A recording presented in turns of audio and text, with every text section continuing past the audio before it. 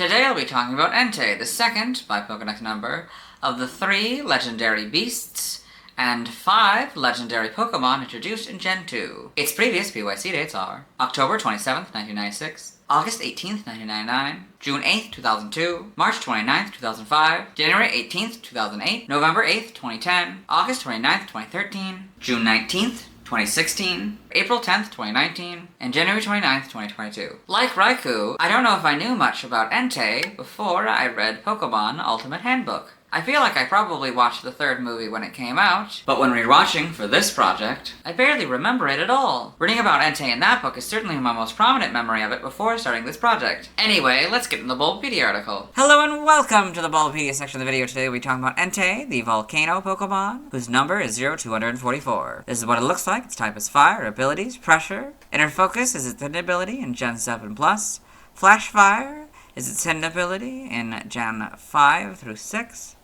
There's a note here, Entei, with this ability, was never made available legitimately. Gender ratio is gender unknown. Catch rate is 3 or 1.6%. Breeding is egg group, no eggs discovered. Hatch time is 80 cycles, egg not obtainable. Height is 6'11" or 2.1 meters. Weight is 436.5 pounds or 198 kilograms. Base experience yields 217 in Gen 2 through 4 and 261 in 5+. Leveling rate is slow. EV yield is 3, 1 HP, 2 in attack. Shape is that. Footprint is that. Pokédex color is brown and base friendship is 35. Entei is a Fire-type legendary Pokemon introduced in Gen 2. It is not known to evolve into or from any other Pokemon. Along with Raikou and Suicune, it is one of the legendary beasts said to be resurrected by Ho-Oh after the burning of the Brass Tower. Out of the 3 beasts, Entei is said to represent the flames that burned the Brass Tower. The Paradox Pokemon, Gouging Fire, is said to be an ancient relative of Entei. Biology, Entei is a massive, leonine, quadrupedal Pokemon with some mastiff qualities. It is covered in brown fur and a long light gray cloud of smoke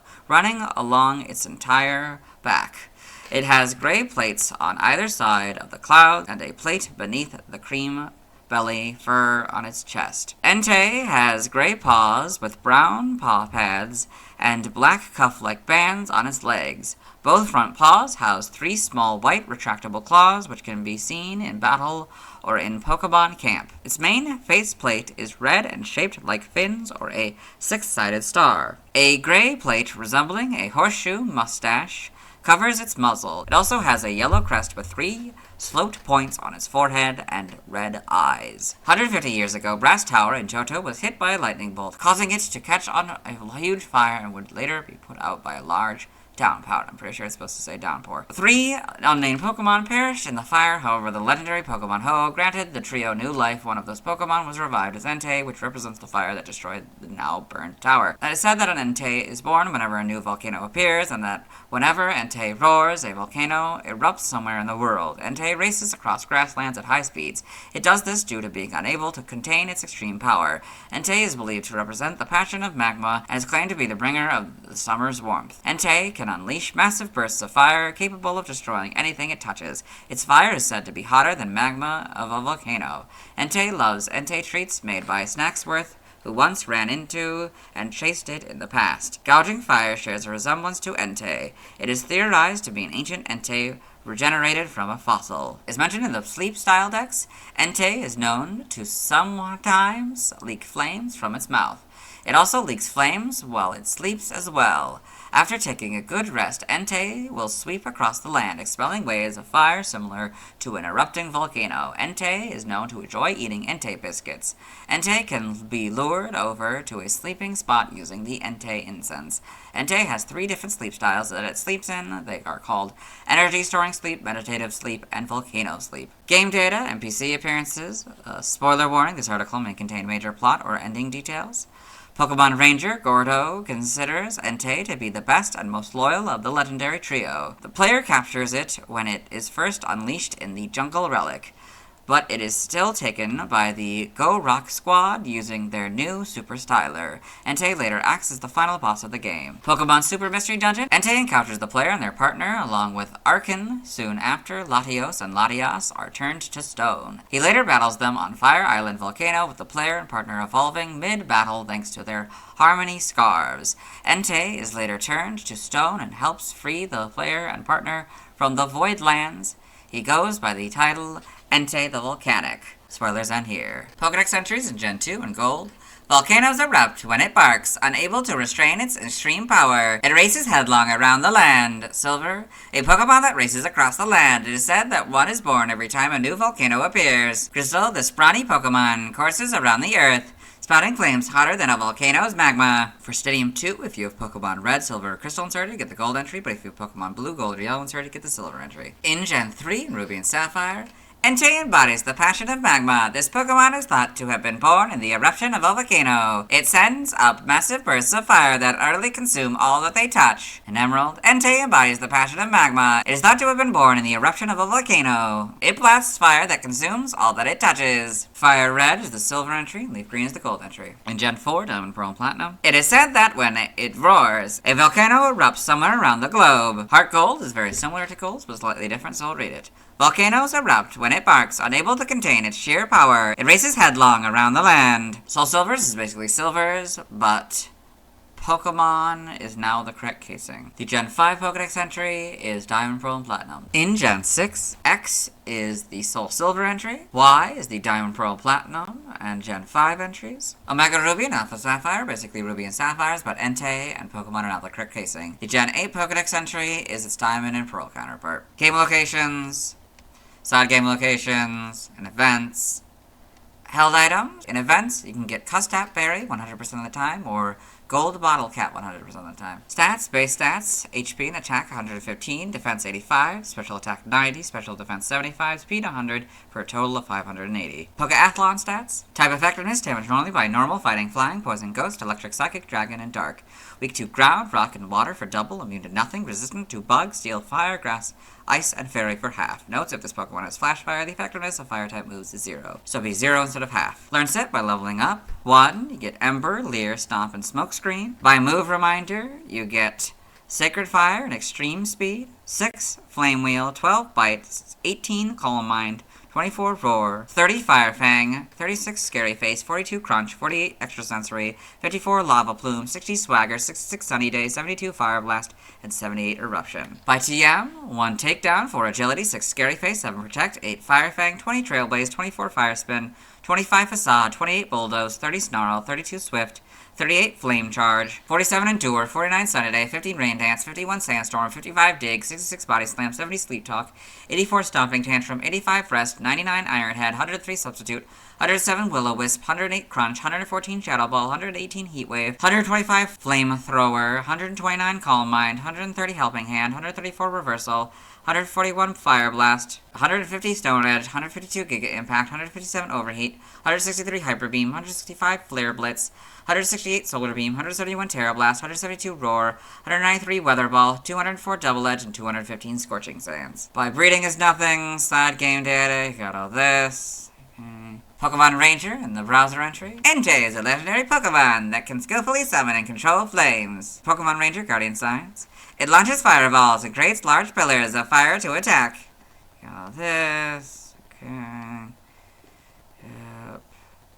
Pokemon Sleep. This Pokemon embodies the passion of magma. Flames apparently leak a little from Entei's mouth sometimes, even while it sleeps. After it has rested, it sweeps once more across the land, spewing waves of fire like an erupting volcano. Energy storing sleep, meditative sleep, and volcano sleep. Evolution data is nothing. Sprites here, so, orange. It's orange. That's the big difference. It's more or less the same, though. I mean, it's got all the basics anyway. The brown, humorously, is the shiny.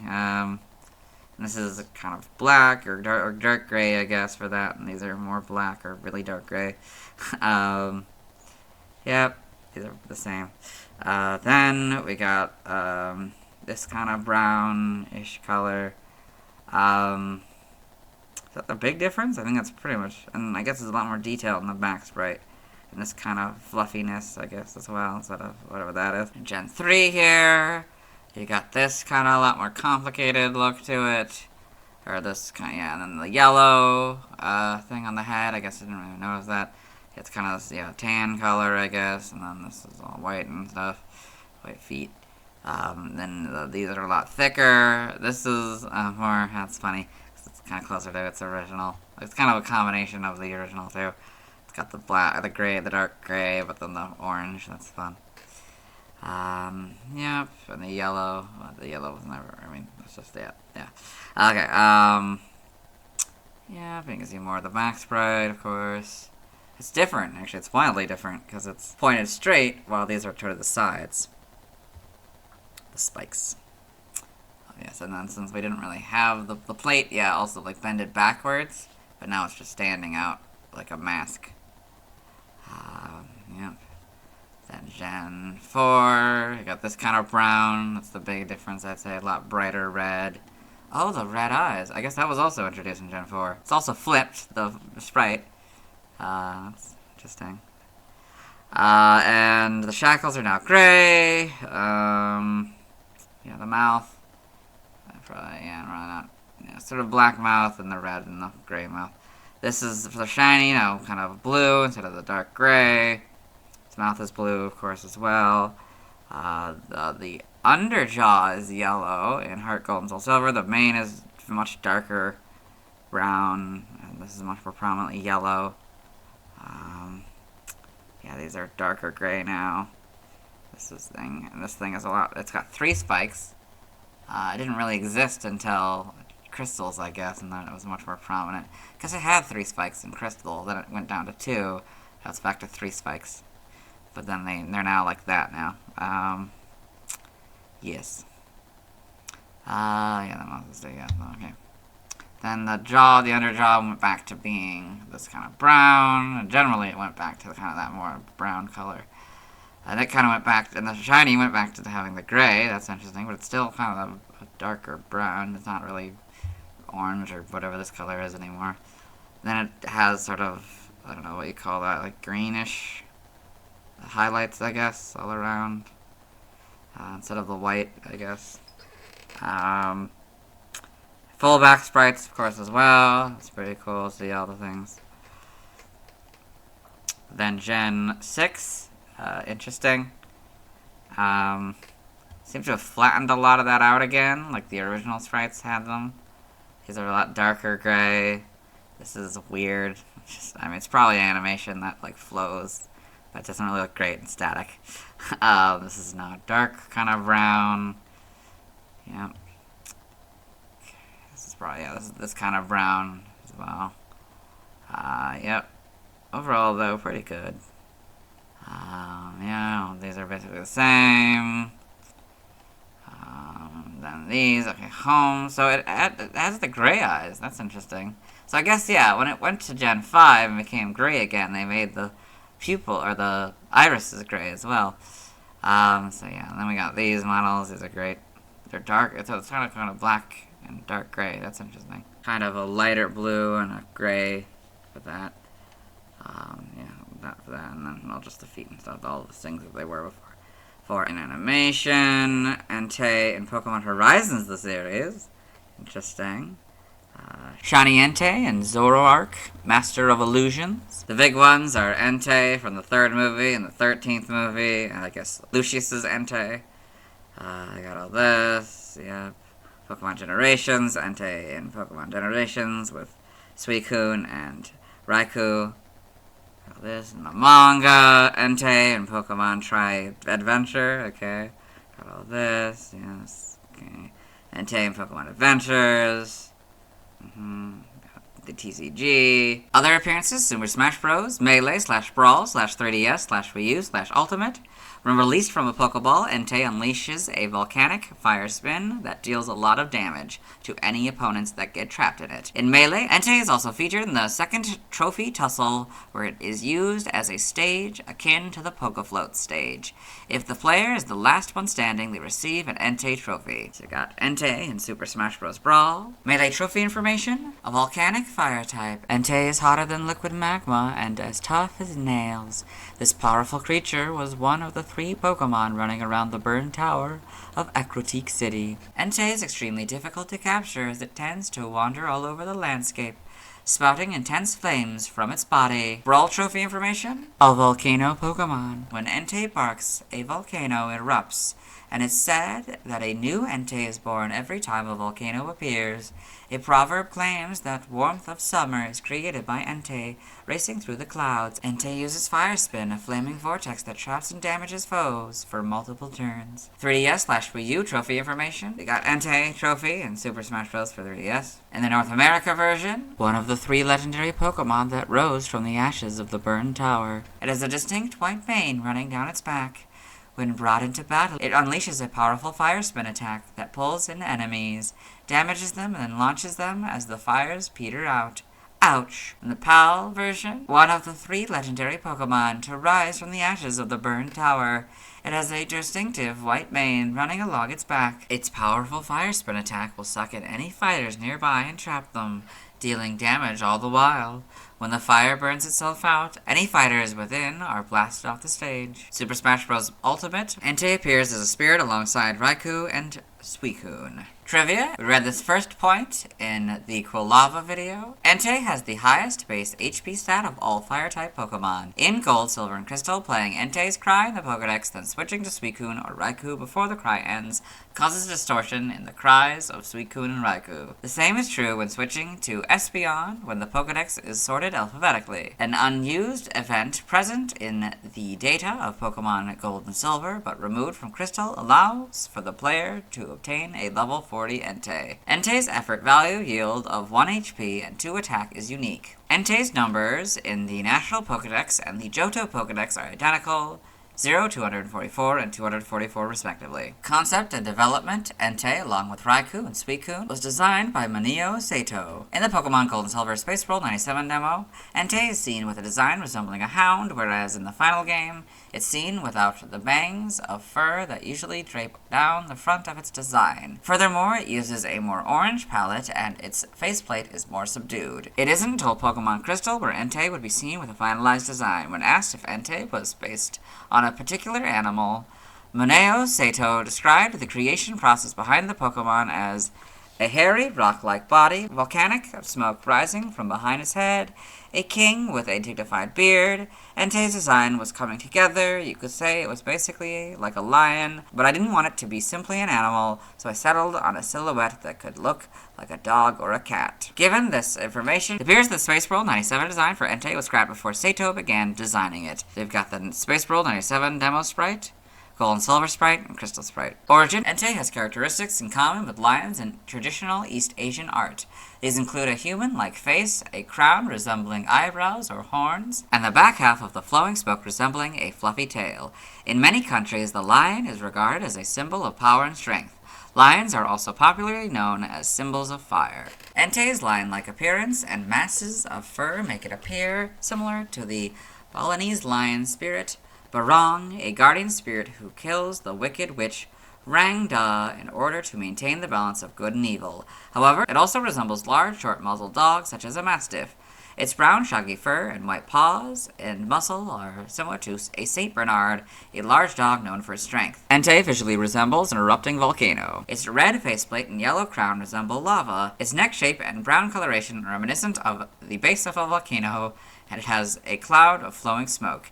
Its face also resembles a Kabuto, and the back plates resemble mountains. Fire type: Entei corresponds to the fire that burned Brass Tower, according to its legend. At the same time, Raikou represents the lightning that struck it, and Suicune represents the rain that put it out. Name origin: Entei may be derived from En, flame, and Tei, emperor, forming a reference to Yandai, Flame Emperor, legendary ancient Chinese ruler in pre-dynastic times. It may also involve Enten, blazing heat. In other languages, related articles, references, external links to the legendary Pokemon, and the Super Smash Bros. Series. Let's move on. Now let's watch Entei's first scene in the anime. Hello and welcome to the anime portion of the video. Today we are watching, quite fittingly, Pokemon the Movie 3 Spell of the Unknown Entei.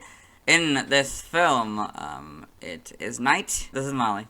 Her dad is putting her to sleep and reading her a book of legendary Pokemon and sort of artist interpretations of what they might look like. We kind of started this one in the Unknown video, but we never actually finished the scene, so we'll do that now. There's Entei. Yes. There's Well, Entei. Entei looks a little scary to me. But you like Entei. And that is Entei's first scene in the anime, so let's move on. Now let's see why people love Entei. Now let's look at fan art. Hello and welcome to the fan art section of the video. Nobody sent in fan art, so instead we're looking at DeviantArt fan art. For those of you who aren't familiar with the series, what we do is we go through these images until we find an image that doesn't contain an Entei. This is Entei running by Tamburella. So this cool running Entei, you know, it's kind of stylized, a little bit more maybe realistic. But yeah, very, very well done painting. Then we've got Entei by Dekunobu Kizakura. Another really cool, semi-realistic Entei here. So yeah, it's very well done. I like it standing on the lava and stuff, and roaring and all that, and the fire in the background. We've got Entei Strong 2 by Power Judgy. So this cool Entei here. And it's very cool art of Entei. And we've got Entei by Opalai Zero. Another kind of stylized Entei here. Yeah, pretty good. You can see its claws are out. Well, that's the wrong color, but yeah, it's really cool nonetheless. And we've got Entei by JoJo's Art. So this cool Entei here, kind of stylized a little bit. You know, it's got, instead of its typical, it's got like horns and stuff, and and this little gem or whatever. Very, very good, very well done. Then we've got the Johto Legendary Trio by Mark 301. So just the three legendary trio, Entei, Raikou, and Suicune. Very well done. I like the effects, the water, the fire, and the lightning. That's pretty cool. Then we got Entei by Francis John. This thing here, that's kind of just posing, I guess. We got to see Raikou, so it's cool to see their version of Entei. This doesn't contain an Entei, so we'll move on. Thanks to everyone who submitted fan art. I won't be streaming tonight, not because I don't still have Pokemon to get, but because I simply don't have time tonight. Tomorrow we'll be talking about Suicune. As always, this is my proper outfit, you'll see me tomorrow. Hello! Today I'll be talking about Suicune, the third by Pokedex number of the 3 legendary beasts and 5 legendary Pokemon introduced in Gen 2. It's also the final Water-type Pokemon and Single-type Pokemon introduced in Gen 2. Its previous PYC dates are October 28th, 1996, August 19th, 1999, June 9th, 2002, March 30th, 2005, January 19th, 2008, December 9th, 2010, August 30th, 2013, June 20th, 2016, April 11th, 2019, and January 30th, 2022. I, like many, most remember Suicune as the box art Pokemon in Pokemon Crystal. I also prominently remember its silhouette in the title screen of the same game. It, along with Lugia and Ho-Oh, began the tradition of showing one of the legendary Pokemon instead of one of the starters on the box art, barring the remakes of the Gen 1 games. I think it's weird that Suicune is a Water-type Pokemon, as its appearance more suggests an Ice-type Pokemon. Anyway, let's get into the Bulbapedia article. Hello and welcome to the Bulbapedia section of the video. Today we're talking about Suicune, the Aurora Pokemon, whose number is 0245. This is what it looks like. Its type is Water. Abilities, Pressure. Inner Focus is its hidden ability in Gen 7+. Water Absorb is its hidden ability in Gen 5 and 6. So note, Suicune with this ability was never made available legitimately. Gender ratios, gender unknown, catch rate 3 or 1.6%, breeding is egg group, no eggs discovered, hatch time 80 cycles. Egg not obtainable. Height 6'7" or 2 meters. Weight is 412.3 pounds or 187 kilograms. Basic experience yield is 215 in Gen 2 through 4 and 261 in 5+. Loving rate is slow. EV yield is 3, 1 in defense, and 2 in special defense. Shape is that, footprint is that, Pokédex color is blue, and base friendship is 35. Suicune is a water-type legendary Pokemon introduced in Gen 2. It is not known to evolve into or from any other Pokemon. Along with Raikou and Entei, it is one of the legendary beasts resurrected by Ho-Oh after the burning of the Brass Tower. Of the 3 legendary beasts, Suicune is said to represent the rain that quenched the flames of the burning Brass Tower. It is pursued in Pokemon, the series, Pokemon Adventures, Pokemon Crystal, and Pokemon Heart Gold and Soul Silver by Usign. The Paradox Pokemon, Walking Wake, is said to be an ancient relative of Suicune. Suicune is the game mascot of Pokemon Crystal, appearing on the box art. Biology: Suicune is a slim, quadrupedal, blue, mammalian Pokemon with white diamond-shaped markings. Its face and underside are white as well. Suicune has a thick purple mane that resembles the Aurora Borealis and 2 white streamer-like tails that wave forward. It has a long white snout. Suicune has a large hexagonal cerulean blue crest on its forehead with 2 prongs on either side of the base. It has red eyes, a small tuft of fur under its chin, and small paws with white paw pads. So we've got Pokemon the series, Ruby and Sapphire reference sheet. I think it's to show off the back and how the tails split like that. I think also to show off that little chin piece. 150 years ago, Brass Tower in Johto was hit by a lightning bolt, causing it to catch on a huge fire, and would later be put out by a sudden downpour. I'm pretty sure it's downpour. 3 unnamed Pokemon perished in the fire. However, the legendary Pokemon Ho granted to the trio new life. One of those Pokemon was revived as Suicune, which represents the rain that puts out the fire on the now-burned tower. Suicune has the power to walk across water and purify dirty water with one touch. It travels across grasslands in search of water to purify by following the north wind. Northern winds always seem to blow stronger in its presence.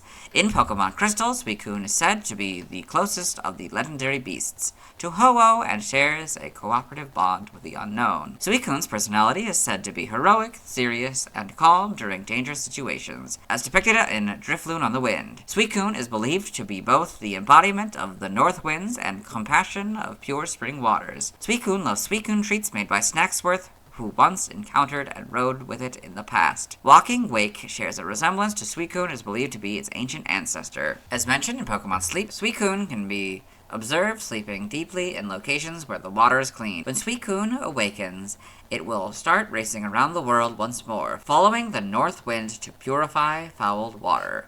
Suicune is known to enjoy eating Suicune biscuits. Suicune can be lured over to a sleeping spot using the Suicune incense. Suicune has 3 different sleep styles it sleeps in. They're called Energy Storing Sleep, Meditative Sleep, and Northern Wind Sleep. Game data and PC appearances, Pokemon Crystal. It is possible to see Suicune multiple times on the overworld, specifically in Cyanwood City, outside Mount Motar on Route 42, and on Route 36 just beside the gate to National Park, in that order, before the actual battle in the Tin Tower. On these occasions, it will always hop away on being spotted, and then reset the event on the next route, create an infinite loop that replicates its roaming status in gold and silver. Once Suicune is captured or defeated, it cannot be seen on those routes again. Pokemon Heart Gold and Soul Silver, as in Crystal, Suicune will roam Johto and Kanto before finally battling the player. After being first seen in the Burned Tower, it runs to Cyanwood City, Route 42 Vermilion Port, and Route 14 before becoming battleable at the end of Route 25 after defeating Misty. If it is not caught, Suicune can be found in the Burned Tower after entering the Hall of Fame again. Spoiler warning, this article may contain major plot or ending details. Pokemon Super Mystery Dungeon. Suicune first appears alongside Raikou up on Revelation Mountain, where they confront Crocodile, believing he turned Entei to stone, only to discover that Nuzleaf was the actual culprit. Suicune later helps the player and partner escape from the Voidlands. He goes by the title Suicune the Gale. Spoilers end here. Pokedex entries in Gen 2 and Gold. Said to be the reincarnation of Northern Winds. It can instantly purify filthy, murky water. Silver. This Pokemon races across the land. It is said that North Winds will somehow blow whenever it appears. Crystal. This divine Pokemon blows around the world, always in search of a pure reservoir. For Stadium 2, if you have Pokemon Red, Silver, or Crystal inserted, you get the Gold entry, but if you have Pokemon Blue, Gold, or Yellow inserted, you get the Silver entry. In Gen 3, Ruby and Sapphire, Suicune embodies the compassion of a pure spring of water. It runs across the land with gracefulness. This Pokemon has the power to purify dirty water. Emerald, Suicune embodies the compassion of a pure spring of water. It runs across the land with gliding elegance. It has the power to purify dirty water. Fire Red is the Silver entry, Leaf Green is the Gold entry. In Gen 4 and Diamond Pearl Platinum, it races around the world to purify fouled water. It dashes away with the north wind. Heart Gold is its gold counterpart. Soul Silver is basically Silver's, but Pokemon is now the correct casing. The Gen 5 Pokedex entry is Diamond Pearl Platinum's. In Gen 6, so is X's. Y is the Gold entries and Leaf Green's entry. Omega Ruby and Alpha Sapphire are basically Ruby and Sapphires, but Suicune and Pokemon are now the correct casing. The Gen 8 Pokedex entry is its Diamond and Pearl counterpart. Game locations: Side game locations and events. Held items and events. You get the Rowap Berry 100% of the time. Stats, base stats, HP 100, attack 75, defense 115, special attack 90, special defense 115, speed 85 for a total of 580. Pokeathlon stats. Type effectiveness, damage normally by normal, fighting, flying, poison, ground, rock, bug, ghost, psychic, dragon, dark, and fairy. Weak to grass and electric for double, immune to nothing. Resistant to steel, fire, water, and ice for half. Notes, if this Pokemon has water absorbed, the effectiveness of water type moves to 0. So it would be 0 instead of half. Learn set by leveling up. 1. Water Gun, Leer, Gust, and Mist. By move reminder, you get Sheer Cold and Extreme Speed. 6. Water Pulse, 12 Bite, 18 Calm Mind, 24 Roar, 30 Ice Fang, 36 Tailwind, 42 Crunch, 48 Extrasensory, 54 Surf, 60 Mirror Coat, 66 Rain Dance, 72 Hydro Pump, and 78 Blizzard. By TM, 1 Takedown, 4 Agility, 7 Protect, 10 Ice Fang, 11 Water Pulse, 20 Trailblaze, 22 Chilling Water, 25 Facade, 30 Snarl, 32 Swift, 34 Icy Wind, 46 Avalanche, 47 Endure, 50 Rain Dance, 51 Sandstorm, 52 Snowscape, 65 Air Slash, 66 Body Slam, 70 Sleep Talk, 77 Waterfall, 85 Rest, 99 Iron Head, 103 Substitute, 108 Crunch, 110 Liquidation, 113 Tailwind, 114 Shadow Ball, 123 Surf, 129 Calm Mind, 130 Helping Hand, 135 Ice Beam, 142 Hydro Pump, 152 Giga Impact, 163 Hyper Beam, 171 Terra Blast, 172 Roar, 188 Scald, 193 Weather Ball, 204 Double Edge, and 208 Whirlpool. By breeding is nothing, side game data, you got all this. Okay. Pokemon Ranger, a browser entry. Suicune moves so fast it leaves images of itself. Its real form is said to be unseen. Guardian signs. It uses pillars of water and whirlpools to attack. Got this. Okay. Pokepark Wii, Pikachu's Adventure, the Pokepark bad entry. Suicune sought out the Pokepark in order to see the Aurora. Suicune is awesome at Empoleon's Snow Slide. Got all this. Okay. New Pokemon Snap, the Photodex entry. Suicune is said to be the embodiment of north winds, true to its reputation. We saw it racing like wind across the snowfields. What an elegant sight to behold. Pokemon Sleep. This Pokemon embodies the compassion of a pure spring of water. It's said that Suicune can only sleep deeply in places where the water is clean. When it wakes, it races once more around the world with the north wind to purify fouled water. Energy storing sleep, meditative sleep, and northern wind sleep. Evolution data is nothing. Sprites here, so basically the same. There's a little bit more blue in this, but more or less, I mean, the eyes are a little bit bigger as well, the nose is a little bit goofier and bigger as well, but it more or less has all of the things. Shiny is this nice kind of purple, white, dark blue, light, this kind of blue, yes. Ribbons, yeah, they're basically the same. That's, you can see that this didn't really change much, between the designs. This becomes a lot more of the solid blue. The face, the eyes get smaller and the nose gets smaller. Probably a little bit other details change, but more or less stays the same. Gen 3. This is a different shade of blue, and it's all purple now for the hair thing. These are all white now. These are light blue with a dark blue mane hair thing. Back sprite didn't change. That's interesting. It's a little bit different. The face is now white because it wasn't the back sprite for some reason in Gen 2. All that's blue and that's all purple and got all that. Yeah. Yep. Okay. Gen 4. Not really much changes. I guess Gen 3 I guess Crystals introduces the red eyes. Or it looks more purple eyes, and then it may like that kind of gray, bluish gray eyes, and then it becomes red eyes in Gen 3. Not really much changes here. Might be slightly different colors all around. Heart Gold and Soul Silver introduces this kind of blue, and it's not quite as obvious yet, but there's the difference between this blue and the body blue. Particularly in the back sprite, you can't really tell the difference. It's a little bit more obvious in at least the full body one and the shiny here. It kind of keeps that blue, but makes this a lot lighter, or I don't know. It's a little bit different, I guess. Gen 5 is properly what introduces the difference of colors, and the full back sprites as well. It's pretty interesting. It's interesting to see the tail like that.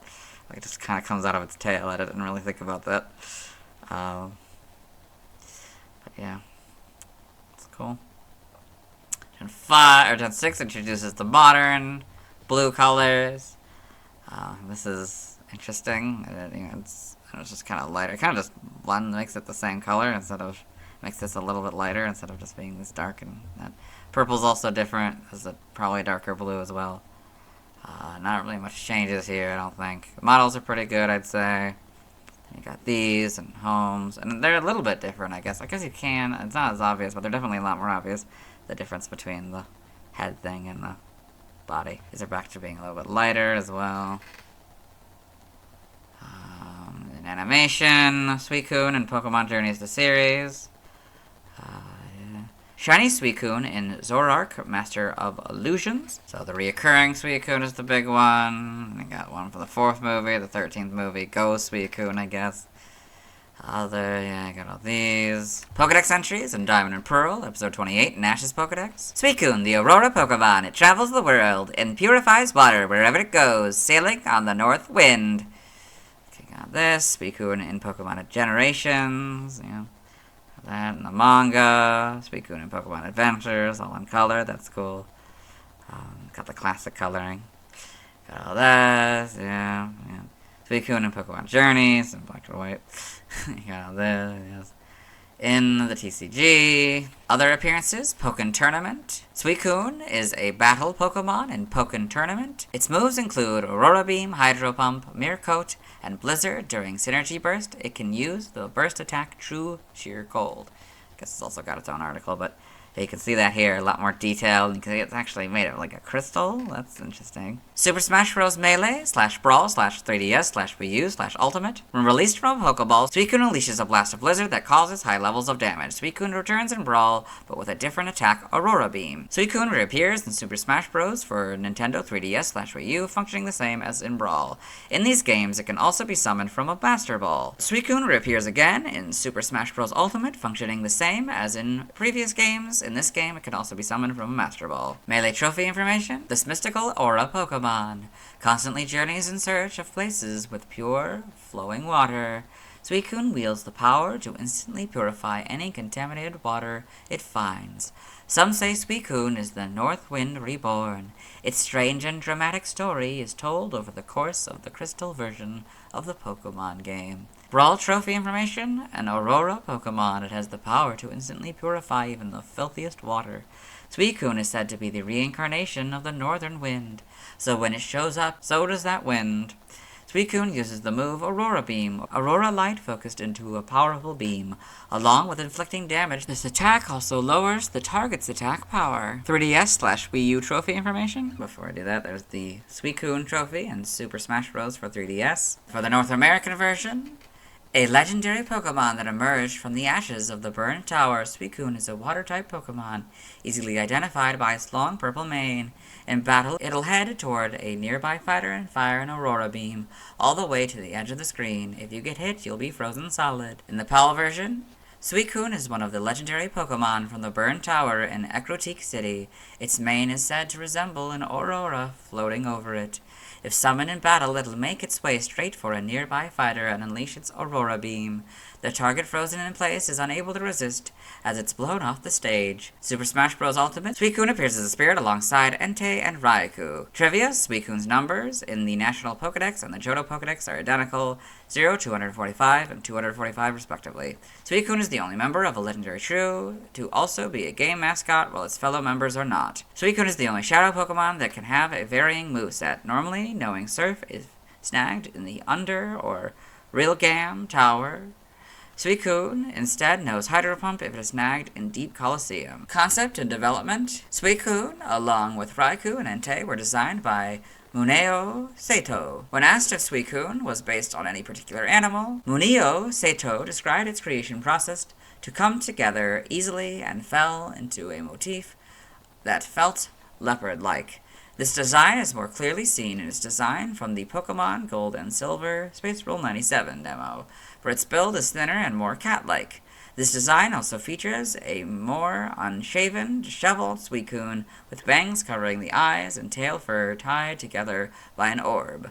In the final game, Suicune is seen with a purple faceplate and more serious expression, which would be changed to the more familiar design in Pokemon Crystal. Space World 97 Demo Sprite, Gold and Silver Sprite, Crystal Sprite. Origin, Suicune may be partially based on a leopard. The concept of a leopard, combined with the idea of Suicune representing the North Wind, may have been derived from Fujin, the Shinto god of the wind, who wears leopard skin. Additionally, numerous Shinto themes are seen across Johto, such as mediums, known as Itako in Japanese. Its mane also looks similar to Aurora. Its build, crest, and ability to walk on water bear similarities to the Kilin. Water type, Suicune, corresponds to the rain that put out the brass tower according to its legend.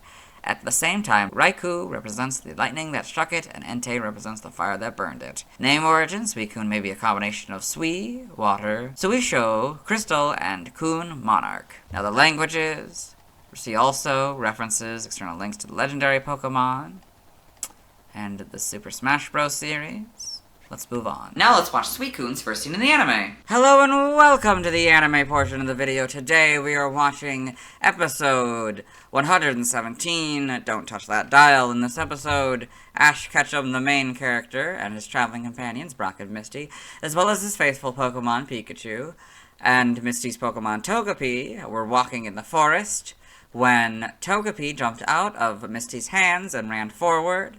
Pikachu followed, and Ash followed Pikachu. And they've come to this place, and Ash has seen something and been surprised, and we'll see what he sees. It's the Suicune. There's the Suicune. That's Pikachu. That's Togepi. And that is Suicune's first scene in the anime. Let's move on. Now let's see why people love Suicune. Now let's look at fan art. Hello and welcome to the fan art section of the video. Nobody sent in fan art, so instead we're looking at DeviantArt fan art. For those of you who aren't familiar with the series, we go through these images until we find an image that doesn't contain a Suicune. It's got Suicune by Haddock. It's an AI image. I already could tell, particularly around this area, but I checked and it's definitely an AI image. It's pretty well done though for an AI image. Yeah. Got a lot of the details kind of right, almost. This is interesting. Then we've got Pokemon Suicune by All0412. This is very well done. Yeah, like it's flashing through the water. We've got Water and Ice by Fiona Hisai? Sorry, I don't know how to pronounce that name. But yes, very well done, combining the water and the ice elements. I'm glad I'm not the only one who thinks that this Pokemon should be an ice type. Yeah. Yeah. It's very well done. Very well done painting in the background, and so very good. I got Suicune by Nova Eden, so I think it's really cool. Suicune here, kind of reds and blues. That's kind of fun to make up the purple. Yeah, it's very well done. And we got Suicune by MCG Mark. Maybe a little bit more realistic Suicune here, but stylized as well. Like it running on water, that's kind of fun, and I like the background. It feels like that's like a desktop background, I don't know why, but it just looks like I could have that as a desktop background. Water Beast by Cory Arredondo. This cool painting of Suicune here, you know, kind of reds and purples, that's kind of fun. Contrast with the blue. Yes, it's at night. That's pretty cool. Now I've got Suicune by Tassia Lama. So, looks like it's maybe from 2018. I can't really tell. But yeah, it's very well done. I like it. The hair being more like the Aurora Borealis rather than like, I don't know, just the hair. That's pretty cool. Yeah. Then we got Suicune by Mango Star. This is cool, kind of stylized Suicune here. Looks like it's jumping through like a wave or something. That's pretty cool. I've got Shiny Suicune by Don F. Wanri. Or maybe Celebi York. I don't know if that's the same person or if this was like a commission or whatever. But it's very well done. I like it. We don't very often get shinies on this. Particularly alone as a solo image. So it's pretty cool. Yeah, see that? The water and stuff. It's very well done. This is Suicune by Dekonobu Kizakura. Looks like another one. Very well done with the colors and stuff, and the background and the sunset. It's all very good. This doesn't contain a Suicune, so we'll move on. Thanks to everyone who submitted fan art. I'll be streaming today at 3 p.m. CDT, Central Daylight Time, where I'll try to catch Swinub, Delibird, Marill, Tyrogue, Raikou, Entei, and Suicune, and evolve Chinchou into Lantern, Swinub into Piloswine, Marill into Azumarill, Tyrogue into Hitmontop, Teddiursa into Ursaring, Phanpy into Donphan, Pineco into Fortress, Snubbull into Granbull, Skiploom into Jumpluff, and Eevee into Espeon. Tomorrow we talk about Larvitar. As always, this is my proper outfit, and you'll see me tomorrow. Hello! Today we'll be talking about Larvitar, the final base Pokemon that evolves introduced in Gen 2. Its previous BYC dates are October 29th, 1996, August 20th, 1999, June 10th, 2002, March 31st, 2005, January 20th, 2008, November 10th, 2010, August 31st, 2013, June 21st, 2016, April 12th, 2019, and January 31st, 2022. I believe I'm most familiar with Larvitar as Ash's Larvitar. I love that one of Larvitar's Pokedex entries mentions its parents, suggesting that it's raised, to some extent, by parent Pokemon. To me, it looks cute, but trying to look mean, which I think is kind of funny. Anyway, let's get into the Bulbapedia article. Hello and welcome to the Bulbapedia section of the video. Today we talk about Larvitar, the rock skin Pokemon, whose number is 0 to 146. This is what it looks like. Type is Rock Ground. Abilities, Guts, Sand Veil is its hidden ability. Gender ratio is 50-50. Catch rate is 45 or 11.9%. Breeding is a group monster. Hatch time 40 cycles. Height is 2 foot or 0.6 meters. Weight is 158.7 pounds or 72 kilograms. Base experience yield is 67 in Gen 2 through 4 and 60 in 5+. Leveling rate is slow. EV yield is 1 at attack. Shape is that. Footprint is that. Pokedex colors green, and base friendship is 35. Larvitar is a dual-type rock-ground Pokemon introduced in Gen 2. It evolves into Pupitar starting at level 30, which evolves into Tyranitar starting at level 55. Biology, Larvitar is a small green reptilian Pokemon with rocky skin. It has a blunt spike on top of its head, a short rounded snout, and triangular black markings below and on the upper corners of its red eyes. Red scales cover its diamond-shaped belly, and there are several small diamond-shaped holes in its body. Its short arms lack fingers, while its feet have a single toenail each. It has a tail with a conical center surrounded by a ring of plate-like scales, causing it to resemble a tunnel-boring machine. Larvitar is born deep underground, far from its parent. It emerges to the surface and grows by consuming soil, and it will enter its pupal stage upon eating an entire mountain's worth of earth. This pupal stage is an evolution called Pupitar. Larvitar usually lives in mountains, hills, and caves. It adapts poorly to bright lights. As mentioned in Pokemon Sleep, it is possible to find a Larvitar holding a half-eaten clump of earth while it sleeps. It is believed that this is due to Larvitar falling asleep after filling its belly. So you can see Larvitar feeding on soil here. Evolution, Larvitar evolves into Pupitar, which evolves into Tyranitar. So we've got Larvitar, Pupitar, Tyranitar. Game data, NPC appearances, Pokemon Ranger. Billy uses a Larvitar to back up his Tyranitar. Pokedex entries in Gen 2 and Gold. It feeds on soil. After it has eaten a large mountain, it will fall asleep so it can grow. Silver is born deep underground. It can't emerge until it has entirely consumed the soil around it. Crystal, born deep underground. This Pokemon becomes a pupa after eating enough dirt to make a mountain. For Stadium 2, if you have Pokemon Red, Silver, or Crystal entry to get the Gold entry. If you have Pokemon Blue, Gold, or Yellow entry to get the Silver entry. In Gen 3, Ruby and Sapphire, Larvitar is born deep under the ground. To come up to the surface, this Pokemon must eat its way through the soil above. Until it does so, Larvitar cannot see its parent's face. Emerald, Larvitar is born deep under the ground. It must eat its way through the soil above and reach the surface for it to see its parents' faces. Fire Red is the Silver entry, Leaf Green is the Gold entry. In Gen 4, Diamond, Pearl, and Platinum, a Pokemon that eats soil. Once it has eaten a large mountain, it goes to sleep so it can grow. Heart Gold and Soul Silver are their Gold and Silver counterparts. Gen 5, Black and White is Diamond, Pearl, and Platinum's entry. Black 2 and White 2. Born deep underground. It comes above ground and becomes a pupa once it has finished eating the surrounding soil. In Gen 6, X is the Gold entries and Leaf Green's entry. Y is Black 2 and White 2's entry. Omega Ruby and Alpha Sapphire are very similar to Ruby and Sapphire, but slightly different, so I'll read it. Larvitar is born deep under the ground. To come up to the surface, this Pokemon must eat its way through the soil above.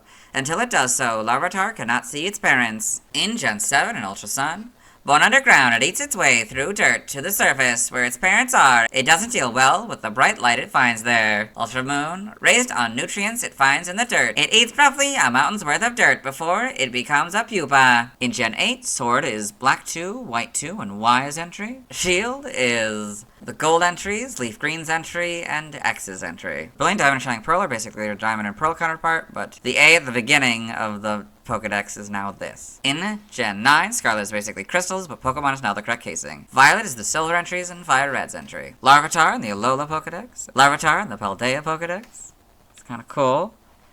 It's a little bit different than I was thinking it'd look, but pretty cool, I guess. Game locations, side game locations, and events. Held items, gold, silver, and crystal. You get the Hearthstone 5% of the time. Events. You get the Choppleberry 100% of the time. Stats, base stats, HP 50, attack 64, defense 50, special attack 45, special defense 50, speed 41, for a total of 300. Pokeathlon stats, type effectiveness, damage normally by Bug, Ghost, Psychic, Dragon, Dark, and Fairy. Weak to Fighting, Ground, Steel, Water, Grass, and Ice. All for double except for Water and Grass, which are for 4. Immune to Electric, resistant to Normal, Flying, Poison, Rock, and Fire, all for half. Notes, if this Pokemon is given a ring target, the effectiveness of Electric-type moves is 1, so go from 0 to 1. Learn set by leveling up. 1. Tackle on Leer, 3. Rock Throw, 6. Payback, 9. Bite, 12. Scary Face, 15. Rock Slide, 18. Stomping Tantrum, 21. Screech, 24. Smackdown, 27. Crunch, 31. Earthquake, 33. Stone Edge, 36. Thrash, 39. Sandstorm, and 42. Hyper Beam. By TM, 1 Takedown, 5 Mud Slap, 6 Scary Face, 7 Protect, 25 Facade, 28 Bulldoze, 30 Snarl, 35 Mudshot, 36 Rock Tomb, 47 Endure, 49 Sunny 50 Rain Dance, 51 Sandstorm, 55 Dig, 58 Brick Break, 66 Body Slam, 70 Sleep Talk, 76 Rock Blast, 84 Stomping Tantrum, 85 Rest, 86 Rock Slide, 87 Taunt, 94 Dark Pulse, 99 Iron Head, 100 Dragon Dance, 103 Substitute, 104 Iron Defense, 108 Crunch, 116 Stealth Rock, 130 Helping Hand, 133 Earth Power, 149 Earthquake, 150 Stone Edge, 152 Giga Impact, 156 Outrage, 163 Hyper Beam, 131 Terra Blast, 176 Sand Doom, 177 Spite, 179 Smackdown, 204 Double Edge, and 224 Curse. By breeding, this group gives you Ancient Power, this group gives you Assurance, this group gives you Curse, this group gives you Dragon Dance, this group gives you Focus Energy, this group gives you Iron Defense, this group gives you Iron Head, this group gives you Outrage, and this group gives you Stop. TCG only moves, you get Comet Punch on this card, Fury Attack on this card, Horn Attack on this card, and Sand Attack on this card. Animated series only moves. Harden, its type is normal, episode Hatch Me if you can. Side game data, you got all this, okay. Pokemon Ranger in the browser entry. Larvitar is small, but its bite is powerful. It can easily chomp down on a wooden fence. Shadows of Volmia. It hurls rocks and stones to attack. Guardian Signs. It triggers tremors and opens fissures that make Pokemon paused. This. Okay. Pokemon Sleep. Larvitar feeds on soil. On very rare occasions, you might find one holding a half-eaten clump of dirt as it sleeps. Perhaps it grew sleepy after filling its belly. Stretching sleep, face-rubbing sleep, earth-eating sleep, and top belly sleep. In Pokemon Go, Larvitar can be obtained by completing 2/6 of the special research and interesting development. It can also be obtained by completing the special research, a 7-colored shadow. Evolution data, Larvitar, level 30, Pupitar, level 55, Tyranitar. Sprites here, so a lot darker green. This is actually the shiny, is more of the modern green. Although it's purple for the innards, and that's kind of a red, almost maybe like a scarlet though. Really, yeah. Then we get the red proper in Gen 3 here, and this is a lighter green, and this is, yeah, a different kind of green. It's also switched sides that it's facing, that's interesting. Although it kind of does that in this one, I guess. That's still kind of facing for this direction, but yeah, instead of just facing, yeah, it's facing that direction, but it's looking in that direction, yeah, whatever. The body's facing that way, but then that way, okay. Anyway, point is, yes, okay. Light green, yeah. Different kind of green, yeah, and then still kind of purple, but maybe different purple, anyway. Yeah, that's kind of red-orange kind of color. In Gen 4 here, this kind of now green. It's kind of a little bit lighter, I guess. Yep. Full back sprite in Gen 5. That's cool. I've never really seen its back sprite before. So I've never seen the drill, so you can't really see the drill that well. It's definitely not as detailed as you would see it there. It's a lot bigger, it looks like, the tail. It becomes a lot smaller in Gen 4. Gen 6, you get the models. Pretty good. Yeah, different, kind of slightly different greens. This is a lot darker, that's interesting. And that's definitely now red, fewer red, at this point. Yeah, pretty good, yeah. These are not much different. Might be a little bit in the face, might be a little bit, I don't know, might be a little bit different, I don't know. Yeah, okay. Sword and Shields, a lot better models, yep. It seems to keep the red eyes? That's interesting. How long has that been a thing? I don't know, I guess, yeah, swapped over, maybe? No, it kept the purple. I guess it was Gen 4 that introduced that just keeps the red eyes, regardless. That's interesting. Although it kind of becomes a little bit more purple in Gen 5, and then, I don't know, kind of becomes a little bit purple until we get to here, maybe? I don't know. Because it's like a different shade of red. It's not quite the same purple. It's not like, I don't know, it's just darker red, I think. Oh, interesting. Animation, Larvitar in Pokemon the series, Black and White. Ash's Larvitar, I guess, is the big one. I got an Larvitar egg in Pokemon the series, Gold and Silver. Got all this. Pokedex entries in episode 258 in Ash's Pokedex. Larvitar, the rock skin Pokemon. Larvitar generally hatch deep within the earth and take a long time before coming to the surface. All this in the manga, Larvitar egg in Ash and Pikachu.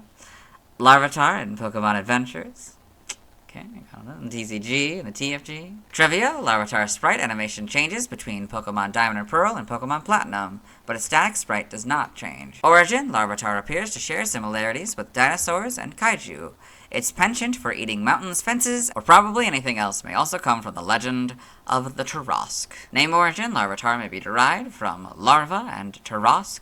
Yogiras may be a combination of Yoji, baby or child, or Yosai, larva, Kairai, hated, and Saurus, Greek-derived suffix for dinosaur names. In other languages, related articles, notes, external links, let's move on. Now let's watch Larvitar's first scene in the anime. Hello and welcome to the anime portion of the video. Today we are watching Pikachu's Peekaboo, so therefore we are back on Pokeflix. In this short, Ash and his friends' Pokemon are on a beach for some reason. They didn't really give us any context as to why, and they have spotted this mansion, nice garden here for the mansion, after seeing a Yanma fly by. We'll see the Yanma in a second here, and we'll see 3 Pokemon that presumably live at this mansion. Pokemon have just spotted from the beach. There's the Yanma. So there is the Larvitar with a Kecleon and a Granville. That's probably Larvitar's first scene in the anime. Let's move on. Now let's see why people love Larvitar. Now let's look at fan art. Hello and welcome to the fan art section of the video. No, we sent fan art, so instead we're looking at DeviantArt fan art. For those of you familiar with the series, you might be wondering why we're on this single image, and that's because this is the only image we'll be doing today. This is Larvitar by All0412. So I think in the past, we've come across the Tyranitar image, like a final image where we have the stop or whatever, so it's kind of see their version of the base one, which is Larvitar here. Yes, it's very cute and inky. It's very good. Let's move on. Thanks to everyone who submitted fan art. I'll be streaming tonight at 8 p.m. CDT, Central Daylight Time, but I won't be getting a Larvitar, as I need to wait until I talk about Ho-Oh to catch a Larvitar. Instead, I'll try to catch Oddish, Sneasel, Marill, Tyro, Raikou, Entei, and Suicune and evolve Swinub into Piloswine, Marill into Azumarill, Tyrogue into Hitmontop, Teddiursa into Ursaring, Phanpy into Donphan, Pineco into Fortress, Snubbull into Granbull, Skiploom into Jumpluff, Eevee into Umbreon, and Oddish all the way to Blossom. Tomorrow I'll be talking about Pupitar. As always, this is my proper outfit, you'll see me tomorrow. Hello! Today I'll be talking about Pupitar, the evolution of Larvitar, who evolves at level 30. It's also the final second stage Pokemon, and ground and rock ground Pokemon, introduced in Gen 2. Its previous BYC dates are October 30th, 1996, August 21st, 1999, June 11th, 2002, April 1st, 2005, January 21st, 2008, November 11th, 2010, September 1st, 2013, June 22nd, 2016, April 13th, 2019, and February 1st, 2022. I think it's interesting that a lizard-like Pokemon evolves through a pupil-like evolution, particularly since it seems rather unnecessary given how similar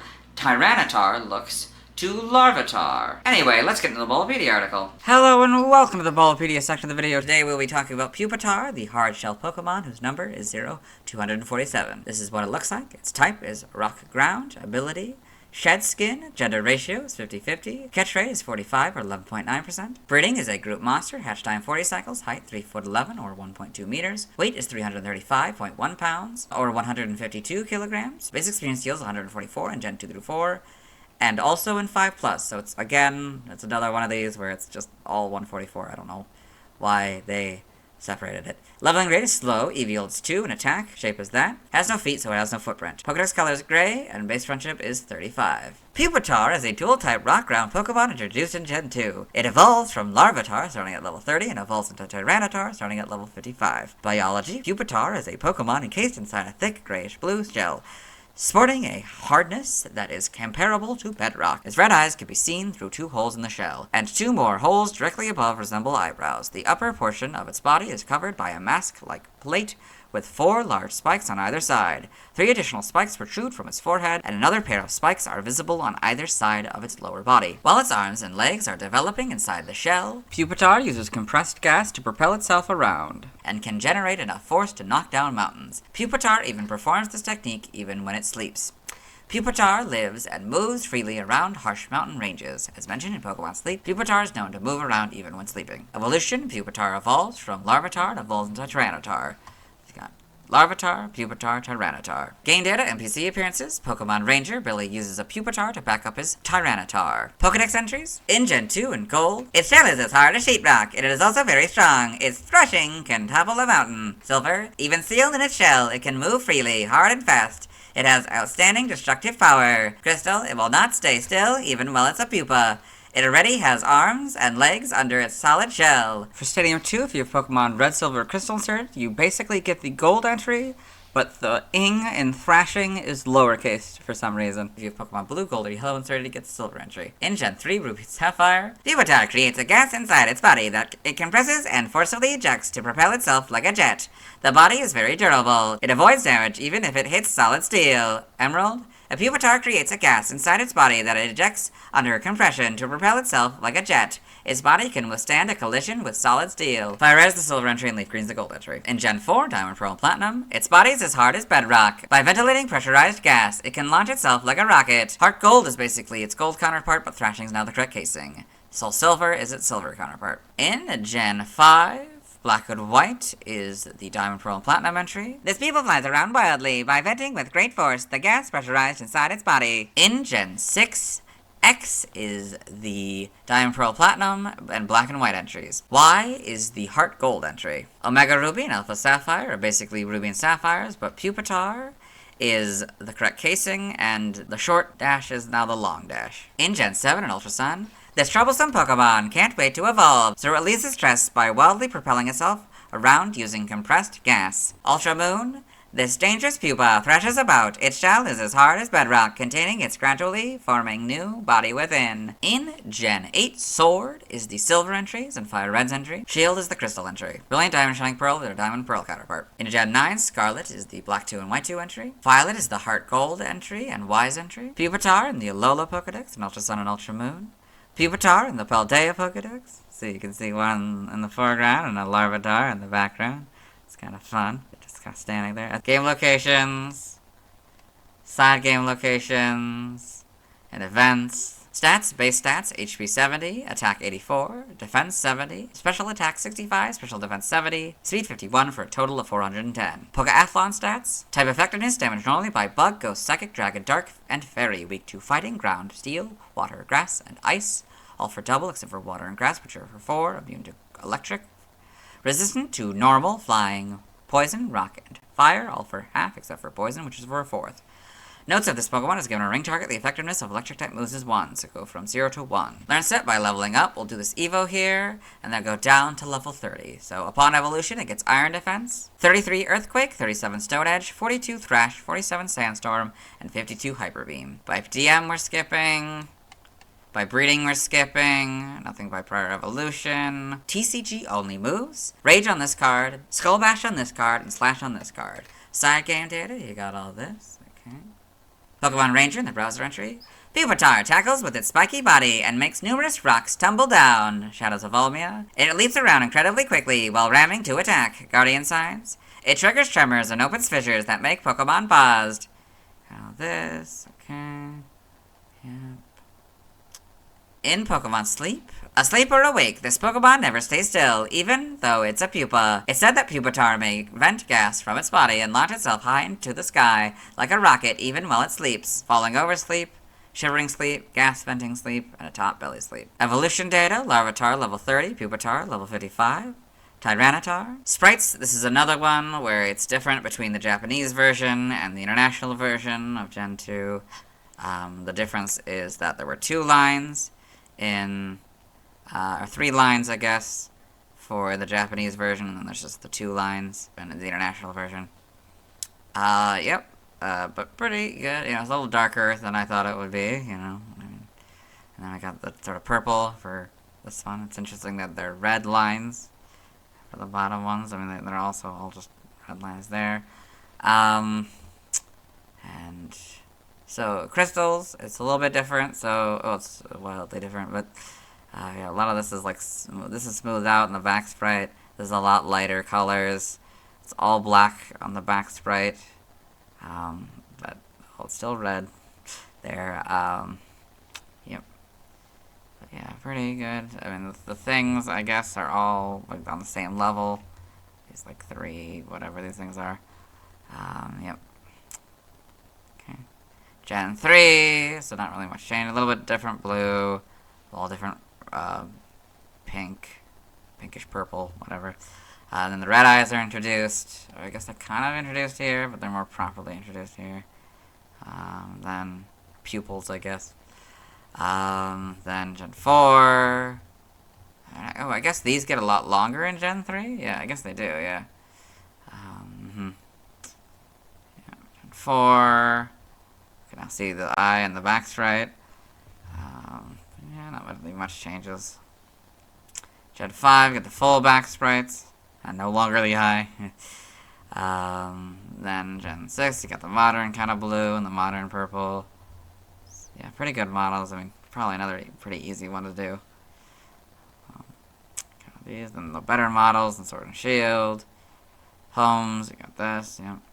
Animation, Pupitar and Pokemon the series, Ruby and Sapphire. Pokedex entries, we recorded this one in the anime section, so I'll let Dexter read it. Pupitar, the hard-shell Pokemon. Pupitar is encased in a nearly indestructible shell and has enough power to topple a mountain. In the manga, Pupitar and Pokemon Adventures. This, the TCG. Trivia, I don't know if we've talked about this generation, but every once in a while, there will be a trivia section that doesn't have any points, and this is one of them. So, origin.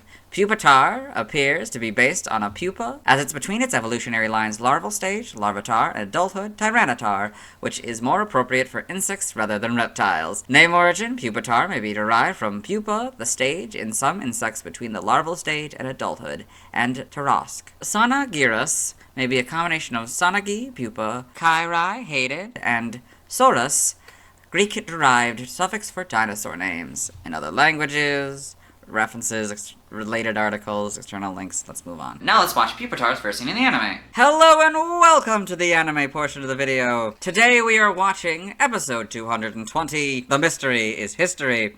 In this episode, Ash Ketchum and his traveling companions, Brock and Misty, as well as his faithful Pokemon Pikachu, have reunited with Richie and his Pikachu, Sparky.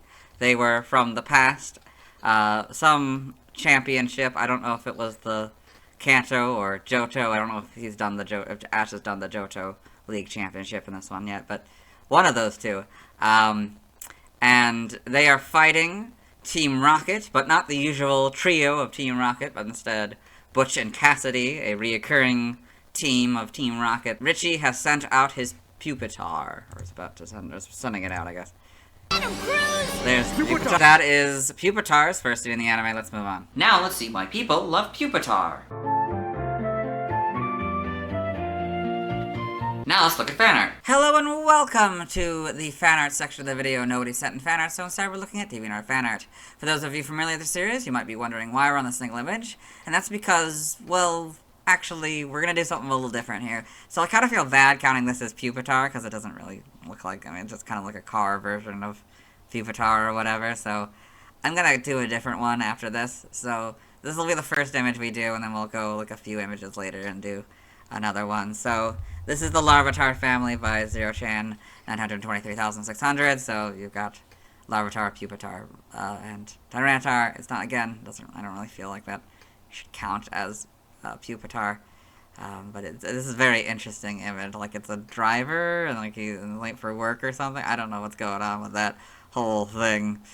But yeah, I'm gonna do a different one, so we'll move on to that one now. Here's the second image we'll be talking about. So this is Pokemon number 246, 247, 248 by Cosmopoliturtle. So this fun version that they have of their things. They got Larvitar, Pupitar, and Tyranitar. It's kind of fun stylization. We've seen some of theirs in the past, like a long time ago in Gen 1. It's kind of cool to see their version of these Pokemon. You can see the Pupitar here and how it, you know, keeps the sort of gray shell, but also keeps sort of the green parts. So for like, because of the evolution, we'll make it fully that. That's kind of cool, and also just the baby one. Yeah, so that's pretty cool. The more dinosaur-like for Tyranitar there. That's cool.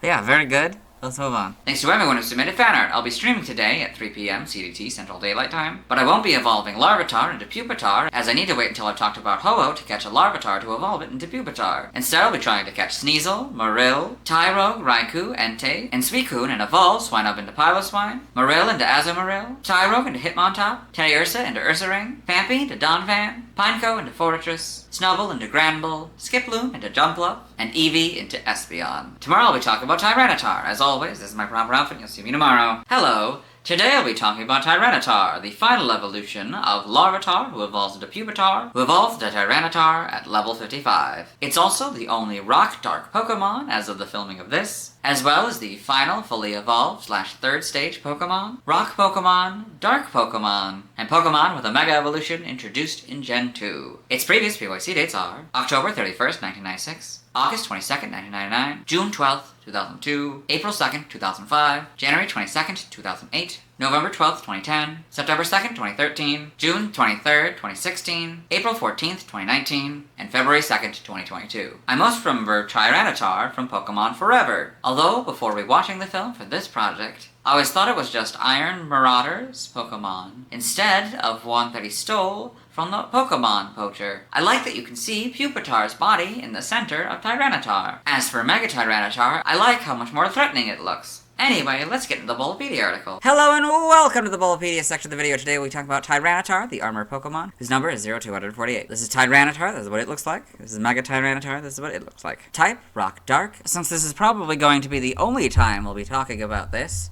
I will point out the Rock inside and the Dark outside. Abilities, Sandstream as Tyranitar.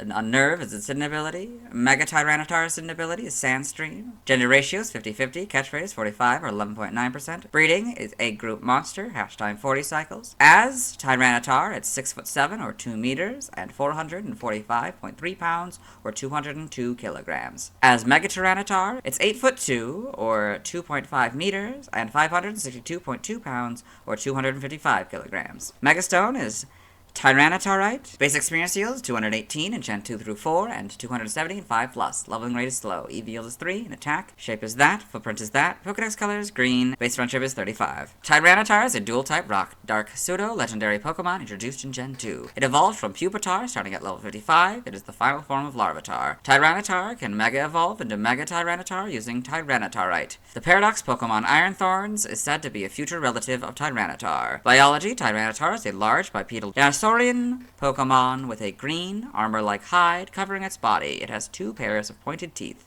one in the upper jaw and one in the lower. Several spikes of varying sizes protrude from the back of its head, neck, and shoulders. Both sides of its chest The center of its back and its knees have 2 triangular holes. There is a gray diamond-shaped patch of scales covering its belly, and a smaller one on its back. It has 3 claws on its feet and hands. A ring of spikes surrounds the tip of its tail. Tyranitar is a powerful Pokemon with an insolent nature, uncaring of others. It is extremely strong, and its thick, rocky hide gives it good resistance to all forms of attack. As mentioned in Pokemon Sleep, Tyranitar sleeps with no fear thanks to this overwhelming power and strong body. As it is not worried about its surroundings, even in its sleep, Tyranitar can be seen sleeping in an amazing sleeping position with its limbs open wide. As a result, Tyranitar is always looking for a battle and will not flinch at anything, though it ignores opponents that it thinks are not worth its time. Tyranitar's power is so devastating that it can forcefully crush anything using one of its hands. If enraged, Tyranitar sets off outstanding earthquakes that can completely change the entire landscape, destroying houses and mountains, and often forcing cartographers to draw up new maps. It lives in nests made from demolished mountains. In the Galar region, it has a fierce rivalry with Duraludon, which it shares its habitat with, often battling each other in the mountains. Iron Thorns is believed to be a relative of Tyranitar from 1 billion years in the future. Prior to Gen 4, Tyranitar was the only Pokemon that could have Sandstream as an ability. Formed Tyranitar can Mega Evolve into Mega Tyranitar. Mega Tyranitar has more gaps in its armor than its normal form, with 4 new triangular holes along the sides of its neck and 1 on its throat. The 4 holes on its chest are now larger, with the top 2 containing red ovals. While the spikes along the back of its neck grow shorter, the ones on its head elongate to form prominent ridges along its brow. The center spike on its head becomes a long, upright horn. Its chest plate expands, curving over its shoulders and along its back to form 3 long, irregular spikes on each side of its body. The scales on Mega Tyranitar's belly have now become red instead of blue and seethe with energy, enabling it to emanate more power. It gains 2 sharp spikes on its knees, as well as more prominent leg joints. Its tail lengthens, with the 3 spikes surrounding its tips growing upward and outward. Its back had split open because of the overwhelming power of Mega Evolution. As a Mega Tyranitar, its instincts have only become more destructive to the point where it may not even be able to hear its trainer's orders. You've got Mega Tyranitar. Evolution, Tyranitar evolves from Pupitar and is the final form of Larvitar. So, Larvitar, Pupitar, Tyranitar. Game data, NPC appearances, Pokemon Mystery Dungeon, Red Rescue Team, and Blue Rescue Team. Tyranitar is a member of Team Act. Pokemon Ranger, Billy uses a Tyranitar in his attempts to stop the player. Pokemon Super Mystery Dungeon, a Mega Tyranitar appears as a boss at Reverse Mountain. This is actually a Void Shadow taking on the form of a Mega Tyranitar. Pokedex entries in Gen 2 and Gold. Its body can't be harmed by any sort of attack, so it is very eager to make challenges against enemies. Silver, extremely strong, it can change the landscape. It has an insolent nature that makes it not care about others. Crystal, in just one of its mighty hands, it has the power to make the ground shake and mountains crumble. For Stadium 2, if you have Pokemon Red, Silver, and Crystal inserted, you get the Gold entry. If you have Pokemon Blue, Gold, or Yellow inserted, you get the Silver entry. In Gen 3, Ruby and Sapphire, Tyranitar is so overwhelmingly powerful, it can bring down a whole mountain to make its nest. This Pokemon wanders about in mountains seeking new opponents to fight. Emerald, a Tyranitar is so overwhelmingly powerful, it can bring down a whole mountain to make its nest. It roams in mountains seeking new opponents to fight. Fire Red is something a little different, so for the first version, I guess version 1.0, it was just Gold's entry, but in version 1.1, they decided to give it a new entry, so I'll read that and the new entry, I guess. It has an impudent nature, having great strength that can even change surrounding plant forms. And Leaf Green is the Gold entry. In Gen 4, Diamond, Pearl, and Platinum, if it rampages, it knocks down mountains and buries rivers. Maps must be redrawn afterward. Heart Gold and Soul Silver, their Gold and Silver counterparts. In Gen 5, Black and White is the Diamond, Pearl, and Platinum entry. Black 2 and White 2, the quakes caused when it walks make even great mountains crumble and change the surrounding terrain. In Gen 6, X is the Crystal entry. Y is the Diamond, Pearl, Platinum, and Black and White entries. Omega Ruby and Alpha Sapphire are basically Ruby and Sapphires, but Tyranitar and Pokemon are now the correct casing. In Gen 7, in Ultra Sun, it wanders through the mountains seeking opponents to fight. If it finds an opponent that's not worthy,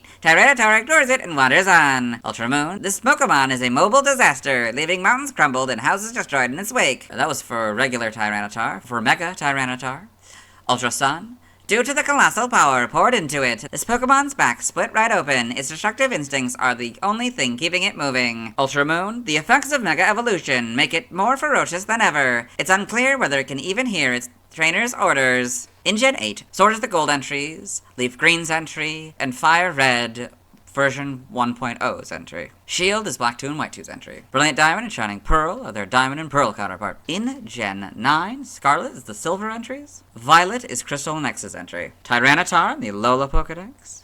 Mega Tyranitar in the Alola Pokedex. And Ultra Sun and Ultra Moon for both of them. Tyranitar in the Paldea Pokedex. That's pretty cool. You can see it.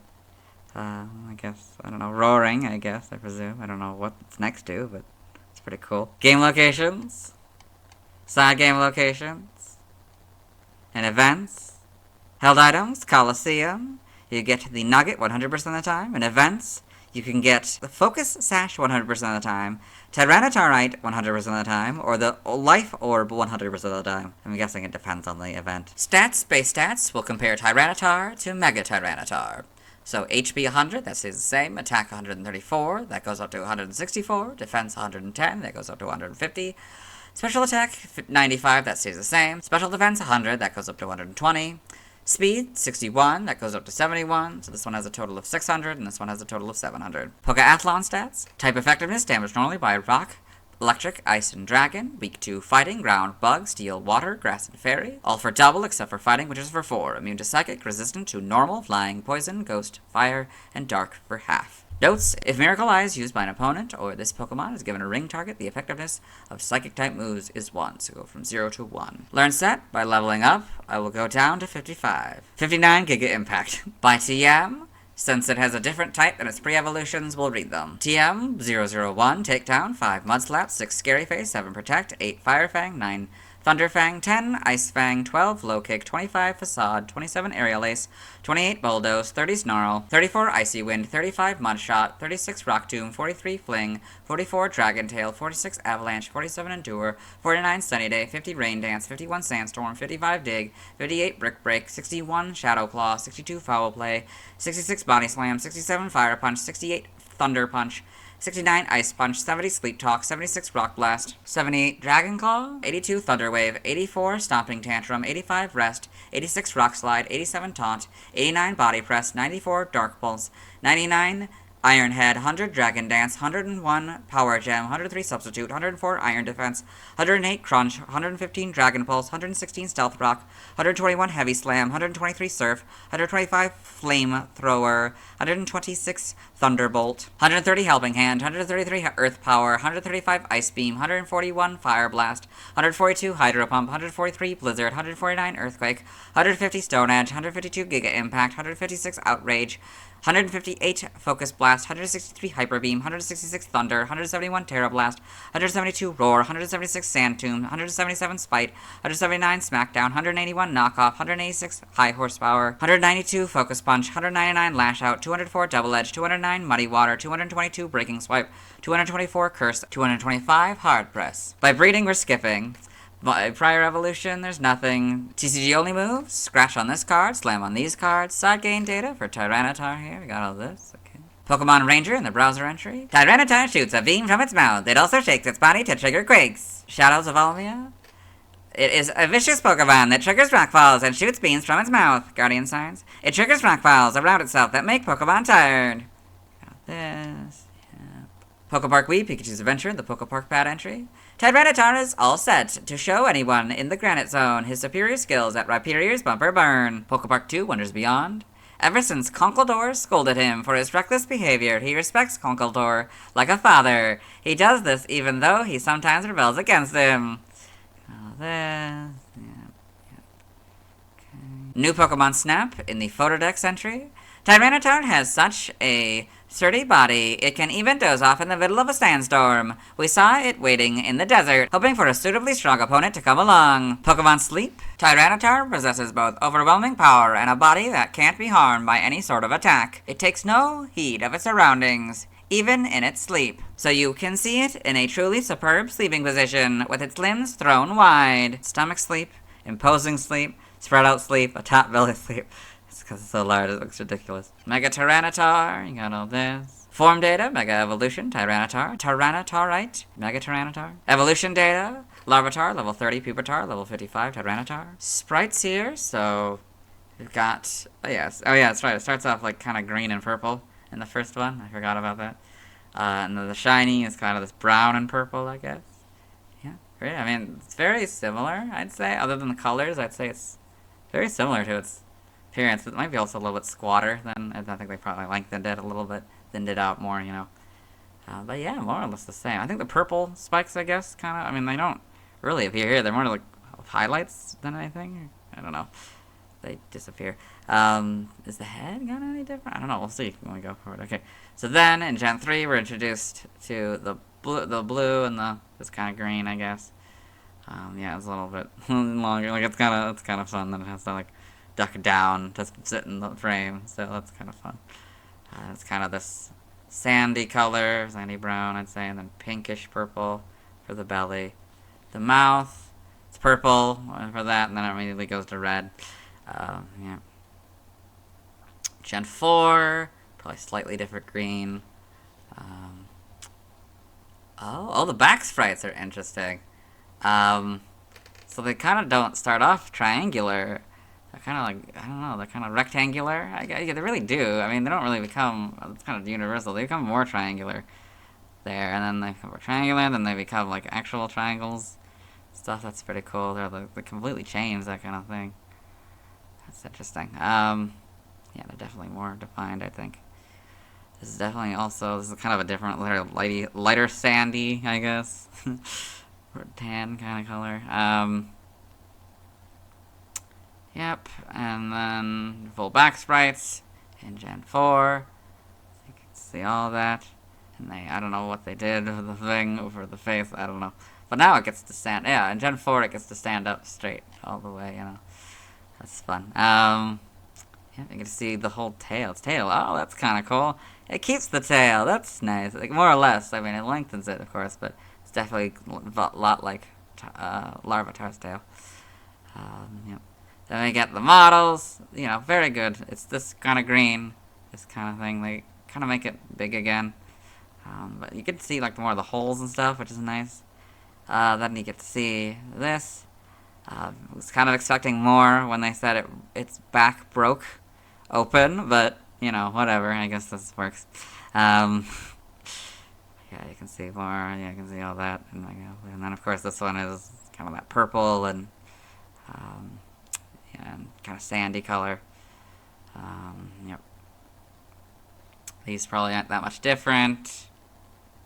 Get Sword and Shields, the much better models, although they don't look like holes as much as, well, actually don't really look, I mean, they kind of look more like holes in the thing, in these 3D models. They look like they have something behind them. Like, maybe there's like a body, I guess, like a black body in there? I don't know. It's interesting. I don't know, yeah. And then, yeah, homes. Yeah, it's interesting. Got these, yep. In animation, Tyranitar and Pokemon the series, X and Y, I guess Team X is the big one. Then Mega Tyranitar and Pokemon the series, X and Y. It's pretty cool. Yeah, got all these. Pokedex entries in episode 264 in Ash's Pokedex. Tyranitar, the armored Pokemon. Tyranitar has a heavily armored body that can withstand powerful attacks. It is able to crush a mountain with one hand. Tyranitar and Pokemon Evolutions, you know. Okay, and the manga, Tyranitar and Pokemon Adventures. Cool. And Mega Tyranitar and Pokemon Adventures kind of coming off the frame there. That's pretty cool. Yeah, got all this, yep.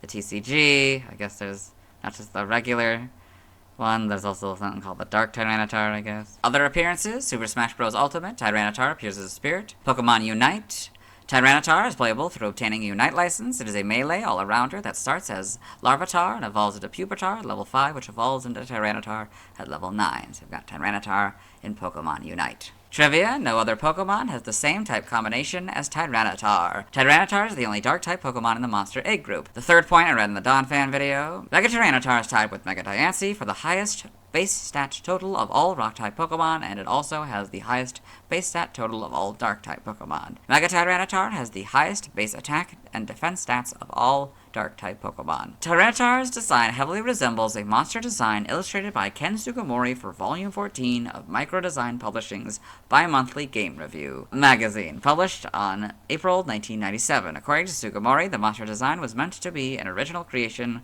unrelated to Pokemon. So you can see the monster design by Ken Sugimori, published in April 1997. There also seems to be something that looks a lot like Clefairy, except for like the body, just mainly the main body, not really the legs and whatever this is. And I guess vaguely Caracosta, maybe, I guess. Maybe elements of Lugia in there, maybe, as well. Origin: Tyranitar's design may have drawn inspiration from the kaiju genre. Its upright posture may allude to how most kaiju are humanoid in shape due to the need to fit a person inside the suit. Mega Tyranitar's back splitting open could be based on an insect emerging from its cocoon. Another influence it may have is with the armadillo girdled lizard, a desert-dwelling lizard mainly distinguished by its especially firm scales or certain theropod dinosaurs. Name origin: Tyranitar may be derived from tyrant or Tyrannosaurus, derived from the same root, and Tarask. Bangarus may be a combination of Yaban, savage, or Bon, barbarian, Kairai, hated, and Saurus, Greek-derived suffix for dinosaur names. Now the languages, related articles, references, external links to the pseudo-legendary Pokemon, and the Mega Evolutions. Let's move on. Since we already watched Tyranitar's first scene in the anime in the Piloswine video, let's watch Tyranitar's second scene in the anime. Hello and welcome to the anime portion of the video. Today we are watching Pokemon Forever.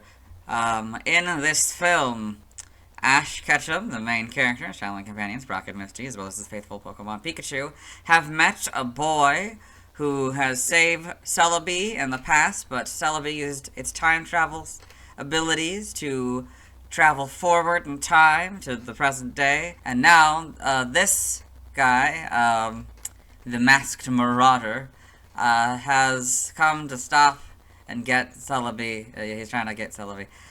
So he's gonna send out his Tyranitar. Yes. There it is. So that, I would say, is Tyranitar's first scene in the anime. Let's move on. Now let's see why people love Tyranitar. Now let's look at fan art. Hello and welcome to the fan art section of the video. Nobody sent in fan art, so instead we're looking at DeviantArt fan art. For those of you who are familiar with the series, you might be wondering why we're on the single image, and that's because this is the only image we'll be doing today. So this is Tyranitar by Ruth Tay. So you've got, the Tyranitar here, very large, all very stylized for both of them. There's a Cubone, looks to be, I don't know if it's chasing the Cubone or just like scaring it away from its nest, maybe. That's very cool. You got the mountains in the background.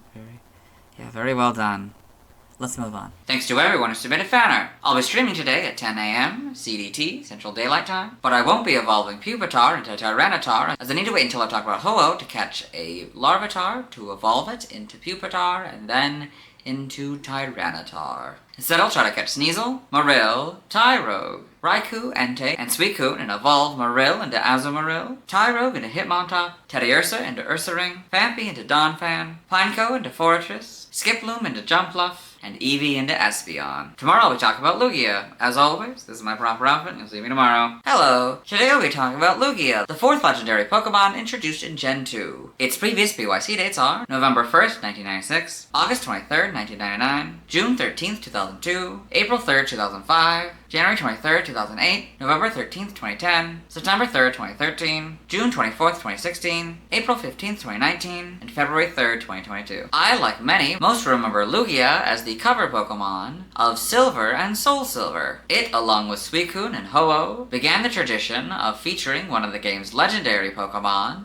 instead of the starter Pokemon on the box art, barring the remakes of the Gen 1 games. I also remember Lugia from Pokemon the Movie 2000. Anyway, let's get into the Bulbapedia article. Hello and welcome to the Bulbapedia section of the video. Today we're talking about Lugia, the diving Pokemon, whose number is 0-249. This is what it looks like. Its type is Psychic Flying. Abilities, Pressure, Multiscale is its inability. Gender ratio, gender unknown. Catch rate 3 or 1.6%. Breeding, egg groups no eggs discovered. Hatch time 120 cycles. Egg not obtainable. Height, 17 foot and 1 inch or 5.2 meters. Weight, 476.2 pounds, or 216 kilograms. Its experience yield is 220 in Gen 2 through 4, and 306 in 5+. Leveling rate is slow, EV yield is 3, and special defense. Shape is that, footprint is that, Pokedex color is white, and base friendship is 0. Lugia is a dual-type psychic flying legendary Pokemon introduced in Gen 2. It is not known to evolve into or from any other Pokemon. Lugia is the game mascot of Pokemon Silver, its remake Pokemon Soul Silver,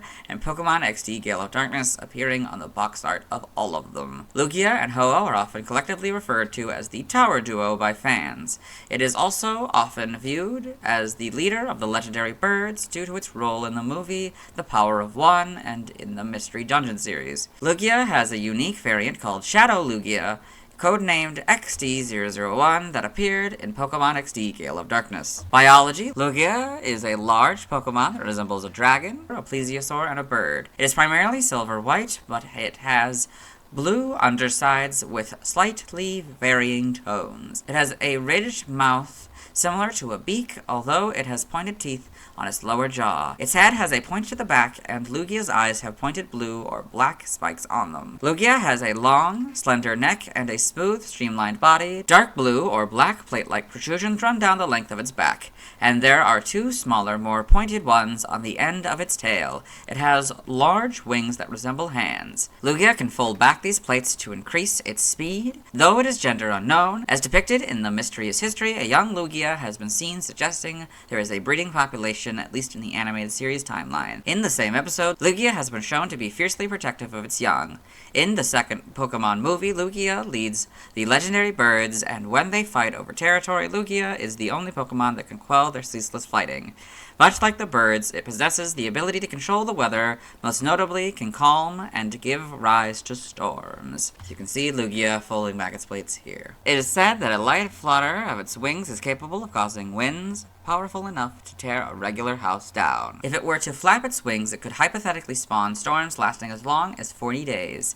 Lugia is capable of splitting islands into smaller islands. It is capable of shooting a vortex of air at its target. It is highly intelligent, and because of the devastating power it could accidentally inflict, it isolates itself deep underwater and tends to sleep in solitude. It is extremely rare and is hardly ever seen. In ancient times, the former brass tower in Ecruteak City was once Lugia's perch. However, after its destruction 150 years ago, Lugia moved to the Whirl Islands for the safety of others from its own power. It can be summoned at the Whirl Island through one of its feathers, tidal bells, and the dance of the Camino Girls. Lugia has been referred to as the guardian of the seas. There are rumors Lugia would appear during the night of a storm. Lugia loves Lugia treats made by Snacksworth, who once encountered it in the past. Lugia is the only known Pokemon capable of learning the move Aeroblast. Shadow Lugia, a unique variant of Lugia that has jagged silver eyes, spikes, a dark purple body with white undersides and glowing red eyes. It also has sharper toes that resemble claws, as well as a longer, more pointed tongue. Additionally, due to the shape of Lugia's back plates on its 3D models being changed after Gen 4, Shadow Lugia now possesses a unique design for them. Shadow Lugia is the only known Pokemon capable of learning the move Shadow Blast. You can see Lugia and Shadow Lugia. Game data Pokedex entries in Gen 2 in Gold. It is said that it quietly spends its time deep at the bottom of the sea because its powers are too strong. Silver. It is said to be the guardian of the seas. It is rumored to have been seen on the night of a storm. Crystal. It has an incredible ability to calm raging storms. It is said that Lugia appears when storms start. For Stadium 2, if you have Pokemon Red, Silver, or Crystal inserted, you get the Gold entry.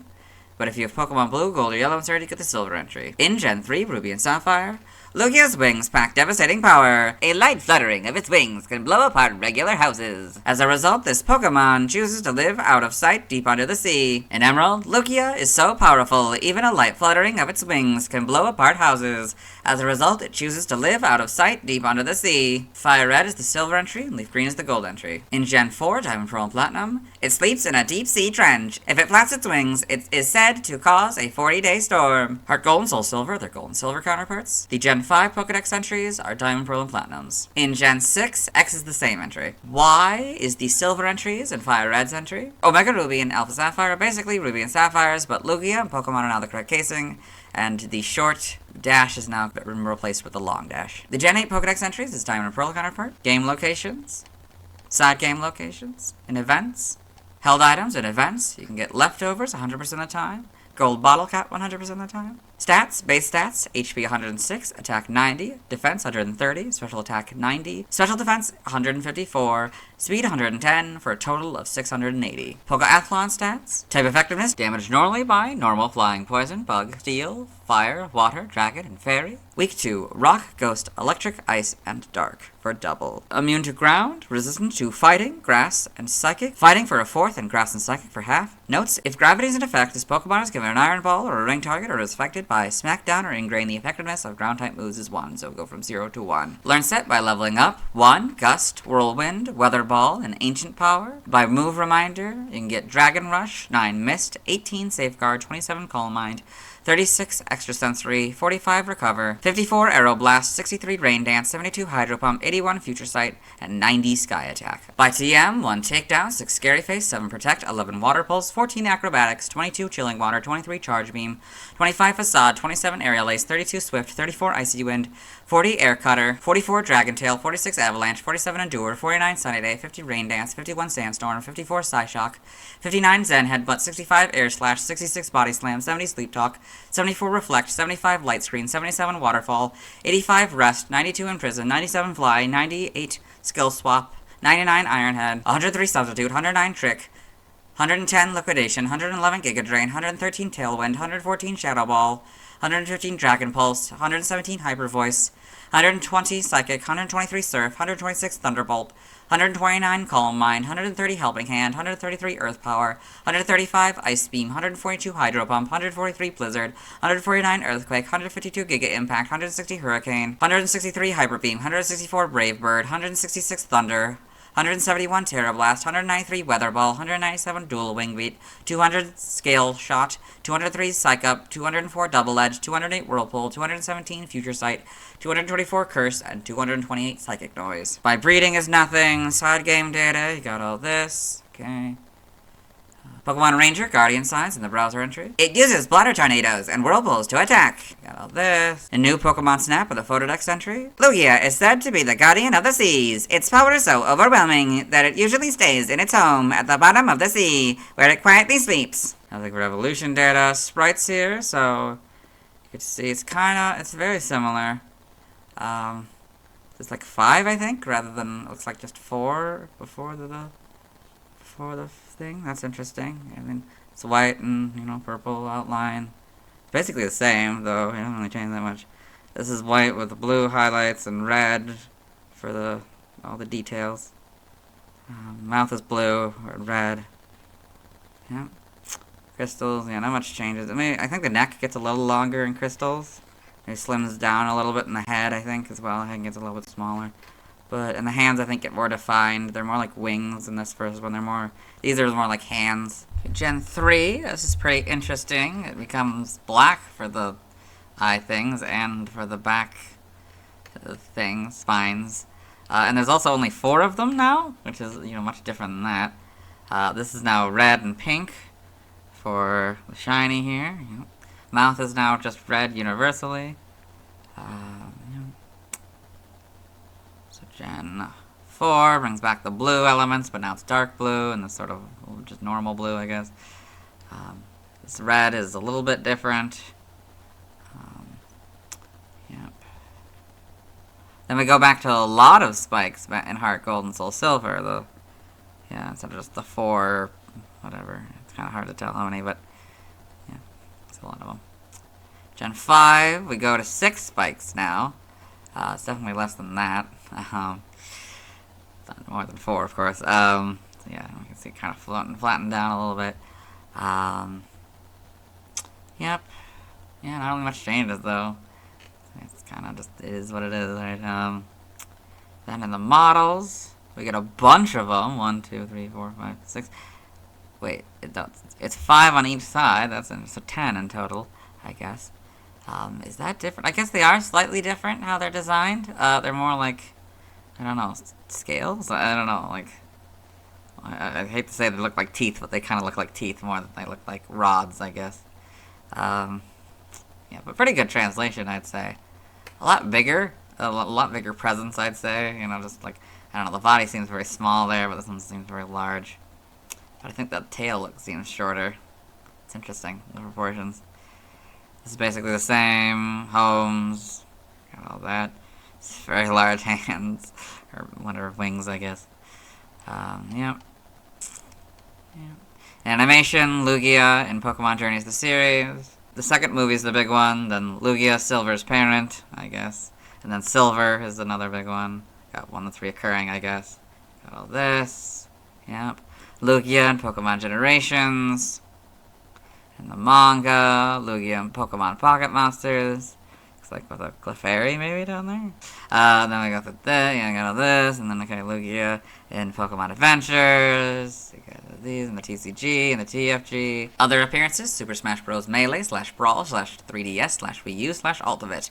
When released from Pokeball, Lugia will fly up out of the stage and return in the background where it unleashes a powerful Aeroblast on a section of the stage. Lugia in Super Smash Bros. Brawl here. Melee trophy information: the waters of the Whirl Islands are home to this legendary Pokemon, whom very few have seen. Lugia lived quietly in the deepest ocean trenches, for one very good reason: its combined aerial and psychic powers are so strong as to be extremely dangerous. The special moves of this gargantuan creature include the destructive wind assault known as Aeroblast. Brawl trophy information: a diving Pokemon, a legendary Pokemon, often referred to as Guardian of the Seas.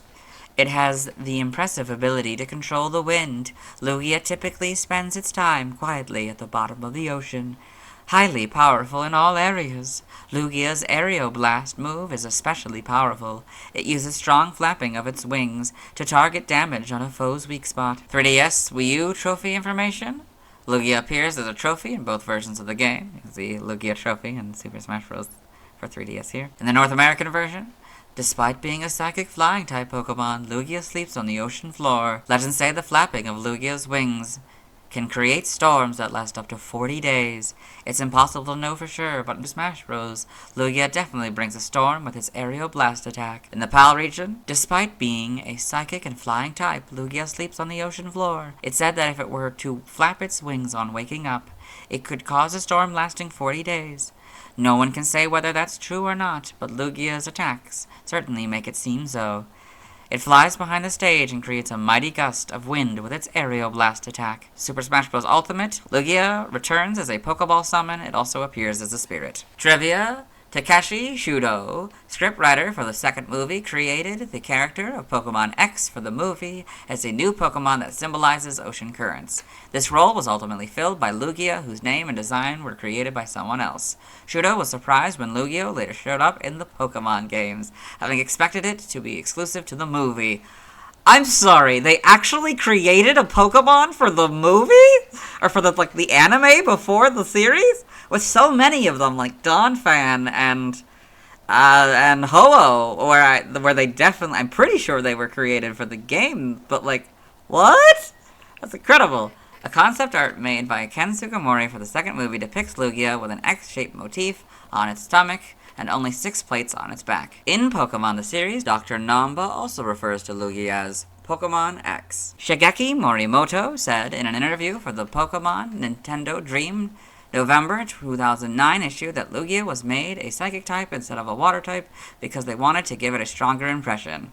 Despite not being a water type, Lugia has occasionally been depicted as a water type in the trading card game. Lugia is tied with Ho-Oh for the highest base special defense stat of all flying type Pokemon. Lugia's Gen 4, 5, and 6 Pokedex entries that mention it being able to cause a 40-day storm may be a biblical reference to Noah's Ark. When Lugia's shiny form is shown in Pokemon Stadium 2, it is a pale green rather than pink. Lugia appears in Pokemon Battle Chess alongside Ho-Oh. The player must lose a specific number of pieces, 4 in Lugia's case, to use it, and it takes 4 spaces on the board. So you can see Lugia in Pokemon Battle Chess here. The Tin Tower event file from March 1999 marks the earliest of Lugia's appearances in Pokemon Gold and Silver. Ho-Oh and Lugia are the only legendary Pokemon that are game mascots that are not version exclusives in their representative games. Despite being strongly associated with the sea, Lugia does not appear in the sea at Pelipper Park. The symbol for the Silver Tempest expansion resembles Lugia's silhouette. Silver Tempest set symbol. Lugia's aquatic tendencies could relate it to plesiosaurs and aquatic birds. It is also possible that it may be based on Ryujin, a dragon who lived on the ocean floor and was the Shinto god of the sea. The two have similarities in mythology, and Lugia's shiny colors, red and white, are the same colors as the coral Ryujin's palace was made of. In addition, it is worth noting that dragon, yang male, and Chinese phoenix, yin female, duality is prevalent in Eastern mythology, and Ho-Oh is the Japanese name of the Fenghuang Chinese phoenix. In keeping with this, Lugia resembles a wyvern, a variety of dragons with a single set of forelimbs that serve as wings. Its avian body coloration and face markings suggest that it may be somewhat based on the gray heron. Its rounded feet resemble those of grebes, a family of diving birds. The beluga whale, a white whale with similar body shape and coloration to Lugia, may also be a basis for its design and name. It might also be based on Bahamut, giant fish, and Bahamut is often being portrayed as a dragon-like creature in modern fantasy, hence its fish-like and dragon-like appearance. Name origin, Lugia may be derived from that, ancient Greek for silver. It may also involve beluga, deluge, luna, and Lutia, early name for the Bahamut. In other languages, see also references, external links to the legendary Pokemon, and the Super Smash Bros. Series. Let's move on. Now let's watch Lugia's first scene in the anime. Hello and welcome to the anime portion of the video. Today we are watching Pokémon the Movie 2000. In this film, the main villain wants to capture Lugia. That's all we really know. And we've gone down to the depths here. And there is Lugia. Yes. And that was Lugia's first scene in the anime. Let's move on. Now let's watch Lugia's scenes in Detective Pikachu. This will be the final Detective Pikachu section in Gen 2. Hello and welcome to the Detective Pikachu portion of the video, or as I like to call it, Detective Lugia, as it's only the frames with Lugia to the best of my ability. So, Tim Goodman, the main character, this is him. As a kid, he's flashing back to when he was a kid, the day he found out his mother died. He has come to Rhyme City, a city where humans and Pokemon coexist, because he found out his father, a police detective, has died in a car crash. And he's sort of cleaning up his life and stuff in his dad's apartment. Yeah, so he's flashed back to this. There's a Lugia, kind of wall art on the door here in the childhood bedroom. And yeah, she's talking about how the mom had to go to the hospital. Yeah. I know, Tim. Yeah, you can see it there. But your mother had to see the doctor. It couldn't wait. So now, we've cut to later in the film. Tim has met Detective Pikachu, a talking Pikachu, with Amnesia, who was Harry's detective partner. Detective Pikachu doesn't believe that Harry is dead, so they've used something called the Argas that was in Harry's last case, trying to track it down so they can try to find Harry. They tracked down the Argas to this underground fight club. This is the owner of the club. This is the DJ. This is some Loudred. You can see the Lugia is on this armband. It goes all the way around, so basically we're counting any frame that has this band in it. Yeah. So a Gengar is fighting a Blastoise. He sort of announces it as well. It's happening, and yeah. The owner of the club has challenged Tim to fight between Tim's Pikachu, I guess, and the owner's Charizard. And this is a rematch, because apparently Pikachu had been there before with Harry. Probably tracked down the Argas. Yes, he's kind of announcing it. Rematch! Begin! Yeah, so I'm taking out one hit. Okay, so that frame, that was, okay. This is, so, Detective Pikachu couldn't use its powers, so Tim went in to help Detective Pikachu, but, you know, a bunch of things happened, and the owner of the club has come into the ring to try to stop Tim, but he was knocked down by Charizard's tail, and he hit a bunch of vials of the Argas, so now it's all coming out of the jacket and all over the place, and everyone's coughing and stuff. So now, we've cut to much later in the film. Tim has met Howard Clifford, the founder of Rhyme City, who has told him to find Mewtwo to help find his father. They did that, but who they believe to be Roger Clifford came in that's Howard's son and the owner of the news, captured Mewtwo. And so now Tim and an ally, Lucy Stevens, a reporter, have come back to Rhyme City. Tim had like a falling out with Pikachu because Mewtwo showed them a vision where it seemed like Pikachu betrayed Harry. It was a whole thing. So yeah, now the parade's being set up. You can kind of see it here, the float. So it appears, Lugia appears as a float in this next few scenes.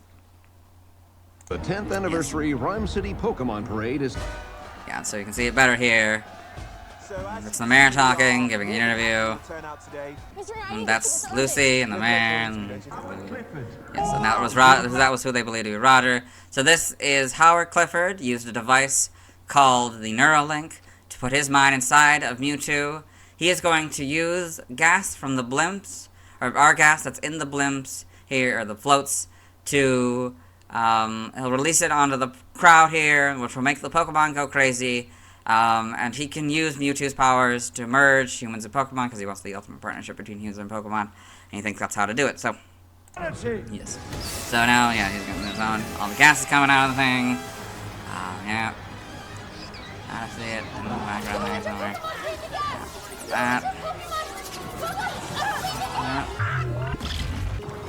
Yeah, okay, so now Detective Pikachu has returned after finding something at the crash site. So, yeah, and he's discovered that this is happening, so he's gonna try to stop Howard, and he has his powers back. Pikachu. So he fell onto a Pidgeot here. They took in the Argas, and so now it's going crazy. Launches him onto the satellite dish. The satellite goes flying. He flies down. And now we've cut to much later. Tim has disconnected the Neuralink with Howard, and so everything's been undone. And Mewtwo proper is going to burst all these balloons, saving the day. Yes, the floats. Yeah. And that was Lugia Scenes in Detective Pikachu. Let's move on. Now let's see why people love Lugia. Now let's look at fan art. Hello and welcome to the fan art section of the video. Nobody sent in fan art, so instead we're looking at DeviantArt fan art. For those of you who aren't familiar with the series, what we do is we go through these images until we find an image that doesn't contain a Lugia. So I got Lugia by Lugia Girl 2. So we saw this image, I think, at the very end of the Suicune video, I believe. That was kind of the ending one that stopped us from doing Suicune, but this is a pretty cool image. I guess, I mean, it could also, it seems maybe from Tanzan. I don't know if that's the same person as Lugia Girl 2 or if they just re-uploaded this image or something. But yes, it's a very good piece of art. Now we've got Lugia by Aocom, or Krisho Tumblr, I guess. I don't know if that's them or, again, I feel like commissioned it or something, or maybe they're just re-uploading it, I don't know. But it's a very good piece of art. You can see in the water and the waves and stuff, yeah. Then you've got Lugia Song by Kipine. Yeah, so it's nice. Lugia in the sky here, very well done. I like all the colors and stuff. Then we've got Lugia by Inosuke 0101. It's number 249, of course. So yeah, you got Lugia here. Looks like it's maybe about to do a move. That's pretty cool. Then we got Lugia by Dekonobu Kizakura. This cool Lugia breaching the water. That's kind of fun. Like all the details, very realistic kind of style. Then we got Lugia, King of the Sea by Fiona Hissie. Sorry, I can't pronounce that name. But yes, so this is a very nice image of Lugia, slightly stylized. But yeah, very well done. They've got Lugia by MCG Mark. It kind of, I think this is a parody of a movie. I can't for the life of me remember what movie it is. But yeah, very, yeah. But yeah, very well done piece of art. Yeah, the guys. I think this is supposed to be a trainer holding up a silver wing and like reacting to it or whatever, but I'm pretty sure this posing is in a movie, probably a movie poster or something. Or an iconic scene that's been, you know, that everybody knows about. I can't remember for the life of me what it is, though. Then we got Lugia Nighttime by Articuno, so it's flying at night. That's pretty cool. Then we got Lugia's Territory by Articuno, so, or Avianos Productions. I don't know if that's the same person or not, I guess. But it's from a website, avianos.net. Yeah, so very well done piece of art here. Lugia Has Awakened by Lopodity. So, You got all of these. This nice kind of stylized image here. It's very large, like it's creating a storm. It's very, very interesting. I got Lugia by Iced Edge. So it looks in the depths of the ocean. It's in there, you know. It's very well done. It's to be made from 2014. And I've got Lugia by Inklev. So yes, it's over 9,000 or 900 O. I can't really. It looks like a 900 O. But yes, very well done. Very much seems to be taking inspiration from the Gen 2 games. With them being more wings than hands. Yeah, like the gold, I think, got it more like that than any of the others. That's interesting. Then we got Rainy Day by Dekus. So, this, rain falling down on a Lugia here. On the, I don't know where exactly it is. Clearly it must be on land, maybe in a cave, I guess. But yeah, very, very interesting. Then we got Lugia by Articuno, another one by Articuno, looks to be from 2007.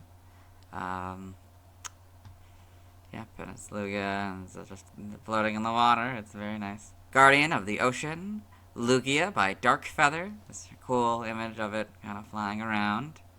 That's kind of nice. I got Lugia Midnight Flight by Deruyuo. So this, yeah, pretty impressive art. I like the style and all the colors. Yes, very well done. And I've got Lugia by Purple Ninfy. Surprised Lugia. That's kind of fun, like kind of cute style. I've got Lugia by Burutsu. So another one where it's kind of flying in the sky. This is to be from 2017. It's very well done. Then I've got Lugia by Tapwing. It's this cool kind of stylized Lugia here. Very much wings rather than hands. It's very interesting. It might be doing a move or something. I can't tell. Then we've got Lugia Aeroblast by Ishmam. So it's doing Aeroblast. That's pretty cool. Lugia by Kutsuku. Seems to be free falling. That's interesting. Very good. And I got Lugia by Rin the Yordle. It's cool kind of art here. Looks like it could be like a poster or like on a card or something. Like I don't know. It looks like it's probably meant to be like card art that they almost like expanded or something. I don't know. It's very interesting. And I got Lugia by Art of Street. This cool Lugia. See how big it is and compared to everyone else. The children, like, it almost looks like a horror movie scene. It's very interesting. Especially with all the effects and stuff. And we got Lugia by Dragolisco. So this cool, stylized Lugia here. Kind of flying in the sky, and looks to be another silhouette. That's interesting. And that is the end of the list, so let's move on. Oh, it's from 2010, by the way. Thanks to everyone who submitted fan art. I'll be streaming tonight at 8 p.m. CDT, Central Daylight Time, where I'll catch Sneasel, Marill, Tyrogue, Raikou, Entei, Suicune, and Lugia, and evolve Marill into Azumarill, Tyrogue into Hitmontop, Teddy Ursa into Ursaring, Pineco into Fortress, and Eevee into Umbreon. Tomorrow we talk about Ho-Oh. As always, this is my proper outfit, you'll see me tomorrow. Hello! Today we'll be talking about Ho-Oh, the final legendary, fire-type, and flying-type Pokemon, and the only fire-flying type Pokemon introduced in Gen 2. It's also the first Pokemon to have a hyphen in its name, which set the precedent that a hyphen is followed by a capital letter, which has been held by all Pokemon except for one evolutionary line, but we'll get back to them later. Its previous BYC dates are November 2nd, 1996, April 24th, 1999, June 14th, 2002, April 4th, 2005, January 24th, 2008, November 14th, 2010, September 4th, 2013, June 5th, 2016, April 16th, 2019, and February 4th, 2022. I, like many, most remember Ho-Oh as the first Gen 2 Pokemon to appear in the anime. Like many Pokemon I've mentioned in this generation, I thought it was one created by the anime and added to the games, but when I found out that many scrapped Gen 1 Pokemon were added to Gen 2, I figured this was taken from that list. I also know Ho-Oh as the cover Pokemon for Pokemon Gold and Heart Gold. It, along with Suicune and Lugia, began the tradition of featuring one of the game's legendary Pokemon instead of the starters on the box art, barring the remakes of the Gen 1 games. Anyway, let's get into the Bulbapedia article. Hello and welcome to the Bulbapedia section of the video. Today we talk about Ho-Oh, the rainbow Pokemon, whose number is 0 to 150. This is what it looks like. Its type is Fire Flying. Abilities, Pressure, and Regenerator is its hidden ability. Gender ratio is gender unknown. Catch rate is 3 or 1.6%. Breeding is egg groups, no eggs discovered. Hatch time 120 cycles. Egg not obtainable. Height 12 feet and 6 inches, or 3.8 meters. Weight is 438.7 pounds and 199 kilograms. Basic experience yield is 220 in Gen 2 through 4, and 306 in 5+. Loving rate is slow. EV yield is 3 in special defense. Shape is that. Footprint is that. Pokedex color is red, and base friendship is 0. Ho-Oh is a dual-type fire-flying legendary Pokemon introduced in Gen 2. It is not known to evolve into or from any other Pokemon. It was the first Gen 2 Pokemon revealed in the August 1996 issue of Koro, less than 6 months after the release of Pokemon Red and Green, and more than 3 years before the release of Pokemon Gold and Silver. Ho-Oh is the game mascot of Pokemon Gold and its remake Pokemon Heart Gold, appearing on the box art of both. Along with Lugia, it is considered part of the Tower Duo by fans. It is often viewed as the leader of the legendary birds in the movie I Choose You. It is associated with Marshadow. Biology, Ho-Oh is an avian Pokemon, resembling a phoenix and a peacock. Its feathers are predominantly gold and red, with yellow tail feathers, a white underside, and green feathers at the tip of its wings. Ho-Oh has a green stripe on its neck, a yellow beak, black rings around its red eyes, and a feathered yellow crest on its head. Ho-Oh's wings are prismatic, causing it to trail to a rainbow behind it. It has darkly colored feet and legs with 4 toes and long talons. When Ho-Oh flies, its huge wings create bright, colorful rainbows. The rare few who bear witness to Ho-Oh are promised eternal happiness. It is capable of raising its target with a mythical fire of great intensity. In ancient times, the bell tower in Ecruteak City and the former bell tower in Goldenrod City were both once Ho-Oh's perches. Ho-Oh has the mythical power to resurrect the dead, as seen with 3 unnamed Pokemon. When the brass tower was burned down 150 years ago, Ho-Oh descended from the sky, reviving 3 unnamed Pokemon into the legendary beasts. It can be summoned at the bell tower through one of its feathers, clear bells, and the dance of the Camino Girls. Ho-Oh has been referred to as the guardian of the skies.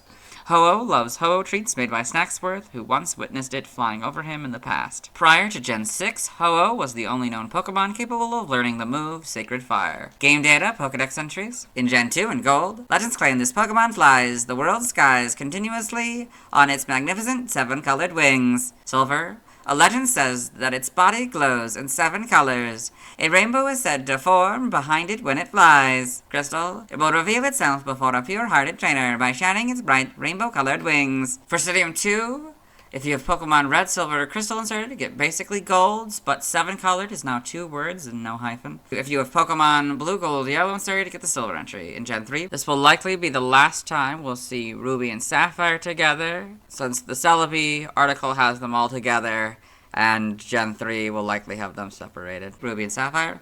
Ho-Oh's feathers glow in 7 colors, depending on the angle at which they are struck by light. These feathers are said to bring happiness to the bearers. This Pokemon is said to live at the foot of a rainbow. Emerald. Its feathers, which glow in 7 colors depending on the angle at which they are struck by light, are thought to bring joy. It is said to live at the foot of a rainbow. Fire Red is the Silver entry and Leaf Green is the Gold entry. In Gen 4, Diamond, Pearl, and Platinum, its feathers are in 7 colors. It is said that anyone seeing it is promised eternal happiness. Heart Gold is basically gold, but Pokemon is not the correct casing, and Magnificent has a comma after it. Soul Silver is the Silver entry. The Gen 5 Pokedex entries are Diamond, Pearl, and Platinums. In Gen 6, X is the Silver entries, and Fire Red's entry. Y is basically crystals, but the T in Trainer is now capitalized. Omega Ruby and Alpha Sapphire are basically Ruby and Sapphires, but Ho-Oh and Pokemon are now the correct casing. The Gen 8 Pokedex entry is its Diamond and Pearl counterpart. Game locations, side game locations, and events. Held items in Gold, Silver, Crystal, Emerald, Heart Gold, Soul Silver, Omega Ruby, Alpha Sapphire, Ultra Sun, and Ultra Moon.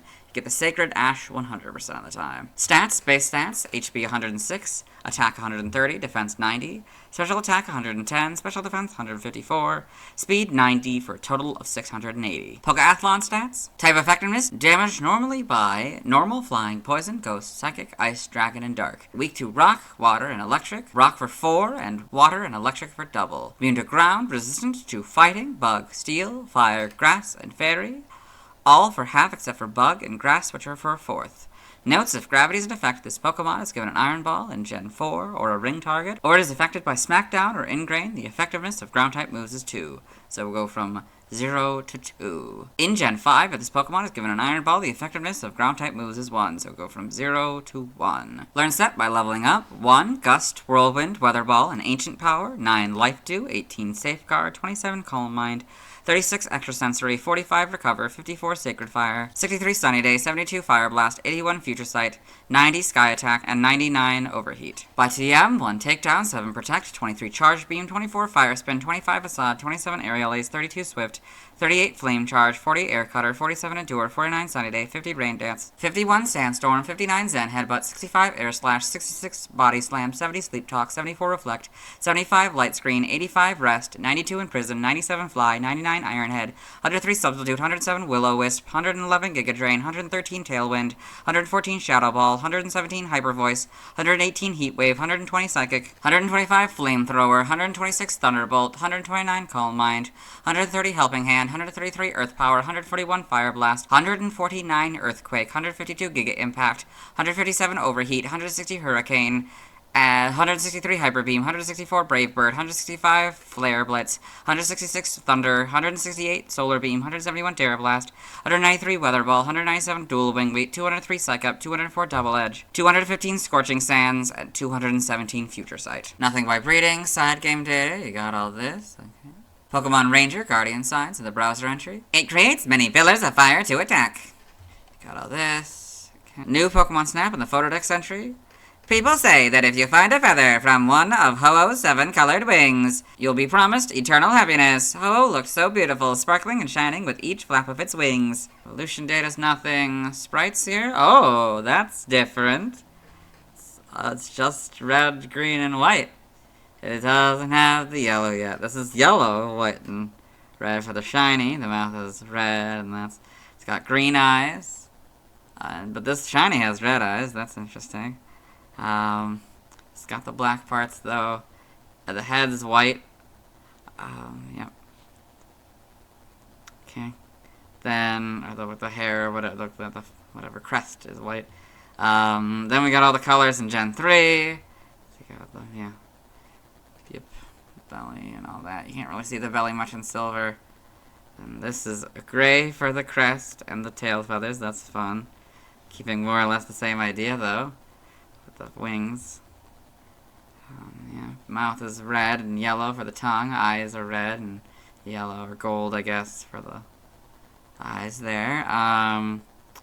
Gen 4, not really much changes. I think it gets a little bit bigger overall. I don't really know if anything changes here. The beak, I think, yeah, the beak is very large. It gets thinner there. You can see more of the talons. They're red, I guess, and now they're black and white and all that, yeah. Yep. Gen 5 introduces the full back sprite. Yeah. The big change.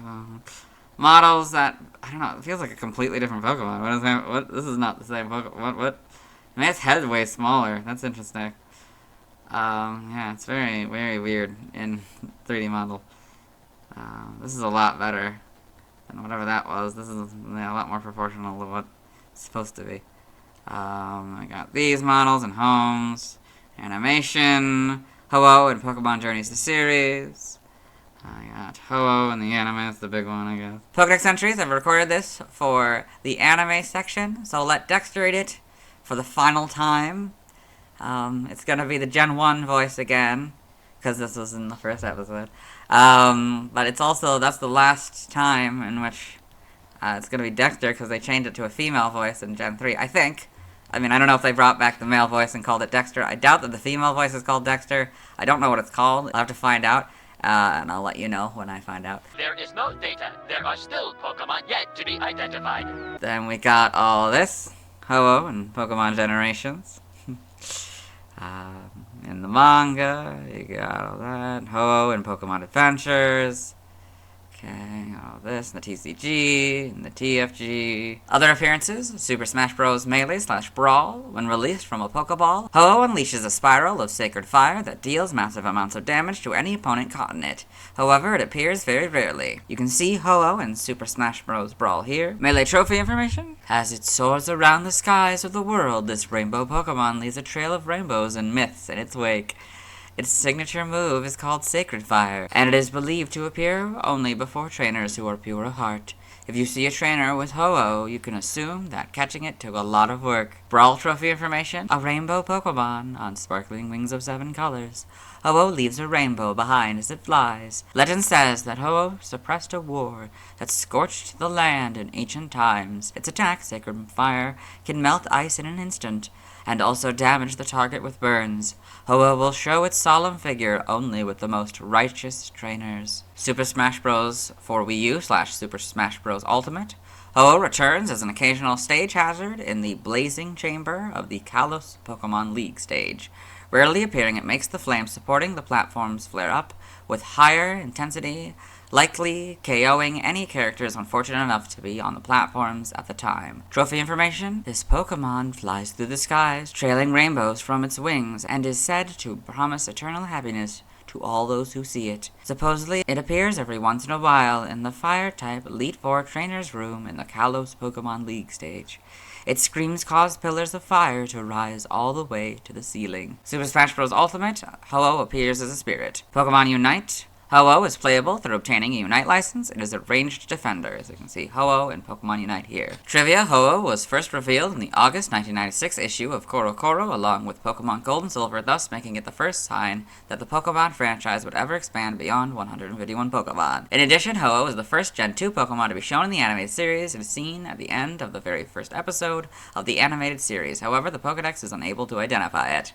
Aside from the opening theme song, which featured Mewtwo, Mew, and the legendary birds of Kanto, Ho-Oh was also the first legendary Pokemon ever seen in the animated series. Ho-Oh's name is a palindrome. I read the subpoint in the Eevee video. Ho-Oh has the highest base special defense stat of all Fire-type Pokemon and is tied with Lugia for the highest base special defense stat of all Flying-type Pokemon. As of Gen 6, Ho-Oh is the only game mascot with a former signature move, since Sacred Fire can now also be learned by Entei. From Gen 6 onward, Ho-Oh is the heaviest Pokemon that can be taken to the sky by using Skydrop. Ho-Oh appears in Pokemon Battle Chest alongside Lugia. The player must lose a specific number of pieces, 3 in Ho-Oh's case, to use it, and takes 4 spaces on the board. Ho-Oh and Pokemon Battle Chest. In the Pokemon Gold and Silver Space World 97 demo, Ho-Oh was a pure Flying-type legendary Pokemon. Ho-Oh and Lugia are the only legendary Pokemon that are game mascots that are not version exclusive in their respective games. Origin: Ho-Oh may be based on the legend of the Phoenix, specifically the Feng Huang, the immortal phoenix of China, from which it derives its name. It may also be based on the Hummingbird, a legendary bird that is said to never rest, living its entire life flying continuously, and resurrects itself and others in its ashes and flames. It is a symbol of fortune and friendship and will bestow happiness to anyone who simply glimpses it. Many cultures view the phoenix and Humma as symbols of resurrection. This is seen in Ho-Oh, which was reborn, rising from its ashes, and had a hand in resurrecting Suicune, Raikou, and Entei. Additionally, this is also reflected by its hidden ability, Regenerator. Given its category, it may also be an embodiment of the rainbow, very likely inspired by the multicolored aspect of the Feng Huang, or by the rainbow-feathered bird god Achialabopa.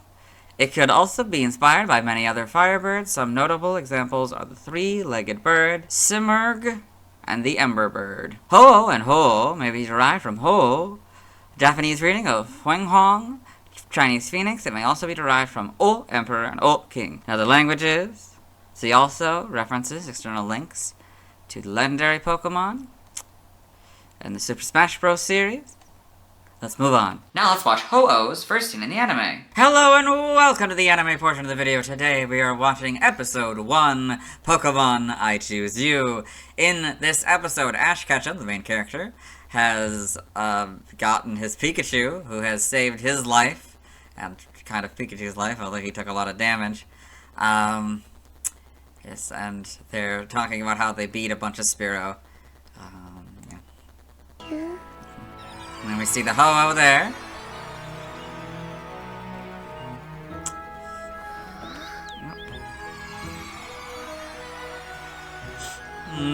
What's that? There is no data. There are still Pokemon yet to be identified. This is just the beginning of the amazing... And that is... Well, that was the narrator. But that is Ho-Oh's first scene in the anime. Let's move on. Now let's see why people love Ho-Oh.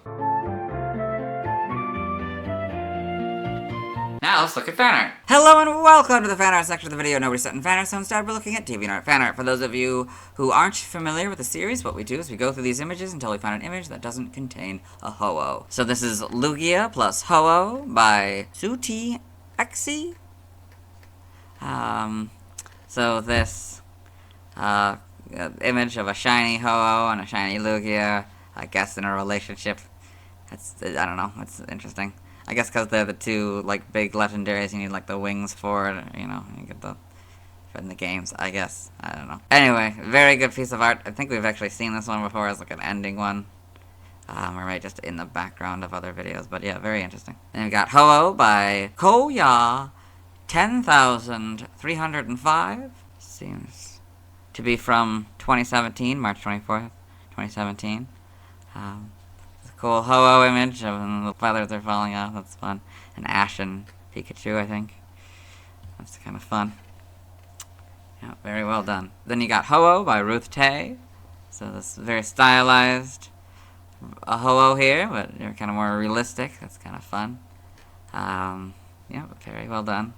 This doesn't contain a Ho-Oh, so we'll move on. Thanks to everyone who submitted fan art. I'll be streaming today at 4 p.m. CDT, Central Daylight Time. Because I have to wait until I've talked about the Gen 4 Pokemon to catch a Celebi, today I'll be trying to catch the remainder of the Gen 2 Pokemon that I can. Tomorrow I'll be talking about Celebi. As always, this is my proper outfit and you'll see me tomorrow. Hello! Today I'll be talking about Celebi, the final Pokemon introduced in Gen 2. It's also the first Psychic Grass Pokemon, and therefore the only one introduced in Gen 2. Only mythical Pokemon and final Psychic, Grass, and single-stage Pokemon introduced in Gen 2. Its previous BYC dates are November 3rd, 1996, August 25th, 1999, June 15th, 2002, April 5th, 2005, January 25th, 2008, November 15th, 2010, September 5th, 2013, June 26th, 2016, April 17th, 2019, and February 5th, 2022. While I most know Celebi from Pokemon Forever, where it's the main legendary Pokemon, I, like a lot of people, probably most know its former Japanese romanization, Celebi. For those of you who don't know, Celebi.net is a fan website that mainly focuses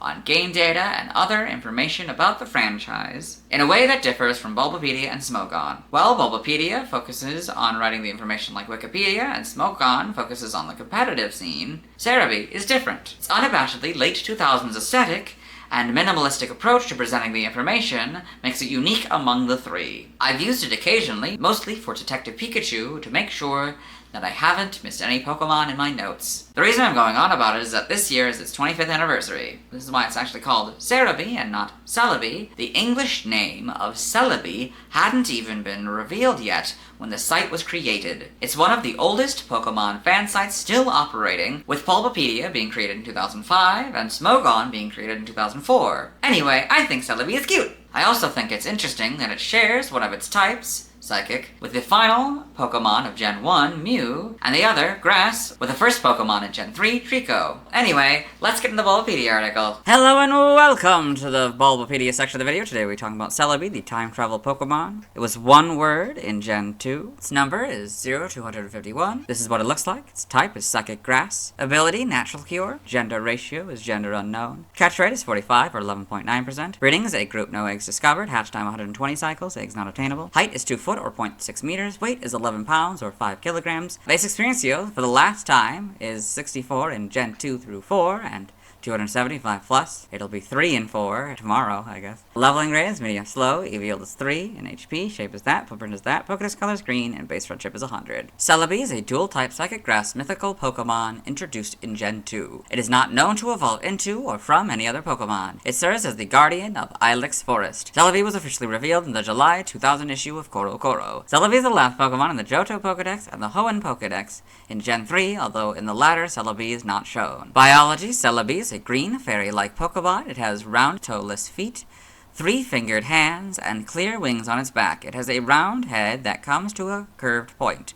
It has large baby blue eyes with thick black rings around them, and a pair of green antennae with blue tips. Often found in forests, Celebi is a mythical Pokemon known in legend as the Voice of the Forest. It is able to travel through time and exist simultaneously throughout time, and plant life flourishes wherever it has been. As seen in Celebi, the Voice of the Forest, it is able to heal Celebi when it is dying and restore plants to perfect health. Celebi also has the ability to heal wounds and can release a telekinetic energy wave to defend itself. It was shown in Pokemon Colosseum that Celebi has the power to instantly cause the purification of any shadow Pokemon and can be summoned at Relic Forest with the melody of a time flute. Despite living in forests as its guardian, Celebi only shows itself in areas and times of peace. It has been regarded that as long as Celebi are seen throughout the world, a prosperous and bright future is still in store for the Pokemon world.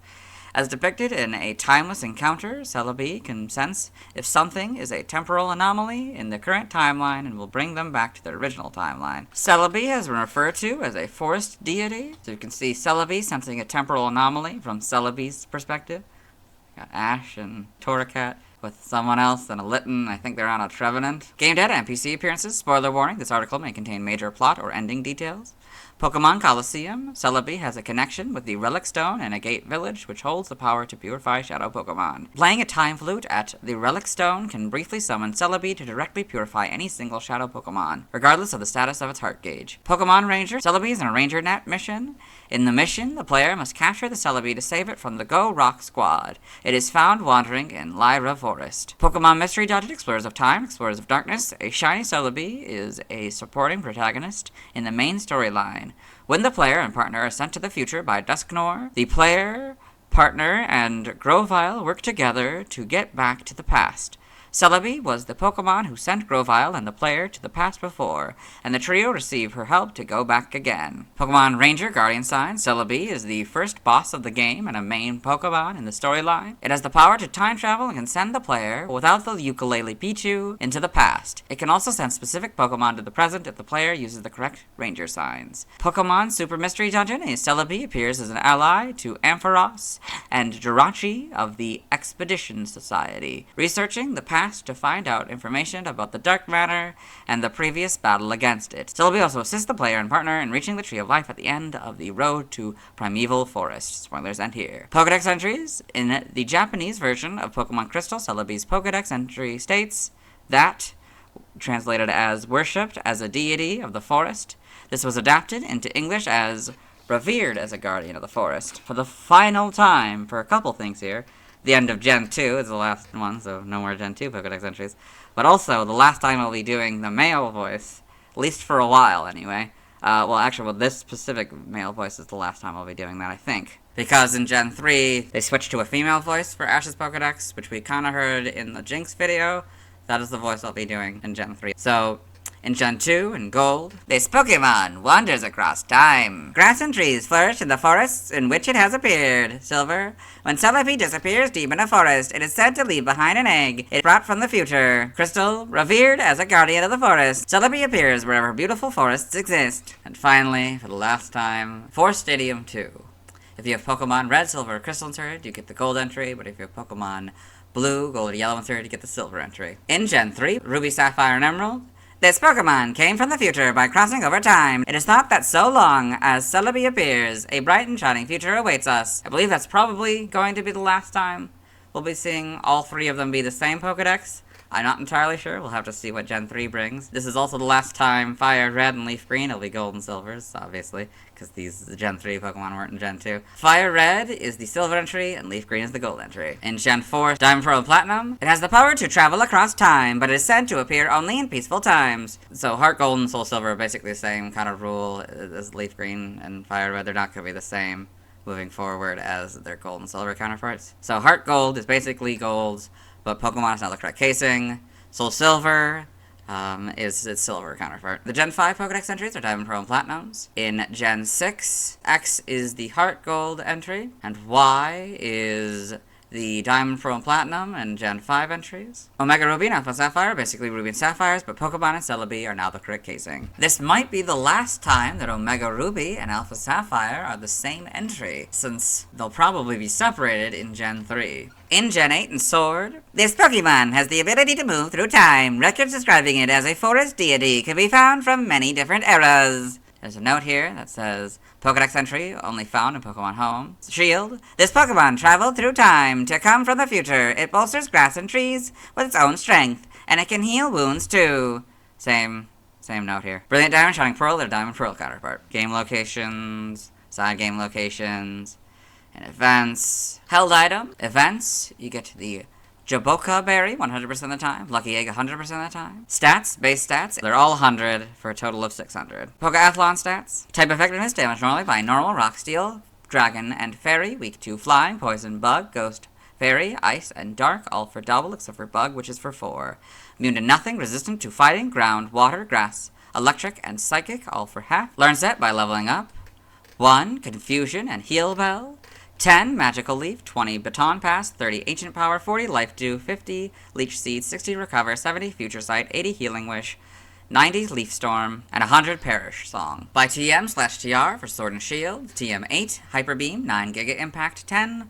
Magical Leaf. 11. Solar Beam. 12. Solar Blade. 14. Thunder Wave. 17. Light Screen. 18. Reflect. 19 Safeguard, 21 Rest, 24 Snore, 25 Protect, 28 Giga Drain, 32 Sandstorm, 33 Rain Dance, 34 Sunny Day, 39 Facade, 40 Swift, 41 Helping Hand, 44 Imprison, 46 Weather Ball, 56 U-Turn, 59 Fling, 69 Psycho Cut, 70 Trick Room, 71 Wonder Room, 72 Magic Room, 76 Round, 88 Grassy Terrain, and 91 Psychic Terrain. For the TRs, 00 Swords Dance, 11 Psychic, 14 Metronome, 20 Substitute, 26 Endure, 27 Sleep Talk, 29 Baton Pass, 33 Shadow Ball, 34 Future Sight, 35 Uproar, 38 Trick, 40 Skill Swap, 49 Calm Mind, 50 Leaf Blade, 56 Aura Sphere, 59 Seed Bomb, 65 Energy Ball, 67 Earth Power, 68 Nasty Plot, 69 Zen Headbutt, 71 Leaf Storm, 76 Stealth Rock, 77 Grass Knot, 83 Ally Switch, 92 Dazzling Gleam, and 96 Pollen Puff. In Brilliant Diamond, Shining Pearl, TM3 Water Pulse, 4 Calm Mind, 11 Sunny Day, 15 Hyper Beam, 16 Light Screen,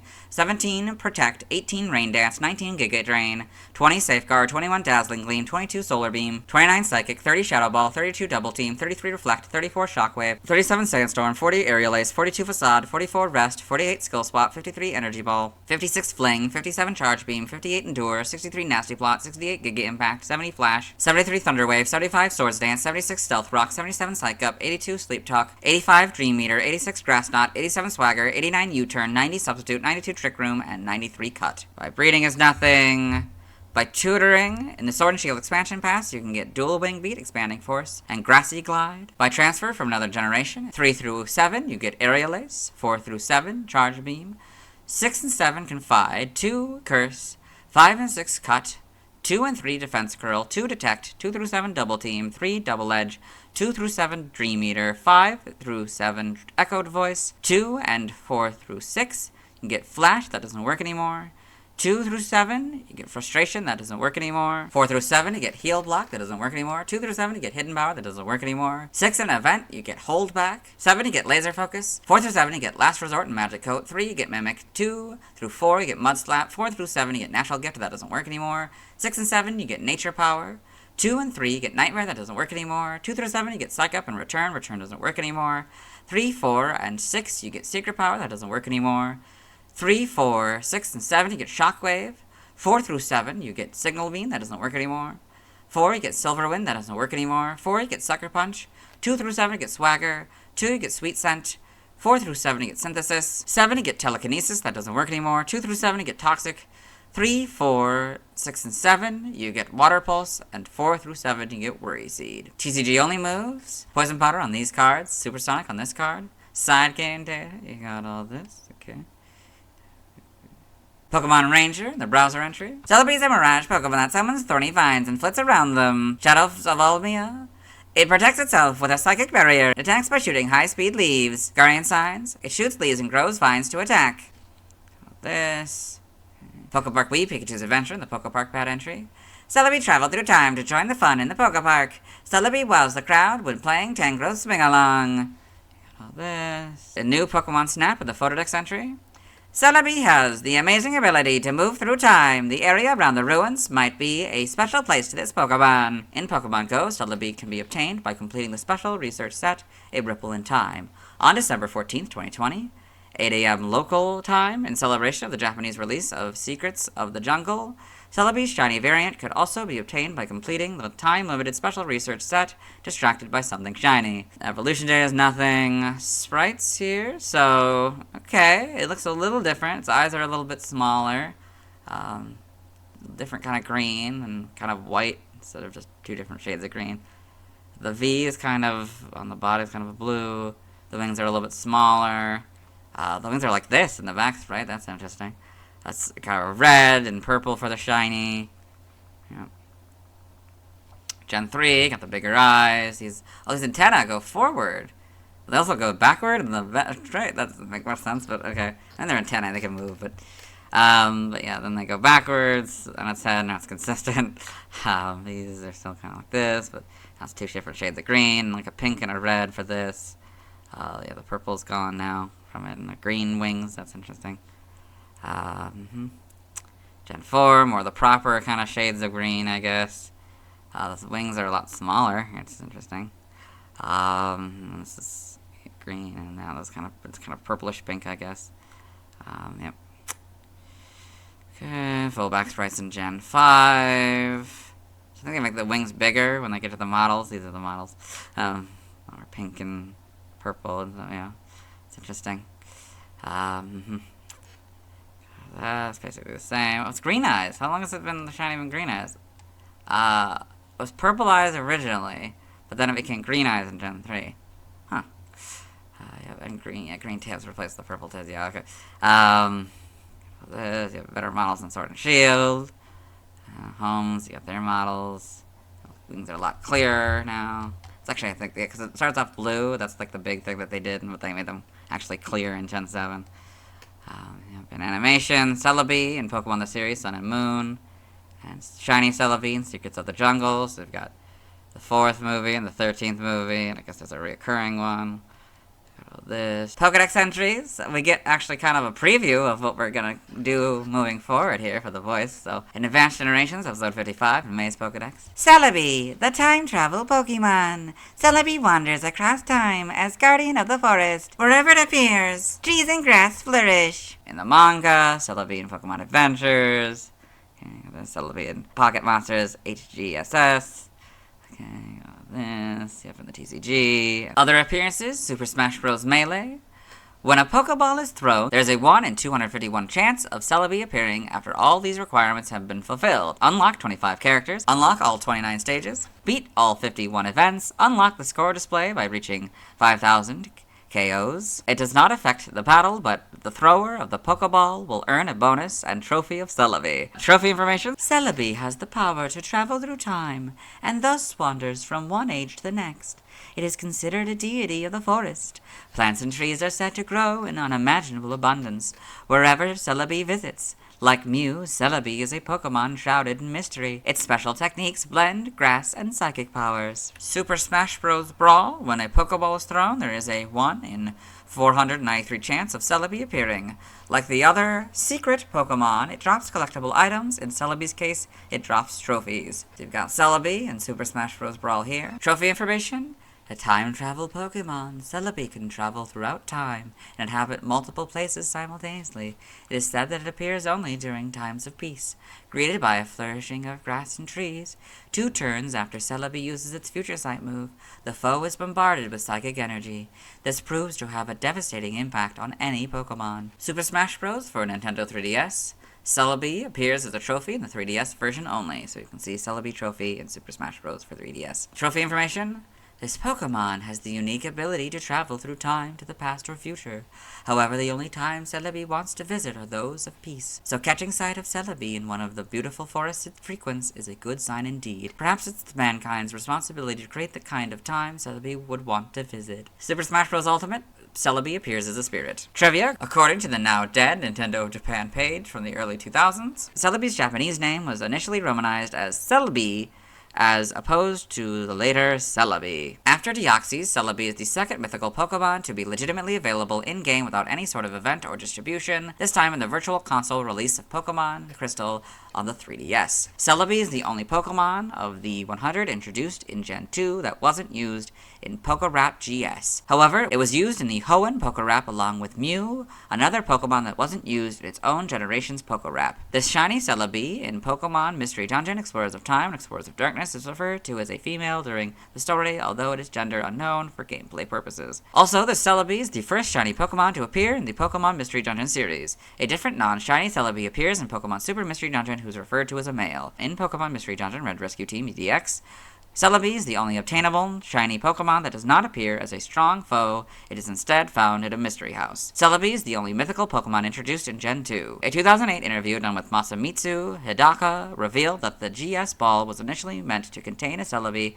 that would be used in a story arc throughout the Johto series. This idea was shelved, however, when Celebi was decided to be the star of Celebi, the Voice of the Forest. Celebi is the only Pokemon whose number in the National Pokédex and the new Pokédex are the same, 251. Celebi was the first event-exclusive Pokemon to appear in the animated series outside of a movie. Celebi is the first mythical Pokemon to have been caught in the animated series. Dada Zarude wears a purple scarf with Celebi's national Pokédex number. Concept and development: Celebi was designed by Hironobu Yoshida. Origin: Celebi has a natural theme. Specifically, it might be related to the natural worship of Shintoism. It may also be based on a fairy, dryad, or Komadama mixed with a plant bulb. Celebi's beta designs, and to a lesser extent, its final design, appear to draw inspiration from Kokopelli, a god of fertility and music from the cultures of some southwestern Native American peoples. Name origin: Celebi may be a combination of Ciai, Riai, spirit,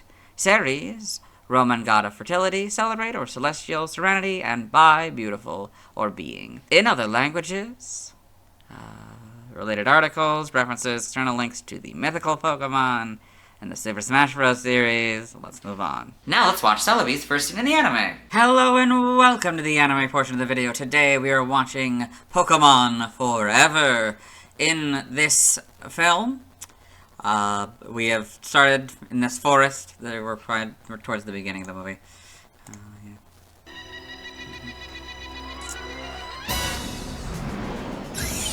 There's Celebi. I would say that's Celebi's first scene in the anime. Let's move on. Now let's see why other people love Celebi.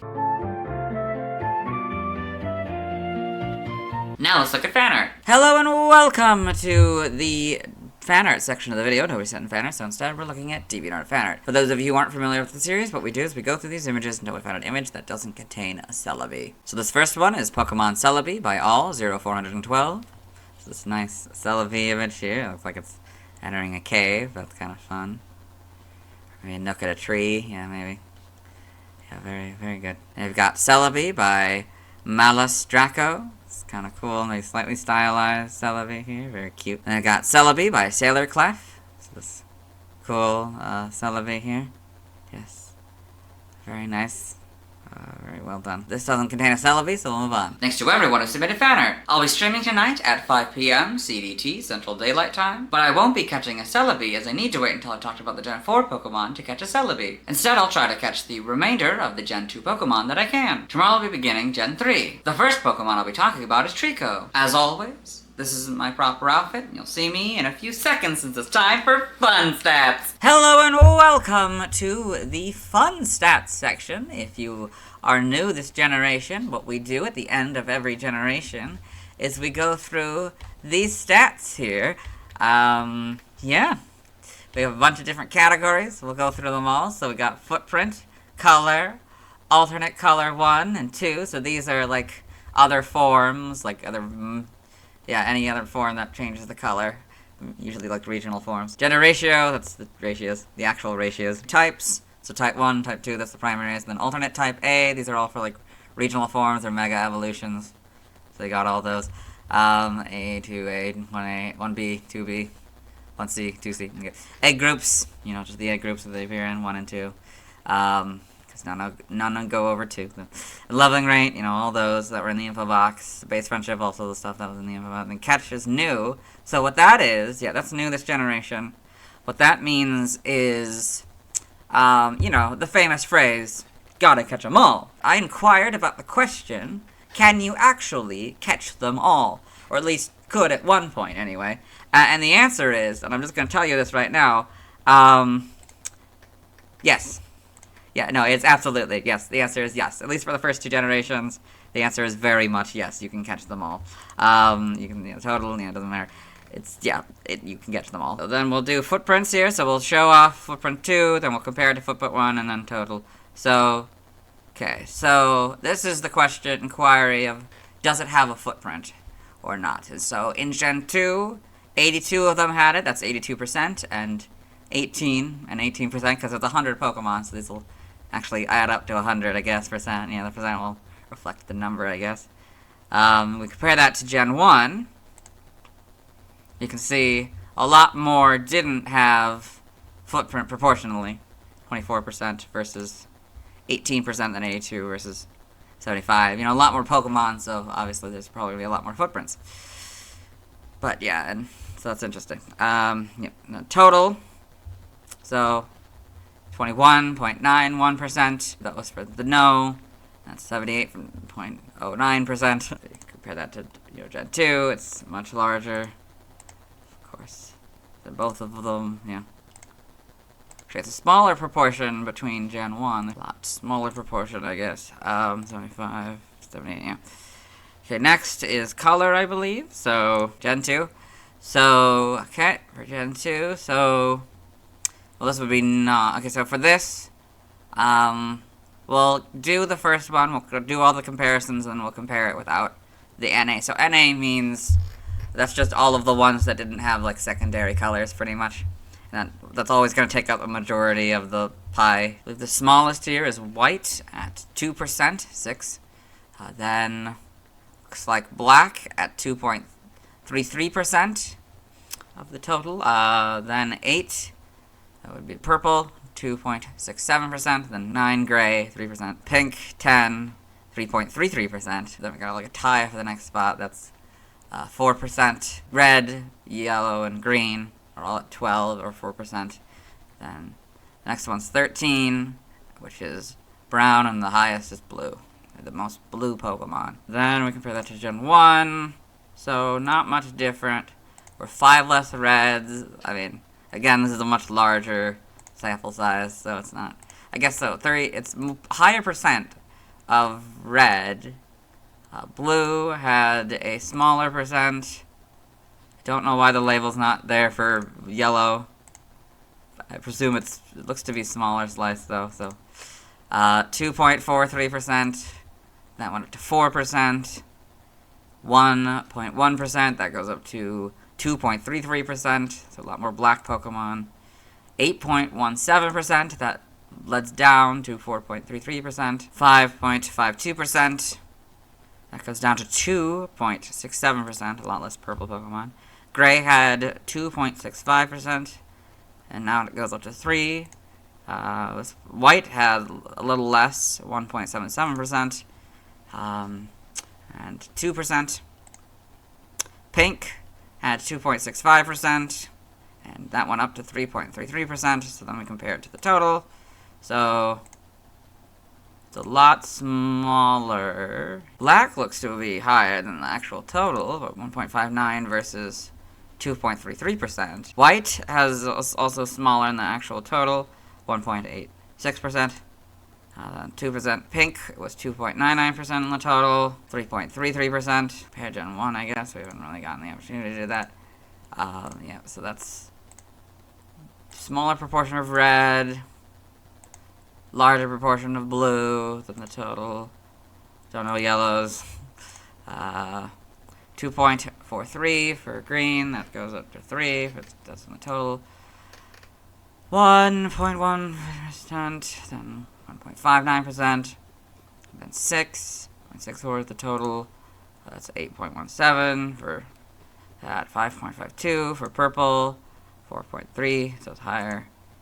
2.65 versus 2.79, the total is higher. 1.86% for the whites total, and 1.77, so it's higher again. 2.92 for pink, 2.69, so the total is higher again.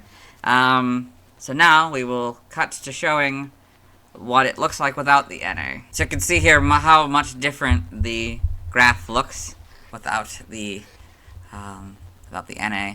So, got red now sits at 11.54%, blue at 14.42%, yellow at 11.54%, green at 11.54%, black at 6.73%, brown at 12.5%, purple at 7.69%, gray at 8.65%, white at 5.77%, and pink at 9.62%. So compare that to Gen 1 here. So again, I mean, everything should just be the same, more or less, just bigger portions. So red is higher, blue is lower, don't over yellow, 11, that's high, green is higher, black is higher, yeah, higher, brown is smaller, yeah, purple is smaller, gray is larger, yeah, slightly larger, but yes, white is larger, yes, very slightly, then 6.82 versus 9.62%. So yeah, that one's also a little bit higher. So then we can see the total here. So we got all these. I can see Gen 1. Gen 1's red is lower for the compared to the total. Its blue is higher. It's don't over yellow, 6.25. So it's lower proportion. 5. That's then 4. 37 or 21%. That goes down, so the total is smaller now. It's got more purples proportionally, less grays proportionally, slightly less whites, and slightly less pinks still compared to Gen 2. Here, so let's see. So red, higher proportion of red in Gen 1 compared to the total. Lower blue, yeah, very slightly higher yellow. Green is it was lower, or no, it's higher, much higher. Then black is higher, brown is lower, purple's lower, gray is higher, white is slightly higher, and pink is higher. Okay, cool. Then gender ratio. So then these are all of them. So in this case, NA means the gender unknown. So we're not going to be able to take this off the chart. 1 to 7. There were no 1 to 7s. That would be 1 male to 7 females in Gen 2. The next one, it's tie so 1 to 0. That's exclusively male. And then 3 to 1, that's 3 males for every 1 female. The next one's 3, that's 0, that's all female. There were 3 species, or whatever, that had all females. Then, 1 to 3, that's 1 male for every 3 females. That was 5% of it. Next is not applicable, ones that had gender unknown. There were 8 Pokemon now, this time. Then the next one is 7 to 1, so that's 7 males for every 1 female. That did 13%. Then the most, of course, is 1 to 1, as it always probably will be, at 67% of it all. So compare that to Gen 1. See, there's a lot more 1 to 1 proportionally. A lot less 3 to 1s. A lot less 7 to 1s, less 1 to 0s, less gender unknown Pokemon, less 0 to 1 Pokemon. Fortunately, there were more 1 to 3, but actually, as you can see, there's actually less. And that kind of makes sense, because they added gender in this generation, so it probably made a lot more sense to have a lot more the 1 to 1. Where the total, it's a lot more than the total even, for the 1 to 1. Total beats 3 to 1. 7 to 1, a little bit more than proportionally, but yeah. looks kind of smaller, but 2%, that's smaller than the total. 8%, smaller than the total. 3% for 1 to 3. That's, or from 0 to 1, I mean. And that's higher, slightly higher. Slightly lower, slightly higher for the 1 to 3 group, right? That's 1 to 3. Yeah, well, the 1 to 3 group. Yeah. Okay, cool. Types. So we'll move on to types. So the NA in this case is referring to just the alternate forms. There were a lot less alternate forms this time around, so there's going to be a lot more NAs. And so, the small, oh gosh, I don't even know if I can go smallest to largest because this is so pretty small. It's so much smaller. We'll do what we did for colors. We'll remove the NA one, and then we'll compare it to actuality. But start here just with, I guess, bug. So that does 1.25%, 10 Pokemon in total, including any alternate forms and stuff. So at 0.88%, we have Dark, even though it was introduced in this generation, it didn't have a huge prominence in the actual proportion. 0.25%, we have Dragon, so not a huge amount of Dragon Pokemon this generation. Then at 1.13%, we have Electric, again, not a ton. So you have Fairy, as you can imagine, only 1%. These would be ones that had to be reclassified as Fairy, or that they reclassified as Fairy, because it wasn't introduced yet as a typing. 0.5% for Fighting, not a ton of Fighting this time around. Fire gives us 1.38%. 2% goes to Flying, so there were a few more, a lot more Flying. 0.38% is Ghost, so yes. Then Grass was 1.25%, Ground 1.38%, Ice 0.63%, Normal was 1.8% of the Pokemon, Poison 1%, Psychic was 1.38%, 0.8% of the Rock. Steel only had 4 Pokemon in total, despite again being the new typing, with 0.5%, and Water at 2.25%. Compare that to Gen 1. So all the types are still represented because of reclassification. So Bug here, proportionally there's slightly more, even though it's overall less Pokemon, because there was less Pokemon. For Dark, because those would have been reclassifications, there's, a smaller percent, I guess, very slightly, Poison, 0.33%, so that goes down, less poisons this generation. Electric, 0.24, there are less electric proportionally. Just in general, there looks like it was less. Fairy has 6. Well, this one has 8, so it's a lot higher. A little bit higher. 1% versus 0.5%. 14, 1.16%. That went down to 4, so that's not yet, it's half of a percent. 1.38. Fighting is less. So then Flying had 19 and 2.38. Gen 1 had a lot more flying Pokemon, 24. It's actually a smaller percentage, though, of the total. As for Ghost, there were 4, only 3 this time. But it does make up more because of just proportions, less Pokemon.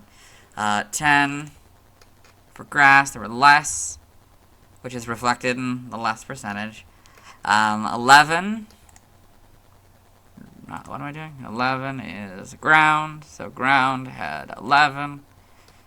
This one has 16. Gen 1 had more ground-type Pokemon. 10 for Ice. It's 5 for Ice. 25 and 15, so less ground or less normal Pokemon. Poison had 8 this generation. They had 36 in Gen 1. So that's a lot smaller. 23 and 1.9 for Psychic. Only 11 Psychic type Pokemon, but nope, and so therefore it's smaller. Rock at 7 and 0.88%. 16 and 1.32%. Okay, less. 4 at 0.5%. 7 at 0.58%. And water 34 2.81%. And 18 at 2.25%. So yeah, much smaller. Types total here, so you know, gonna be a lot less than the total overall, right? See that differs 2.58 times that 2.59% for water. That's 2.25%, so less than the total. Yeah, less for steel. 0.88 less. Are these numbers gonna be higher? I don't think so. 0.38%, 1.69%, 2.19%, 1% for poison. Normal had 1.88%. Says 1.99%. Ice is 0.63%. Says it at 0.75%. 1.38%. 1.34%. There's actually proportionally more ground type Pokemon in Gen 2 than the total. 10 or 1.25%. 0.29%. For Ghost, that's 0.35% versus 0.38%, so more ghosts, proportional, percentage-wise anyway. Poison is 43 and 2.14%. Flying, I mean, that's 2.38%. Wait, that was higher. 2.38% versus, yes, that is higher, so it's higher proportion of flying. 1.38%. 1.39%, so close. 0.9%, 0.5%, 1% for fairy. This one has 0.7%, so it's higher proportion of fairies. Electric has 1.13%, compared to the 1.2%. Dragon had has 0.3%, 0.25%, 0.75% versus 0.88%. That was higher dark type proportion in the total, and 1.25% for bug. That's higher bug than the total. Interesting. And now we'll compare what it looks like without the NA. So you can see how different this looks. Now it's 6.17% of bug. Dark takes up 4.32%. 1.23% for dragon. 5.56% for electric.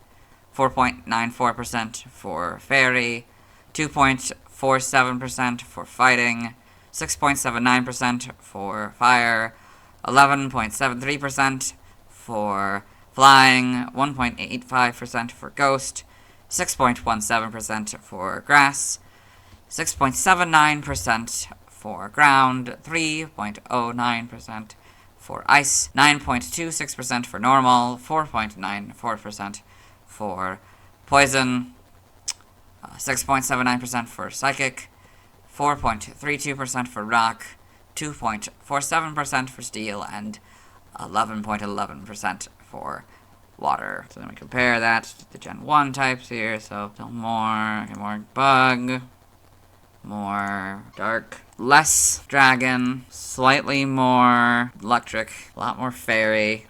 Actually, is able to be in the box. You know. Whatever. 2.47 for that, a lot less fighting, a lot more fire, more flying, takes up higher percentage, ghost, even though it's actually less ghost Pokemon.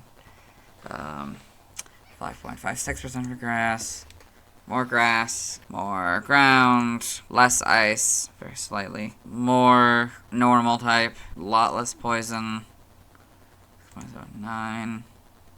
Less Psychic, less Rock. Very slightly more Steel, even though it's actually less Steel Pokemon.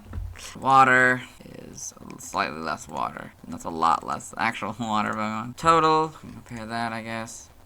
So for Gen 1, so it's a lot smaller. You can see how different it all looks. Higher proportionally, I doubt it, but it looks like Dragon is still higher proportionally, even compared to the amount in total. Looks like Psychic is also proportionally much larger. Same with Rock, compared to Gen 2. Looks like Electric type is proportionally higher. Same with Psychic, Flying, and Grass, Ground, and Normal, slightly Steel. Then we'll do Egg Group. So the Egg Groups, you know, you got Monster, Human-like, Water 1, Water 3, Bug, Mineral, Flying, Amorphous, Field, Water 2, Fairy, Ditto, Grass, Dragon, and NA. Those are the ones that don't have egg groups, you know, egg group unknown or whatever, which means there's another one where we can't just get rid of the NAs. So as expected, Ditto didn't have anything. I imagine Ditto won't have anything outside of Gen 1. And the next highest, I believe, well, it looks to be a tie, a three-way tie for the next highest, which is we can do. So that's Dragon. One Pokemon had that one. And so that makes it 0.5%. Then there's also Human-like, also just one Pokemon this time. Another single Pokemon was in Water 3. And with 3 Pokemon and 1.5%. We have Mineral. Then 4. At 2%, we have Amorphous. 5 at 2.5%. We have Water 2, and 8 at 4%. We have Flying, 9, another tie between Grass and Fairy here at 4.5%. Then we have 0.55%. Oh, I guess NA also represents, it's also ones that only have one group. Like that's the NA for the secondary type, or secondary group, I guess, if they don't have one. 11. Pokemon had, it was a Bug at 5.5%, then 6.5% for Monster at 13, and then 15 had Water 1 at 7.5%. Compare that to Gen 1, so, well, obviously we have Ditto, but other than that, let's see, a lot higher NA, so a lot more either single group or no egg group Pokemon. Less Monster, a lot less Human-like. 7.5, so a little bit more Water 1 Pokemon this time, although less actual Pokemon, proportionally anyway. 0.5%, a lot less for that one. Bug was more higher percent, but less Pokemon. Mineral, yeah, less for Flying. Less for Amorphous. Higher percentage of Field Pokemon, although lower amount. Higher percent for Water 2. Fairy is 4, that's higher for proportion of Fairy. Higher proportion for Grass, slightly. So that's all of that. Dragon is a lot less dragons. So compare the total, I guess. So for Gen 2, less for Human-like. Flying is slightly higher. At 4% versus 3.78%. Field is also higher at 15 compared to 13.15%. And Water 2 is the same situation, 2.5% versus 1.79%, so it's higher. Fairy is also higher at 4.5% versus 3.19%. Of course, no Ditto. Compared to Gen 1, though, it's more Monster in Gen 1 than the total. Same goes for Human-like and Water 3, Bug, 2.98 for Mineral, compared to 2.39. It's a higher Amorphous, slightly. Looks like Grass is also higher, slightly. So is Dragon, you know, a lot more Dragon, compared to the Gen 2, so yeah, it's gonna be much more proportionally. As for NA is, for Gen 2 it's higher, but for Gen 1, it's lower. Leveling rate. Yay, leveling rates. Okay, so leveling rate. You know, that's how fast it levels up, so. Medium fast, we have at 39%. This is another one that's just going to be 24. or this is all gonna be 100 Pokemon, so 100. It's all gonna total up to 100. Medium slow is 24%, 18% for fast, and slow at 19. Still no erratic or fluctuating. Compare that to Gen 1, a lot less, because there's a lot less Pokemon, but a lot smaller, medium fast portion. A lot less, there's also less medium slow, but a lot more fast. Leveling up. A little bit more proportionally slow as well, so they went with more of the extremes in Gen 2 rather than less of the extremes, I guess. So compared to the total, 39, so it's a lot less than that for that one. Less to that one. More fast compared to the total, more slow compared to the total. Gen 1. So more medium fast, more medium slow. I'm presuming, and then that's going to be less and less. Although very close for slow, not less than 1% difference. Then base friendship. So this is interesting. Okay, so for base friendship, Gen 2, so there were now 2 at 0, 1 for 100. Most of it again was 70 as I expected. 140 we had 2 Pokemon at 2%, and 11 Pokemon had 35% this time. So compare that to Gen 1. A lot more proportional for the for 70, because there's a lot more Pokemon. But 140, we had 3 versus 2, but it's still a smaller percentage just because of proportions. 3, so a lot more proportional, a lot more 35s this generation.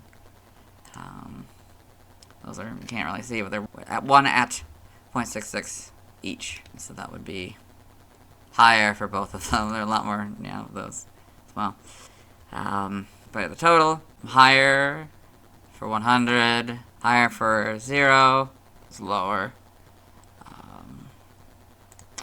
for the 70. Slightly higher percentage, like 0.01% higher for 140.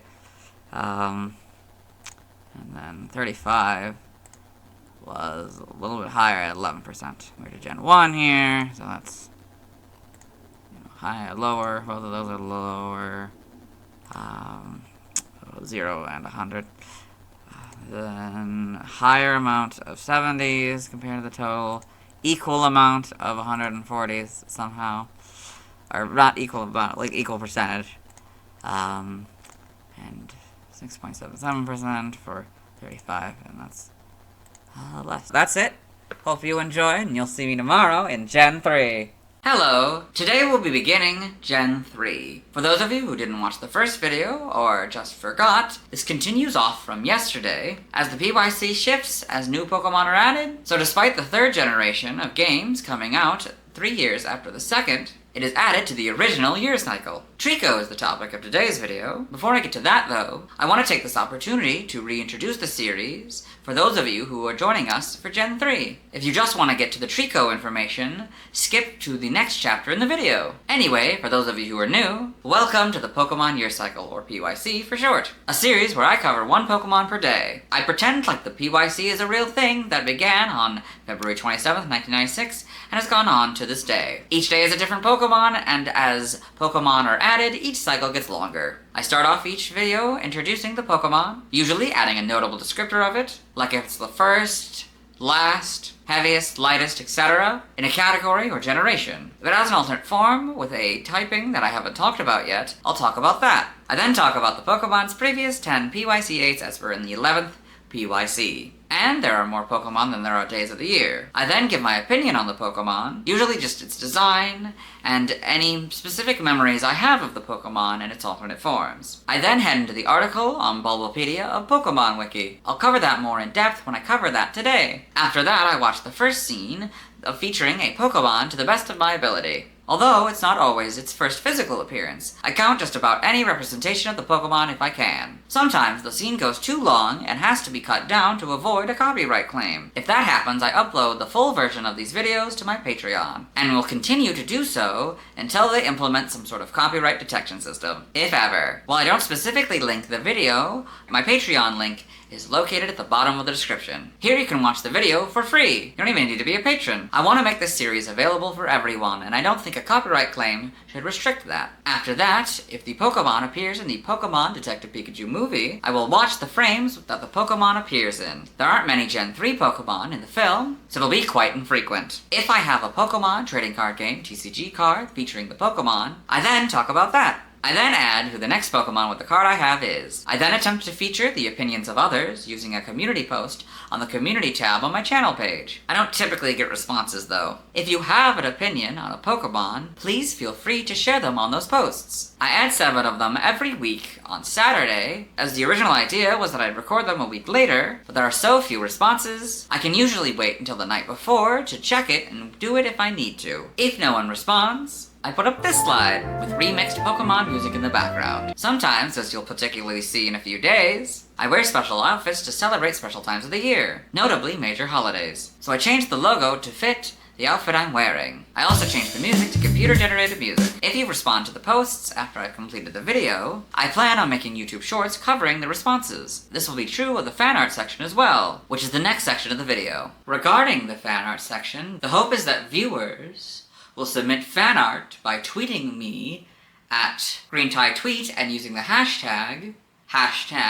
PYC, insert number it is, including a 0 if they are before Pokemon 1000. Alternately, you can do the same on my Tumblr, although you don't necessarily need to @me. I suppose that's also true for Twitter, since I already search for the hashtag every week anyway. The images don't need to relate to me. They don't even need to be by you, as long as you give credit to the original creator. If I don't get any fan art, I instead go to DeviantArt and talk about the fan art from the search results for that Pokemon. I also link that art in the description. After this, I do the outro, where I start by generally thanking people who submitted fan art. I do this even if no one submits fan art because A, I've already filmed the section assuming that someone has sent in fan art, B, I think it's funny. Then I talk about streaming, about getting each Pokemon in their original games, except for the ones that I need to wait to get in later games, particularly the alternate forms. I then talk about the next Pokemon I'll be talking about, and then I do my send-off. After the video, I try to stream that evening or late afternoon for me, where I get that Pokemon and or other Pokemon I need to get. I will sometimes find myself behind, as I also need to sometimes wait to talk about certain Pokemon before I can continue, as I would like to not encounter a Pokemon before I've talked about them in these videos. That works well for the first few generations, but I don't know if the newer games have set spawns like the older ones do, so I'll update this later as needed. I also don't always have time to stream. I'll link to the stream in the community post. Sometimes, because of time-based Pokemon spawning,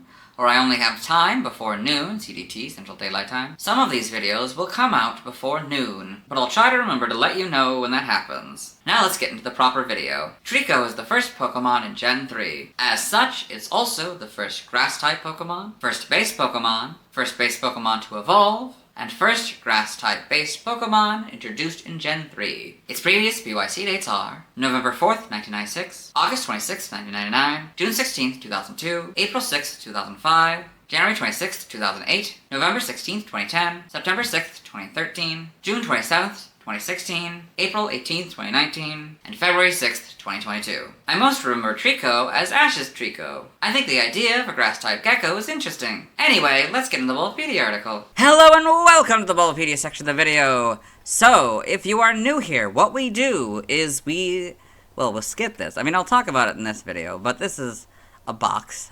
So, for Pokemon Go information on the species, see the game section, and then we got yesterday's Pokemon Celebi, tomorrow's Pokemon Grovyle, just that's the next two in the Pokedex numbers. And then this article is about the species. For specific instances of this species, see Treecko, disambiguation. So you may have noticed I highlighted the whole box. I only highlight things that I'm going to read, so you know what I'm reading. I won't read it for the rest of the generation. Instead, we just skip it, and we go on to the info box here, so I will read all of this, and then I will go back, read all the main article, all of that, and we'll get more into that as we go. Treecko is the wood gecko Pokemon. Its number is 0252. This is what it looks like. Its type is grass. I'll point out this tri-colored border here. So on this page, all three of the greens represent the grass type. But if it's a dual-type Pokemon, the outermost border here, the dark green, will be the color that corresponds to that secondary typing. I don't point this out unless it's a new typing into this generation. Abilities: Overgrow and Unburden is its hidden ability. Abilities are traits that Pokemon have that give them some sort of advantage. I'm not really sure what that means exactly, like how that affects gameplay, but it does, and this hidden ability is one that you cannot see. And this is, I guess, the unhidden ability, is the one that you can see by looking through, like, the Pokedex in the games. And this is, like, in the code, I guess. Gender ratio is 87.5% male and 12.5% female. Catch rate is 45 or 11.9%. I'll read this note here. So this is when an ordinary Pokeball is thrown at full health in Generation 7. So that's where the percentage comes from there. This is also, you may notice for the gender ratio, that it's not actually a gender ratio, it's actually percentages. This would be 7 to 1. Yeah, I don't know why they do it like that, but I don't know, it's just easier to read. Breeding, a group's monster and dragon, hatch time 20 cycles. So that's how long, I think that's probably, I don't know if that's walking, or I don't really know what a cycle is, to be honest. Height is 1'8" or 0.5 meters. Weight is 11 pounds or 5 kilograms, so I am going to read both two different units of height and weight. Base experience yield is 65 in Gen 3 through 4 and 62 in 5+. Base experience yield is the average amount of experience or EXP that your Pokemon get when they defeat a Pokemon, which helps them level up. It's usually different before Gen 5 and then Gen 5 onward, like it is here. Leveling rate is medium slow. Leveling rate is how fast it takes for your Pokemon to level up. So in this case, it doesn't take too long to level them up, but it's not terribly fast either. EV yield, which as I learned in talking about the legendary beasts of Johto, means effort value yield. I don't know what that actually means, but it's a thing, and it's 1 as the total of speed. Sometimes there's more than 1 in a category, and other times there's 1 or more in multiple categories. You may have also noticed that I highlighted the whole box instead of just EV total 1 and speed 1. That's because I've tried it before, but it looks weird, so I just highlight the whole box, even though I don't mention any of these zeros here. Shape is that, footprint is that. Sometimes the Pokemon don't have any feet, and therefore no footprint, so I usually say it has no feet, so it has no footprint. Pokedex color is green. Usually this is accurate, but sometimes it is not, because I have, like, limited colors, and I don't know. I'll point it out when I don't agree. Base friendship is 70. That's just how much you start off with. Like, friendship is like a value, and it can go up, and sometimes that's important for evolution. It's not the case for this Pokemon. So then we start with these 3 opening paragraphs here, and then I'll go on to biology. So, Treecko is a grass-type Pokemon introduced in Gen 3. You may have noticed I said Gen instead of generation. That's how it's often abbreviated. So it's kind of become second nature to just say Gen. It evolves into Grovyle starting at level 16, which evolves into Sceptile starting at level 36. You may have noticed I added an image for Sceptile, but not Grovyle. I usually add images for Pokemon I haven't talked about, but if they appear in a box or something like this, I will just use this as sort of the reference image for Grovyle. You can just kind of look up here and see, oh, that's a Grovyle. Along with Torchic and Mudkip, Treecko is one of the 3 first partner Pokemon of Hoenn available at the beginning of Pokemon Ruby, Sapphire, Emerald, Omega Ruby, and Alpha Sapphire. The biology section talks about sort of its description and general things that are known about its personality and habits and where it lives and stuff like that. Mostly from the Pokedexes, some from the anime, spin-off games like Pokemon Sleep maybe, yeah, stuff like that. Biology, Treecko is a small green bipedal reptilian Pokemon, has yellow eyes with long, narrow pupils. Treecko's hands and feet each have 3 digits covered with tiny spikes. These spikes allow it to scale vertical walls with ease. Its stomach and throat are red. It also has a line across its stomach resembling a pouch. Treecko has a large, dark green tail with 2 separate lobes that it uses to sense humidity. This ability allows it to predict the next day's weather. Before I continue, if at any point this sounds like weird and unnatural, that's because I am reading all of this for the very first time, mostly. Sometimes I do have to do redos, and if I do mess up, that's because that's why. Like, I'm not perfect, and yeah, this is very much a cold read. It doesn't always sound the way it probably should, and I don't have time usually to go back and do a second take. I usually will only do that if I mess up the words. Treecko is rarely found in the wild and is more common in captivity. However, when in the wild, Treecko lives inside overgrown forests. It makes its home in tall trees and will attack anyone that comes near its nest. Because of its territorial nature, it is known to be the protector of the forest trees. Treecko is known for its calm and collected personality. It will never panic under any circumstances, even when faced with a bigger foe.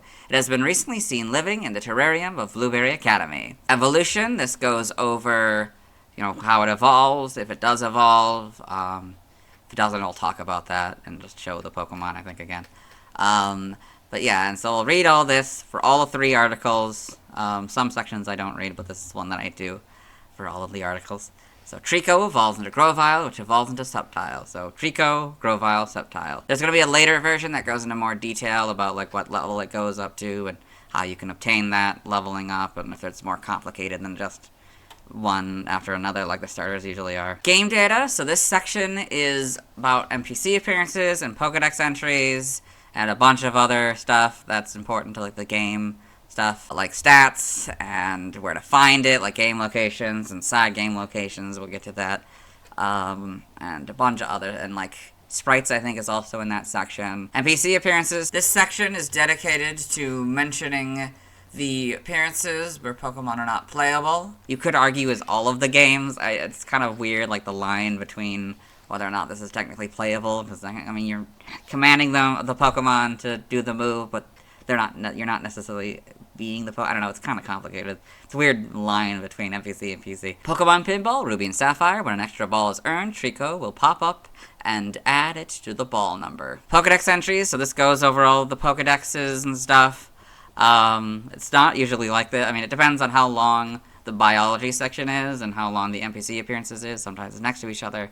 So right now it's kind of being cut off, and we'll talk about that. But yeah. So it's like I'll move down to the actual thing. But for now, I'll say Pokedex entries, and you can notice I highlighted the whole thing. And I'll read this. I'll only read this one time in Gen 3. This Pokemon was unavailable prior to Gen 3. This is going to be true for all of the Pokemon in Gen 3, so I don't have to read it again. In Gen 3, so you can see here, I don't highlight the whole thing. I just highlight Gen 3 and Ruby, because that's what I read, but I'll talk about like how it's Hoenn in 001, that's its Hoenn dex number. Kanto, I don't know why there's no number here. I'm still not entirely clear on why there is no numbers for these, but that's referring to Fire Red and Leaf Green. So you can see these are each of the games and their Pokedex entries, and I will read it like the anime. So if you are familiar with the series, in Gen 1, what I did was the original voice. Gen 2 slightly changed the voice. I think actually somewhere in Gen 1 they slightly changed the voice, so I did that. Both of those were male. I'm pretty sure the same voice actor, just doing slightly different voices. But now, in Gen 3, it's a female voice. We heard if you watched the Jinx video, it's that female voice. And I tried to do that, I think a few times throughout the series I've tried to do that female voice. That is the female voice I will use throughout, because I originally knew it as May's Pokedex, but I guess where they gave that kind of Pokedex to Ash, probably in the first episode of Gen 3's series. So I will read it in that voice, and hopefully it will not be as harsh as the male's voice, but it's also still kind of high-pitched, and I'm a man, so it's very difficult for me to do, so I will now read Ruby's. Treecko has small hooks on the bottom of its feet that enable it to scale vertical walls. This Pokemon attacks by slamming foes with its thick tail. I should also mention, if I do slip into my actual voice, again, this is a cold read, so that sometimes happens. Also, this is a very difficult voice to do, so I may it's a little bit different because it's not a male's voice, so it's a lot easier for me not to slip into my normal voice, but if it does happen, particularly maybe towards the end of each of the Pokedex entries, I apologize. Sapphire, Treecko is cool, calm, and collected. It never panics under any situation. If a bigger foe were to glare at this Pokemon, it would glare right back without conceding an inch of ground. Emerald, it makes its nest in a giant tree in the forest. It ferociously guards against anything nearing its territory. It is said to be the protector of the forest trees. It's also probably a lot slower if you've watched the other ones, because I think it's a lot easier for me to do the other voice. I have to be very methodical in how I do this voice, so it's gonna probably be a lot slower reads of these Pokedex entries. In Fire Red and Leaf Green, it quickly scales even vertical walls. It senses humidity with its tail to predict the next day's weather. In Gen 4, Diamond, Pearl, and Platinum, the soles of its feet are covered by countless tiny spikes, enabling it to walk on walls and ceilings. Heart Gold and Soul Silver, small hooks on the bottom of its feet catch on walls and ceilings. That is how it can hang from above. I usually don't go all the way down, because I don't know where I am on the screen. I have a hard time, so if I need to scroll, usually just scroll up to where Gen 4's top is. So the Gen 5 Pokedex entries are Diamond, Pearl, and Platinums, so I don't read them again if I've already read them. I'll just refer back to whichever one it was. Oh, interesting. Okay. So it seems, at least for this one, it's gonna go with Fire Red and Leaf Green and Heart Gold and Soul Silver. So okay, so in Gen 6, X is the Fire Red and Leaf Green entry, and Y is the Heart Gold and Soul Silver entry. Omega Ruby and Alpha Sapphire, these are a special thing because they're basically Ruby and Sapphires, but Treecko and Pokemon are now the correct casing, so that's what I do for that if it's basically the same. Alpha Sapphire, although has also a slight difference, the short hyphen is now the long hyphen, so it doesn't appear to be in Gen 7. If there's only one Pokedex entry in the generation, what I do is I'll say something in this case, like, the Gen 8 Pokedex entry is its Diamond and Pearl counterpart. That's if it's one entry and also the same entry as one I've done before. I don't normally read this note at the top here, but I'll read it for this video. This Pokemon has no Pokedex entries in Pokemon Sword, Shield, and Legends Arceus. A note like this will happen in any generation where there's multiple games and it doesn't appear in all of them. In Gen 9 Scarlet, the small hooks on the soles of its feet latch on to walls and ceilings, so it will never fall even while hanging upside down. Violet, Treecko can quickly scale even vertical surfaces. It senses humidity with its tail to predict the next day's weather. We now have this image. So in the newer generations, they have these images like this, kind of. This is for Gen 9, they have this kind of image, but in Gen 7, they have a, like just sort of a model, like a, you know, a different alternate model, posing or whatever from the main game. So we'll talk about that when we come across a Gen 7 Pokemon. So here, though, we'll talk about this. So this is Treecko and the Blueberry Pokedex. The Blueberry Pokedex refers to the Blueberry Academy, the location in the second expansion of the Gen 9 games, the Indigo Disc. This is under the dome. That's the Blueberry Terrarium they talked about earlier. You can see there's 3 of them. One's climbing. That's kind of fun. And you can see how, like, I like the high-quality model here. It looks pretty cool. I like the textures. Yeah, I usually point out that kind of stuff. Sometimes, I mean, not always, but it's kind of just interesting posing all around, like this one's just sitting, and it's very life, you know, like, I'm surprised they didn't do some sort of reference to Ash's Treecko. I mean, maybe this one's supposed to be or something, like, that would, like, put like a stick in its mouth or something. That would have been fun. Game locations, you got all this, so that's something I do, is I don't actually read all the game locations, I just kind of scroll through them. Same with side game locations here. This is what this is, you know, because it's a lot, and I don't have all day to read all this. So in events, so this talks about, like, event areas and what events they were and all that. Stats, base stats, so what this is that it is a list of the stats, and then, like, their ranges, or, like, level, it's like, this is what it could be, these are the ranges at level 50, level 100, and this is just, you know, just the bases of base. I don't know if those are averages, or what, like, or maybe that's just what you get when you start, I don't really know. To be honest with you. I mean, it can't be, because you can capture them at any variety. Maybe it's just an average overall. So what I do is I just read this segment. I don't read any of these notes or anything, or other Pokemon with this total. I still, however, highlight the whole box, for the same reason why I highlight the whole EV yield section of the info box. It's because if I don't, it looks really weird. I also do this for pretty much any other box that I'm reading. Unless I've had to redo something, then I'll just highlight the section that I've redone. Because oftentimes, redoing means that I have to move this up, as I'm sure you've seen throughout this section of the video. HP 40, Attack 45, Defense 35, Special Attack 65, Special Defense 55, Speed 70 for a total of 310. Pokeathlon stats, I'm not entirely sure what this is. It's something in the DS era of games, that's Gen 4 or 5. I don't know if it's a mini game in either of those games. I don't know what any of these mean. I don't read them, I just say Pokeathlon stats. and then I move on. Type effectiveness, so I will read all this except for this note, but I mean I'll read it in this one, but then I won't read it after this. So, under normal battle conditions in Gen 9, this Pokemon is, and so then I say damage normally by, weak to, immune to, resistant to, and then I'll go through all that. Sometimes there are notes, I'll read those and I'll get back to that when we find when we find an article that has notes. Damage normally by normal, fighting rock, ghost, steel, psychic dragon, dark and fairy. Weak to flying, poison, bug, fire, and ice, all for double. Immune to nothing, resistant to ground, water, grass, and electric, all for half. So that's not always going to be double. Sometimes it's going to be 4, sometimes it's going to be 3. 4th as well here I've seen. An 8th maybe I think I've even seen. But usually it's just going to be half and double. So sometimes there is actually immunity, there just didn't happen to be one. Because it's a grass type, I guess. Learn set by leveling up. So what I do here is I will read all of these. Just the move names. I don't go into any of these unless there's just one move. I will then read all of that information. But we will get to that when I find one that's just one move. Before we get into that, I'll read this sentence here, but I won't read it for the rest of the Gen 3 videos. Treecko is available in Scarlet and Violet version 3.0.0+. 1 Pound and Leer, 3 Leafage, 6 Quick Attack, 9 Mega Drain, 12 Detect, 15 Quick Guard, 18 Assurance, 21 Giga Drain, 24 Slam, 27 Double Team. I forgot to mention, this is in Gen 9, so there are other generations that it appears in earlier than this.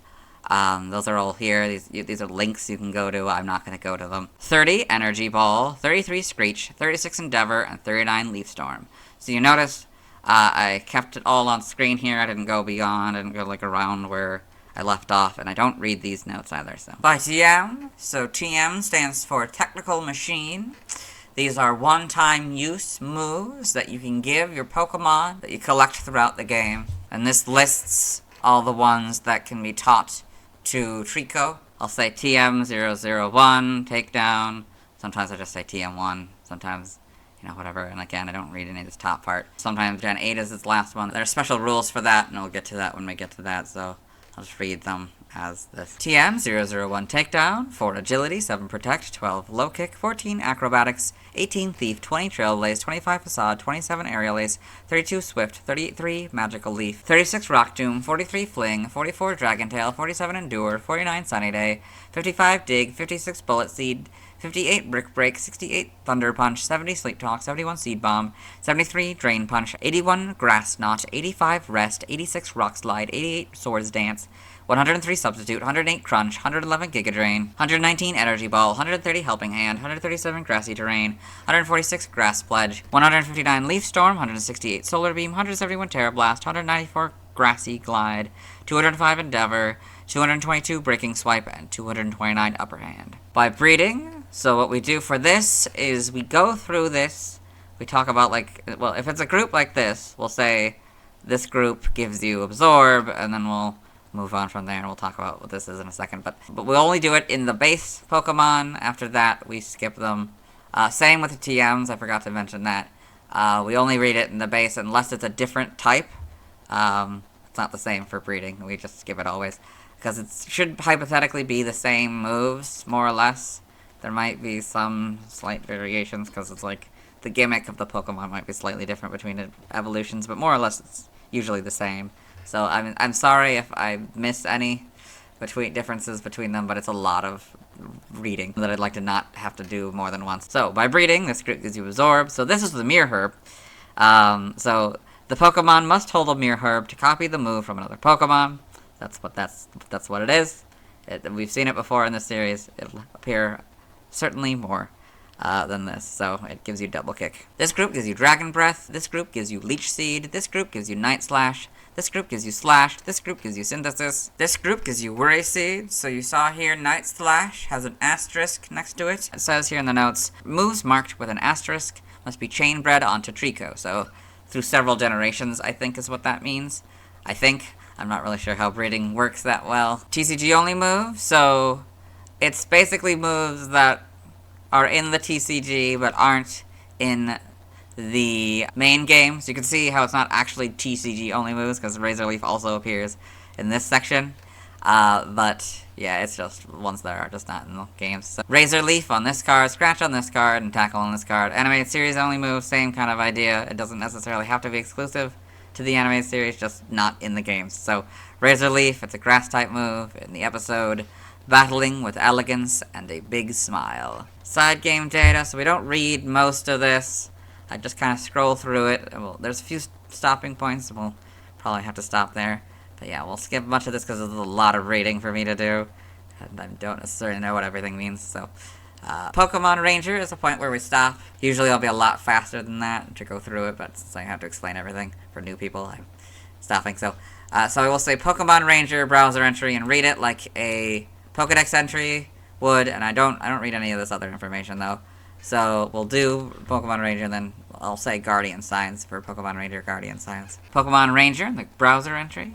Treecko can cut down grass and wooden fences with chops from its thin arms. Guardian Signs. It launches leaf blades around itself. You probably noticed that I didn't highlight the titles of each section or the browser entry under Guardian Signs here. For the former, the reason I don't do that is because I don't read any of this information, and I can't highlight two things without changing brightness of both highlights. So I just ignore highlighting that and just highlight this part. For the latter, because I don't actually read browser entry, and I'm just reading this sentence, you know, it's like I mentioned before, I only highlight what I read. Although sometimes I will accidentally do the browser entry as well. Got all this. Yep. Okay. Pokepark Wii. Pikachu's Adventure is another one we stop at, so I'll say Pokepark Wii, Pikachu's Adventure, Pokepark Pad entry. He works for Venusaur in the Meadow Zone. He blocked the bridge to stop anyone playing, but he really loves the attractions to be found there. So you'll notice I didn't highlight the image here. I don't do that for some reason. I guess because it's not really something I'm talking about. It's just there. We skip all this. Yeah, skip all that, okay. Evolution data, as I mentioned earlier, this is the one that goes in much more detail about how it evolves and stuff. So, Treecko, level 16. So this is the rare candy. It helps you level up Pokemon. It just gains a level, so then, yeah. Grovyle, level 36, Sceptile. So sprites here, it shows off all the sprites and models from the games. Really probably shouldn't be just called sprites, but it is. Once again, I'll read this top note here, but I won't for the rest of the Gen 3 Pokemon, so this Pokemon was unavailable prior to Gen 3. You'll also notice that I don't highlight any of the sprites, as it's just a long list of images and labels. So we got these here, so these original ones, a lot more detailed than what I'm used to. From the last two generations both being on the Game Boy era game consoles. You know, it's kind of weird because, you know, I'm so used, I mean, it's not really, I don't really know what to comment on because it's basically the same. I mean, there might be slight differences. I don't mean the tail, I think, might change a little bit. Colors might be a little bit different. I don't know. It's like, now that it's in like full color and actually they can do shading and stuff now, it's weird. This is the shiny, it's blue and red and tan, I guess. Well, this is just the regular, yeah. Diamond and Gen 4, not really much changes. The size and the style might change a little bit. Seems to be a closer back sprite, which is interesting. Yeah, I don't know why. Yeah, that's interesting. Size might also change, like a little bit flatter in the eyelid. Yeah, Gen 4 or Gen 5 gives the full back sprites, and then this becomes darker, the tail. This maybe a slightly different shade of just about everything, but not really much changes. Still not really any changes between these two. Gen 6, we get the models and the modern colors. It's sort of lighter, dark green, and it's got a pinkish color instead of that sort of dark pink, I guess. This is a darker kind of green and more clearly tan. And that's definitely more red. Right? 'Cause, I mean, it's always been red. This doesn't change much. There might be slight differences in the eyes and maybe the nose a little bit. So you'll notice here, it's missing the Gen 8 and 9 models. This is pretty normal. Sometimes it'll have the Gen 8 models. But, yeah. Then we got cross-generation homes here. So these are the best models we'll get. Yes, not really much changes. It's just, you know, higher quality. Normally I don't say cross-generation, I'll just say home. Other sprites, so these are ones that are from either special instances, or in this case it's Diamond and Pearl unused back sprites. Check it, yeah, that's interesting. They're maybe from the beta versions or otherwise. Speaking of which, we might see some of those coming through here, so I do have to talk about that now, whether that's in the trivia origin or here. So all the way back up here, if you've been familiar with the series, you might have seen this box. I don't acknowledge this box ever, but it does say, unreleased materials policy and all that. It's talking about how there's a policy about things that have been unreleased, and there's a reason why this is here. It's because, if you're not familiar, a few weeks ago now, probably even a month ago now, a lot of stuff was leaked online, particularly of stuff for Gen 10 and Legends of the Alpha game. So a lot of that stuff was leaked online. I have not read any of that, and I have no intent to. I will, a lot of it might still be in beta. I don't want to get my hopes up that maybe some Pokemon's gonna be in there, but it's actually they drop it. So I don't like any of that. But what this is relevant for is that there was a bunch of Gen 3 beta sprites that were released, and that might actually be in this generation, so that, I'll talk about that if it's in these articles. It'll be interesting how they update it. It might not even be, now, it might be in the next few months here, they might update that stuff. In animation, so what this is talking about the anime.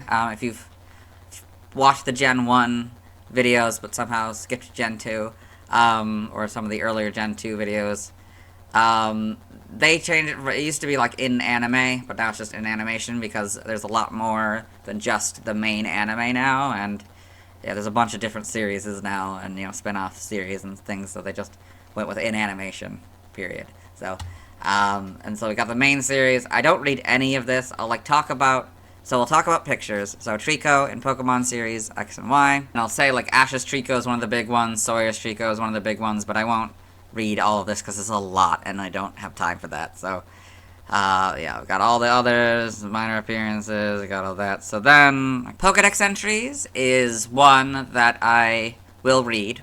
I will read all of this information, and I'll read it in the Pokedex voice of the time. Well, in this case, probably from now on, I just need to tell you that it's gonna be in probably the female voice for both of these. I don't know what X and Y's was. If in some future instance in which I have to go to X and Y in this generation, and I find out what that voice is, I will, if that's a first appearance, somehow a Pokemon did not get featured until then, I will know what the voice is, and I will try to emulate that voice, but for now, it will just be that female voice. So in Advanced Generation, Episode 7, Pokemon Treecko. Don't normally read that unless there is a different subject in Ash's Pokedex. Treecko, the woodgecko Pokemon. Treecko are able to climb smooth vertical walls and use their thick tail to attack opponents. Since Treecko build their nests in large trees, it is said that those trees will live a very long life. In X and Y, episode 73, in Ash's Pokedex. Normally, when the source is the same Pokedex, I will just say in the same Pokedex rather than Ash's Pokedex. It's a new generation, so I decided to read it again. Treecko, the woodgecko Pokemon. Numerous tiny spikes cover the bottoms of Treecko's feet, allowing it to walk on ceilings and walls. Omega Ruby and Alpha Sapphire animated trailer. So Treecko and Pokemon Omega Ruby and Alpha Sapphire animated trailer. For the trainer, I guess. Pokemon Masters animated trailer. So Treecko, right, in the Pokemon Masters animated trailer. Seemingly with the same trainer, or a very similar trainer, I guess. Yeah, it's just slightly different. And then that's a slacking. Okay, got this. And then Treecko and Pokemon Evolutions with the other two starters. That's interesting. Mudkip and Torchic. In the manga, we got Treecko and Pokemon Adventures. So, again, I won't read all of this information. That's a lot. But I will read any Pokedex entries that come up here. Yes, I got all this. And the TCG. Main article, Treecko, TCG. So, that's what I read usually. It's just that. I mean, that's usually what just appears, is just that, and then the link to this, which I don't read. But if there is information about it, if there's more information in this section, I typically read it. In the TFG, though, I don't read any of this. I just say in the TFG and move on. Other appearances. So this section covers all the other appearances throughout the franchise. Whether it's spin-off games, movies, whatever. So Super Smash Bros. Brawl. Treecko appears as a trophy. You'll see I added the trophy image here. Sometimes the article will have the image, but if not, I will add it. For those of you who are familiar with the series, what I do, or have done in the past, is I've done sort of a more feminine voice, not like the Pokedex, but like a wood gecko Pokemon. That voice. Because I'm doing a female voice for the Pokedex entry, I thought I'd decide to swip it and do sort of a calming male voice if I can. I know, quite difficult, but I'll try my best. Sort of maybe a more British, perhaps. A wood gecko Pokemon. It's a calm and cool creature that is not easily upset. It's also bold enough to stare down Pokemon larger than itself. It makes its home in large trees and forests, and its habit of fiercely defending its territory has some people calling it the protector of the forest. It uses its thick tail to attack. When it levels up, it evolves into Grovyle. Pokemon Detective Pikachu and Treecko appeared in Pokemon Detective Pikachu. That's the movie, not the game. I don't know. Usually there's the pictures for these, or at least for this one. I don't know why it's not in that one, but oh well. Trivia. This section is about just miscellaneous facts and the origin and the name origin of this character, you know, of Treecko. So, first point is concept art showed numerous designs of Treecko resembling real-world geckos. So you can see the concept art here. You can see all the different versions they could have gone with. Treecko was the inspiration for the naming of Rathalos Treecko, a species of spider. The species name was chosen in reference to both Treecko and the discovered spider being found in the forest. Origin, so this talks about like where it came from, what's known or speculated to be known about its origin, I guess. This is Bulba News. It says Bulba News has an article related to this subject on the origin of species, Treecko, Grovyle, and Sceptile. I don't normally read that. It's also usually here, like in the actual origin section, but I think the images pushed it down, so it has to be more in the name origin. But yeah, I don't acknowledge this at all. I'm not going to read this article, so if you want to read that article, you can go to Bulbapedia and read it yourself. Origin, Treecko resembles a gecko. Its design specifically shares some similarities with the leaf-tailed gecko, a species of lizard that blends in with plant-like appendages and can also climb up flat surfaces. Its green skin and red underside seem to take inspiration from male green anoles, whose dewlaps inflate and turn red to show dominance. Name origin, this is known or speculated name origins, so Treecko may be a combination of tree and gecko. Kimori may be a combination of ki, tree, and Mori, forest, and Yamori, gecko, or Mori, keeper. So I will acknowledge this. So I forgot to mention, all the way back up here, I don't acknowledge that this is the Japanese name. I don't talk about it. I've skipped it twice, because it's just so second nature to skip it.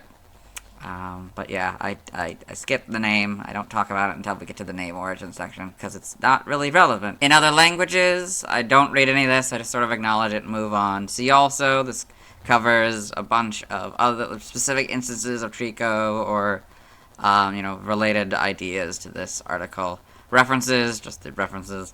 External links, so this has a box here. It's usually boxes. This is the first partner trios.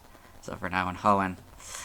These are all the ones we'll cover eventually. And this box is like that top box. Again, I don't acknowledge it. And then I also don't acknowledge this Project Pokedex box. But yeah, and then I just say, let's move on. Now let's watch Treecko's first scene in the anime. Hello and welcome to the anime portion of the video. Today we are watching episode 275, Get the Show on the Road.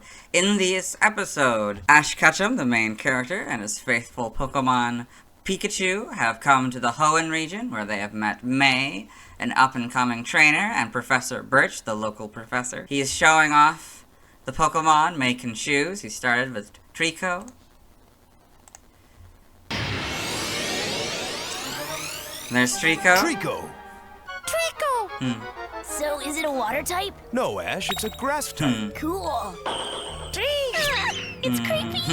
No, it's not, May. I think it's a really cool Pokemon. Yep. I would say that is Treecko's first scene in the anime. That's Mudkip, by the way. And yeah, let's move on. Now let's watch Treecko's scenes in Detective Pikachu. Hello and welcome to the Detective Pikachu portion of the video, as I like to call it. Detective Treecko is only the frames of Treecko to the best of my ability. So you can see the Treecko down here. We are in Rhyme City, a city where humans and Pokemon coexist. We're showing off an establishing shot of humans and Pokemon coexisting. In this film, Tim Goodman has come to Rhyme City because he has just found out that his father, a police detective, has died, and so he's going to his work and then his apartment to sort of clean things up. Yeah. We got Treecko there. That person. Okay. That was. Oh wait. Okay. Let me go back a little bit. Okay, couldn't really see the Treecko. I'll point it out. Nope. It's such a fast shot.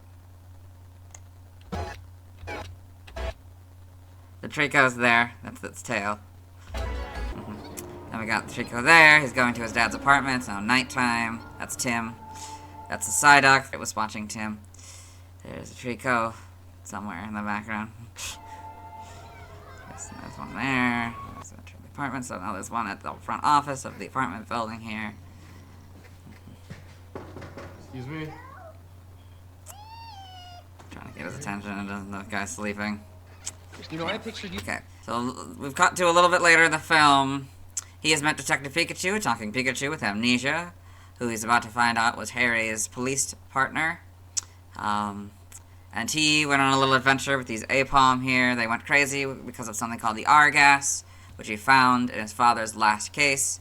He released it a little bit, and he consumed a little of it, but it doesn't affect humans. But he thinks that might be why he can understand Pikachu, so he'll ask a bunch of people, and a Treecko will walk by here. Everyone else can hear him. Yeah, this is the first for me too, kid. Treecko's there. He's not Destiny. You want him? Okay, so now they have decided to come to this news station to ask Lucy Stevens, a reporter, about the R-gas. So there's the Treecko here helping this out. You can't really see them. I'll give it a couple seconds. Okay, so that's Lucy. That is Howard Clifford, the founder of Rhyme City, and his son, Roger Clifford, who owns the news, and is Lucy's boss.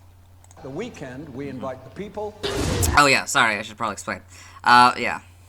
What they're doing is doing a commercial for the 10th anniversary Rhyme City Pokemon Parade. We'll see that later in the film and this video. We like the people. So now, what we've done is we've cut to a little later. They've managed to track down the R-gas to this underground Pokemon fight club, since Pokemon fighting is illegal in Rhyme City. And so you can see there's a Treecko here. There's going to be a few of them throughout this arena. Right now, a Gengar is fighting a Blastoise. Yeah.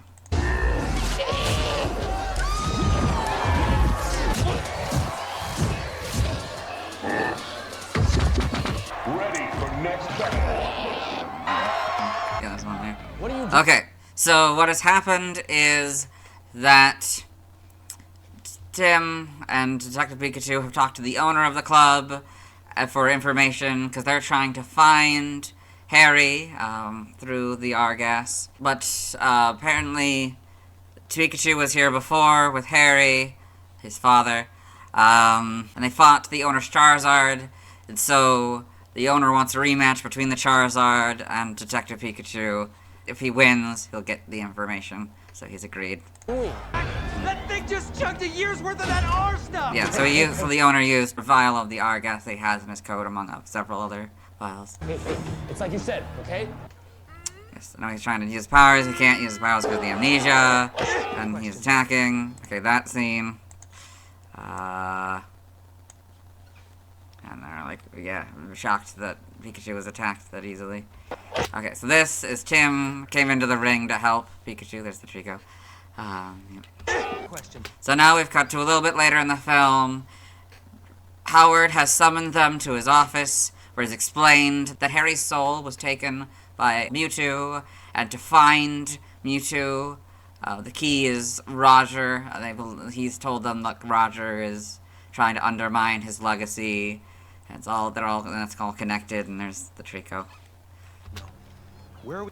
If Roger Clifford is the key to all of this, then we need someone who... So, yeah.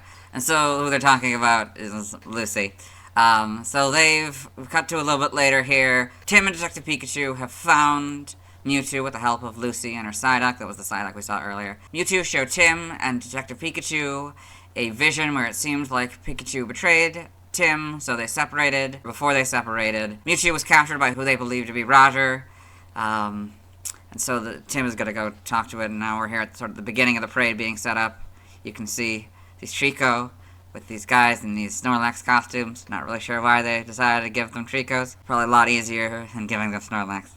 Anyway, yes.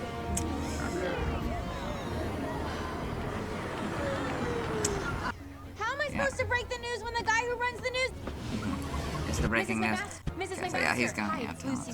she's trying to get help from another reporter. This is in the stands. This is Yoshida, Harry's boss, old boss. There's the Treecko here. Yeah. Hello. So she's trying to talk to the mayor to get help, but he's gonna blow her off. I have an interview.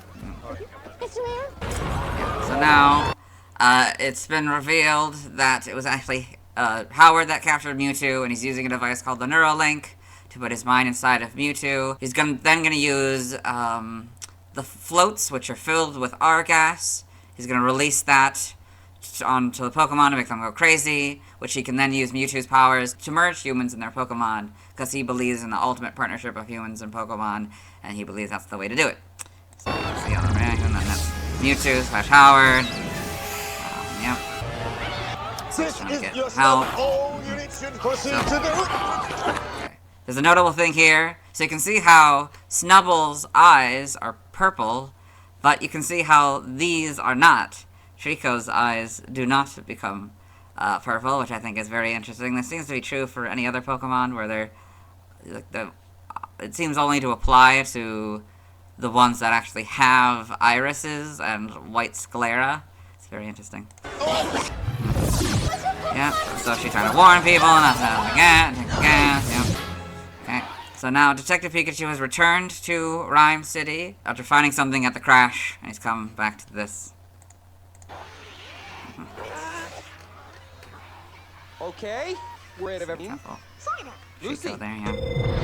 Okay, so we've cut to later, after Howard has been disconnected from Mewtwo, but at the time, Mewtwo / Howard was holding Pikachu, so he fell, but now Mewtwo proper is using his psychic powers to save him. There's a Treecko right there. Yes, and there's another one right there.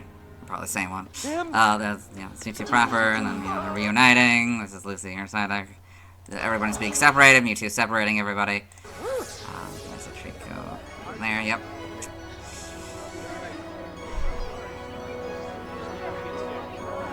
On this story. Okay, so this is Roger proper. The Roger they saw earlier was Howard's Ditto. So she earlier in the film talked to him about reports of Pokemon going crazy, which was the Argas, and he's now complimenting her on figuring out the story before anyone else did. So now he's basically giving her promotion. She's gonna talk on the news about her, a report on the news. Yes. So now they're all going to be celebrating here and stuff. Yeah. And she's walking away. So now we've cut a little bit, towards the end of the film. This is Harry. So it was revealed the reason why Detective Pikachu could talk is because Harry's soul was inside of Pikachu, but now Mewtwo has separated them. And so he's going to basically leave, they're at the train station. So he's about to leave to go home. There's a Treecko in the background. To Leventown, I think. Yes. Hugging, and then he's now decided that he wants to stay with his dad in Rhyme City. There's a Treecko. Yeah. There's another Treecko. I think I'll have to find a new job. Yep, and that was it. That was Treecko scenes in Detective Pikachu. Let's move on. Since I don't have a Treecko card, let's see why other people love Treecko. Now let's look at fan art. Hello and welcome to the fan art section of the video. Nobody sent in fan art, which sometimes happens. So in that particular case, what we do is we go through these images until we find an image that doesn't contain a Treecko. So we'll start with this one, we'll go through, and this will probably be the one that ends the run. So this is Treecko by Riley Kitty, this cool image here, of a Treecko hanging from a branch. It's kind of cute. Very nice image here. Yes, I like the colors and the lighting effects and stuff. It's very well done. Then we got Treecko by Twarda8. So this cool image of it, standing on this tree, posing coolly. You've got, a bunch of, it's a pretty cool tree. I like the design of the tree, especially towards the bottom here. That's pretty cool. This doesn't contain a Treecko, so we'll move on to the next section. Thanks to everyone who submitted fan art. I'll be streaming tonight at 9 p.m. CDT Central Daylight Time, but I won't be getting a Treecko. Instead, I'll be trying to get the remainder of the Gen 2 Pokemon that I can. Tomorrow I'll be talking about Grovyle. As always, this is my proper outfit, and you'll see me tomorrow. Hello, today I'll be talking about Grovyle, the first evolution, first grass-type evolution, and first second stage Pokemon that evolves in Gen 3. It's the evolution of Treecko, who evolves at level 16. Its previous PYC dates are November 5th, 1996, August 27th, 1999, June 17th, 2002, April 7th, 2005, January 27th, 2008, November 17th, 2010, September 7th, 2013, June 28th, 2016, April 19th, 2019, and February 7th, 2022. I think it's interesting how different Grovyle is to Treecko. Anyway, let's get in the Bulbapedia article. Hello and welcome to the Bulbapedia section of the video. Today we're talking about Grovyle, the wood gecko Pokemon, whose number is 0-253. This is what it looks like. Its type is grass, abilities overgrow or unburdened is its hidden ability. Gender ratio is 87.5% male and 12.5% female. Catch rate is 45 or 11.9%. Breeding is 8 groups: Monster and Dragon, hatch time 20 cycles. Before we continue, if you're new to Gen 2, so I read gender ratio and breeding, even though these are generally going to be the same as their pre-evolution. Sometimes it's different though, which is why I rate it. I mean, particularly this will be different if it's like a split evolution by gender, but I don't know if we have that yet in Gen 3, but if that happens, you know, I'll talk about it. Height, 2'11" or 0.9 meters. Weight is 47.6 pounds or 21.6 kilograms. Basic experience yield is 141 in Gen 3 through 4 and 142 in 5+. 11th grade is medium slow. Again, probably going to be the same as its pre-evolution, but sometimes it does differ, so I'll read it again. EV yield is 2, both in speed, so this you may remember if you watched yesterday's video and are new here. This was speed 1 and total 1 for Treecko. Sometimes it'll add 1 or it'll add a different EV somewhere here. Shape is that, footprint is that. Pokedex color is green, and base friendship is 70. Grovyle is a grass-type Pokemon introduced in Gen 3. It evolves from Treecko starting at level 16, and evolves into Sceptile starting at level 36. Biology, Grovyle is a bipedal Pokemon similar in appearance to a theropod dinosaur.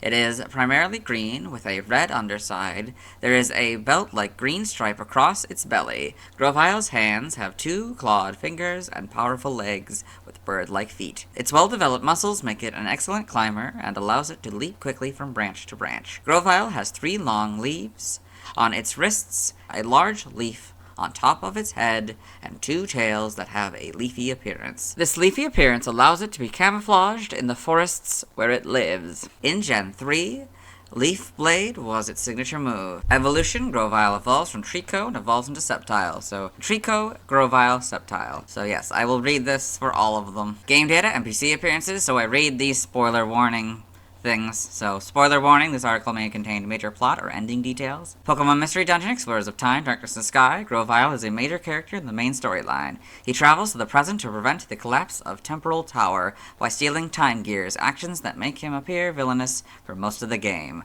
The player was his partner in the future. He also stars in the special episode In the Future of Darkness. Pokemon Super Mystery Dungeon, the same Grovyle from Explorers of Time, Darkness and Sky is recruitable via the Connection Orb. He requests assistance in rescuing Celebi. Spoilers end here. Pokedex entries in Gen 3 and Ruby. The leaves growing out of Grovyle's body are convenient for camouflaging it from enemies in the forest. This Pokemon is a master at climbing trees and jungles. Sapphire. This Pokemon adeptly flies from branch to branch in trees. In a forest, no Pokemon can ever hope to catch a fleeing Grovyle, however fast they may be. Emerald. Leaves grow out of this Pokemon's body. They help obscure a Grovyle from the eyes of its enemies, while it is in a thickly overgrown forest. By Red and Leaf Green. Its strongly developed thigh muscles give it astounding agility and jumping performance. In Gen 4, Diamond, Pearl, and Platinum, it lives in dense jungles while closing in on its prey. It leaps from branch to branch. Heart Gold and Soul Silver. It leaps from tree branch to tree branch quite swiftly. It shows astounding agility. The Gen 5 Pokedex entries are Diamond, Pearl, and Platinums. In Gen 6, X is the Fire Red and Leaf Green entry. Y is Diamond, Pearl, Platinum in the Gen 5 entries. Omega Ruby and Alpha Sapphire, basically Ruby and Sapphires. but Grovyle and Pokemon are now the correct casing. The Gen 8 Pokedex entry is its Diamond and Pearl counterpart. Gen 9, Scarlet is Fire Red, Leaf Green, and X's entry. Violet, Grovyle leaps from branch to branch in large trees, moving with ease.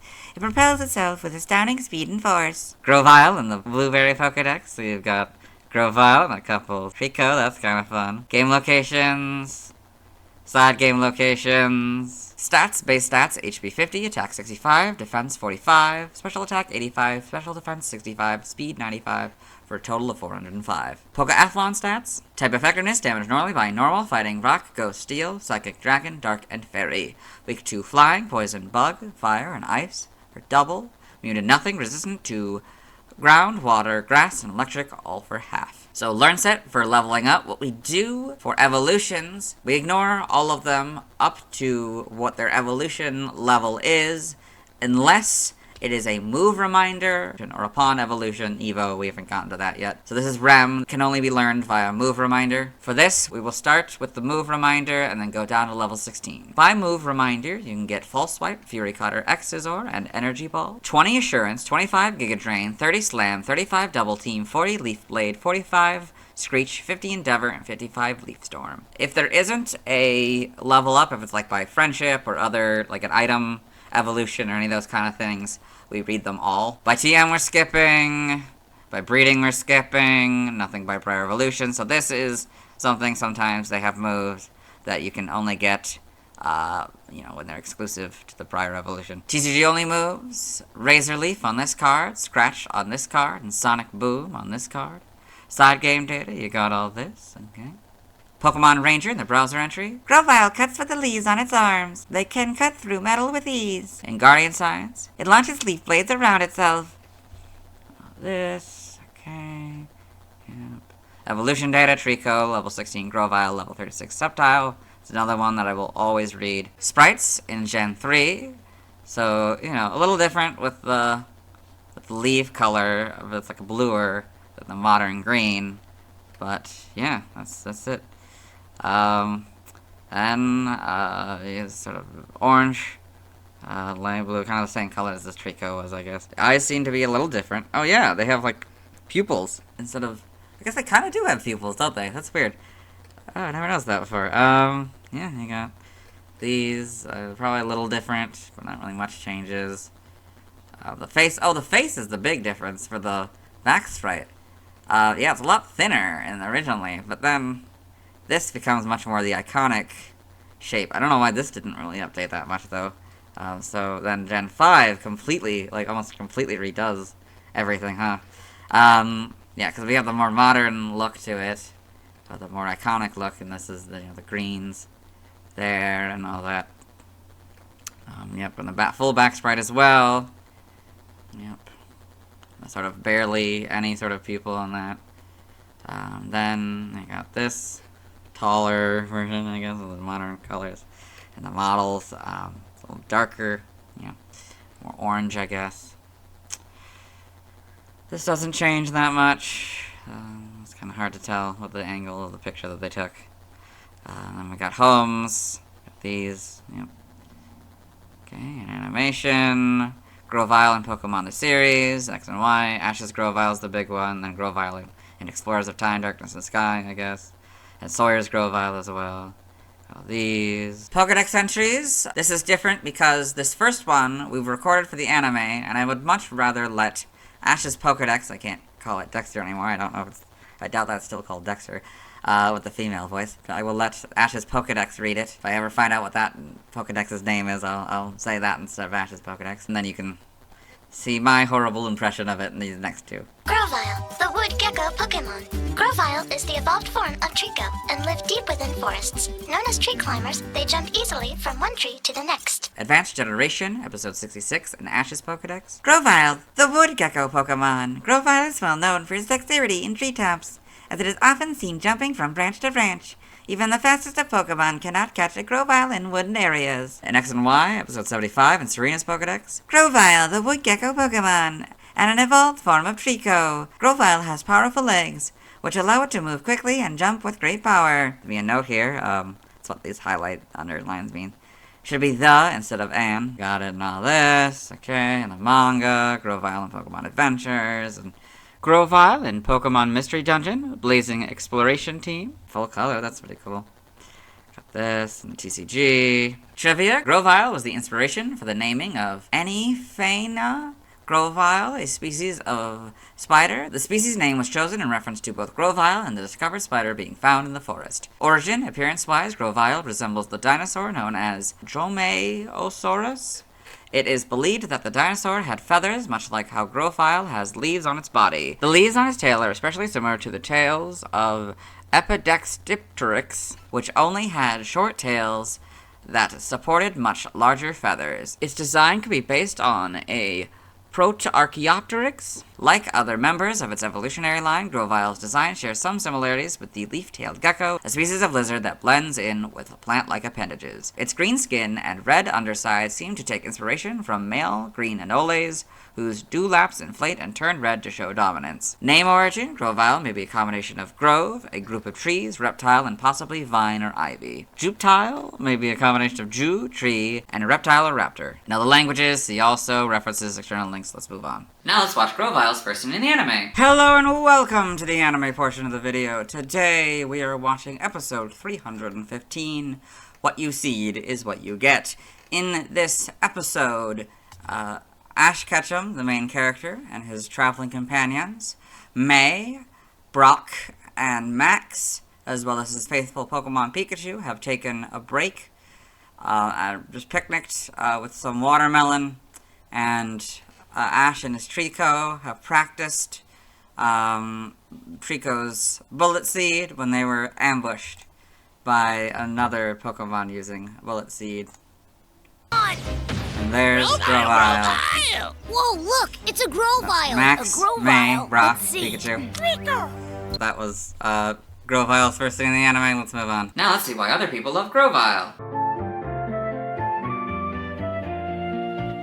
Now let's look at fan art. Hello and welcome to the fan art section of the video. No, we sent in fan art, so instead we're looking at DeviantArt fan art.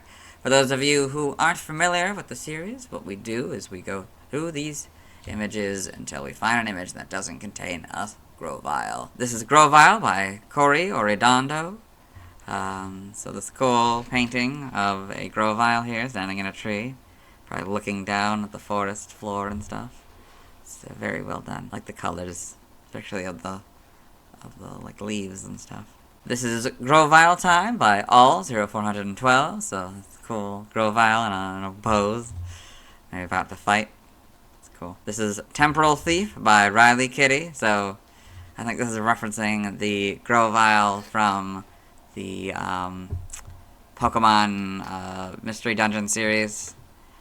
So that's pretty fun fan art for that. Grovyle and Celebi by Breadcrumbs. So this interesting image of a shiny Celebi and a Grovyle. I don't entirely know. I don't know. It's very interesting. I guess because maybe they're both, like, guardians of the forests and stuff, I don't know. This doesn't contain a Grovyle, so we'll move on. It's kind of interesting that Stivey once again stops our run, just like yesterday. I'll see if it does it again tomorrow. Thanks to everyone who submitted fan art. I won't be streaming tonight, as I'm not here during the evening that this video was released. It's Thanksgiving in America, so I'm spending time with my family. Tomorrow, I'll be talking about Sceptile. As always, this is my proper outfit, you'll see me tomorrow. Hello. Today we'll be talking about Sceptile, the first final grass-type evolution, slash third stage Pokemon, first Pokemon with a Mega Evolution, and only Grass-type Pokemon with a Mega Evolution introduced in Gen 3. Mega Sceptile is the first Grass Dragon-type Pokemon. Sceptile is the final evolution of Treecko, who evolves into Grovyle, who evolves into Sceptile at level 36. Its previous PYC dates are November 6th, 1996, August 28th, 1999, June 18th, 2002, April 8th, 2005, January 28th, 2008, November 18th, 2010, September 8th, 2013, June 29th, 2016, April 20th, 2019, and February 8th, 2022. I like how similar yet different Sceptile looks from Grovyle. The same can be said of Mega Sceptile and Sceptile. I also remember Mega Sceptile as being one of the first Mega Evolutions that I saw. Anyway, let's get in the Bulbapedia article. Hello and welcome to the Bulbapedia section of the video. Today we talk about Sceptile, the forest Pokemon, whose number is 0254. So, This is a little different if you're new here, because we have a Mega Evolution, which is a thing that was in Generation 6 and 7, where they could just go beyond using for limited time.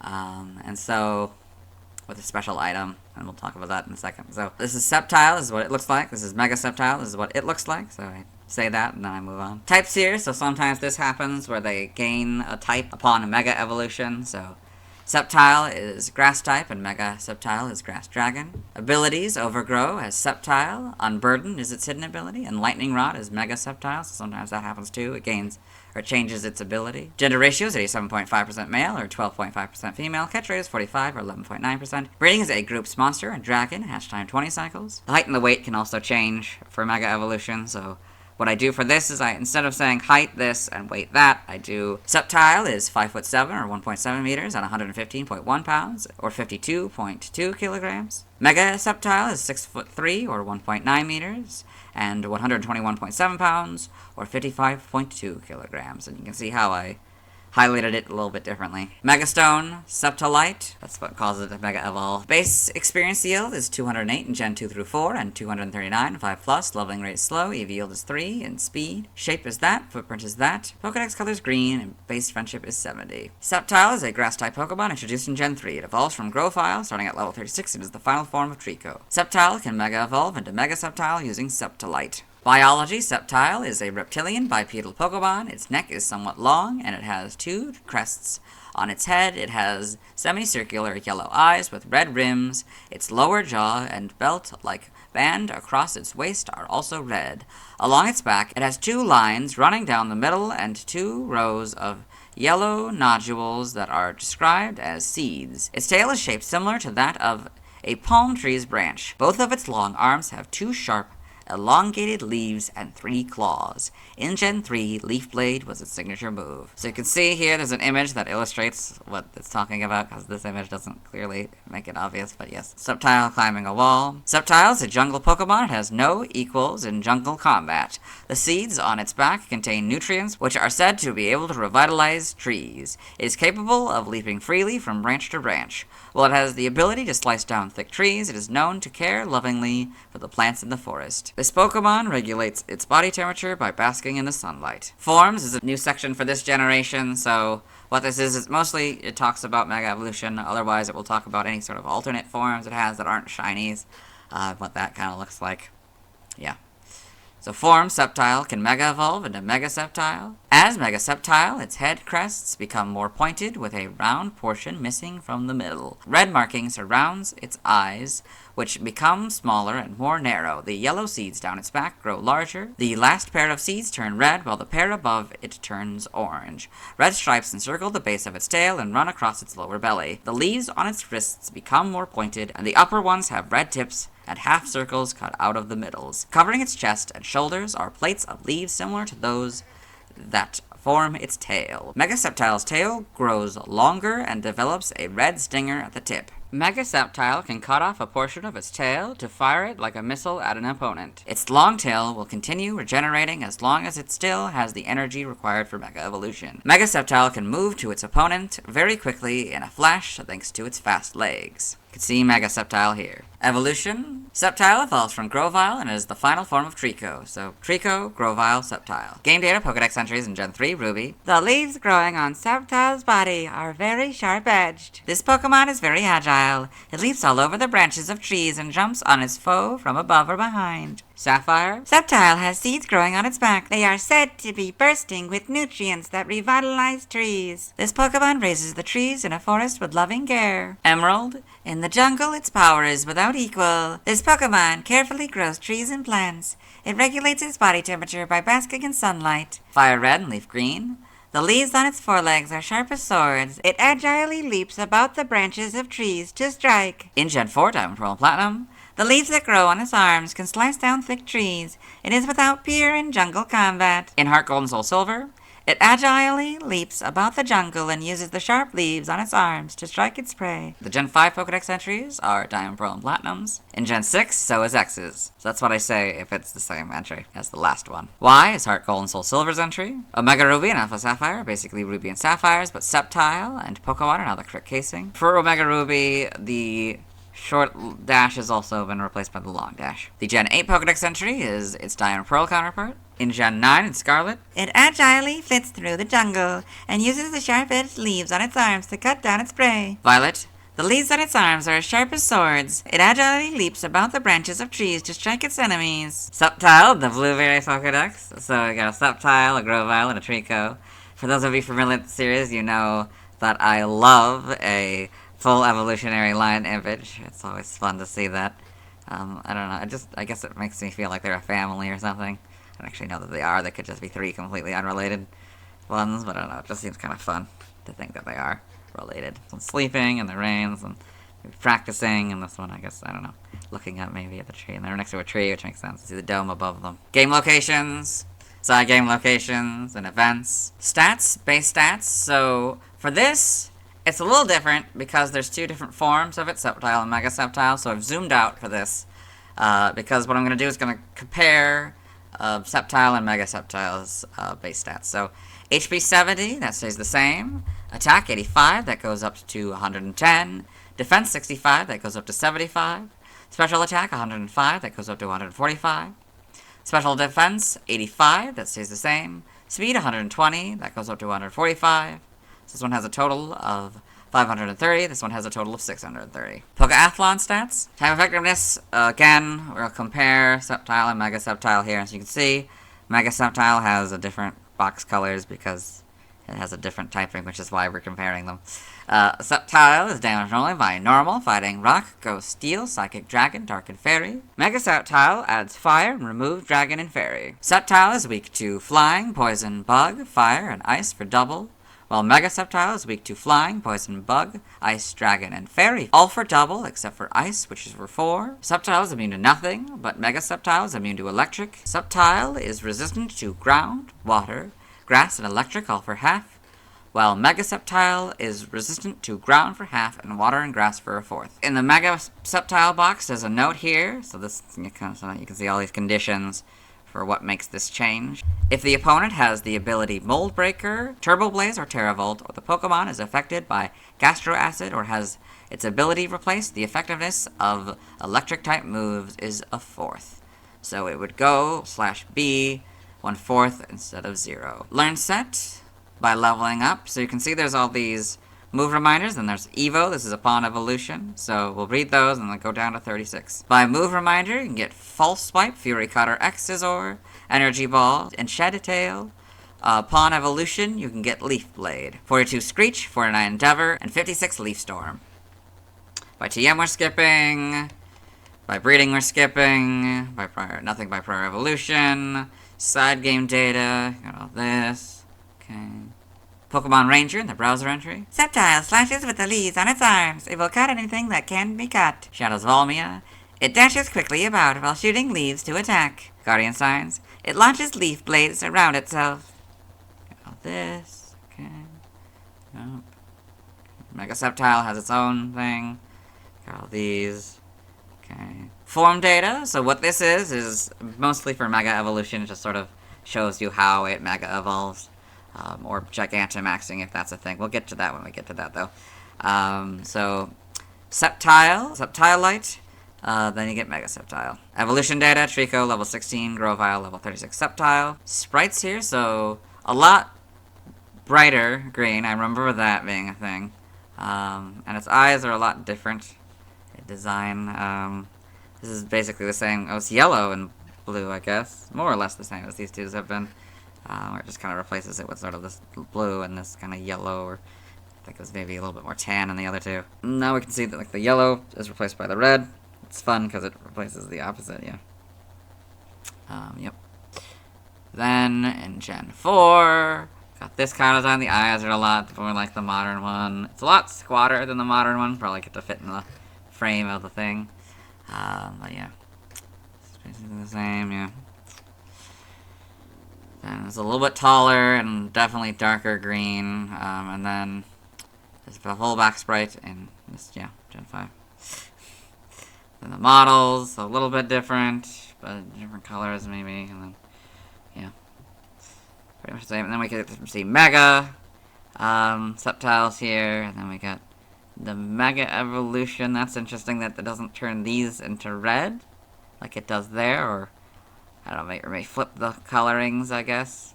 But it just keeps all those bulbs the same, the seeds the same. I guess that kind of makes sense. They're just seeds. Then why would they change colors from the shiny form? Yeah. But why do they do it here? I don't know. Yeah, you got these, not much changes. I mean, it looks like it's maybe a little brighter. Yeah, it looks like it'll be a little brighter green. That's interesting. Face is maybe a little bit different, but yeah, mostly the same. Got Holmes models, you can see this. You can see them a lot better. Oh, it's a little bit lighter. Each of these are a little bit brighter. Interesting. Then you got in animation. I say brighter, I meant lighter. Sceptile in Pokemon the series, Diamond and Pearl. Ash's Sceptile is the big one, and I guess Sawyer's Sceptile is too. I got Mega Sceptile in Pokemon the series, X and Y.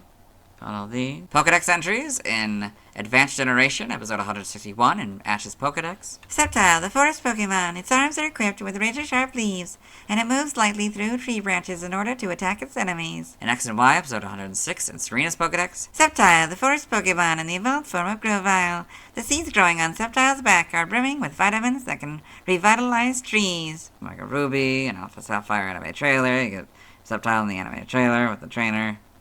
Then Pokemon Generations, Sceptile and Pokemon Generations, in the manga, Sceptile and Pokemon Adventures, all in full color, and then Mega Sceptile and Pokemon Adventures just in black and white. Coming off the frame a little bit, that's kind of fun. All this, and the TCG. Other appearances, Pokken Tournament. Sceptile is a battle Pokemon in Pokken Tournament. Its moves include Bullet Seed, Attacked Leaf Blade, Leaf Storm, Leech Seed, and Giga Drain. Upon entering Synergy Burst, it Mega Evolves and can use the burst to attack Forest Splash.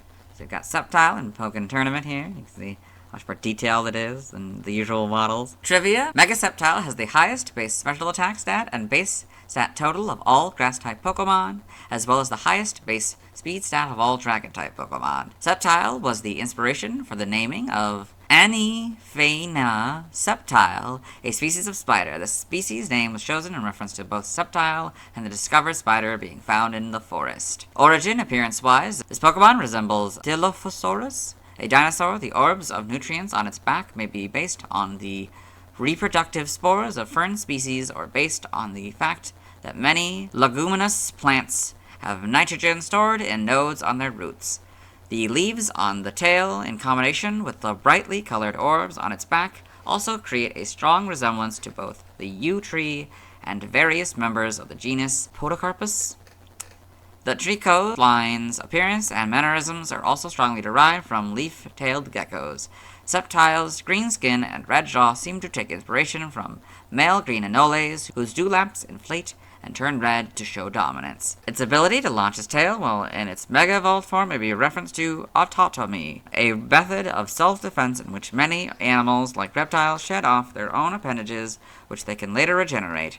It may also be a reference to rocket launchers, with its tree-like tail also resembling a rocket. Name origin, Sceptile may be a combination of scepter, referring to its status as the Forest King, scissors, referring to the blades on its wrists, or Septridium, a genus of great ferns and reptile. Jucane may be derived from Jukai, abundant leafage, dense woodland. Now the languages, we see also references, external links to the Mega Evolutions. Let's move on. Now let's watch Sceptile's first scene in the anime. Hello and welcome to the anime portion of the video. Today we are watching episode 402, Shocks and Bonds.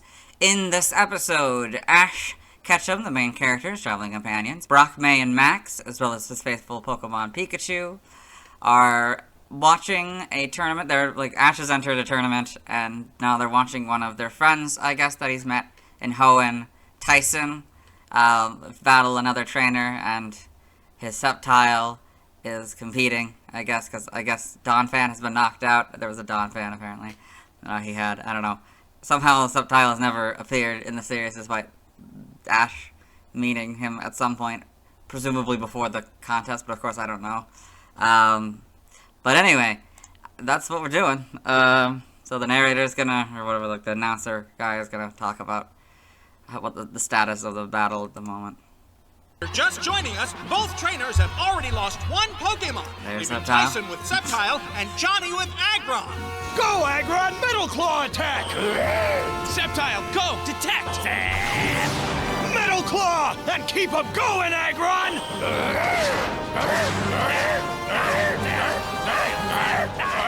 He's using Sceptile, huh? Doesn't look like it's doing that well, though. Candy, popcorn. Okay, yeah, that would be, well, that's Brock, Max, Pikachu, and May. That's Team Rocket's Jessie. I guess she's in the stands making money, or maybe some scheme, I don't know. But, yeah, that would be Sceptile's first scene in the anime, so let's move on. Now let's see why other people love Sceptile. Now let's look at fan art. Hello and welcome to the fan art section of the video. Nobody sent in fan art, so it's time for looking at TV art fan art. For those of you who aren't familiar with the series, what we do is we go through these images until we find an image that doesn't contain a Sceptile. So this is Sceptile by All0412. Looks like it's charging up for an attack. That's pretty cool. Very well done. I like the lighting and the shading. I got Pokemon Sceptile by Mark331. Oh, that's kind of fun. Kind of like looking around, I guess. Very interesting. And then we got Sceptile by Puppercase. This very confident Sceptile here, or maybe it's by Mike Zero. I don't know. Yeah, I don't know. Very, very confident. Or Lucario Ocarina? I don't know. There's a lot of different names on here. Yeah, it's very well done art. Then we got Sceptile, My Great Friend by All0412, another one. It seems to be leaping into action. That's kind of fun. I got Mega Sceptile by All0412, another one. But this time it's, Mega Sceptile. So that's kind of cool to see it like slashing at something. That's very well done. And then once again we are stopped by a Snivy. This time the same Snivy as yesterday's. But yeah, this doesn't contain a Sceptile, so we'll move on. Thanks to everyone who submitted fan art. I'll be streaming tonight at 6 p.m. CDT, Central Daylight Time, where I'll try to get the remainder of the Gen 2 Pokemon that I can. Tomorrow I'll be talking about Torchic. As always, this is my proper outfit. You'll see me tomorrow. Hello.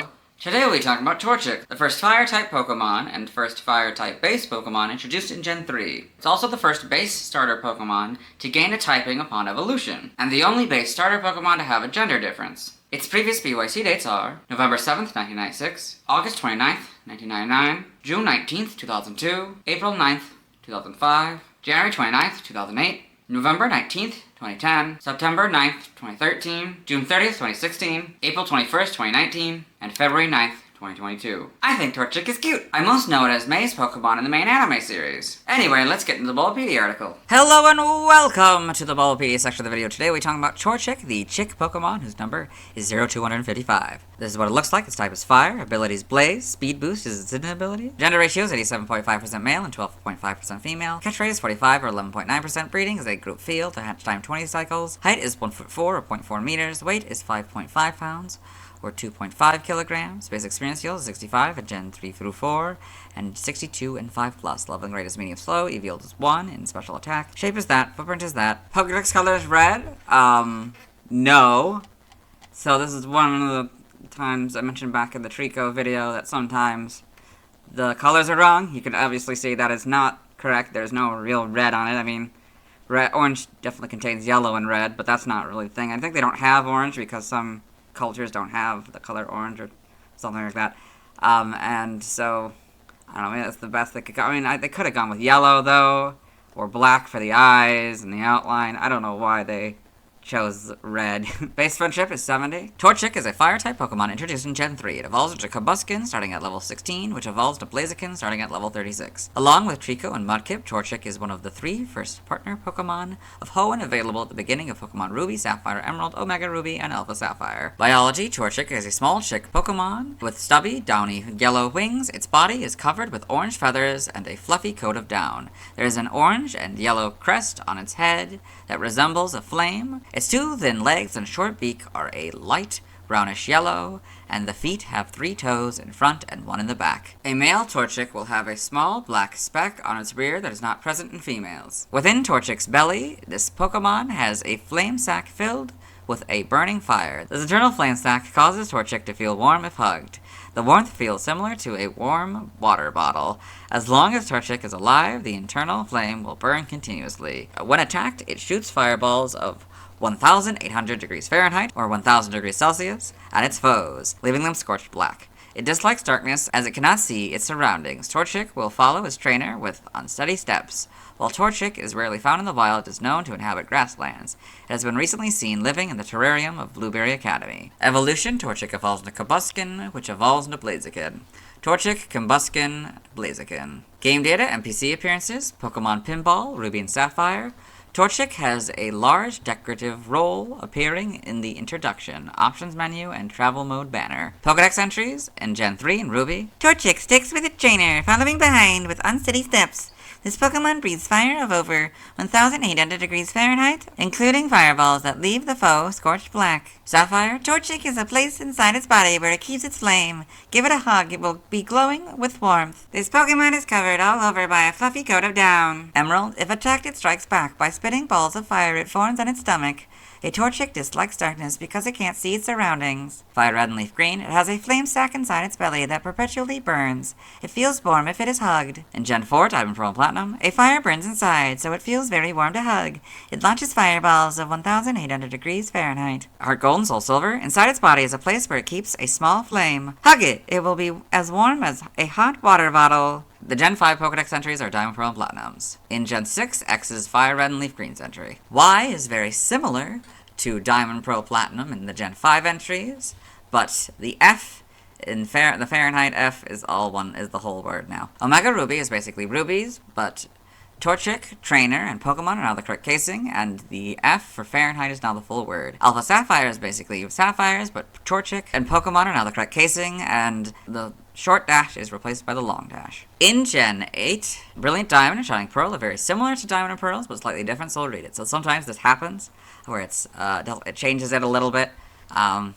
and I read that if it does enough of a big change. Like if it's small things like a word, I'll probably just say it replaces this word with that word, like I did with the Fahrenheit. A fire burns inside it, so it feels very warm to hug. It launches fireballs of 1,800 degrees Fahrenheit. In Gen 9, Scarlet, Torchic feels toasty warm if you hug it. It has a flame sac inside its belly, and the flames burn continuously as long as Torchic has life in it. Violet, in its belly it has a sac filled with burning fire, meaning that Torchic feels as warm as a hot water bottle if you hug it. Torchic in the Blueberry Pokedex, interestingly next to Camerupt. I guess because it's warm, and they're following the warmth. Yeah, because it's also a fire type, I presume, and then I don't know. Yeah, it's very interesting. Let's look at the camera, that's fun. Probably looking at the camera person, it looks like. That's kind of a fun detail. Game locations, side game locations, and events. Held items, if you're new here, this is a section that sometimes appears in this. And what it is the items that it can hold, and like the percent. I think of how much you can get it. I'm not really sure though. I haven't I still really don't. There's a few instances, and we'll talk about that when we get to it, where it doesn't really make mathematical sense. So events is also something that's different. Not all of them have them, but certain items may be given out at multiple events. So in this case, at whatever event, I don't know, it doesn't say the event, but the held item is Blazikenite. It's 100% of the time, I think. Stats, base stats, HP 45, attack 60, defense 40, special attack 70, special defense 50, speed 45 for a total of 310. Pokeathlon stats, type effectiveness, damage normally by normal, fighting, flying, poison, ghost, electric, psychic, dragon, and dark. Weak to ground, rock, and water for double, immune to nothing, resistant to bug, steel, fire, grass, ice, and fairy for half. Learn set by leveling up, 1 scratch and growl, 3 Ember, 6 Quick Attack, 9 Flame Charge, 12 Detect, 15 Sand Attack, 18 Aerial Ace, 21 Slash, 24 Bounce, 27 Focus Energy, 30 Flamethrower, 33 with Feather Dance, 36 Reversal, and 39 Flare Blitz. By TM, 1 Takedown, 4 Agility, 7 Protect, 12 Glow Kick, 24 Fire Spin, 25 Facade, 27 Aerial Ace, 32 Swift, 36 Rock Tomb, 38 Flame Charge, 47 Endure, 49 Sunny Day, 55 Dig, 61 Shadow Claw, 66 Body Slam, 70 Sleep Talk, 85 Rest, 86 Rock Slide, 88 Swords Dance, 103 Substitute, 107 Will-O-Wisp, 118 Heat Wave, 125 Flamethrower, 130 Helping Hand, 132 Baton Pass, 134 Reversal, 141 Fire Blast, 144 Fire Pledge, 157 Overheat, 165 Flare Blitz, 171 Terror Blast, 191 Uproar, 204 Double Edge, 207 Temper Flare, 216 Feather Dance, and 224 Curse. By breeding, this group gives you Counter, this group gives you Crush Claw, this group gives you Feint, this group gives you Last Resort, this group gives you Night Slash, and this group gives you Peck. Side game data, you got all this, okay. Yep. Pokemon Ranger in the browser entry. Torchic spouts flames from its tiny beak. It can easily incinerate bundled hay. Guardian Signs. It sends out pillars of fire to attack.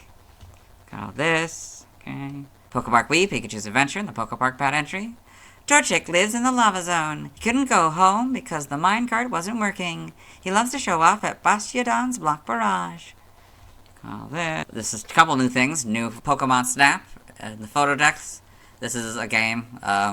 They have their own little entries in them, and I'll read them like the Pokedex entries, so. Torchic often pecks at the ground in search of pebbles. Eating pebbles helps it digest its food and makes the flames it exhales even hotter. You could say it's like feeding 2 birds with 1 stone. And the second part is this Pokemon Go note. While I don't read the main Pokemon Go thing, I will read this sentence. In Pokemon Go, Torchic can be obtained by completing 2/6 of the special research, Investigate a Mysterious Energy. Evolution data, Torchic, level 16, Combusken, level 36 Blaziken. Sprites here, so that's fun. Opposites for the shiny. You got the orange and the yellow. It's a little bit darker orange than the modern one. It's kind of fun. Okay. Then you've got, yes, okay, gender differences in Gen 4. So it's not really on the front sprite. It's in the back sprite. You can see little dot, not little dot. Yeah. And then this is a little bit different. Yellow is more like yellow than light yellow, I guess. Probably still the opposite colors. That's kind of fun. Gen 5, you get the full back sprites. This makes it even harder to see the little dot. Gen 6, got the models, the lighter colors. Still probably a swap though, and then you can see the little, you can't really see the little dot on here. I don't know, it's hard, the model quality is not great. It's a lot more obvious on the shiny. See that there. Yep, not really much changes. You can see the dot more clearly on the max sprite of this one. Yep. And you got homes, and then, yeah, the back sprites for homes. They're probably just the back of the models, showing off the sprites. That's fun. They don't usually have that, so it's kind of fun to see its back sprite, or back whatever image. Other sprites, Emerald's intro sprite, and then Diamond / Pearl, unused back sprites, so yeah, you got those. You can see the note there. Yep. And animation, Torchic in Pokemon the series, Ruby and Sapphire. Maze Torchic is the big one. Yep, got all this, okay. Pokemon Omega Ruby and Alpha Sapphire animated trailer. So you've got Torchic in the animated trailer, so it's the Pokemon of May from the games. That's the name of the default player or rival character. Torchic in Pokemon Evolution, so we saw this image in the Treecko one, but now it's now about the Torchic, I guess. There's also Mudkip here. In the manga, Torchic in Pokemon Adventures, got all this, yep, in the TCG and the TFG. Other appearances, Super Smash Bros. Brawl, after being released from a Pokeball, Torchic is engulfed in flames and burns nearby brawlers, traps its victim or victims, causing a moderately large amount of damage for the duration of its time on the field. Torchic launches trapped opponents as it leaves the stage, so you can see Torchic and Super Smash Bros. Brawl here. Trophy information, a chick Pokemon. It's a fire type that has a flame sac in its belly, where it produces fireballs reaching 1,800 degrees Fahrenheit. It shoots these out of its mouth. While Torchic is as cute as can be, it evolves into powerful Combusken when it levels up. It also then becomes a fire and fighting combination. Trivia concept art from Pokemon Ruby and Sapphire portrays a different Torchic design, with large floppy ears and a flame-shaped marking on the back of its head. Oh, that's interesting. Concept art, yeah. Torchic is the only first stage of a first partner Pokemon that has a gender difference, though its own is very easily missed, being only a 1 pixel difference. It also is the only first partner Pokemon evolutionary line in which all members have gender differences. Torchic is the only first partner Pokemon to consist only of a head and legs. I believe that's referring to the shape we saw in the info box. Origin, Torchic is based on a chicken hatchling. In particular, Torchic's bright orange coloration is based on painted chicks, which are chicks whose feathers are dyed with paint and are typically sold during festivals and fairs.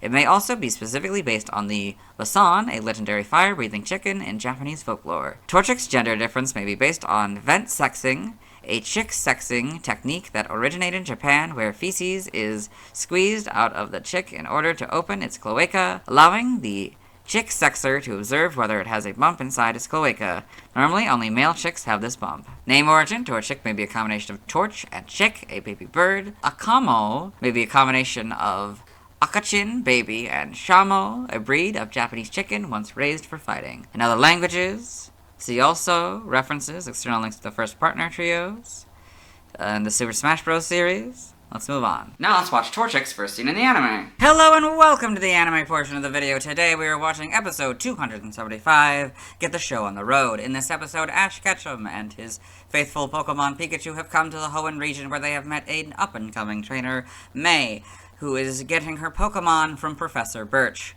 who is introducing the Fire-type starter, Torchic. Next, I'd like you to meet Torchic. Torchic. That's Torchic May, is a fire Ash. type. Awesome. Yeah. Grass and water ones. Mudkip Well, and... this one's not so bad. I like it. That's that. I choose Torchic. Torchic. Be sure to take that Pokédex and those Pokéballs too. If you work hard, you can become an even better... Yeah, okay. So that I would say is Torchic's first scene in the anime. Let's move on. Now let's see why other people love Torchic. Now let's look at fan art. Hello and welcome to the fan art section. Nobody sent in fan art, so instead we're looking at DeviantArt fan art. For those of you who aren't familiar with the series, what we do is we go through these images until we find an image that doesn't contain Torchic. And for those of you who are new here, this series, this first image doesn't contain a Torchic, so we'll just ignore that one and start with this one. So this is Fire Starters by Clockbirds. So we got all the Fire Starters, and I think the first, let's see, 1, 2, 3, 4, 5, 6, 7 gens. So, got Charmander, Cyndaquil, Torchic, Chimchar, Litten, Tepig, and Fennekin here. So, it's, you can see it's having a fire for the campfire, and there are roasted marshmallows on it. That's very nice. It's kind of burning its own a little bit, maybe. That's kind of fun. It's a very well done piece of art. Hang on, so sad. That's silly. This is Romance PG by Saisha.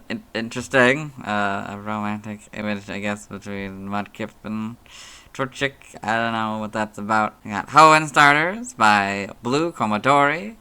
So I got, you know, the 3 starters. Treecko, Torchic, and Mudkip. Like being raised above for some reason. Yeah. Very interesting. This doesn't contain a Torchic, so we'll move on. Thanks to everyone who submitted fan art. I'll be streaming today at 1 p.m. CDT Central Daylight Time. I'll be trying to get the remaining Pokemon in the Gen 2 Pokedex that I can. Tomorrow I'll be talking about Combusken. As always, this is my proper outfit. You'll see me tomorrow in a slightly different outfit.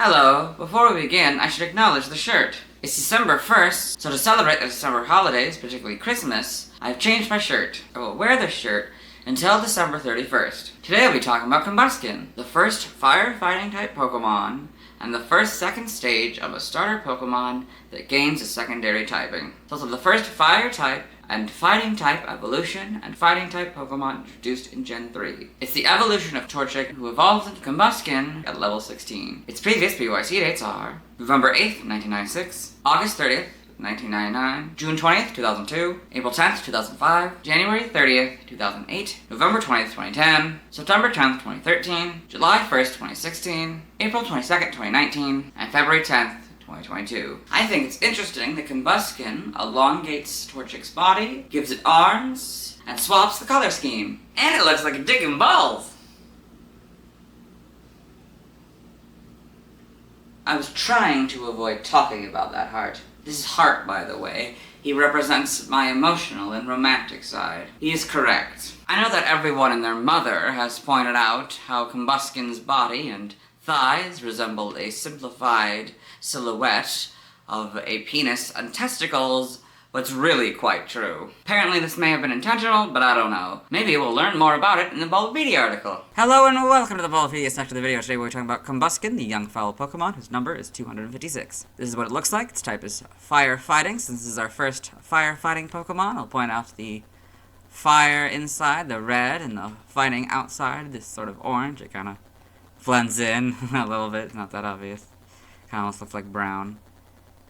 Abilities, Blaze, and Speed Boost is its hidden ability. Gender ratio is 87.5% male and 12.5% female. Catch rate is 45 or 11.9%. Breeding is a group field. Hatch time 20 cycles. Height 2'11" or 0.9 meters. Weight is 43 pounds or 19.5 kilograms. Basic experience field is 142. Across the board. I don't know why it's separated. Leveling rate is medium slow. EV yield is 2, 1 in attack and 1 in special attack. So this is one of those instances in which it's not just 2 in one of the categories. Shape is that. Footprint is that. Pokedex color is red. Again, it isn't. It's orange and yellow and maybe gray and I guess black for the people in the outline, or white for the claws. Definitely could have chosen a better color than red. Base friendship is 70. Combusken is a dual-type fire-fighting Pokemon introduced in Gen 3. It evolved from Torchic starting at level 16 and evolves into Blaziken starting at level 36. Biology, Combusken is a bipedal chicken-like Pokemon. Most of Combusken's upper body is yellow, while most of the lower body is orange. An orange pointed design adorns the center of its waist at the dividing line of the two colors. It has orange eyes and a short, wide beak. There is a feather crest on top of its head with 3 orange points. This crest is smaller on female Combusken. Its tail is short and pointed. It has 3 sharp claws at the ends of its long arms and scaly gray legs with well-developed thighs covered in shaggy feathers. The legs of Combusken possess an equal amount of speed and power. Because of the training Combusken does by running through its grassland habitat, these legs are capable of delivering a barrage of kicks. Its kicks are said to have outstanding destructive power. Combusken can unleash up to 10 kicks per second. While it is fighting, it is noisy and produces sharp cries that distract and intimidate its opponent. During battles, Combusken's internal flame will burn and become stronger. Evolution, Combusken evolves from Torchic and evolves to Blaziken. So, Torchic, Combusken, Blaziken. Game data, Pokedex entries. In Gen 3 and Ruby, Combusken toughens up its legs and thighs by running through fields and mountains. This Pokemon's legs possess both speed and power, enabling it to dole out 10 kicks in 1 second. Sapphire, Combusken battles with the intensely hot flames it spews from its beak, and with outstanding destructive kicks. This Pokemon's cry is very loud and distracting. Emerald, it lashes with 10 kicks per second. Its strong fighting instinct compels it to keep up its offensive until the opponent gives up. Fire Red and Leaf Green, it boosts its concentration by emanating harsh cries. Its kicks have outstanding destructive power. In Gen 4, Diamond, Pearl, and Platinum, its kicking mastery lets it loose 10 kicks per second. It emits sharp cries to intimidate foes. Heart Gold and Soul Silver. During a battle, the hot flame in its body increases. Its kicks have outstanding destructive power. The Gen 5 Pokedex entries are Diamond, Pearl, and Platinums. In Gen 6, so is X's. Y is Heart Gold and Soul Silvers. Omega Ruby is basically rubies, but Combusken and Pokemon are now the correct casing, and 10 is the number 10 instead of the word 10. Alpha Sapphire is basically sapphires, but Combusken and Pokemon are now the correct casing. The Gen 8 Pokedex entry is its Diamond and Pearl counterpart. In Gen 9, Scarlet is Fire Red and Leaf Green's entry. Violet, when it enters battle, the flame inside its body burns stronger. Its kicks have outstanding destructive power. Combusken in the Blueberry Pokedex, so a couple of them fighting. That's kind of fun. You get like all the details of the feathers and stuff. It's very well done. And the legs, that's pretty cool. Game locations, side game locations. Stats, base stats, HP 60, attack 85, defense 60, special attack 85, special defense 60, speed 55, for a total of 405. And you'll notice that I cut this off. I didn't really talk about this. I think yesterday I did this same thing and I didn't really talk about it. But yeah, sometimes I will cut off if it's just the notes here, because I don't want to have to highlight any more, or, have to do more work for the highlighting. Yeah. Pokeathlon stats. Type effectiveness damage normally by normal, fighting, poison, rock, ghost, electric dragon, and fairy. Weak to flying, ground, water, and psychic for double, immune to nothing, resistant to bug, steel, Fire, Grass, Ice, and Dark, all for half except for Bug, which is for a fourth. Learn set by leveling up. We'll do these Move Reminder and Evo, then go down to 20 Aerial Ace.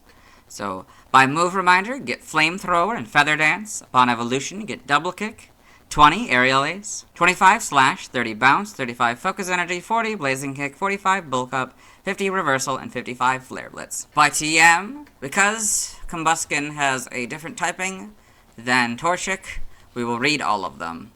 So 1 Takedown, 4 Agility, 7 Protect, 12 Low Kick, 18 Thief, 24 Fire Spin, 25 Facade, 27 Aerial Ace, 32 Swift, 36 Rock Tomb, 38 Flame Charge, 39 Low Sweep, 43 Fling, 47 Endure, 49 Sunny Day, 55 Dig, 58 Brick Break, 61 Shadow Claw, 64 Bulk Up, 66 Body Slam, 67 Fire Punch, 68 Thunder Punch, 70 Sleep Talk, 83 Poison Jab, 85 Rest, 86 Rock Slide, 88 Swords Dance, 103 Substitute, 107 Will-O-Wisp, 118 Heat Wave, 125 Flamethrower, 130 Helping Hand, 132 Baton Pass, 134 Reversal, 141 Fire Blast, 144 Fire Pledge, 157 Overheat, 158 Focus Blast, 165 Flare Blitz, 167 Close Combat, 171 Terra Blast, 184 Vacuum Wave, 191 Uproar, 192 Focus Punch, 204 Double Edge, 207 Temper Flare, 213 Coaching, 216 Feather Dance, and 224 Curse. By breeding, we're skipping. Nothing by prior evolution. TCG only moves. High Jump Kick on these cards.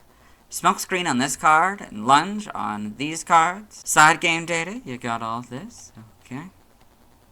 Yeah. Pokemon Ranger in the browser entry. Combusken delivers fiery kicks. Flames shoot from its toes. Guardian Signs. It sends out pillars of fire to attack. Got all this. Evolution data, Torchic, level 16 Combusken, level 36 Blaziken. Sprites here, so... Okay, a little bit darker than the current one, and a little bit shorter it looks like. More or less the same. So it's kind of harder to see. It kind of almost looks like a heart rather than this little jagged piece. But yeah, pretty good overall. Yeah. It's kind of darker red, and a lighter yellow for the shiny here, and darker orange, I guess. Yeah. Then you got the gender differences. Gen 4, the smaller, and the larger. Not so obvious in the front sprites, a lot more obvious in the back sprites. Yeah, might change a little bit color-wise, but overall basically the same. This becomes, I think, a little lighter, kind of orange for the legs. A lot more obvious, the jagged thing now in Gen 4 here. Anything different about the feet or anything? They become a little bit darker, I think.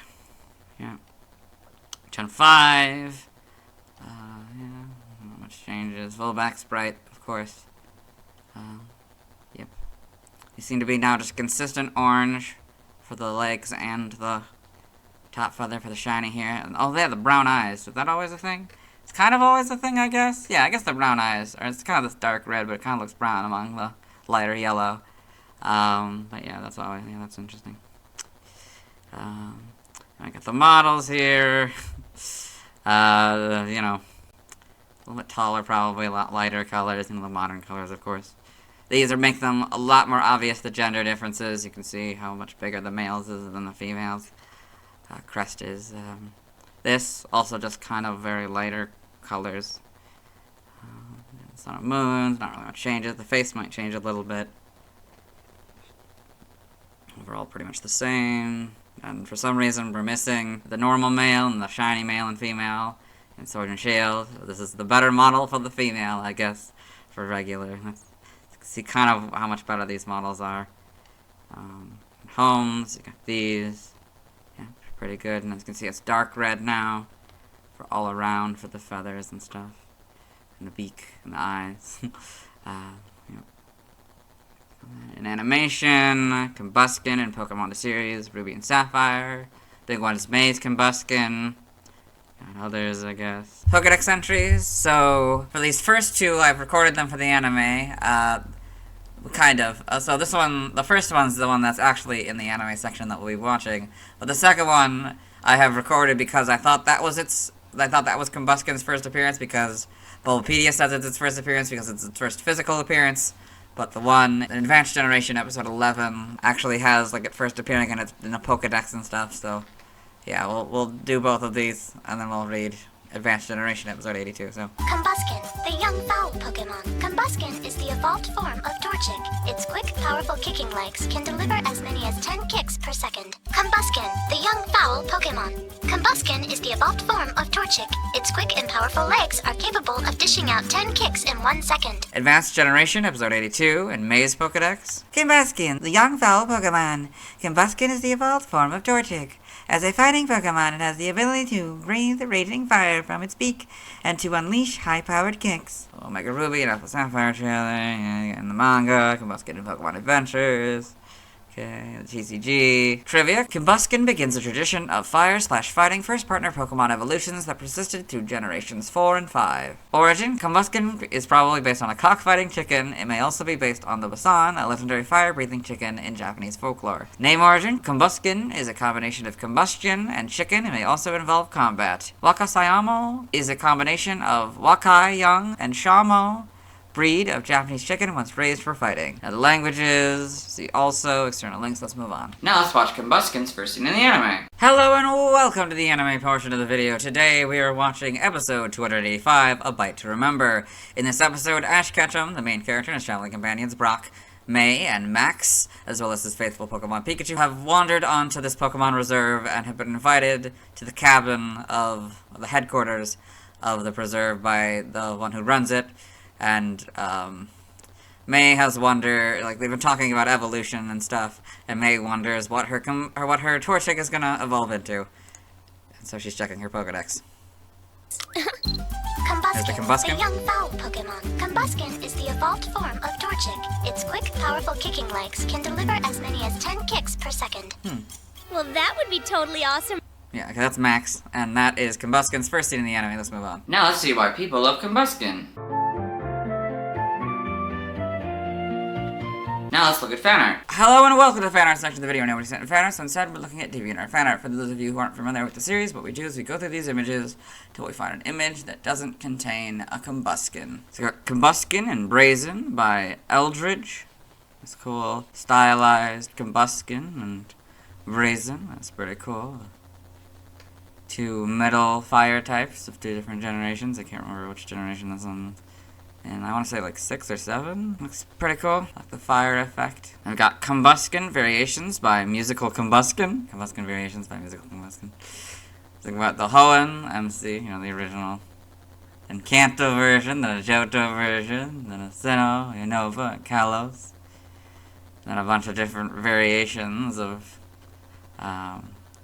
just different kinds of chickens, I think. Breakel, Kachen, Sarama, Bantam, Silky, Ayam, Samani, Roadbar, and Orpington. It's kind of fun to see a bunch of different chickens, you know, all the different, 2, 3, 4, 5, 6, the first 6 regions, and then all these different various chickens. It's kind of fun how they, you know, designed all of their Pokemon and stuff.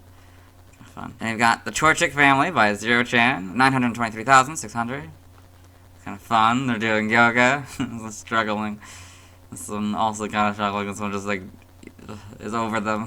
This could do it with such ease because they don't have long enough legs to try to do this.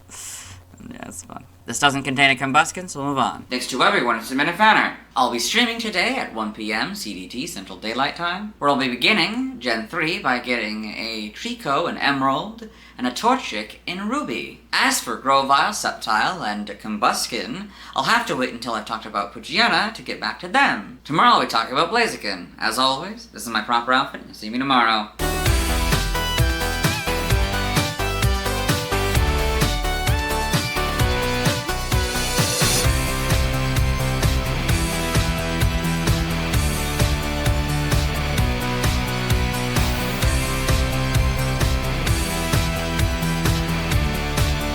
Hello! Today I'll be talking about Blaziken, the first final stage fire-fighting type Pokemon. It's also the first final stage fire type and fighting type Pokemon introduced in Gen 3. It's the final evolution of Torchic, who evolves into Combusken, who evolved into Blaziken at level 36. Mega Blaziken was the first, by appearance, Gen 3 Mega Evolution. It's the only Gen 3 fighting type Mega Evolution, and the first Gen 3 Fire. Mega Evolution and Mega Evolution do not change its typing. Its previous PYC dates are November 9th, 1996, August 31st, 1999, June 21st, 2002, April 11th, 2005, January 31st, 2008, November 21st, 2010, September 11th, 2013, July 2nd, 2016, April 23rd, 2019, and February 11th, 2022. Hey, that's my birthday! It's interesting how different Blaziken looks from its pre-evolutions. I most remember Mega Blaziken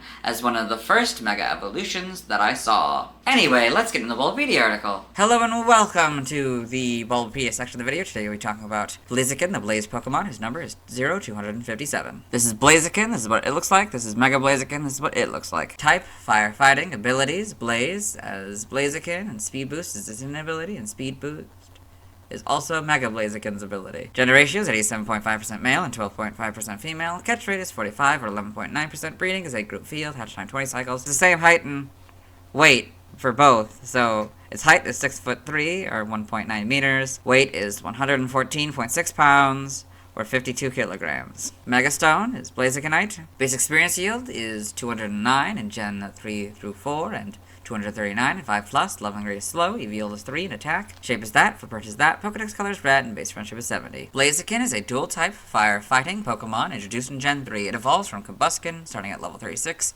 is the final form of Torchic. Blaziken can Mega Evolve into Mega Blaziken using Blazikenite. Biology, Blaziken is a bipedal, chicken-like Pokemon. The majority of Blaziken's body is red with accents of beige, yellow, and gray. Behind its head there are beige, hair-like feathers that continue downward and surround its chest and abdomen. It has a small red face with a V-shaped crest on its head. Blaziken's blue eyes are semicircular with yellow sclera, and its mouth is similar to a hooked beak. It has featherless gray hands with 3 fingers each, and 3 clawed toes that are not normally visible due to the shaggy yellow feathers on the bottom of its legs. A female has a shorter mask and hair than the male. Blaziken has a courageous personality. Blaziken has strong, muscular legs that give it great lower body strength. This lower body strength helps its kicking and jumping abilities. Its jumps are powerful enough to jump over a 30-story building in a single leap. Blaziken's wrists have gray wristband-like markings capable of producing a tuft of fire above them. Blaziken can also make flames spout from its ankles. This allows it to cloak its feet or fists, and it uses these abilities while practicing a form of martial art. Its flames burn more intensely when it faces stronger opponents. The blazing punches of Blaziken can leave its foes scorched and blackened. Every several years, its old feathers burn off, and new supple feathers grow back in their place. While Blaziken is rarely found in the wild, it is known to inhabit grasslands. In Gen 3, Blaze Kick was its signature move. Forms, Blaziken can Mega Evolve into Mega Blaziken. As Mega Blaziken, it loses its yellow markings and gains black markings on its upper legs and chest. Its hair, like feathers, take on a wing-like shape and point upward, and the portion around its chest is rough around its shoulders. The crest on its head changes into a flat horn that curves backward. The fire it creates on its wrists is now longer. When Blaziken Mega Evolves into Mega Blaziken, it further hones the power of its kicks, always a source of pride to it. As it unleashes a fury of savage kicks, its legs can begin to burn from the friction of the surrounding atmosphere. According to the Mega Evolution Pokédex short, as Mega Blaziken's body temperature increases, its power and speed continue to ramp up. Mega Blaziken here. Evolution, Blaziken evolves from Combusken and is the final form of Torchic, so Torchic, Combusken, Blaziken. Game data, NPC appearances, Pokepark Wii, Pikachu's Adventure. Blaziken is the leader of the cavern and lava zones, residing at the latter. He's in charge of Blaziken's Boulder Bash. Pokedex entries? In Gen 3, Ruby. In battle, Blaziken blows out intense flames from its wrists and attacks foes courageously. The stronger the foe, the more intensely this Pokemon's wrists burn. Sapphire? Blaziken has incredibly strong legs. It can easily clear a 30-story building in one leap. This Pokemon's blazing punches leave its foes scorched and blackened. Emerald. It learns martial arts that use punches and kicks. Every several years, its old feathers burn off and new supple feathers grow back in their place. Fire Red and Leaf Green. When facing a tough foe, it looses flames from its wrists. Its powerful legs let it jump clear over buildings. In Gen 4, Diamond, Pearl, and Platinum, flames spout from its wrists, enveloping its knuckles. Its punches scorch its foes. Heart Gold and Soul Silver. It can clear a 30-story building In a leap, its fiery punches scorch its foes. The Gen 5 Pokedex entries are Diamond, Pearl, and Platinum. In Gen 6, X is Heart Gold and Soul Silver's entry. Y is Fire Red and Leaf Green's entry. Omega Ruby is basically rubies, but Blaziken and Pokemon and the correct casing. Alpha Sapphire is basically sapphires, but Blaziken and Pokemon and the correct casing, and the short dash between legs and it is now a long dash. The Gen 8 Pokedex entry is its Diamond and Pearl counterpart. In Gen 9, Scarlet is Fire Red, Leaf Green, and Y's entry. Violet. It can jump powerfully, clearing a 30-story building in a single leap. Its flaming punches scorch its opponents. Blaziken and the Blueberry Pokedex. Interesting. Blasting, I guess, forward. I don't know. It's very interesting. Game locations. Side game locations. And events. Stats, base stats, we'll compare Blaziken and Mega Blaziken. So, HP 80, that stays the same. Attack 120, that goes up to 160. Defense 70, that goes up to 80. Special attack 110, that goes up to 130. Special defense 70, that goes up to 80. Speed 80, that goes up to 100. This one has a total of 530, and this one has a total of 630. Pokeathlon stats. Type effectiveness. You can see we won't need to compare Blaziken with Mega Blaziken because they're the same type. So, damage normally by normal, fighting poison, rock, ghost, electric dragon, and fairy. Weak to flying, ground, water, and psychic for double. Immune to nothing, resistant to bug, steel, fire, grass, ice, and dark, all for half except for bug, which is for a fourth. Learn set by leveling up. We'll do these move reminders and Evo, and then we'll go down to 36. So, by move reminder, you can get Fire Punch, Ember, Flamethrower, and Feather Dance. Upon evolution, you get Blaze Kick, 42 Bulk Up, 49 Reversal, 56 Flare Blitz, and 63 Brave Bird. By TM, we're skipping. By breeding, we're skipping. Nothing by prior evolution. Side game data. You got all this. Okay. Pokemon Ranger in the browser entry. Beware! Blaziken's sharp kicks come with flames that erupt from its toes. Shadows of Almia. Its kicks send fireballs flying. It also sends out pillars of fire to attack. Guardian Signs. It sends out pillars of fire to attack. All these. Pokepark Wii, Pikachu's Adventure, in the Pokepark pad entry. Blaziken is a zone keeper who protects the Cavern Zone and the Lava Zone. He's the attraction chief of Blaziken's Boulder Bash. He values power and justice. Got all this. Okay. Mega Blaziken. You got all that. Form data, Mega Evolution, so Blaziken, Blazikenite, Mega Blaziken. That's cool. It's got the black from its legs rather than the red and yellow from its body. That's interesting. Evolution data, Torchic, level 16 Combusken, level 36 Blaziken. Sprites here, so a little bit more orange. And this is a lot darker. Probably they're all a lot darker colors than the modern colors. A lot more, like, gray. Well, it's still, I mean, it's still kind of gray. But its fingers are yellow. That's interesting. Shiny is a lot darker kind of colors. More reminiscent of this one's shiny, but like opposite colors, I think. Yeah, that's pretty cool. And this is almost like the modern color. That's kind of fun. Then we got these, a little bit different colors maybe, but then you can see the gender differences a little bit. It's not quite so obvious in this race. I'm sure it'll be a lot more obvious in the models. Yeah, pretty much stays the same though. You know, it's pretty. I mean, the face might change a little bit. You know, a lot of things probably change. It looks like it starts off very rounded, but it becomes a little bit more rugged, at least in the front sprite here. And it kind of goes back to more of a rounded appearance in black and white. We get these kind of colors, more red and that, and yeah, a lot more white for the shiny. Oh yeah, it becomes kind of more whitish, I guess. Yeah, oh god, it's even harder to see the gender differences. I got the full back sprites as well. Oh, it's got a spike on its back. Is it always? I guess it's always had that. Weird. I've never noticed that before. Yep, becomes a lot smaller, the spike. But yeah, you can see the gender difference a lot more obviously in the models here, but also models. Then the white, yeah, white replaces the yellow. Actually, oh, it's been white for a while. Oh, when did it change? It changed in Gen 5. The claws turned to white. You can see its feet now. That's kind of fun. Got Mega Blaziken. And then, oh, that's a cool shiny. Yeah, it kind of makes those orange. Becomes more yellow. That's kind of fun. Yep. Got these models. Not much changes, I'm sure. Then homes. So you got all these. Yeah, the shiny and then yeah, female. Yeah, all that.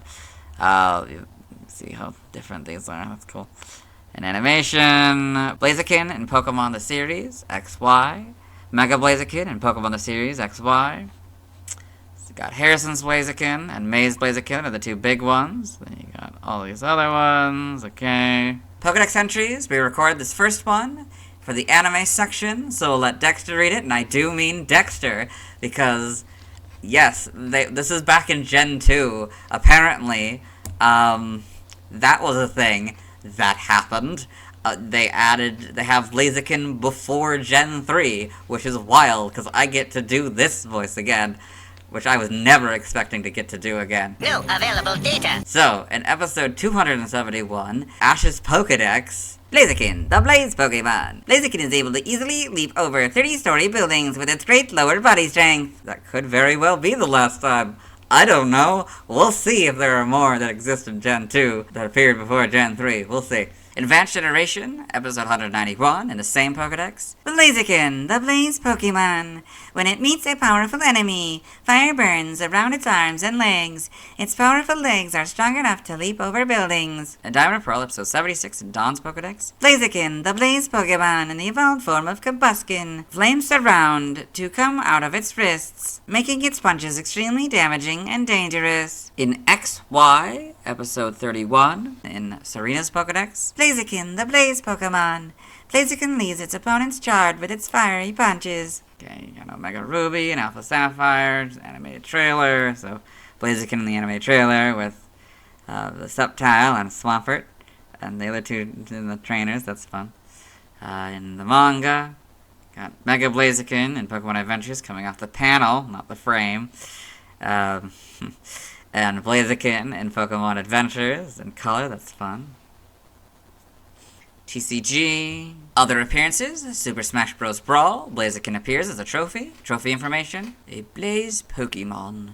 When up against a tough opponent, it fights a spirited battle and shoots light hot flames from its wrists. The stronger the foe, the more intense the flames from its wrists.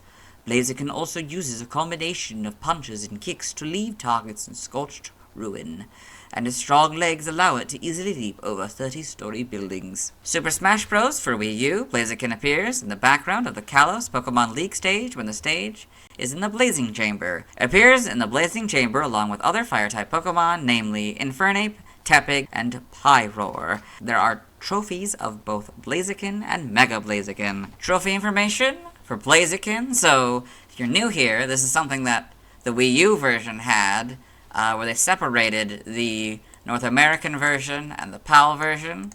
So we'll read both of them. Blaziken would be the perfect star for an intense, action-packed movie.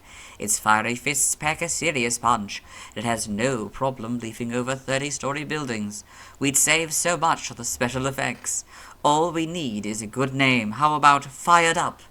Better yet, Fired Up 3. That way it sounds like it's already a popular series. PAL? We should make an action film starring Blaziken. With its fiery fists and ability to spring over 30-story buildings effortlessly, we'd save a ton of money on CGI. Let's call it Red Renegade, or better yet, Red Renegade 3. Then people will think it's part of a popular series. Interesting that they changed the name for Mega Blaziken in the North America version.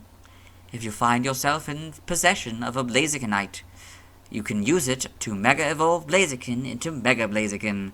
This Pokemon is clearly ready for a fight. This Mega Evolution has polished its attacks and is awaiting a worthy opponent. The Blaze Kick it can unleash will leave its foes charred. Mega Blaziken has what it takes to become a fighting champ. Pal, if you're lucky enough to get your hands on a rare Blazikenite stone, your Blaziken can Mega Evolve into this magnificent Pokemon. Ablaze with fighting spirit, Mega Blaziken has honed its skills to the highest possible degree. With its Blaze Kick, it can deliver a fierce impact that will leave opponents charred. Super Smash Bros. Ultimate, Blaziken returns as a background character in the Kalos Pokemon League stage. It also appears as a spirit. So you can see I've zoomed out so that it can show the image for Pokken Tournament. I don't know why it's not down here. I'd even, I could understand, this, not wanting to go beyond the trivia, so maybe it would go, somewhere in, the trophy information, but this is ridiculous. Anyway, Pokken Tournament, main article, Blaziken, Pokken. I don't normally read that, but I, did that first because it's new. Blaziken is a battle Pokemon in Pokken Tournament. It was made available to those who signed up for pre-play tickets on the Pokken Link website for the month of August 2015. Its moves include Heat Wave, Blaze Kick, Brave Bird, and High Jump Kick. Upon entering Synergy Burst, it Mega Evolves and can use the Burst Attack Gatling Flame Kicks. So you can see how highly detailed this is. Much more detailed than a regular game. You can see all the feathers and all that. That's really cool. Especially compared to this one, a lot less detailed. Pokemon Unite. Blaziken is playable through obtaining Unite License. There's a melee all-arounder that starts as Torchic and evolves into Combusken at level 5, which evolves into Blaziken at level 7. So you got Blaziken and Pokemon Unite. You can see, if you're new here, that's a lot shorter of leveling up than the normal games, which I think is very interesting. Trivia: Blaziken is the only fully evolved first partner Pokemon in the core series to appear in the animated series before its debut generation. A pre-alpha sketch depicts an unused Pokemon with the traits of both Blaziken and Latios. Likewise, Mega Blaziken's ears appear similar to those in a pre-alpha sketch of Torchic. So you've got pre-alpha sketch of the unused Pokemon here. You can see. Yep. And then the pre-alpha sketch of Torchic. Yeah, we saw this image in the Torchic video as well. Mega Blaziken is the only Mega Evolution officially introduced in Pokemon X and Y that is not native to Kalos. Mega Blaziken is also the first Mega Evolution Pokemon to be obtained in an event. Blaziken was designed by Ken Sugimori and is among the first Hoenn Pokemon to be designed. Blaziken's opposition with Lucario in multiple forms of media might be a reference to, respectively, Ken and Ryu from the Street Fighter franchise, as the characters share some similarities in both appearance and fighting style. Origin: Blaziken is probably based on a cockfighting chicken, specifically the Japanese Shamo chicken breed known for its mane and upright posture. The feathery legs resemble those of a Cochin chicken. It bears resemblance to Horus and Ra, two anthropomorphic ancient Egyptian deities with falcon heads. Blaziken may also be based on the Basan, a legendary fire-breathing chicken of Japanese folklore, or possibly the Karura. It is somewhat based on the mythical phoenix, as its feathers burn off every few years. It may also draw inspiration from the Taimatsu Maru, creatures that resemble raptors or tengu, and trailed flames. Its fighting type and human-like body may draw inspiration from Mightyena fighters, since Blaziken's official artwork depicts a typical flying knee, and Mega Blaziken's stance portrays a check. Name origin: Blaziken is a combination of blaze and chicken. Bursuyama may be a combination of burn or burst and shamo, a breed of Japanese chicken once raised for fighting. In other languages, see also references, external links to the Mega Evolutions. Let's move on. Now let's watch Blaziken's first scene in the anime. Hello and welcome to the anime portion of the video. Today we are watching episode 265. Pop goes the Sneasel. In this episode, Ash Ketchum, the main character, and his traveling companions Brock and Misty. That's right, Misty. We've gone back to the Gen 2 era, as apparently Blaziken first appears in Gen 2. They've come to the Ho-Oh Shrine, as it's the beginning of the Silver Conference, a fighting competition that Ash is joining.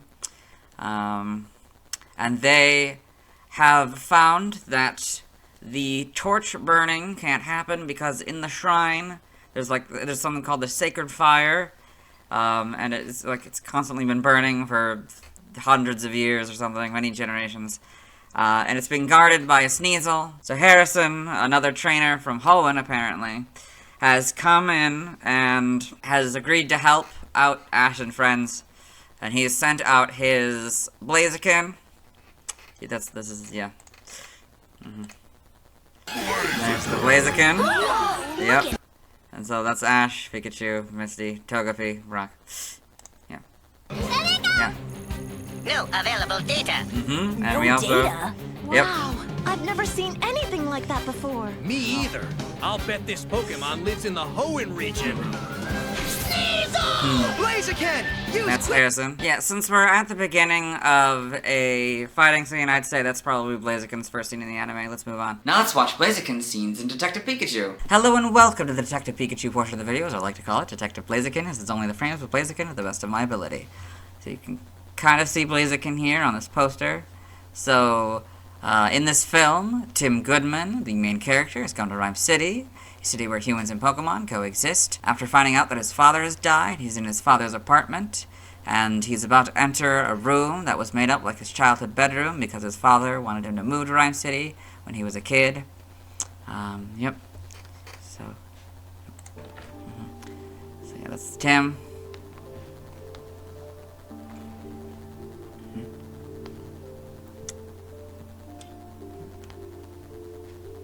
Just kind of looking around, remembering things. Okay, now we've cut to much later in the film. Tim has met Detective Pikachu, a talking Pikachu with amnesia, who was his father, Harry Goodman's detective partner, because he was a detective. And so they've come back to his apartment to rest because they went on like a little adventure. You can't really see it, but the Blaziken is here on this poster, yeah. Did it look like my childhood room? Should we talk about the fact that your childhood bed is a Pikachu bed? I'm sorry, can you speak up? I can't hear you. There's a connection, isn't there? No. Before my... Okay, so yeah. He believes that there's a connection between all these posters, and he has Pokemon cards and stuff, and his desire to become a Pokemon trainer, and he's explaining that that was a long time ago before his father moved to Rhyme City. My father moved to this city and spent more time with Pokemon than his own son. She could be a lead. Yeah. No, she's not. Detective Pikachu found a picture of a woman, and Tim was about to explain that that was his mother, who died when he was 11. Yeah. And with that somber thought, let's move on. Now let's see why people love Blaziken. Now let's look at fan art. Hello and welcome to the fan art section of the video. Nobody sent in fan art, so instead we're looking at DeviantArt fan art. For those of you who aren't familiar with the series, what we do is we go through these images until we find an image that doesn't contain a Blaziken. So this is Blaziken by PR Grunge. This cool stylized Blaziken here. You can see its claws are black. That's kind of cool. Then Blaziken by Blaziken99. So the kind of cool image of a Blaziken here. Then we got Mega Blaziken by Blue Commodore. This really cool Mega Blaziken image here. Like spinning something, maybe breaking a rock or something? Or a plant, maybe? I don't know. It's pretty cool. Then Pokemon Blaziken by All0412. It's a cool pose of a Blaziken, you know, in an Inferno. That's pretty cool. And I got Blaziken by Asdons. It's a cool, you know, image here. It's a very cinematic image of this Blaziken here and this, I don't know, what is it, like this hallway, I guess, of like a castle or something, maybe. It's really cool. This doesn't contain a Blaziken, so we'll move on. Thanks to everyone who submitted fan art. I won't be streaming tonight as I need to wait until I've talked about Wurmple to evolve Torchic into Combusken and then into Blaziken. As for Mega Blaziken, I'll have to wait until I talked about the Gen 6 Pokemon to get back to that one. Tomorrow I'll be talking about Mudkip. As always, this is my proper outfit and you'll see me tomorrow. Hello! Today we'll be talking about Mudkip, the first Water-type Pokemon in Gen 3. It's also the first base Water-type starter that gains a secondary typing upon evolution. Its previous BYC dates are November 10th, 1996, September 1st, 1999, June 22nd, 2002, April 12th, 2005, February 1st, 2008, November 22nd, 2010, September 12th, 2013, July 3rd, 2016, April 24th, 2019, and February 12th, 2022. Being the water starter, Mudkip is my favorite of the 3 Gen 3 starters. It was definitely my starter when I originally played Pokemon Sapphire. I also remember Mudkip as Brock's Pokemon in the Gen 3 era of the anime. I also know Mudkip from the various memes from throughout the years. Anyway, let's get into the Bulbapedia article. Hello and welcome to the Bulbapedia section of the video. Today we're talking about Mudkip, the mudfish Pokemon, whose number is 0 to 158. This is what it looks like. Its type is water, ability is torrent, and damp is its hidden ability. Gender ratio is 87.5% male and 12.5% female. Catch rate is 45 or 11.9%. Breeding is A group monster and water 1. Hatch time 20 cycles. Height is 1'4" or 0.4 meters. Weight is 16.8 pounds or 7.6 kilograms. Basic experience yield is 65 in Gen 3 through 4, and 62 in 5+. Leveling grade is medium slow, EV is 1 and attack. Shape is that, footbridge is that. Pokedex color is blue, and base friendship is 70. Mudkip is a water-type Pokemon introduced in Gen 3. It evolves into Marshtomp starting at level 16, which evolves into Swampert starting at level 36. Along with Treecko and Torchic, Mudkip is one of the 3 first starter Pokemon of Hoenn available at the beginning of Pokemon Ruby, Sapphire, Emerald, Omega Ruby, and Alpha Sapphire. Biology, Mudkip is a small, amphibious, quadrupedal Pokemon. It has a blue blue body with a light blue underside. Mudkip has a large head with a blue fin on top and a light blue tail fin. It has black beady eyes and orange star-shaped gills on its cheeks. By using the fin on its head, Mudkip can detect changes in the air and water currents as well as bodies of water. Its fin can also point in a certain direction as seen in the Pokemon the series Ruby and Sapphire episode, Date Expectations. Despite its small size, Mudkip is a very strong Pokemon. Mudkip is capable of moving or crushing boulders larger than itself. Its large tail fin provides powerful acceleration to propel it through the water. According to its Pokemon Ranger browser entry, Mudkip is a very docile Pokemon. Mudkip is more commonly found in captivity, though it can be found in swamps and other wetlands. In the wild, it sleeps by burying itself in the mud soil at the water's edge or bottom of a river. It has been recently seen living in the terrarium of Blueberry Academy. Evolution, Mudkip evolves into Marshtomp, which evolves into Swampert. So, Mudkip, Marshtomp, and Swampert. Game data, Pokedex entries. In Gen 3, Ruby, the fin on Mudkip's head acts as a highly sensitive radar. Using this fin to sense movements of water and air, this Pokemon can determine what is taking place around it without using its eyes. Sapphire. In water, Mudkip breathes using the gills on its cheeks. If it is faced with a tight situation in battle, this Pokemon will unleash its amazing power. It can crush rocks bigger than itself. Emerald. On land, it can powerfully lift large boulders by planting its forefeet and heaving. It sleeps by burying itself in soil at the water's edge. Fire red and leaf green. Its large tail fin propels it through water with powerful acceleration. It is strong in spite of its size. In Gen 4, Diamond, Pearl, and Platinum, to alert it, the fin on its head senses the flow of water, has the strength to heft boulders. Heart Gold, Soul Silver. Its power can crush boulders. It rests by covering itself with mud at the bottom of a river. The Gen 5 Pokedex entries are Diamond, Pearl, and Platinums. X is Fire Red and Leaf Green's entry. Y is the Diamond, Pearl, Platinum and Gen 5 entries. Omega Ruby is basically rubies, but Mudkip and Pokemon are now the correct casing. Alpha Sapphire is basically sapphires, but Mudkip and Pokemon are now the correct casing, and the short dash has been replaced by the long dash. In Gen 8, Brilliant Diamond and Shining Pearl. Using the fin on its head, Mudkip senses the flow of water to keep track of what's going on around it. Mudkip has the strength to heft boulders. In Gen 9, Scarlet, it has the power to crush large boulders into pieces. To rest, it buries itself in mud at the bottom of a river. Violet, when it uses its large tail fin, it picks up speed rapidly in the water and is strong in spite of its small size. Mudkip in the Blueberry Pokedex, there's 3 of them. That's kind of fun, you know. One's swimming, one's about to jump in the water, and one's on the edge. It's kind of cute. In this cave for some reason, I don't know why. I don't know, maybe this is just where they live, I guess. Yeah, I don't know. Or maybe this is just their swimming spot, I don't know. Game locations, side game locations, and events. Stats, base stats, HP 50, attack 70. Defense, special attack, and special defense 50. So that's what I do if they all, or if a group of them are the same. It's actually something I've started doing fairly towards the end of Gen 2. Speed 40 for a total of 310. Pokeathlon stats. Type effectiveness, damage normally by normal, fighting, flying, poison, ground, rock, bug, ghost, psychic, dragon, dark, and fairy. Weak to grass. And electric for double, immune to nothing, resistant to steel, fire, water, and ice, all for half. Learn set by leveling up 1. Tackle and Growl, 3. Water Gun, 6. Rock Smash, 9. Rock Throw, 12. Protect, 15. Supersonic, 18. Water Pulse, 21. Rock Slide, 24. Takedown, 27. Amnesia, 30. Surf, 33. Screech, 36. Endeavor, and 39. Hydro Pump. By TM, TM001 Takedown, 5 Mud Slap, 7 Protect, 11 Water Pulse, 12 Low Kick, 22 Chilling Water, 25 Facade, 34 Icy Wind, 35 Mud Shot, 36 Rock Doom, 46 Avalanche, 47 Endure, 50 Rain Dance, 55 Dig, 66 Body Slam, 70 Sleep Talk, 77 Waterfall, 85 Rest, 86 Rock Slide, 103 Substitute, 110 Liquidation, 123 Surf, 128 Amnesia, 133 Earth Power, 135 Ice Beam, 142 Hydro Bump, 143 Blizzard, 145 Water Pledge, 171 Terra Blast, 172 Roar, 191 Uproar, 204 Double Edge, 205 Endeavor, 208 Whirlpool, 209 Muddy Water, 214 Sludge Wave, and 224 Curse. By breeding, this group gives you Ancient Power, this group gives you Bite, this group gives you Counter, this group gives you Curse, this group gives you Double Edge, this group gives you Mirror Coat, this group gives you Mud Slap.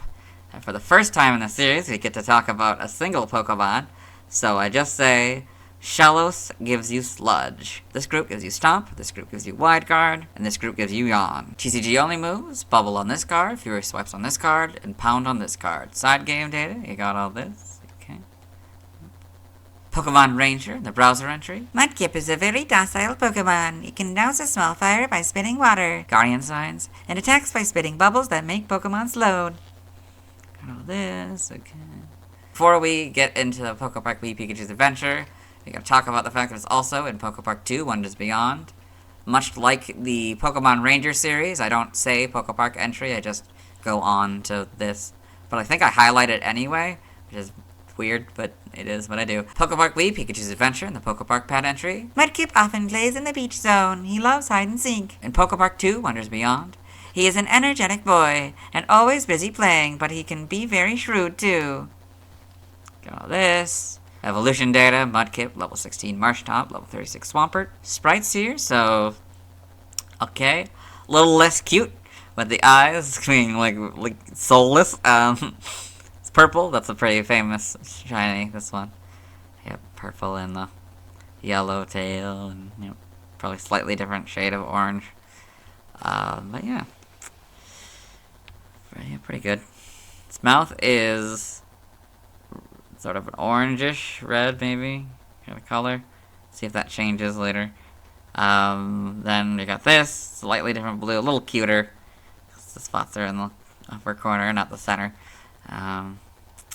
Yep. Slightly different blue, probably slightly different purple. The tail looks a little bit more gray than this kind of purple, light purple color. Gen 5, get the full back stripes, definitely a lot cuter. Not quite the cuteness, though, that we have in, like, the anime. Still kind of a reddish mouth. That's nice. A little detail. Then that's cute. That's adorable. The models definitely make it cute. I don't know why. I guess because it's bigger head proportions. I think, like, yeah, you could do all that. Like, its eyes are, like, a little bit smaller, more separated from its nose. But that's definitely cute. Everything's a lot lighter. This looks a little bit weird. I don't know why. It looks a little different. Maybe it's just the lighting of the camera. But yeah, it looks a little different than a lot of these ones do. Okay. Yeah, but now we got Homes. Very interesting that the fin is like that. Like, usually they're a lot smoother everywhere else. That's weird. Okay. Pretty good models otherwise. Other sprites. Pokemon Diamond and Pearl. Beta back sprites. An animation. Mudkip in Pokemon the series. XY. Brock's Mudkip is the big one. Got all these. Mudkip eggs in Pokemon the series. XY. That's adorable. I like that. It's got the spots on the orange. That's cute. Got all these. Pokedex entries. In Advanced Iteration, Episode 5 in Ash's Pokedex. Mudkip, the Mudfish Pokemon. Mudkip uses the sensitive fin on its head to take radar readings of its surroundings. In Advanced Iteration, Episode 25 in the same Pokedex. Mudkip, the Mudfish Pokemon. Mudkip uses the sensitive radar receptors on its head fin to determine what's going on around it. In a pinch, it can brandish enough power to crush rocks. Omega Ruby and Alpha Sapphire, animated trailer. You got Mudkip in the animated trailer. Good, adorable. Pokemon Evolutions, we've seen this one for the last two starters. Now we get to see it for Mudkip. Yep, Mudkip in Pokemon Evolutions. In the manga, Mudkip in Pokemon Adventures. So sometimes this happens, where in Pokemon Adventures, usually, I mean sometimes it's other manga, but yeah, in the manga there's sometimes Pokedex entries, and I do the same thing. Read it in the normal Pokedex, the Pokedex entry voice of the time. Pokemon Adventures in Chapter 184. The fin on its head is like a sensitive radar. The fin is able to detect movements in the air and water. This Pokemon can determine the surroundings around it without using its eyes. So this is Jiang Yi's translation. In the same manga, in the same chapter. The fin on Mudkip's head acts as a highly sensitive radar. Using this fin to sense movements of water and air, this Pokemon can determine what is taking place around it without using its eyes. This is the Viz Media version, I guess. Oh, that's why this is here. Okay. I don't know who Chuang Yi is. I don't know if that's a person or a company, or if it's like a translator. I don't know. But that's we've never had a Viz Media version before. It's always been Zhongyi's translation, if it's ever appeared at all. Sometime in the early ones, they didn't even have this little note here. So that's very interesting. Got all these. Yeah. Mudkip and Pokemon Mystery Dungeon, Genji's Rescue Team. Okay, the TCG and the TFG. Other appearances, Super Smash Bros. Brawl, Mudkip appears as a random trophy. A mudfish Pokemon. It has fins on its head and tail. The fin on its head acts like a radar dish to read its surroundings, and its tail fin increases its swimming speed. The gills on its cheeks allow it to move about in water. It's very strong for its size. It can even lift big boulders. It burrows into muddy water sides to sleep. Mudkip evolves into Marshtomp. Trivia in a poll conducted by Nintendo of Europe. Mudkip was voted as the fans' favorite first partner Pokemon, with Typhlosion and Blastoise close behind in second. Mudkip is the subject of a popular internet meme known as "So I Heard You Like Mudkips?" Mudkip and Pelipper were featured in a music video as part of the Project Voltage collaboration with Krypton Future Media. In the video, Mudkip soars the skies in Pelipper's beak, wondering about their approaching evolution. Origin, Mudkip is based on the mud puppy or mud skipper, or also possibly an axolotl. As it is the mudfish Pokemon, it might also be based on the gilled Eastern African lungfish or the flathead catfish, also known as the mudcat. Name origin, Mudkip may be a combination of mud, skip, and mud skipper. Mizugoru may be a combination of Mizu, water, and Mitsugoro, mudskipper. No languages. See also external links. The first partner trios. Let's move on. Now let's watch Mudkip's first scene in the anime. Hello and welcome to the anime portion of the video. Today we are watching episode 275, Get the Show on the Road. In this episode, sort of mirroring the opening or the beginning of the Gen 3 games, Professor Birch, the local Pokemon professor in Hoenn, has found himself in a tricky situation with a Poochyena, and it's up to May, a new trainer, to help him out by choosing a Pokemon in the thing, but of course they had to make her choose a certain Pokemon, and they decided to make her choose Mudkip here. Here goes! There's Mudkip. Mudkip.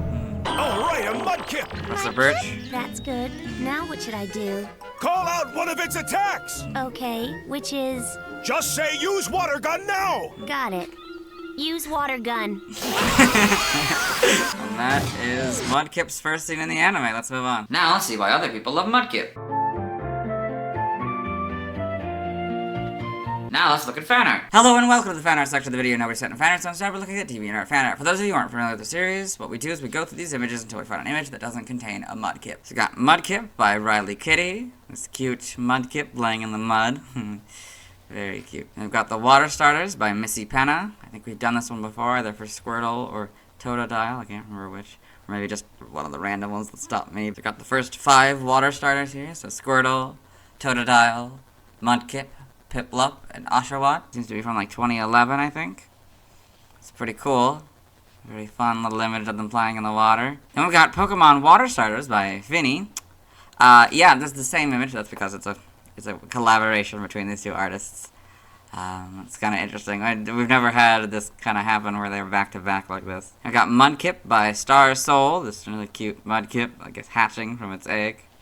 It's very, very cute. And this doesn't contain a Mudkip, so we'll move on. Thanks to everyone who submitted fan art. I'll be streaming tonight at 9 p.m. CEDT, Central Daylight Time. We'll be getting a Mudkip. Tomorrow I'll be talking about Marshtomp. As always, this is my proper outfit, and you'll see me tomorrow. Hello. Today I'll be talking about Marshtomp, the first water ground and ground type Pokemon, and water and ground type evolution in Gen 3. Marshtomp is also the first second stage water type starter that gained a secondary typing when it evolved. It's the evolution of Mudkip, who evolves at level 16. Marshtomp's previous PYC dates are November 11th, 1996, September 2nd, 1999, June 23rd, 2002, April 13th, 2005, February 2nd, 2008, November 23rd, 2010, September 13th, 2013, July 4th, 2016, April 25th, 2019, and February 13th, 2022. Despite being the water starter's evolution, this isn't my favorite of the middle stages of the Gen 3 starters. Certainly better than Combusken, but I think Grovyle is my favorite of the three. Anyway, let's get in the Bulbapedia article. Hello and welcome to the Bulbapedia section of the video. Today we're talking about Marshtomp, the mudfish Pokemon. His number is 0259. This is what it looks like. Its type is water ground, abilities torrent, and damp is its hidden ability. Gender ratio is 87.5% male or 12.5% female. Get rate is 45 or 11.9%. Breedings egg groups. Monster and Water 1, hatch time 20 cycles. Height is 2'4" or 0.7 meters. Weight is 61.7 pounds or 28 kilograms. Basic experience yield is 143 in Gen 3 through 4, 142 in 5+. Leveling rate is medium slow. EV yield is 2, and attack, shape is that, footprint is that. Pokédex color is blue, and base friendship is 70. Marshtomp is a dual-type water/ground Pokemon introduced in Gen 3. It evolves from Mudkip starting at level 16 and evolves into Swampert starting at level 36. Biology: Marshtomp is an amphibious bipedal Pokemon. Its body is primarily light blue with a lighter shade of blue for its underside and an orange belly.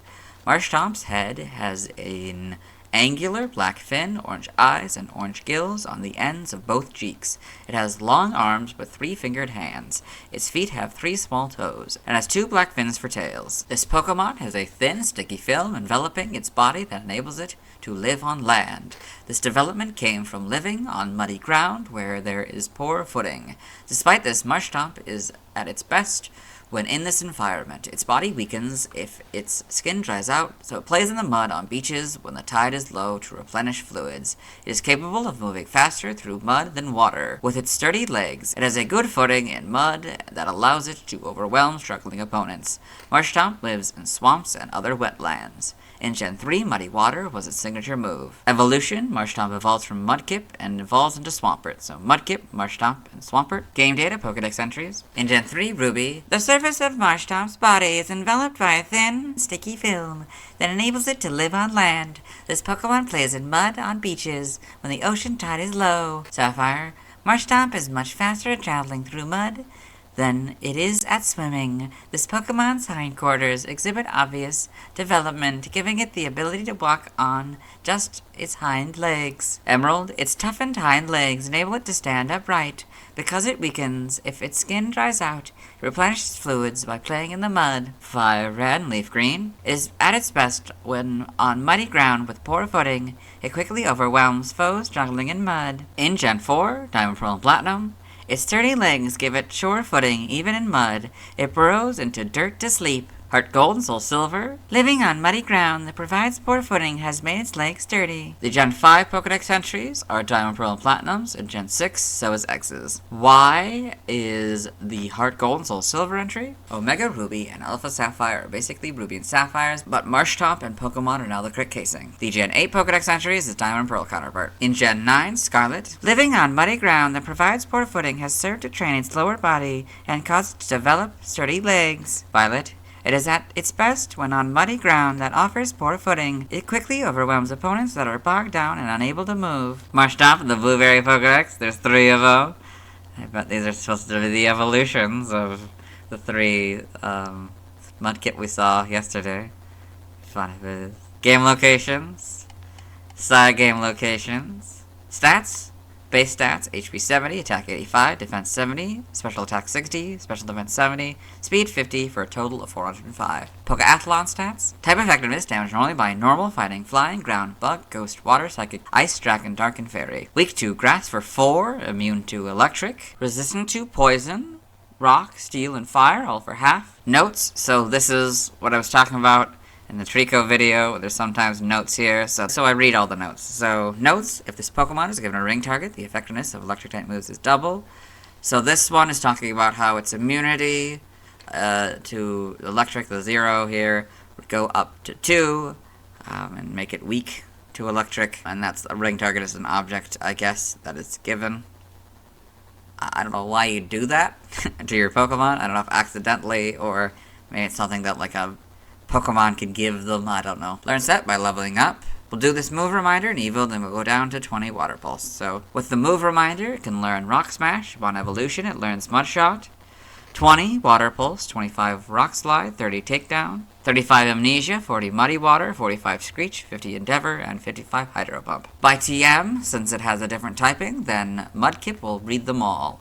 1 takedown, 5 mud slap, 7 protect, 11 water pulse, 12 low kick, 22 chilling water, 25 facade, 28 bulldoze, 34 icy wind, 35 mud shot, 36 rock tomb, 43 fling, 46 avalanche, 47 endure, 50 rain dance, 55 dig, 58 brick break, 66 body slam, 69 ice punch, 70 sleep talk, 77 waterfall, 85 rest, 86 rock slide, 103 substitute, 110 liquidation, 116 stealth rock, 123 surf, 128 amnesia, 130 helping hand, 133 earth power, 135 ice beam, 142 hydro pump, 143 blizzard, 145 water pledge, 149 earthquake, 171 terra blast, 172 roar, 176 sand tomb, 191 uproar, 192 focus punch, 204 double edge, 205 endeavor, 208 whirlpool, 209 muddy water, 214 sludge wave, and 224 curse. By breeding, we're skipping, nothing by prior evolution. TCG only moves, bubble on this card, pound on this card, and slash on this card. Side game data, you got all this.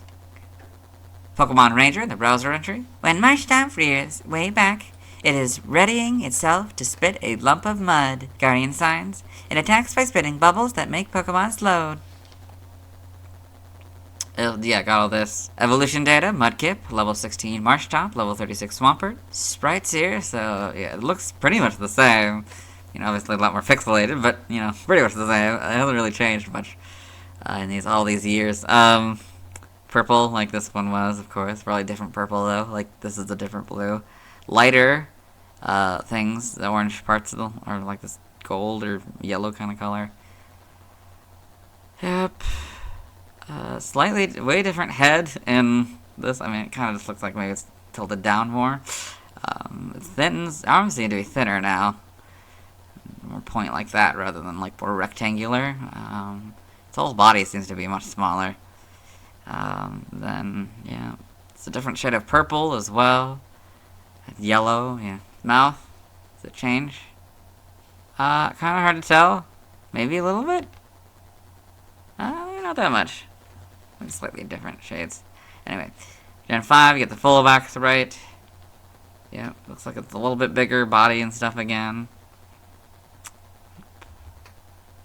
Gen 6, you get the models don't really look all that great, to be honest. Its arms are a lot longer, and this is a lot more faded colors. It just looks almost like a robot version of it. It's very weird.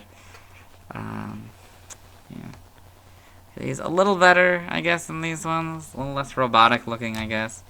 Still not great. These are much better models. And homes. Animation. Marshtomp and Pokemon Journeys the series. Oh, look at it. It's all so sad. Rock's Marshtomp is the big one. All these. Pokedex entries. This first one I've already recorded for the anime section, so we'll let Ash's Pokedex read it. Marshtomp, the mudfish Pokemon. Marshtomp is the evolved form of Mudkip. It is able to move and swim more quickly through mud than through water. In Advanced Generation, episode 48, May's Pokedex. Marshtomp, the mudfish Pokemon. Marshtomp is the evolved form of Mudkip. Its body is enclosed in a membrane, allowing it to live on land. Its lower body is well developed, so it's capable of walking on 2 legs. In Advanced Generation, episode 148, in the same Pokedex. Marshtomp, the mudfish Pokemon, is the evolved form of Mudkip. It can move faster through mud than it can through water. In Journeys, episode 41, it goes right on phone. Marshtomp, the mudfish Pokemon, a water and ground type. Marshtomp gets weaker if its skin dries out, so it frolics in the mud, absorbing water as it plays. Pokemon Omega Ruby and Alpha Sapphire animated trailer. You got Marshtomp in the animated trailer. It's eating, I don't know. In the manga, Marshtomp in Pokemon Adventures. In the TCG trivia, Marshtomp is the only middle evolved form of a water type first partner Pokemon with 2 types. Marshtomp and its evolved form Swampert are the only first partner Pokemon to have a 4 times weakness against another first partner Pokemon type, Grass. Marshtomp is the only evolution of a first partner Pokemon as of Gen 3 that can be used in Pokemon Jump. Origin, Marshtomp is based on the Mud Puppy or Mud Skipper.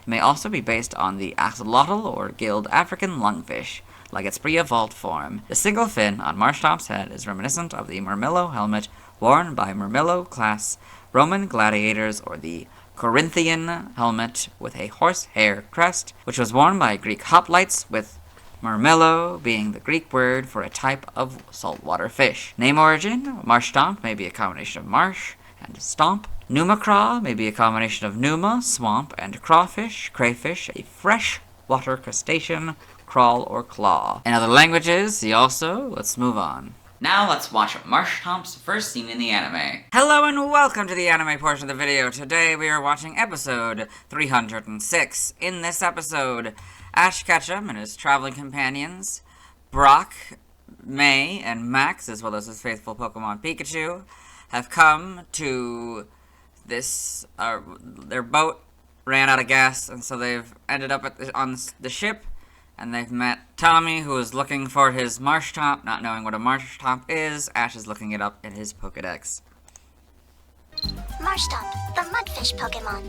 Marshtomp is the evolved form of Mudkip. It is able to move and swim more quickly through mud than through water. I was really hoping sooner than this. Yep, that is Marshtomp's first scene in the anime. Let's move on. Now let's see why people love Marshtomp. Now let's look at fan art. Hello and welcome to the fan art section of the video. Now we sat in fan art, so instead we're looking at DeviantArt fan art. Because this is the first time in Gen 3, I'll explain what's happening here. So sometimes this happens where we will only have one single image, either one on either side of these is not an image containing a Marshtomp. So what we do is just a single image mode here, and we'll just talk about this one image and then move on. So this is Mudkip, Marshtomp, and Swampert by MCG Mark. So you got the full line here. See how different they are in size. That's kind of fun. They seem to be communicating with each other. That's very cool. I mean, it's showing off its bubble skills. Yes. It's a very nice, very detailed image. I like the quality and the colors and lighting and stuff.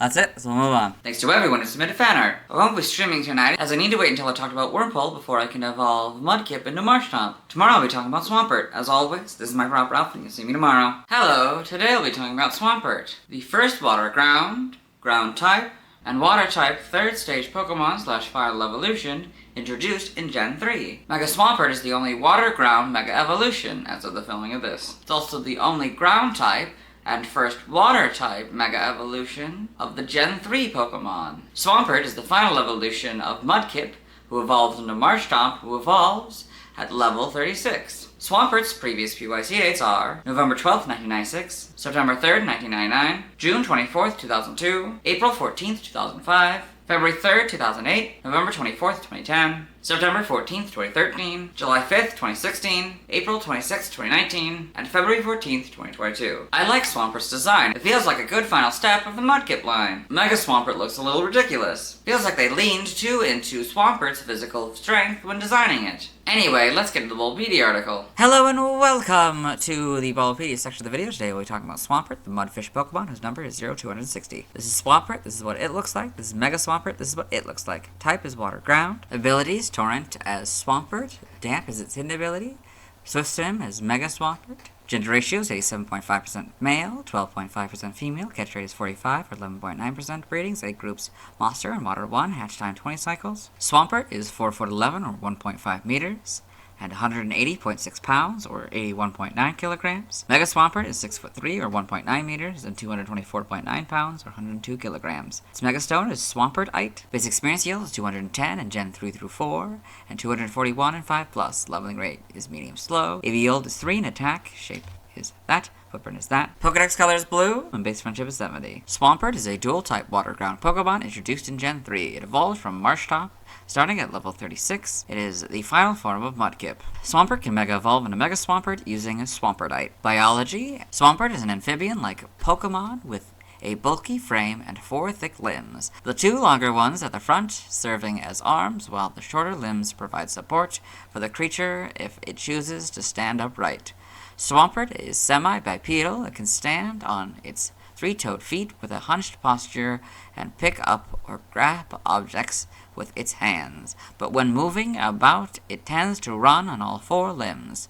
It has orange conical gills that protrude from round patches on either side of its face. 2 large fan-like black fins extend from the top of its orange eyes to the back of its head. Similarly, a black fan-like tail fin extends upward from its hindquarters. Swampert is predominantly cobalt with a white abdomen, orange gills, and similarly orange padding on all 4 limbs. Swampert boasts the physical strength to easily drag an enormous boulder weighing more than a ton, batter down opponents, and swim faster than a jet ski. It can even tow a large ship while swimming. Swampert's arms are as hard as rocks.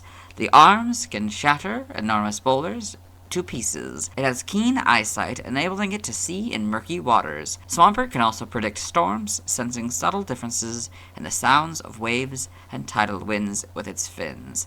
When a storm is approaching, Swampert will pile up boulders to protect its nest. It makes its nest on beautiful beaches. The reason Swampert covers itself in mud is that it wants to keep its skin moist. It has also been seen living on beautiful beaches. In Gen 3, Muddy Water was its signature move. Forms: Swampert can Mega Evolve into Mega Swampert. As Mega Swampert, this Pokemon gains considerable bulk. Its upper body and arms become more muscular, bulging compared to its squat lower body. The orange padding on Swampert's thighs vanish, but it gains 2 additional patches of orange padding on each wrist and another patch on each shoulder. This padding and its gills become a darker, redder shade of orange, while the gills are now larger and bulbous, with filaments extending past its mouth. The black fins on its head are thicker and now extend down past its shoulders. The black tail fin is still shaped like an upward-turned fan, but it now forms a short ridge that extends up to this Pokemon's forehead, flanked on either side by the aforementioned head fins. The webbed digits on Mega Swampert's hands take on a black color and now feature better defined articulations. According to the Pokemon the Series XY episode Origins of Mega Evolution, Mega Swampert fills the organs on its back with air before diving underwater or battling. It uses the pressure to increase the power of its punches. Due to its Mega Evolution, Mega Swampert has become much stronger and tougher with its more developed body. This allows Mega Swampert to use tenacious power on both the land and water. It can now stand on its 2 legs more and deliver more damage through its strong, heavy fist. You can see Mega Swampert here. Evolution: Swampert evolves from Marshtomp and is the final form of Mudkip, so Mudkip, Marshtomp, Swampert. Game data and PC appearances: Pokemon Mystery Dungeon, Red Rescue Team, and Blue Rescue Team. Swampert is a member of Team Hydro. Pokedex entries: in Gen 3, Ruby. Swampert is very strong and has enough power to easily drag a boulder weighing more than a ton. This Pokemon also has powerful vision that lets it see even in murky water. Sapphire: Swampert predicts storms by sensing subtle differences in the sounds of waves and tidal winds. With its fins, if a storm is approaching, it piles up boulders to protect itself. Emerald: if it senses the approach of a storm and a tidal wave, it protects its seaside nest by piling up boulders. It swims as fast as a jet ski. Fire Red and Leaf Green: its arms are rock hard. With one swing, they can batter down its foe. It makes its nest on beautiful beaches. In Gen 4, Diamond, Pearl, and Platinum. It can swim while towing a large ship. It bashes down foes with a swing of its thick arms. Heart Gold and Soul Silver: its arms are hard as rock. With one swing, it can break a boulder into pieces. The Gen 5 Pokedex entries are Diamond, Pearl, and Platinum. In Gen 6, X is the Heart Gold and Soul Silver entry. Y is Diamond, Pearl, and Platinum, the Gen 5 entry. Omega Ruby and Alpha Sapphire, basically Ruby and Sapphires, but Swampert and Pokemon are now the correct casing. Gen 8 is its Diamond and Pearl counterpart. In Gen 9, Scarlet is the Heart Gold, Soul Silver, and X entry. Violet: Swampert's arms are rock hard. With one swing, they can batter down Swampert's foes. This Pokemon makes its nest on beautiful beaches. Oh, Swampert and the Blueberry Pokedex? That's interesting. So you got 2 Swampert and a Marshtomp. It looks like maybe 2 of them evolved, but one is still a Marshtomp. We were talking about the Mudkip. There were 3 Mudkip, then there were 3 Marshtomp, and now there are 2 Swampert and a Marshtomp. Also, I get to talk about the weird structures in the background. We saw, I think, a little bit of one of these in one of the past videos, but it was not enough for me to really talk about. But yeah, I don't know what these are. I haven't played the Gen 9 games, particularly and especially this DLC. So I haven't seen anyone play the DLC or anything, so I have absolutely no idea what these structures are. I have no idea if they're important, if they're quest things, if they're just cool and colorful. They probably serve some purpose. I just don't know what it is. Game locations, side game locations, and events. Stats, space stats will compare Swampert and Mega Swampert. HP 100, that stays the same. Attack 110, that goes up to 150. Defense 90, that goes up to 110. Special attack 85, that goes up to 95. Special defense 90, that goes up to 110. Speed 60, that goes up to 70. So this one has a total of 535, and this one has a total of 635. Pokeathlon stats. Type effectiveness, damage normally by normal, fighting, flying, ground, bug, ghost, water, psychic, ice, dragon, dark, and fairy. Weak to grass for 4, immune to electric, resistant to poison, rock, steel, and fire, all for half. Notes, if this Pokemon is given a ring target, the effectiveness of electric-type moves is double, so go from 0 to double. Learn set by leveling up. We'll do this move reminder section here, and then we'll go down to 36. So, by move reminder, it can get Surf, Earthquake, Rock Smash, and Hammer Arm. 42 Muddy Water, 49 Screech, 56 Endeavor, and 63 Hydro Pump. Skipping by TM, and by Breeding. Nothing by prior evolution. TCG only moves. Bubble on this card. Side game data. You got all this. Okay. Pokemon Ranger in the browser entry. Swampert attacks by gushing blasts of water from its mouth like a waterfall. In the Guardian Signs, it attacks by spitting bubbles that make Pokemon float. Got all these. New Pokemon Snap in the Photodex entry. Swampert has powerful vision that allows it to see through muddy river water. The reason it covers itself with mud when it's on land is because it wants to keep its skin moist. Mega Swampert, you go. Form data, Mega Evolution Swampert, Swampertite, and Mega Swampert. Evolution data, Mudkip, level 16 Marshtomp, level 36 Swampert. Sprites, a little bit more scary than this, but yeah, pretty good, I guess. There's little different colors. This is, of course, still purple, that makes sense. This, a little bit less weird looking. His mouth is like red, but then it's like a little different kind of red. Maybe a little bit of orange and pink and stuff. Alright, yeah, pretty good. Not really much changes. Oh, this get a lot smaller. Yeah, these are a lot longer. It's get a lot smaller in the front sprite. Yeah. It's also on, oh yeah, it's on its hind legs. I almost never see it on its hind legs before. Yeah, that's so weird. Okay. Then we got it sort of on its almost fours, like it's usually posed. Full back sprite. It's pretty cool. The models, that makes it look way cooler than the sprites do. Oh my gosh, okay. And Mega Swampert as well. Oh, that's pretty cool. I've never seen the back of Mega Swampert. That's kind of cool. Yeah, definitely looks more intimidating. Got this, not much changes. Homes, you got these, it kind of becomes a lot more red. I don't know, it's a lot less obviously red, but now it's a lot more obviously red. Oh, it's like a pink. Oh, that's cool. Okay. An animation, Swampert and Pokemon Journeys the series, a Mega Swampert and Pokemon the series XY, and all this. Pokedex entries in Advanced Generation, Episode 32 in Ash's Pokedex. Swampert, the Mudfish Pokemon. Swampert is the evolved form of Marshtomp. It is able to easily drag large stone, weighing over 1 ton. It is also able to see through cloudy waters and detect approaching storms with its fin. In Diamond and Pearl, Episode 109, in the same Pokedex. Swampert, the Mudfish Pokemon. Swampert is a powerful Pokemon that can drag even a large ship, as well as inflict critical damage to its enemies with 1 blow. Pokemon Omega Ruby and Alpha Sapphire animated trailers. You got Swampert in the animated trailer with their version of May, like the game version of May, and Mega Swampert in the animated trailer. That's fun. Okay, Pokemon Evolutions, Mega Swampert and Pokemon Evolutions. In the manga, Swampert and Pokemon Adventures in color, and Mega Swampert and Pokemon Adventures. Okay, got all these. In the TCG. Trivia. Swampert has the highest base stat total of any fully evolved first partner Pokemon. This also applies to Mega Swampert regarding Mega Evolutions of any fully evolved first partner Pokemon. Mega Swampert is the only Pokemon with a base stat total of 635. For this final point here, this is very similar to the one that we read yesterday, and as such, I will typically say I already read this one in the Marshtomp video. Skip it, but of course this one also has this.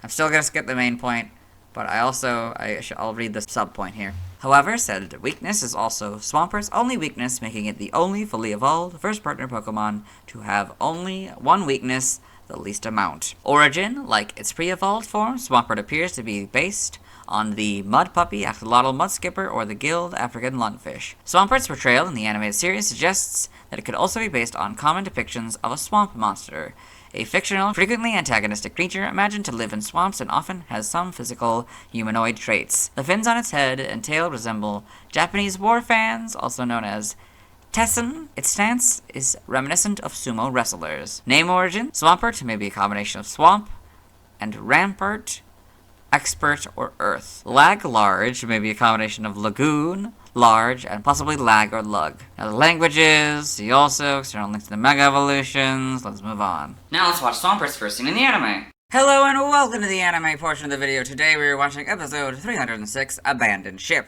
In this episode, Ash Ketchum and his traveling companions Brock, May, and Max, as well as his faithful Pokemon Pikachu, and May's Pokemon Torchic, have come to, or have ended up on this abandoned ship. They are waiting for someone they just met, Tommy, who was the sailor on the ship when it wrecked, who's looking for his Marshtomp. And Torchic has seen something, this door is just opened. Yeah. And there's the Swampert. And that is Swampert's first scene in the anime. That's Pikachu, by the way. Yeah. Let's move on. Now let's see why people love Swampert. Now let's look at fan art. Hello and welcome to the fan art section of the video. Now we set in fan art, so we're looking at DeviantArt fan art. For those of you familiar with the series, you might be wondering why we're on this single image. That's because this is the only image we'll be doing today. So this is Swampert by G-Screen2. So this interesting Swampert here appears to be off color with the green and the blue. I don't know if they just misremembered the colors or if it's supposed to be like camouflaged. Maybe it's covered in like moss or something, I don't know. But very, well, they're maybe like sick, or I don't know, maybe it's just their own variation, or maybe, yeah, I don't know. But yeah, this is pretty cool. It's in the rain and in the mud and stuff. Yeah, very well done. Let's move on. Thanks to everyone who submitted fan art. I won't be streaming tonight, as I need to wait until I've talked about Wurmple to evolve Mudkip into Marshtomp and then into Swampert. Tomorrow I'll be talking about Poochyena. As always, this is my proper outfit. You'll see me tomorrow. Hello. Today I'll be talking about Poochyena, the first Dark-type Pokemon introduced in Gen 3 and the only pure Dark-type Pokemon introduced in Gen 3 that evolves. Its previous PYC dates are November 13th, 1996, September 4th, 1999, June 25th, 2002, April 15th, 2005, February 4th, 2008, November 25th, 2010, September 15th, 2013, July 6th, 2016, April 27th, 2019, and February 15th, 2022. I like how Poochyena looks both cute and threatening. I, like many, most remember Poochyena from the beginning of Pokemon Sapphire, where it chases Professor Birch and the player must use their starter Pokemon to defeat it to continue the story. Anyway, let's get in the Bulbapedia article. Hello and welcome to the Bulbapedia section of the video. Today we're talking about Poochyena, the bite Pokemon, whose number is 0261. This is what it looks like. Its type is Dark. Abilities: Runaway or Quick Feet in Gen 4+. Rattle is its ability. Gen ratio is 50-50. So our first 50-50 of Gen 3. This is what that looks like. That'd be a 1-to-1. Catch rate is 255 or 43.9%. Breeding: a group field. Hatch time 15 cycles. Height is 1'8" or 0.5 meters. Weight is 30 pounds or 13.6 kilograms. Base experience yield is 55 in Gen 3 through 4, 56 and 5+. Leveling rate is medium fast. EV is 1 and attack. Shape is that. Footprint is that. Pokedex color is gray and base friendship is 70. Poochyena is a dark type Pokemon introduced in Gen 3. It evolves into Mightyena starting at level 18. Biology: Poochyena, as its name implies, is a quadrupedal Pokemon similar in appearance to hyenas and canines. Its body is primarily gray with a black face and throat, paws, and belly. Its eyes are red with yellow sclera, and it has a red nose. Its lower jaw has 2 pointed teeth sticking out. The fur at the base of its tail is rumpled and shaggy. Poochyena has gray paw pads on its 3-toed paws. Poochyena have a very keen sense of smell, allowing them to find and chase their prey with ease. It takes a bite at anything that moves and makes the hair on its tail bristle out to try to intimidate its foes. Poochyena's vigorous barking attempt at opponents embodies Poochyena's cowardly nature. Known for its tenacious nature, it chases after prey alongside the pack until the victim becomes exhausted. If its victim strikes back, then it may turn tail. It's omnivorous and will eat anything. This Pokemon lives in grasslands, savannas, and forests. Evolution: Poochyena evolves into Mightyena. So Poochyena, Mightyena, this is what a 2-stage Pokemon box looks like. much smaller. Game data and PC appearances. Pokemon Ruby and Sapphire, Omega Ruby and Alpha Sapphire. At the beginning of the game, a wild Poochyena attacks Professor Birch. The player must use their first partner Pokemon to defeat it. Pokemon Mystery Dungeon, Explorers of Time and Explorers of Darkness. 3 Poochyena form Team Poochie.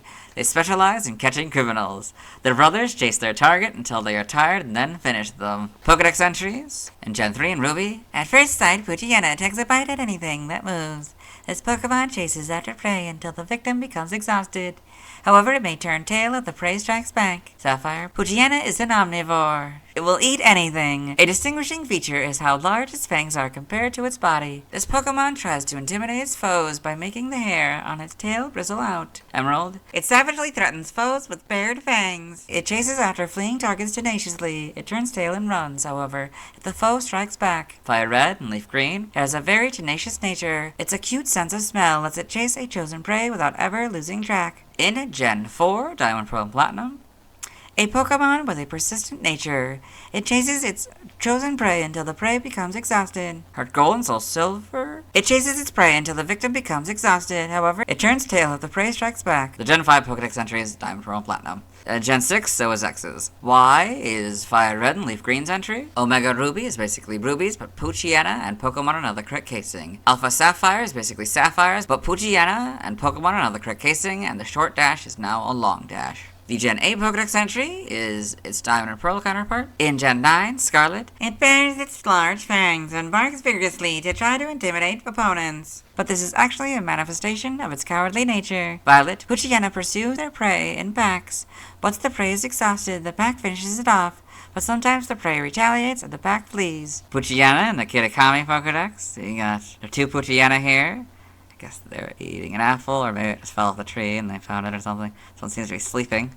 So Kitakami is the first DLC. It's the teal mask. Oh, you can see the paw pads. That's cute. So yeah, this is Kitakami. That's the region from that. Game locations, side game locations, held items. Pokemon Ruby, Sapphire, Emerald, Platinum, Heart Gold, Soul Silver, Black and White. You get the Pekka Berry 5% of the time. So this is how it usually is supposed to look. Held items. It's multiple games and it's.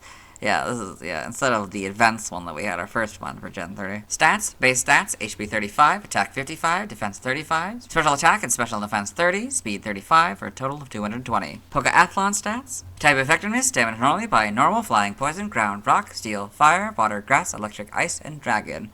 Weak to fighting, bug and fairy for double, immune to psychic, resistant to ghost and dark for half. Notes, if Miracle Eye is used by an opponent or this Pokemon is given a ring target, the effectiveness of Psychic-type moves is 1.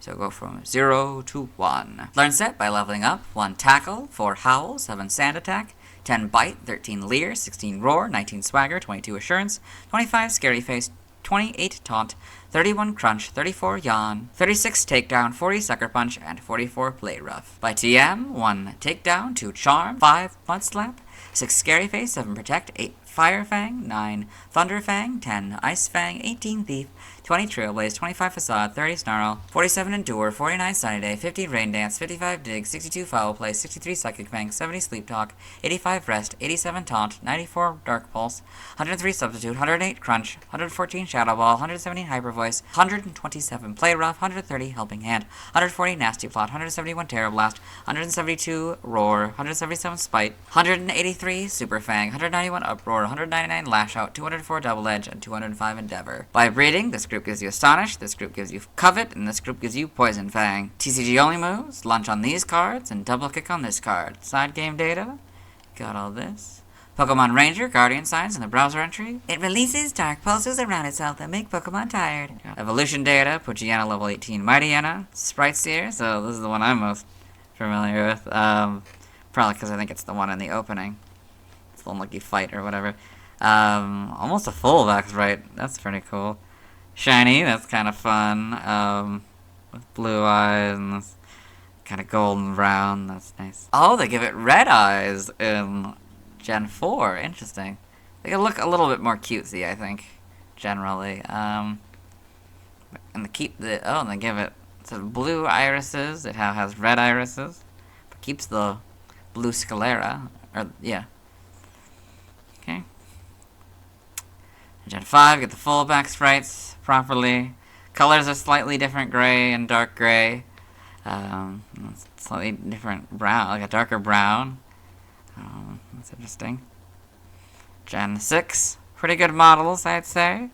Things considered. The nose. Think change about the nose? I mean, kind of becomes a little bit more red as time goes on. Overall, yeah, not really. It looks wildly different. I mean, I don't know, it's got the same spirit, but it's like, I don't know, it looks a lot more intimidating. That's the point. Yeah, it looks like a cutesy kind of intimidating, and more just like actually intimidating. We got these models. Yeah, it's very, kind of combining the two concepts of the cutesy and the not so cutesy, but obviously this is just a 3D version of the official art, so I don't know if maybe they kind of try to combine those two ideas. I don't know. Okay, an animation, Poochyena in Pokemon Journeys the series. Got all this, okay. Pokedex entries, an advanced generation, episode 11 in Ash's Pokedex. Poochyena, the bite Pokemon. Poochyena is the pre-evolved form of Mightyena. Its biting strength is superior to other Pokemon, and has the endurance to chase opponents down until completely exhausted. Pokemon Generations, Poochyena, Pokemon Generations, Swablu, Vigoroth, Azumarill, Delcatty, Lotad, Beautifly, Dustox, Wurmple, and Chimecho. Interesting, they're running from the rain, I guess. Okay, in the manga, Poochyena and Pokemon Adventures, and the TCG. Trivia, Poochyena has the lowest base stat total of all Dark-type Pokemon. Poochyena and its evolved form share their category with Dreadnought. They are all known as bite Pokemon. Origin, Poochyena shares some similarities with both hyenas and wolves. However, its small size, typically tenacious nature, and affinity for biting resemble Tasmanian devils. Name origin, Poochyena may be a combination of Pooch and hyena. Poochyena may be a combination of Pochi, a popular name for pet dogs in Japan, and hyena. In other languages, related articles, external links, let's move on. Now let's watch Poochyena's first scene in the anime. Hello and welcome to the anime portion of the video. Today we are watching episode 275, Get the Show on the Road. In this episode, Ash Ketchum, the main character, has come to the Hoenn region, like little root town or whatever the main area is. But his Pikachu is very not feeling well because of electrical overcharge or whatever, and in a rage it's run out of the lab, and so Professor Birch here, the local professor, has decided to go after it, but he fell down this hill. Yes. And onto this Poochyena here, and that's about where we started with the Mudkip video, so we'll move on. Now let's see why people love Poochyena.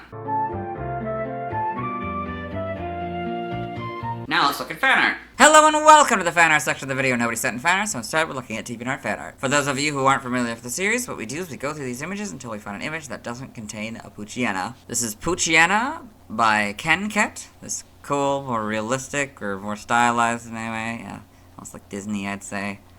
Style of Poochyena here. It's very, very cute. And then we got Poochyena Variations by Shine Paw Art. So their kind of style, but with a bunch of different variations, with the idea, I guess, being that they are hyenas. So they got the normal one, they got spotted one, brown, striped, painted, Ethiopian.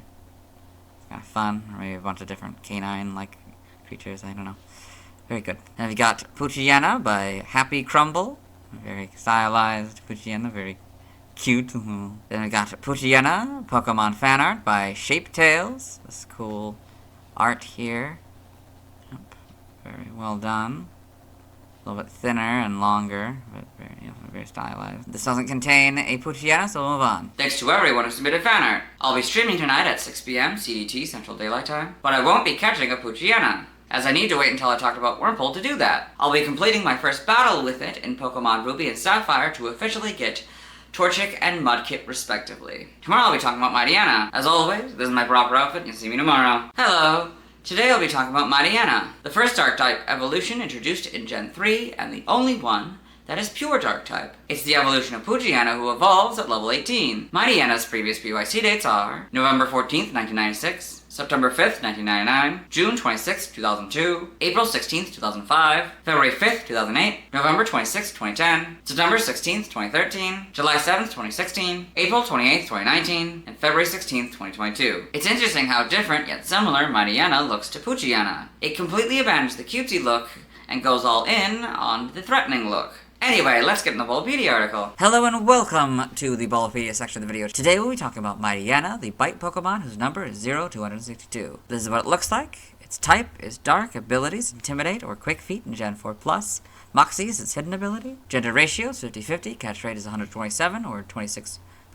Breeding is a group field, #time 15 cycles. Height is 3'3" or 1 meter. Weight is 81.6 pounds or 37 kilograms. Basic experience skills 128 in Gen 3 through 4, 147, 5+. Leveling rate is medium fast, EV is 2, and attack. Shape is that, footprint is that. Pokedex color is gray, and base friendship is 70. Mightyena is a dark type Pokemon introduced in Gen 3. It evolves from Poochyena starting at level 18. Biology, Mightyena is a mammalian Pokemon that strongly resembles a cross between a canine and a hyena. Its fur is mostly short and gray, but its lower legs, tail, and 2 thick shaggy strips starting behind its eyes and running the length of its body are black. It has dark triangular streak patterns below its eyes, which are red with yellow sclera. Its ears are rhombus-shaped with dark insides, its nose is red, and it has gray paw pads. Mightyena gives obvious signals when it is about to attack, as it starts to growl deeply and flatten its body. Mightyena travels and lives as a pack in the wild, consisting of around 10 individuals. Once a Mightyena targets a prey, it will never allow it to escape. The pack chases prey and defeats foes with perfect coordinated teamwork. The pack can also howl in unison to send information to allies from far away. Mightyena living in packs follows a strict hierarchy and will always follow the orders of their leader. This instinct also compels Mightyena to obey only the most experienced of trainers. As depicted in the movie Zoroark, Master of Illusions, Mightyena is prone to licking the faces of the people it's fond of. The species lives in grasslands and savannas.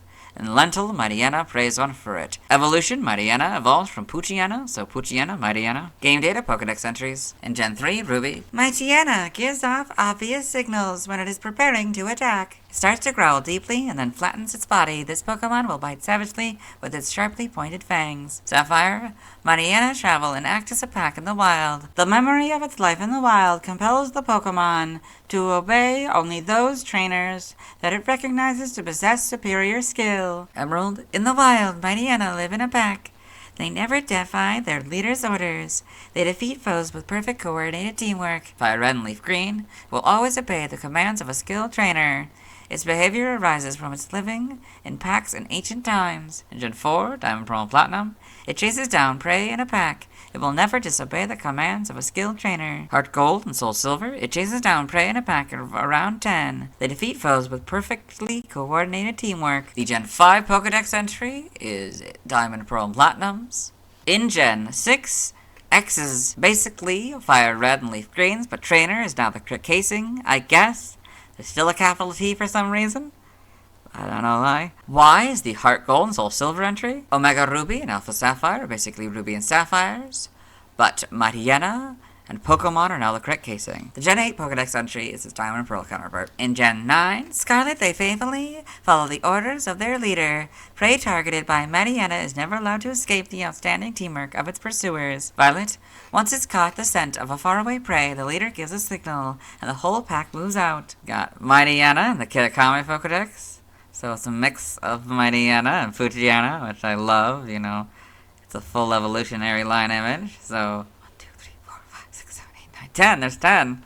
It's a great attention to detail there. It's adorable, and they're all like so happy and like I'm looking up to them and they're playing. It's very cute. Game locations, side game locations, and events. Held items, Emerald, Diamond, and Pearl. Get the Pekka Berry 5% of the time. Stats, base stats, HP 70, attack 90, defense 70, special attack and special defense 60, speed 70 for a total of 420. Pokeathlon stats, type effectiveness, damage normally by normal, flying, poison, ground, rock, steel, fire, water, grass, electric, ice, and dragon.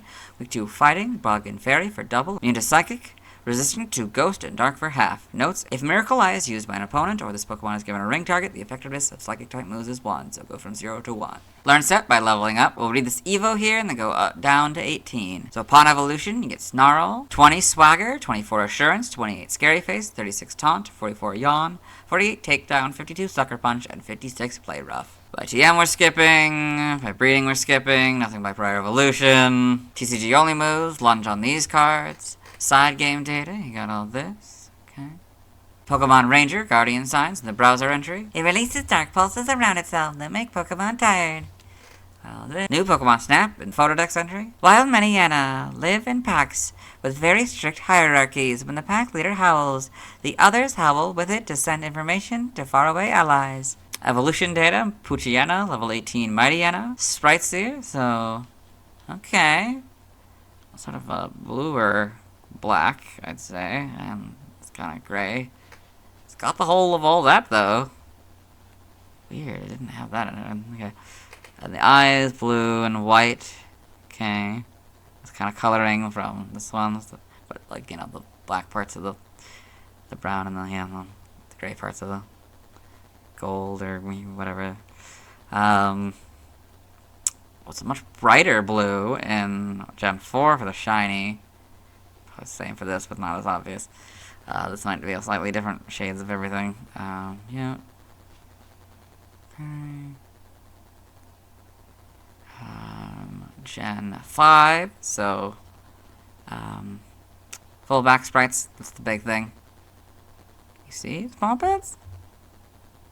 No, it doesn't really raise up the paw enough for you to see the paw pad. Gen 6, got the models, much more like werewolf-like to me in the face particularly. That's an interesting decision. I don't hate it though, it makes sense. This is much less werewolf and more dog. Yeah, they definitely changed the face there. So it looks like its legs might be a little bit shorter. Like this part of the leg anyway. Interesting. Got Homes. Got that, that's looking pretty cool. An animation, Mightyena, Pokemon Journeys the series. You got all the Pokedex entries. I already recorded this one for the anime, so we'll let Ash's Pokedex read it. Mightyena, the bite Pokemon. Mightyena is the evolved form of Poochyena. They move primarily in packs, working together to capture their prey. Pokemon Generations, Mightyena, Pokemon Generations, the manga, Mightyena, Pokemon Adventures. Pokedex entries, so I'm wondering if this is now going to be a thing here, where there's a Xiangyi translation and a Viz Media version. Oh, it doesn't even say translation anymore, it just says who they're by. Well, in Pokemon Adventures, in Chapter 182, I guess I'll just read them, and I won't say Pokemon Adventures Chapter 182 anymore, if it's seemingly the same Pokedex. Before it attacks, it will growl and keep its body close to the ground. This Pokemon bites deep using its sharp fangs. Mightyena give obvious signals when it's preparing to attack. It starts to growl deeply and then flattens its body. This Pokemon will bite savagely with its sharply pointed fangs. There's the TCG, the TFG. Trivia, early artwork including Ken Sugimori's official art and some TCG art show Mightyena with a black nose instead of a red nose. So you can see Mightyena with a black nose. We read the second one in the Poochyena video. Origin, Mightyena's design appears to be based on a hyena, possibly a brown hyena, and its manes may be inspired by the thick dorsal mane of the striped hyena. The design may have been influenced by domestic breeds of dogs such as the German Shepherd and the Australian Kelpie, a breed with personalities that are heavily influenced by their owners. German Shepherds are also commonly colored black and gray. Name origin, Mightyena may be a combination of mighty and hyena. Greyna may be a combination of grand, growl, and hyena. Other languages, related articles, these are on links, let's move on. Now let's watch Mightyena's first scene in the anime. Hello and welcome to the anime portion of the video. Today we are watching episode 285, A Bite to Remember. In this episode, Ash Ketchum, the main character, and his traveling companions Brock, May, and Max, as well as his faithful Pokemon Pikachu, have stopped, I guess, to have like a little picnic or something in the woods, and Max has spotted something.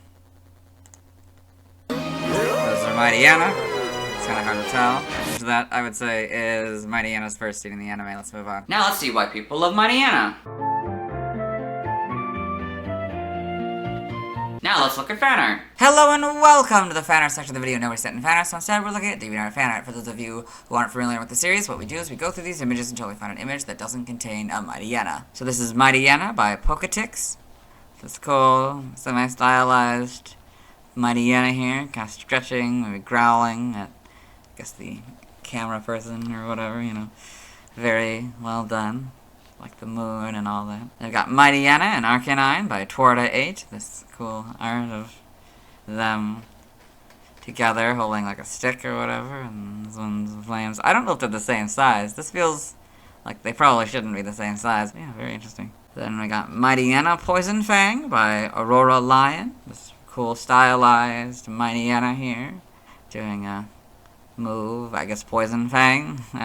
Not how I typically would think Poison Fang is, but sure. They've got Pokemon Mightyena by All0412. This cool pose of it kind of being angry and a little bit closer up and like the grays, and it's very interesting. This doesn't contain a Mightyena, so we'll move on. Thanks to everyone who submitted fan art. I won't be streaming tonight as I need to wait until I talk about Wurmple before I can evolve Puochyena into Mightyena. Tomorrow I'll be talking about Zigzagoon. All of next week I'll be wearing a red tie instead of my green tie, as next Friday is Friday the 13th, and I typically wear a red tie for the week of Friday the 13th. As always, this is my proper outfit. You'll see me tomorrow. Hello! Before I begin, you're probably wondering about the tie. I'm wearing a red tie instead of my usual green tie because Friday is Friday the 13th, and I typically wear a red tie for the whole of the week of Friday the 13th. Today I'll be talking about Zigzagoon, the first normal type Pokemon introduced in Gen 3, and the first Pokemon by Pokedex number introduced in Gen 3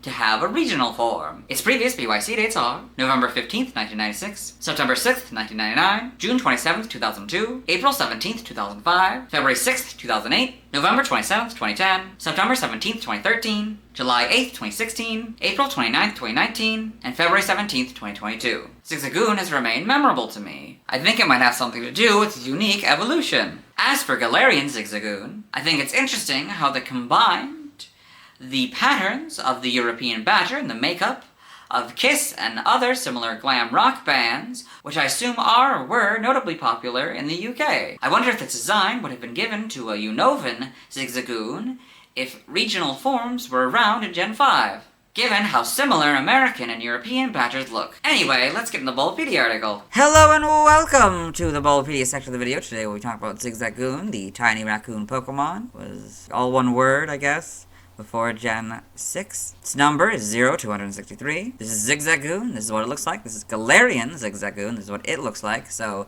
if you're new here, some Pokemon have regional forms where, you know, kind of like how in real life, there are various animals that, change, have evolved differently depending on their environment.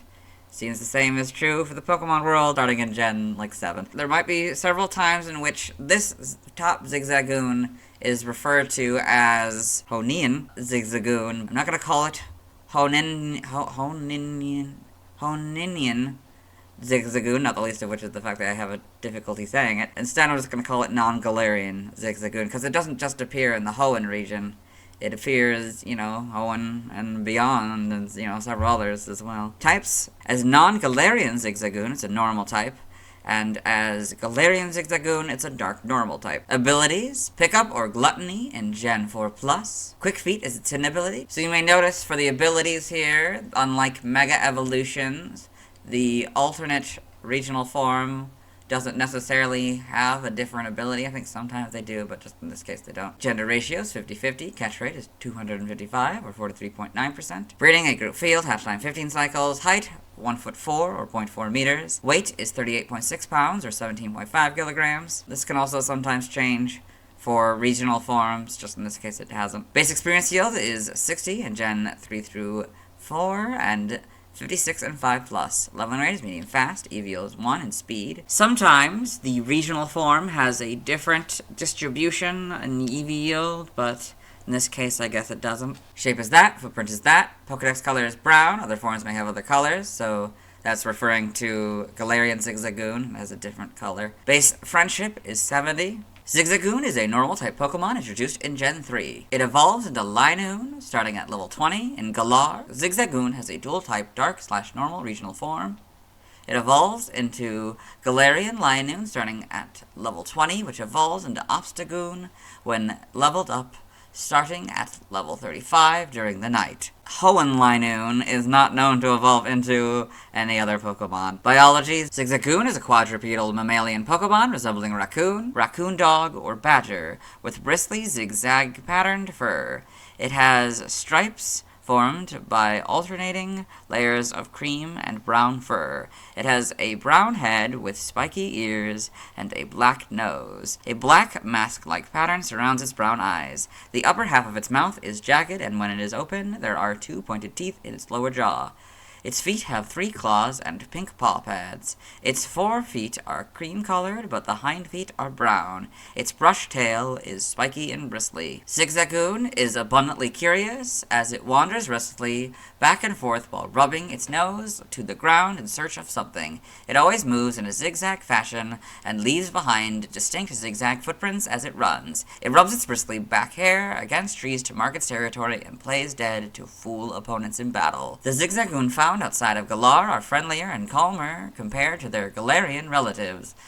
Zigzagoon are capable of finding items in the grass or ground, including items that were lost. It is found commonly in grassy fields. Forms: so outside of Mega Evolution and Gigantamax forms is also used for regional forms. Zigzagoon has a regional form, Galarian Zigzagoon. Zigzagoon, native to Galar, generally look similar to its Hoenn counterpart, with a few differences, most notably its black and white fur. Its red eyes are surrounded by a black spiked mask-like pattern, somewhat resembling stars. Its 4 feet are black with white claws, while its hind feet are white with black claws. It has a long pink tongue that is constantly hanging outside of its mouth between its lower teeth. This Galarian form of Zigzagoon is believed to be the earliest, and thus the original, instance of the species. Much like the Zigzagoon found outside of Galar, Galarian Zigzagoon are known to be constantly on the move and never settling down. It is believed that Galarian Zigzagoon's restless temperament is what originated the zigzag movements observed on both forms of the species. Their known habitat stretches the entirety of Galar,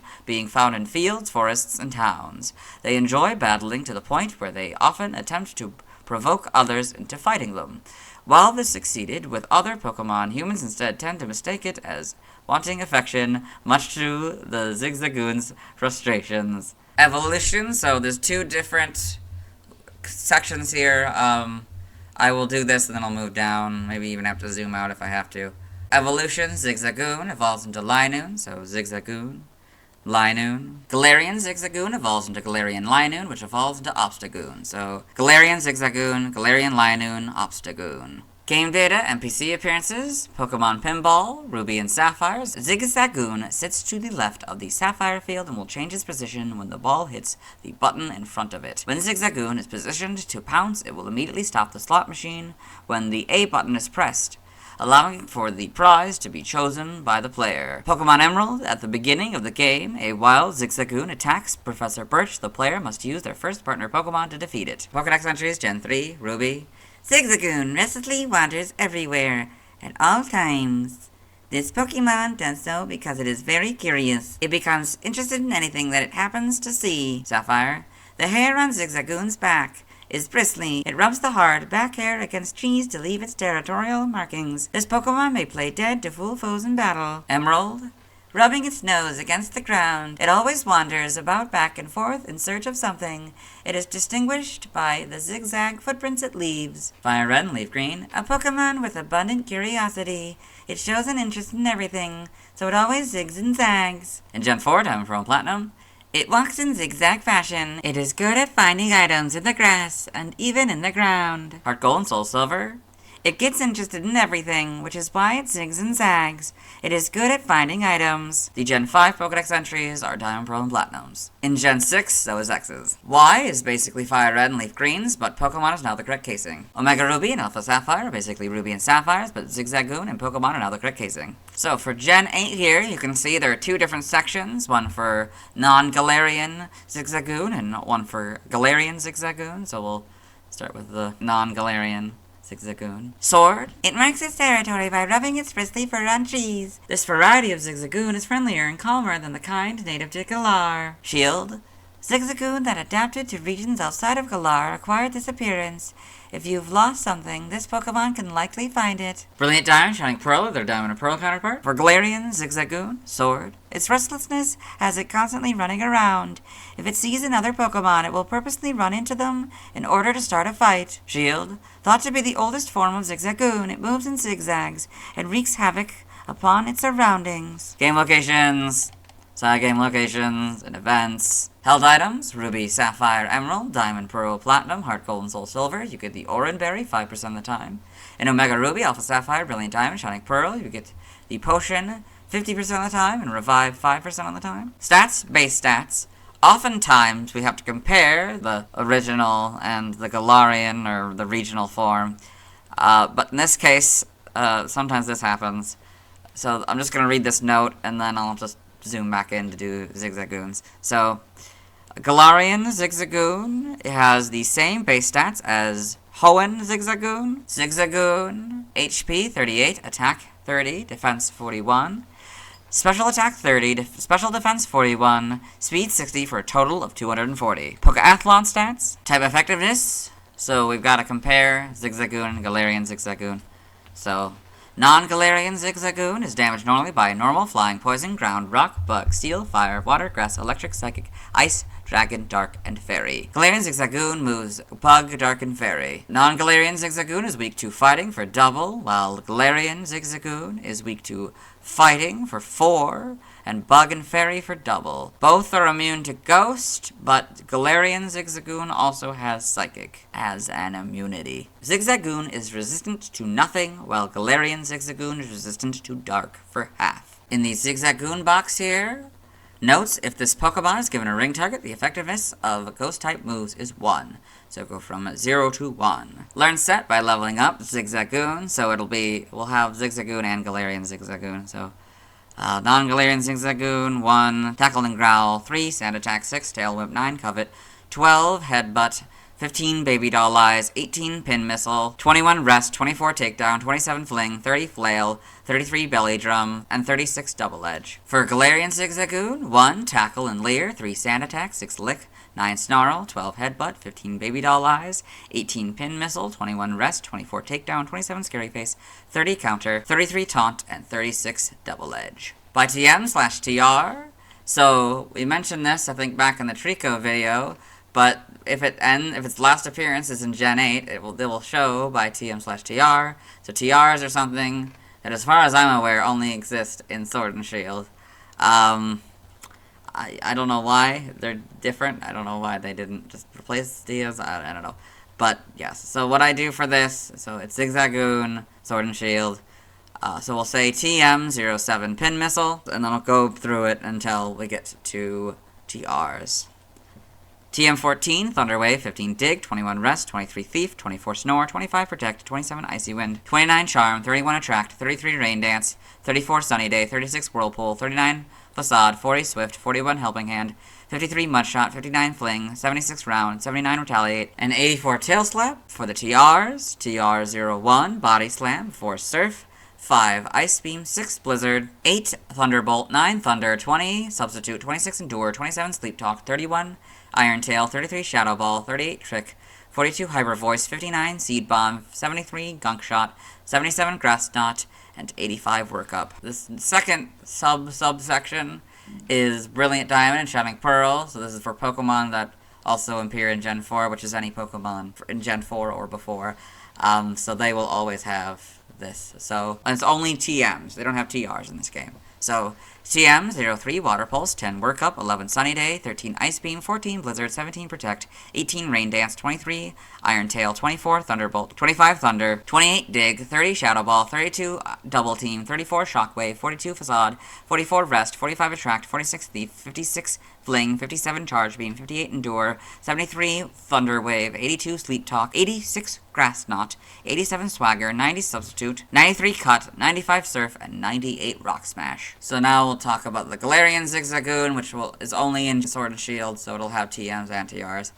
So TM07 Pin Missile, 14 Thunder Wave, 15 Dig, 16 Screech, 21 Rest, 23 Thief, 24 Snore, 25 Protect, 26 Scary Face, 27 Icy Wind, 31 Attract, 33 Rain Dance, 34 Sunny Day, 36 Whirlpool, 39 Facade, 40 Swift, 41 Helping Hand, 47 Fake Tears, 53 Mudshot, 57 Payback, 58 Assurance, 59 Fling, 76 Round, 79 Retaliate, and 85 Snarl.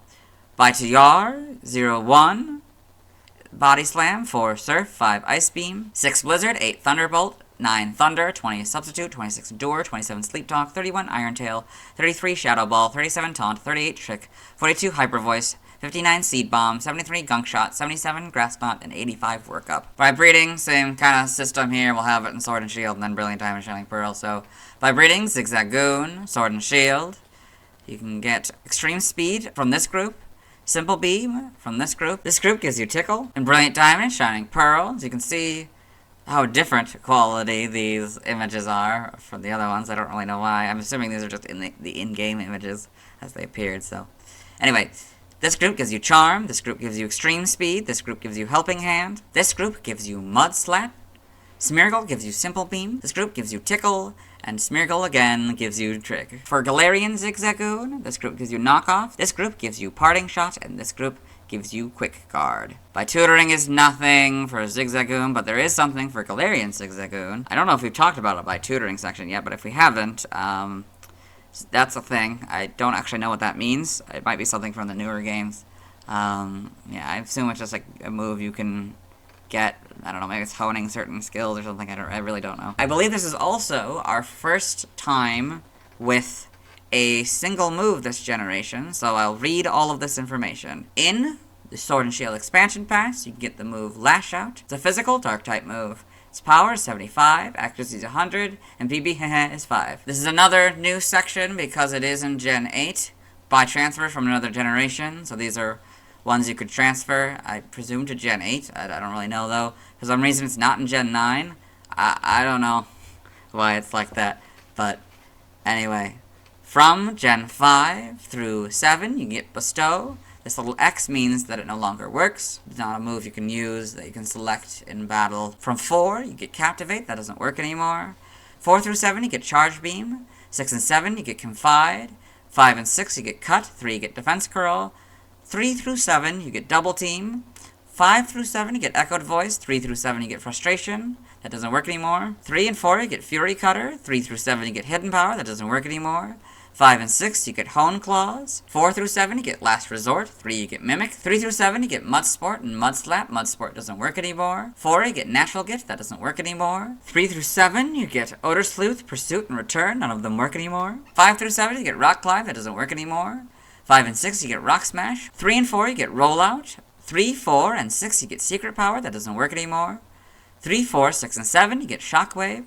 4 through 7, you get Super Fang. 3 through 7, you get Swagger and Toxic. And 3, 4, 6, and 7, you get Water Pulse. So, I forgot to mention this at the beginning. It was only for non-Galarian Zigzagoon, since Galarian Zigzagoon's first appearance was in Gen 8. TCG only moves. You can get Fury Swipes on this card. Side game data for non-Galarian Zigzagoon. You got all this.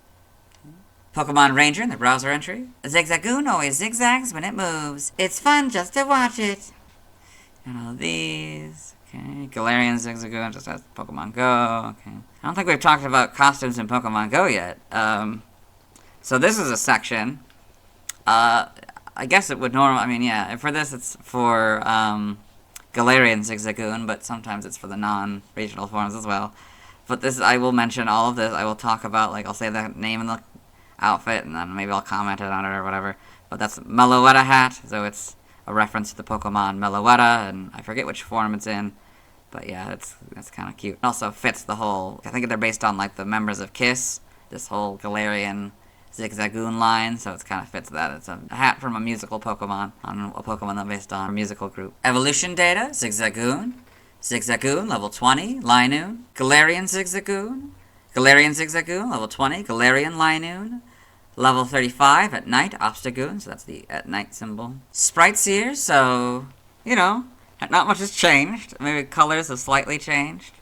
I think its eyes have become a little bit different. A lot less kind of creepy looking. But yeah, pretty much it stayed the same. I'm sure the jagged edges are probably slightly changed between games, and their appearance slightly changes, and But yeah, more or less it stayed mostly the same. So this is orange and tan. That's interesting. Yeah. Kind of reminds me of autumn leaves.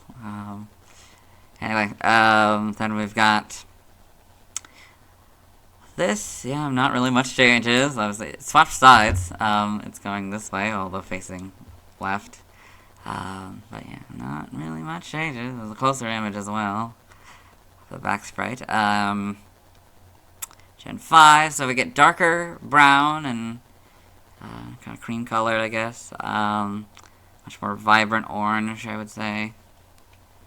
And then the full back sprites as well, so you can see the back of its tail. I don't know if I've ever actually seen the back of its tail before. It's pretty cool. Yep. Then you've got the models, not really much changes. Yeah, I mean, it's pretty much stays the same. But, you know, in 3D now. Although, wait, the bristles, there's a lot less, it's a lot less detailed, the bristles. Although this might just be the quality, it might actually look impressive on the actual console, I don't know. But definitely doesn't look that way here. Yeah, we'll change the models, better models, and Sword and Shield, and then we get the Galarian. That's kind of, oh, that's interesting. Red and red and white, the blue tongue and blue eyes. That's cool. So cross generation. You got these. Yeah. Okay. Animation, Zigzagoon and Pokemon Journeys the series. And Galarian, Zigzagoon, and Pokemon Journeys the series. A group of them. Cute. Yeah, got all these. Yeah. Pokedex entries. In Advanced Generation, Episode 5, Nash's Pokedex. Zigzagoon, the tiny raccoon Pokemon. Zigzagoon is extremely curious and so ends up walking in a zigzag path between things that interest it. In Journeys, Episode 127, goes Roamphone. Zigzagoon, Galarian form. The tiny raccoon Pokemon. A dark and normal type. Zigzagoon runs in a zigzag pattern, wreaking havoc everywhere. Omega Ruby and Alpha Sapphire animated trailer, so Zigzagoon in the animated trailer. You got this in the manga. Zigzagoon in Pokemon Adventures, and Galarian Zigzagoon in Pokemon Adventures. Got all this. In the TCG. Trivia, Zigzagoon is one of the 2 Pokemon left out of the Hoenn Pokerap. The other is Relicanth. A shiny Zigzagoon was distributed to Pokemon Ruby and Sapphire via interactive demo to patch the berry glitch. Due to this being available for over 3 years in North America, Zigzagoon has the honor of having the longest event. Zigzagoon has the same Hoenn Pokedex and Central Kalos Pokedex numbers. According to Ken Sugimori in an interview, Zigzagoon's name was conceived first before its character design was created. Galarian Zigzagoon and its shiny form were designed by James Turner. Galarian Zigzagoon and Galarian Linoone are the first regional variants to become Shadow Pokemon in Pokemon Go before their original forms. Origin, Zigzagoon's English and Japanese names, category, and fur pattern suggested is based on a raccoon. While its body shape and brown coloration were stated to be inspired by the Japanese badger, with its fur marking a zigzag pattern. May also be inspired by the Japanese raccoon dog, Nectaroides procyonoides viverinus, also known as tanuki. The word tanuki is used for both badgers and raccoon dogs in Japan, depending on the region. This may be the inspiration behind its mixture of traits having similarities to both species. Japanese folklore and legend claim that tanuki are known for drumming on their bellies with their front paws, similar to how Zigzagoon has been known to do. Zigzagoon's body shape and appearance are also similar to certain small dog breeds such as Pekingese and Wheaten Terriers. Galarian Zigzagoon's fur coloration draws inspiration from the European badger, which has a black and white color scheme, unlike its Japanese relative. Taking its evolved form, Obstagoon, under consideration, Galarian Zigzagoon's color scheme, pointed tongue, and star marking around its eyes may also be inspired by glam rock bands. Zigzagoon's evolutionary line shares a common theme of movement, where Zigzagoon moves in a zigzag pattern, Linoone moves in a straight line, and Obstagoon blocks the way by obstructing it. Name origin: Zigzagoon may be a combination of zigzag, referring to its fur pattern and unusual habits, and raccoon. Jigu-Zaguma may be a combination of zigzag and Ariaguma, raccoon, or Anaguma, badger. Guma from Kuma, bear, as a suffix is often used for mammals that resemble bears. Now the languages, see also references, external links to the Galarian forms. Let's move on. Now let's watch Zigzagoon's first scene in the anime. Hello and welcome to the anime portion of the video. Today we are watching episode 279 in the Nick Kerr of time. In this episode, Ash Ketchum, the main character, Shaolin companions, Brock, May, and Max, as well as his faithful Pokemon Pikachu, are walking when they see some rustling in this bush here. Yes. Zigzagoon. And what's that? A Zigzagoon! Zigzagoon! Zigzagoon! Zigzagoon! Zigzagoon! Awesome! I never knew that wild Zigzagoon could get so big! What do you mean, Max? The average Zigzagoon is only 6... Okay, I think that's probably safe to assume that's Zigzagoon's first scene in the anime. Let's move on. Now let's see why people love Zigzagoon. Now let's look at fan art. Hello and welcome to the fan art section of the video. Nobody sent in fan art, so inside we're looking at DeviantArt fan art. For those of you who aren't familiar with the series, what we do is we go through these images until we find an image that doesn't contain a Zigzagoon. So this is Ape Shit by The Grazen. So this is a little comic here with a Obstagoon and a Zigzagoon. So, are you tired of being nice? Don't you just want to go? And then the Zigzagoon licks Obstagoon's nose. That's very cute. This is New Pokemon by Kim Cheat Cat. So I presume this was when Gen 8 was either first announced or when it came out. Something. So you've got the Galarian Zigzagoon line here. So Galarian Zigzagoon, Linoone, Obstagoon. Then you got Morpeko, the two different forms of Morpeko, and Galarian Weezing here. That's kind of fun. Very well done. Look at the Sick Cunts by Ganja Baby, 123,456,789. So somehow this got through the filter, the child filter. This is almost certainly blood, but it's Galarian Zigzagoon and a Galarian Linoone. Yeah, I don't know what happened or how that got through. This image doesn't contain a Zigzagoon, so we'll move on. Thanks to everyone who submitted fan art. I'll be streaming today at 1 PM CDT Central Daylight Time, but I won't be catching a Zigzagoon. Instead, I'll be completing my first battle with it in Pokemon Emerald to properly get Treecko. Tomorrow I'll be talking about Linoone. As always, this is my proper outfit. You'll see me tomorrow.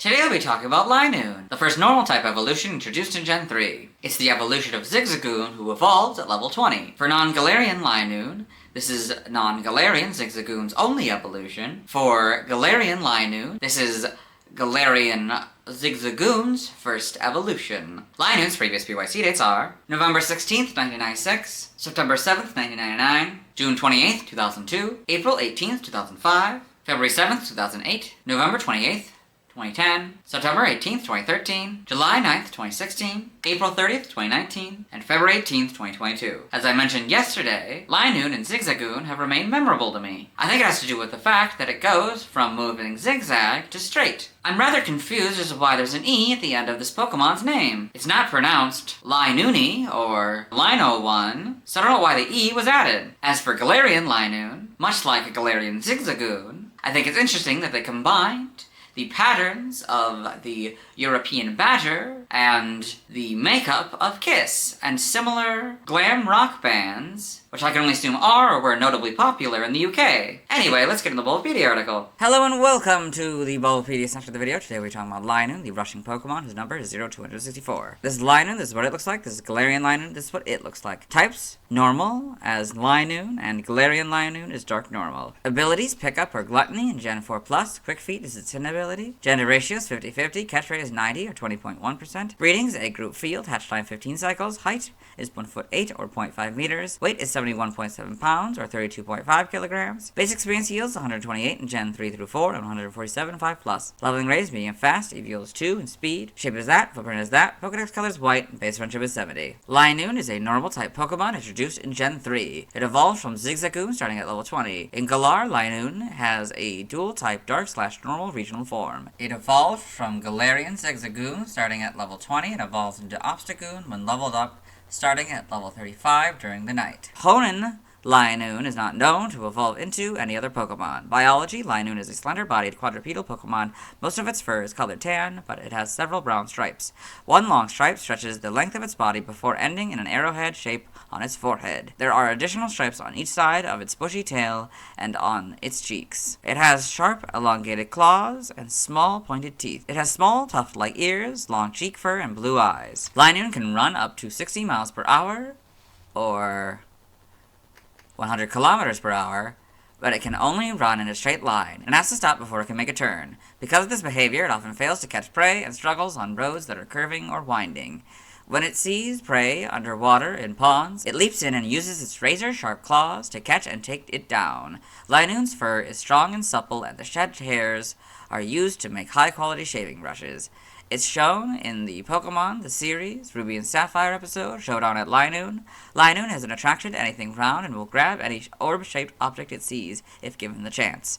It often carries a snatched object in its expandable cheek pouches and deposits it in any of a number of secret stashes it keeps on its territory. Linoone tends to live in grasslands. Forms: Linoone has a regional form, Galarian Linoone. Galarian Linoone has a black and white color scheme with longer fur on its ears. Around its red eyes are patterned stripes shaped like a shooting star. It has longer claws with gray fur surrounding the front feet, and it has a long red tongue that sticks out of its mouth. Galarian Linoone are known to be rash and fearless, preferring to recklessly challenge opponents that are stronger than itself. Linoone is known to use its long tongue to taunt opponents. Linoone will hurl itself at them, tackling them by force. These traits make Galarian Linoone very popular among unhappy and angry youths in Galar who have nowhere to take out their anger and frustrations.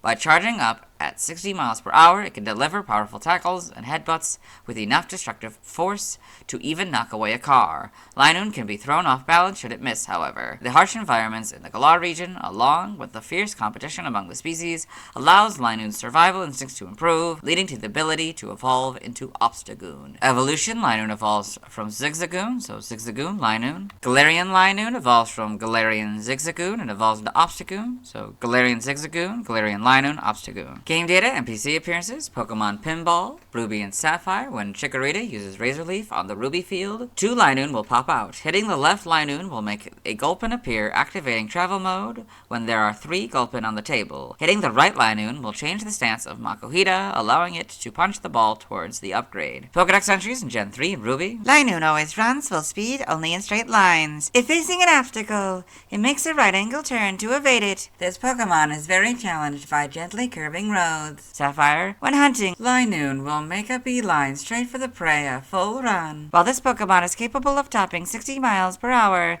has to come to a screeching halt before it can turn. Emerald: it is exceedingly fast if it only has to run in a straight line. When it spots pond-dwelling prey underwater, it quickly leaps in and catches it with its sharp claws. Fire Red and Leaf Green: when running in a straight line, it can top 60 miles per hour. However, it has a tough time with curved roads. In Gen 4, Diamond, Pearl, and Platinum, it charges prey at speeds over 60 miles per hour. However, because it can only run straight, it often fails. Heart Gold and Soul Silver: when running in a straight line, it can easily top 60 miles an hour. It has a tough time with curved roads. The Gen 5 Pokedex entries are Diamond, Pearl, and Platinums. In Gen 6, X is Heart Gold and Soul Silver's entry. Y is the Diamond, Pearl, Platinum and Gen 5 entry. Omega Ruby and Alpha Sapphire are basically Ruby and Sapphires, but Linoone and Pokemon are now the correct casing. In Gen 8, for non-Galarian Linoone and Sword, it's very strong and supple. Shaving brushes made with shed Linoone hairs are highly prized. Shield: it uses its explosive speed and razor-sharp claws to bring down prey. Running along winding paths is not its strong suit. Brilliant Diamond and Shining Pearl are their Diamond and Pearl counterpart. For Galarian Linoone and Sword, it uses its long tongue to taunt opponents.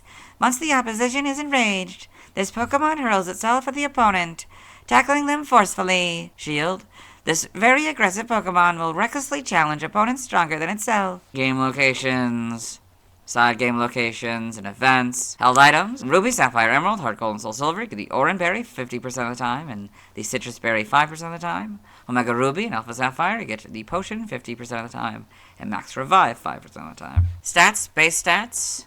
Before I read the Linoone one, I'll read this little note here. Galarian Linoone has the same base stats as Hoenn Linoone. HP 78, Attack 70, Defense 61, Special Attack 50, Special Defense 61, Speed 100, for a total of 420. Pokeathlon stats. Type effectiveness will compare Linoone and Galarian Linoone. Linoone is damaged only by normal, flying, poison, ground, rock, bug, steel, fire, water, grass, electric, psychic, ice, dragon, dark, and fairy. Galarian Linoone moves bug, psychic, dark, and fairy. Linoone is weak to fighting for double, while Galarian Linoone is weak to fighting for 4, and bug and fairy for double. Linoone is immune to ghost. Galarian Linoone is also immune to ghost, but is also immune to psychic. Linoone is resistant to nothing, while Galarian Linoone is resistant to dark for half. In the Linoone box here, there's this note. If this Pokemon is given a ring target, the effectiveness of Ghost-type moves is 1, so go from 0 to 1. Learn set, by leveling up. For Linoone, we will read this Evo here and go down to 20. Upon evolution, it gets Slash, 23 Rest, 28 Takedown, 33 Fling, 38 Flail, 43 Belly Drum, and 48 Double Edge. Same thing for Galarian Linoone here, so upon evolution, it gets Nice Slash, level 23 Rest, 28 Takedown, 33 Scary Face, 38 Counter, 43 Taunt, and 48 Double Edge. By TM/TR, we're skipping for both games and both of them. By breeding, we're skipping for all this. By tutoring, got nothing for Linoone, but Galarian Linoone has something. So, in the Sword and Shield expansion pass, you get Lash Out. It's a physical dark-type move. Its power 75, accuracy 100, PB has 5. Nothing by prior evolution for either of them. By transfer from another generation, this is just for non-Galarian Linoone. So, from Gen 5 through 7, you get Bestow, that doesn't work anymore. 4 Captivate, that doesn't work anymore. 4 through 7 Charge Beam. 6 and 7 Confide, 5 and 6 Cut, 3 Defense Curl, 3 through 7 Double Team, 5 through 7 Echoed Voice, 3 through 7 Frustration, that doesn't work anymore, 3 and 4 Fury Cutter, 3 through 7 Hidden Power, that doesn't work anymore, 4 through 7 Last Resort, 3 Mimic, 3 through 7 you get Mud Sport and Mud Slap, Mud Sport doesn't work anymore, 4 you get Natural Gift, that doesn't work anymore, 3 through 7 you get Odor Sleuth, Pursuit, Return, and Roar. Odor Sleuth, Pursuit, and Return don't work anymore. 5 through 7, you get Rock Climb, that doesn't work anymore. 5 and 6, you get Rock Smash. 3 and 4, you get Rollout. 6 and 7, you get Rotillery, that doesn't work anymore. 3, 4, and 6, you get Secret Power, that doesn't work anymore. 3, 4, 6, and 7, you get Shockwave. 5 and 6, you get Strength. 4 through 7, you get Super Fang. 3 through 7, you get Swagger and Toxic. And 3, 4, 6, and 7, you get Water Pulse. Side game data for Linoone here. You got all this. Pokemon Ranger in the browser entry. Linoone moves quickly, but only in a line. If it stops, it will try to change direction. Got all this. Galarian Linoone, got that. Evolution data, Linoone, Zigzagoon, level 20 Linoone. Galarian Linoone, Galarian Zigzagoon, level 20. Galarian Linoone. Level 35 at night, Obstagoon. Sprites here, so, okay. That's the basic idea. I mean, yeah. Blue eyes, kind of orange eyes, I guess. Yeah. And this is the same kind of orange from the shiny Zigzagoon. It's interesting that it's called Linoone, but it's like curving like that. That seems an interesting choice to show that off in the first generation, but okay. Then Gen 4. Yeah, not really much changes. Maybe a little bit different, but yeah, more or less stays the same. Sprites a little bit more zoomed in. Looks like more maybe triangular eyes rather than kind of these curved eyes. These are a lot longer, these tufts. Yep. Gen 5 brings the full back sprite, and it's a little bit more line, a little bit more what I imagine. It's like just kind of a straight body, more or less. Okay, Gen 6 got the models, pretty good. These become more, they become more like golden, I guess? The eyes? Huh. For shiny. Gen 7, not much changes. Shield got the better models, and then once again, it's got the blue for the, the blue for the eyes and the tongue, but I guess it also has blue for the gray parts, and then also the red from Galarian Zigzagoon shiny. Yeah. Cross generation, you got these, yeah. In animation, Linoone and Pokemon the series, Ruby and Sapphire. Okay, got 3 of them. Pokedex entries in Advanced Generation, episode 112, in Ash's Pokedex. Linoone, the rushing Pokemon. Linoone is the evolved form of Zigzagoon. It can run at speeds over 60 miles per hour, but does not handle curves well. In Diamond and Pearl, episode 5, in Dawn's Pokedex. Linoone, the rushing Pokemon. When it spots its prey, it runs after it in a straight line. Though able to run over 60 miles per hour, it is unable to turn. Pokemon Generations, Linoone and Pokemon Generations. The manga, Linoone and Pokemon Adventures. And Galarian Linoone and Pokemon Adventures. And the TCG and the TFG. Trivia, Linoone is the only Pokemon that can use the Mix Elixir in Pokemon Mystery Dungeon Explorers of Sky. Linoone has the same Hoenn Pokedex and Central Kalos Pokedex numbers. Galarian Linoone and its shiny form were designed by James Turner. This last point I read in the Zigzagoon video. Origin, Linoone's appearance is possibly a cross between the European or Japanese badger and a member of the weasel and or ferret family, or it may possibly be based on the ferret badger or striped polecat. It also shares the same color scheme of Tanuki.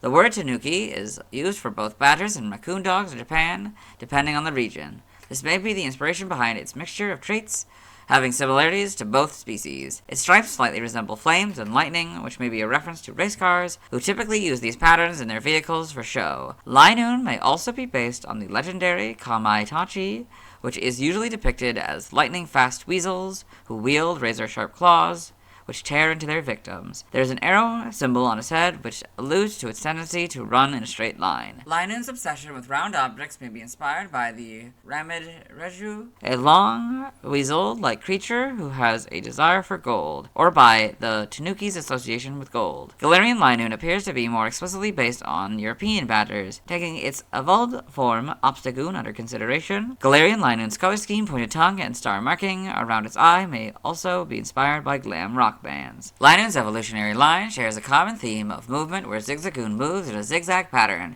Linoone moves in a straight line and Obstagoon blocks the way by obstructing it. This may be a reference to badgers' behavior of habitually following the same foraging routes, leading to the formation of trodden paths. Name origin, Linoone may be a combination of line, referring to its fur pattern and unusual habits, and raccoon. Masaguma may be a combination of masagu, straight as in a line, and Ariaguma, raccoon, or Onaguma, badger. Guma from kuma, bear, as a suffix is often used for mammals that resemble bears. In other languages, related articles, references, external links to the Galarian forms. Let's move on. Normally this is the part of the video where I say, now let's watch Linoone's first scene in the anime.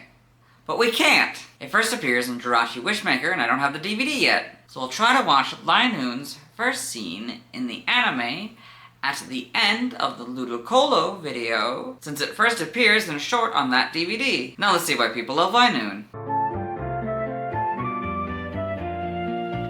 Now let's look at fan art. Hello and welcome to the fan art section of the video. Nobody set in fan art, so today we're looking at DeviantArt fan art.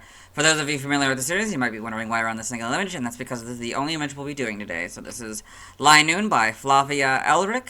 So this stylized Linoone here.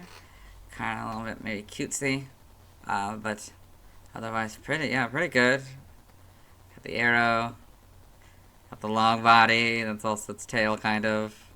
That's all here, yep.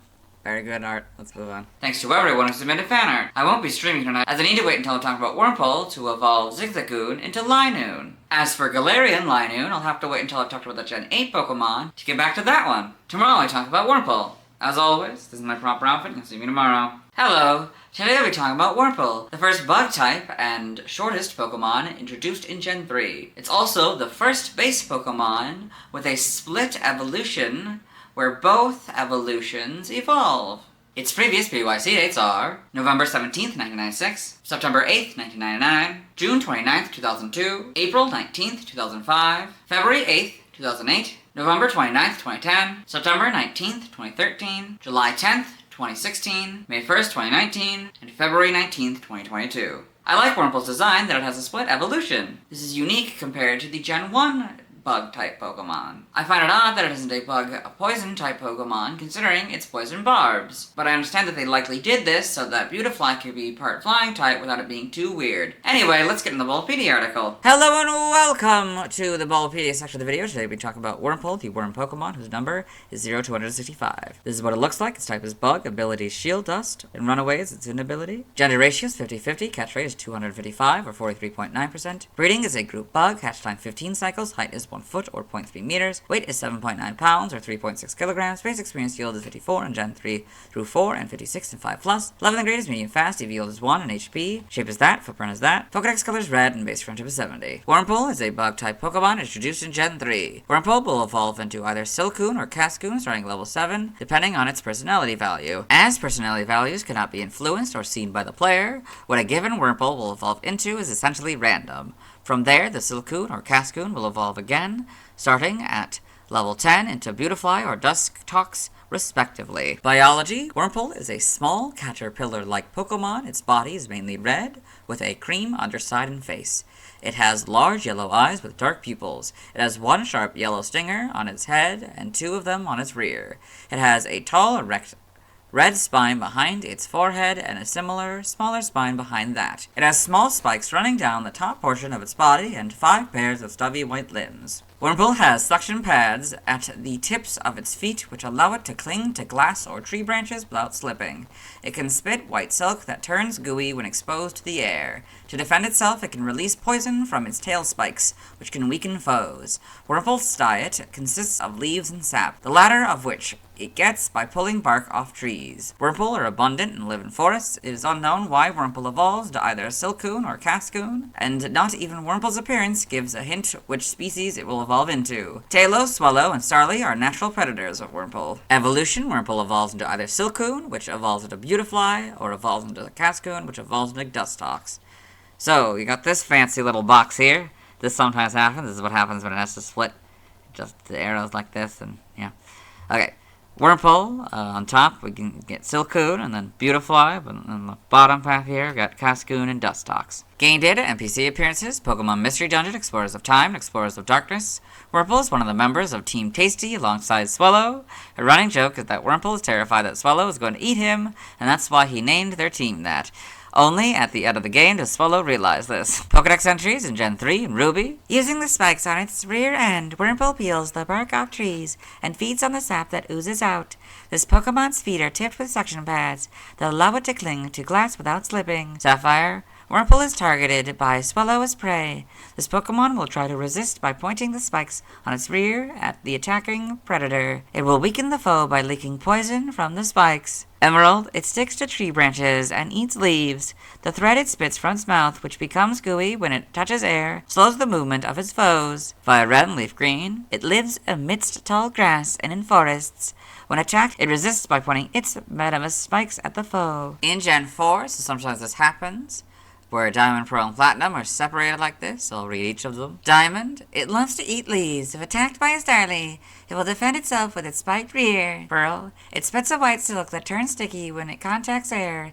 It is used to immobilize foes. Platinum, often targeted by bird Pokemon. It desperately resists by releasing poison from its tail spikes. Heart Gold and Soul Silver, it lives among the tall grass and in forests. It repels attacks by raising up the spikes on its rear. The Gen 5 Pokedex entries are Platinum's entry. That's usually what happens if their Diamond, Pearl, and Platinum are separated like this. In Gen 6, X is basically Diamond's entry, but Starly is the correct casing. Y is the Heart Gold and Soul Silver entry. Omega Ruby is basically rubies, but Wurmple and Pokemon are now the correct casing. Alpha Sapphires is basically sapphires, but Wurmple, Swallow, and Pokemon are now the correct casing. In Gen 8, Brilliant Diamond is the X entry. Shining Pearl is very similar to Pearls, but slightly different, so I'll read it. It spits a white silk thread that turns sticky when coming into contact with air. The silk is used to immobilize foes. Legends Arceus, it's our first time with the Legends Arceus. That's kind of fun. This generation, I mean. Like sap, and is abundant in the wild. Why it evolves into various different forms is unknown. One cannot tell from a Wurmple's appearance which form it will take when it evolves. Game locations. Side game locations. Held items, so you can see Legends Arceus. I mentioned this a while ago when we had our first held items here, where the math, it gets a little tricky when we get to Alpha. I'll explain what that is in a second. So, In Omega Ruby, Alpha Sapphire, Brilliant Diamond, and Shining Pearl, you get the Pekka Berry 50% of the time, and Bright Powder 5% of the time. Legends Arceus. So there's two different categories, Normal and Alpha. Normal are just the normal Pokemon. Alpha, they are bigger versions of the Pokemon with like red eyes and stuff, and they're probably a lot more aggressive, I imagine. Probably a lot harder to capture. But anyway, yes, those are the two different versions. So normal, you get the Apricorn 40% of the time, and the Spoiled Apricorn 15% of the time, graded by level. I don't know if I've actually ever seen an Apricorn instead of just the Spoiled one. For Alpha, you get the EXP Candy S 100% of the time, Seed of Mastery 10% of the time, graded by level. So you can see 110% doesn't make much sense. I often will just say I still don't know how the math works, as I haven't from the beginning when I was first introduced to this, and I still don't. Stats, base stats. HP and attack 45, defense 35, special attack 20, special defense 30, speed 20, for a total of 195. Pokeathlon stats. Type effectiveness, damage normally by normal, poison, bug, ghost, steel, water, electric, psychic, ice, dragon, dark, and fairy. Weak to flying, rock, and fire, all for double, immune to nothing, resistant to fighting, ground, and grass for half. Learn set by leveling up in Brilliant Diamond, Shining Pearl, 1, Tackle and String Shot, 5 Poison Sting, and 15 Bug Bite. Legends Arceus here, so you can see it's a little different. We've got Mastery now. Power is split into 3 different ones. I don't know how. I think it might have something to do, it might be a choice you make if you want to maybe do the strong style versus the agile style, which is what this is. Then accuracy, you get the base, and then the strong style, accuracy. I still won't read any of this for this one unless it's just one move. At level 1, it learns Poison Sting and masters it at level 10. Again, I don't really know what that means. Maybe that's when you get to choose between strong style and agile style. I don't know. It learns Tackle at level 6 and masters it at level 15. By TM, there's nothing. By breeding, there's nothing. By tutoring, there's nothing. TCG only moves. Lunge on this card. Side game data. You got all this. Okay. Pokemon Ranger in the browser entry. Wurmple moves slowly even when it is in a hurry. As a result, it is easy to capture. All this. New Pokemon Snap at the Photodex entry. Thanks to the suction pads on its feet, Wurmple can scoot up any surface. When threatened, it defends itself by releasing poison from its tail spikes. Costumes in Pokemon Go. Got the party hat. It's kind of funny because it's way too big for it. It's cute. Evolution data. Whether Wurmple evolved to either Silcoon or Cascoon depends on its personality value. As personality values cannot be influenced or seen by the player, what a given Wurmple will evolve into is essentially random. Wurmple, level 7. With a certain personality value, Silcoon, level 10, Beautifly. Level 7, with a certain personality value, Cascoon, level 10, Dustox. Sprites, Ruby and Sapphire. It's a very simple, very yellow and red. All of these, the 5, and then the 4 and the 5, yeah. Okay, then this is kind of a purplish. Almost looks like, I don't know, it looks like some sort of freezy pop or popsicle or something. I don't know why. Just that shade, I guess. Then pearl, a little bit darker purple for the shiny. Probably slightly different red as well. More or less just the same though. There might be a slight refinement of the design. Gen 5, it's a wildly different red now. And these are a lot more golden rather than yellow. Got the full back sprites as well. Again, this is another Pokemon I don't think I've ever seen from the back. This kind of purple, and it's basically the same. Might be slightly different. Then you got the models. You got this kind of lighter red, and this kind of darker purple, like more proper purple, rather than this kind of pinkish purple. Pretty good model interpretation. Yeah. And you got these. There might be slight differences, but basically the same. Legends Arceus. So this is a thing. So it's cut off. That's interesting. This is like the Pokedex image. Yeah. You can see how different these models are. And it's not that easy to tell for this one because it's made up of mostly spikes and rounded bumps. But when we get to others, you'll see it's a very slightly different style than the ones we have here. Like, you can't really tell on this one. Because again, it's mostly spikes and bumps and stuff. But yeah. You can see it's a lot smoother here on the face. For Holmes here. Which is kind of a darker red again and darker purple. Animation, Wurmple in Pokemon Journeys the series. Guess May's Wurmple's a big one, Jesse's Wurmple's a big one, Aaron's Wurmple's a big one. Pokedex entries. I recorded this Pokedex entry in the anime section, so we'll let Ash's Pokedex read it. Wurmple, the worm Pokemon.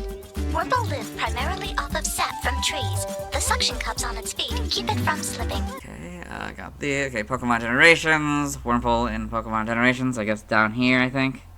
It's running from a storm or something. There's a Makuhita, Skitty, Numel, and Spoink. Yep. In the manga, Wurmple and Pokemon Adventures coming off the panel there, that's fun. Got all these in the TCG. Trivia. This first point I read in the Caterpie video. Wurmple is the only Pokemon whose evolution is directly influenced by its personality value. Pokemon whose evolution are influenced by their gender also evolve based on their personality value, although, unlike Wurmple, their determined evolution can be known in advance. By evolving Wurmple and then exiting the game without saving, it is possible to learn which form Wurmple will take without irreversibly evolving it. As the personality value is a static value, soft resetting to revert it to a Wurmple and evolving that same Wurmple again will never result in a different evolution from the prior attempt. Prior to Gen 6, Wurmple's shape was this. Wurmple has, on occasion, been erroneously depicted with a yellow horn on the back of its head. This design notably appears in its sprite for Pokemon Pinball, It also appeared in pre-release materials for Pokemon Legends Arceus, but was removed in the release version. Wurmple's evolutionary line, 2 branches of a 3-stage evolutionary lines, is unique. Prior to the introduction of Dipplin and Hydrapple, Wurmple's evolutions were the only branched evolutions capable of evolving again. Origin. Wurmple is based on a caterpillar or combination of caterpillars, such as that of the pus moth and or pipevine swallowtail. According to Ken Sugimori in an interview, Wurmple was intentionally designed to be similar to Caterpie and is meant to fill in for Caterpie's role in the Hoenn region, i.e. being a simple evolutionary line that can teach new players the concept of Pokemon evolution. Name origin, Wurmple may be a combination of worm and rumple, creased or wrinkled in texture or simple. Camuso may be derived from Kamushi caterpillar. Now the languages, related articles, references, external links. Let's move on. Now let's watch Wurmple's first scene in the anime. Hello and welcome to the anime portion of the video. Today we are watching episode 288, All in a Day's Wurmple. In this episode, Ash Ketchum, the main character, and Shelvin companions Brock, May, and Max, as well as his faithful Pokemon Pikachu, are walking through this forest to get to the next town. Where I guess the first gym in Hoenn is. So, yes. Awaits. The narrator, yep. And that's the Wurmple. That's Wurmple's first scene in the anime. Let's move on. Now let's see why people love Wurmple. Now let's look at fan art. Hello and welcome to the fan art section of the video. Nobody sent in fan art, so instead we're looking at DeviantArt fan art. For those of you who aren't familiar with the series, what we do is we go through these images until we find an image that doesn't contain a Wurmple. Since these first 2 images don't contain a Wurmple, we'll go move on to this third one. So this is A Sip of Sap by Riley Kitty. This cool, Wurmple image here. It's taking some of the sap from this tree that's, just dripping off and it's eating it. It's very good. Then we've got The Evolution of Friendship by Cosmic Sprinkles. So, I guess we start from the bottom here. You got 2 Wurmple here, and then a Zigzagoon and a Cascoon who have kind of merged together, and then you've got the Beautifly and the Dustox. Yeah, very well done. This doesn't contain a Wurmple, so move on. Thanks to everyone who submitted fan art. I'll be streaming tonight at 9 p.m. CDT, Central Daylight Time, where I'll try to catch a Wurmple, Poochyena, and Zigzagoon and fully evolve Treecko into Sceptile, Torchic into Blaziken, Mudkip into Swampert, Poochyena into Mightyena, and Zigzagoon into Linoone. Tomorrow I'll be talking about Silcoon. As always, this is my proper outfit, you'll see me tomorrow. Hello, today we'll be talking about Silcoon, the first bug evolution introduced in Gen 2. It's also the first Pokemon to be part of a split evolution, where both evolutions evolve. Silcoon is an evolution of Wurmple, who evolves at level 7, depending on its personality value. Silcoon's previous PYZ dates are November 18th, 1996, September 9th, 1999, June 30th, 2002, April 20th, 2005, February 9th, 2008, November 30th, 2010, September 20th, 2013, July 11th, 2016, May 2nd, 2019, and February 20th, 2022. Silcoon has a fine design. It's not my favorite considering it's just a couple eyes and a ball with spikes. It's interesting that Wurmple's yellow eyes turn red. For some reason, I most remember Silcoon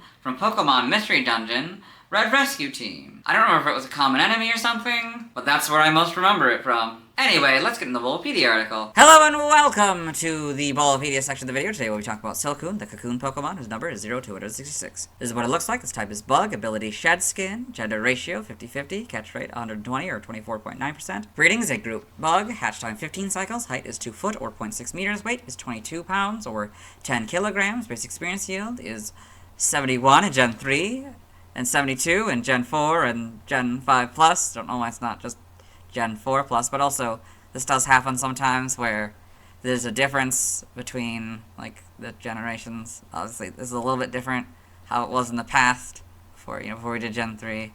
Sometimes it'd be Gen 3 and Gen 4, but like yeah, because there's only one generation between Gen 3 and 5.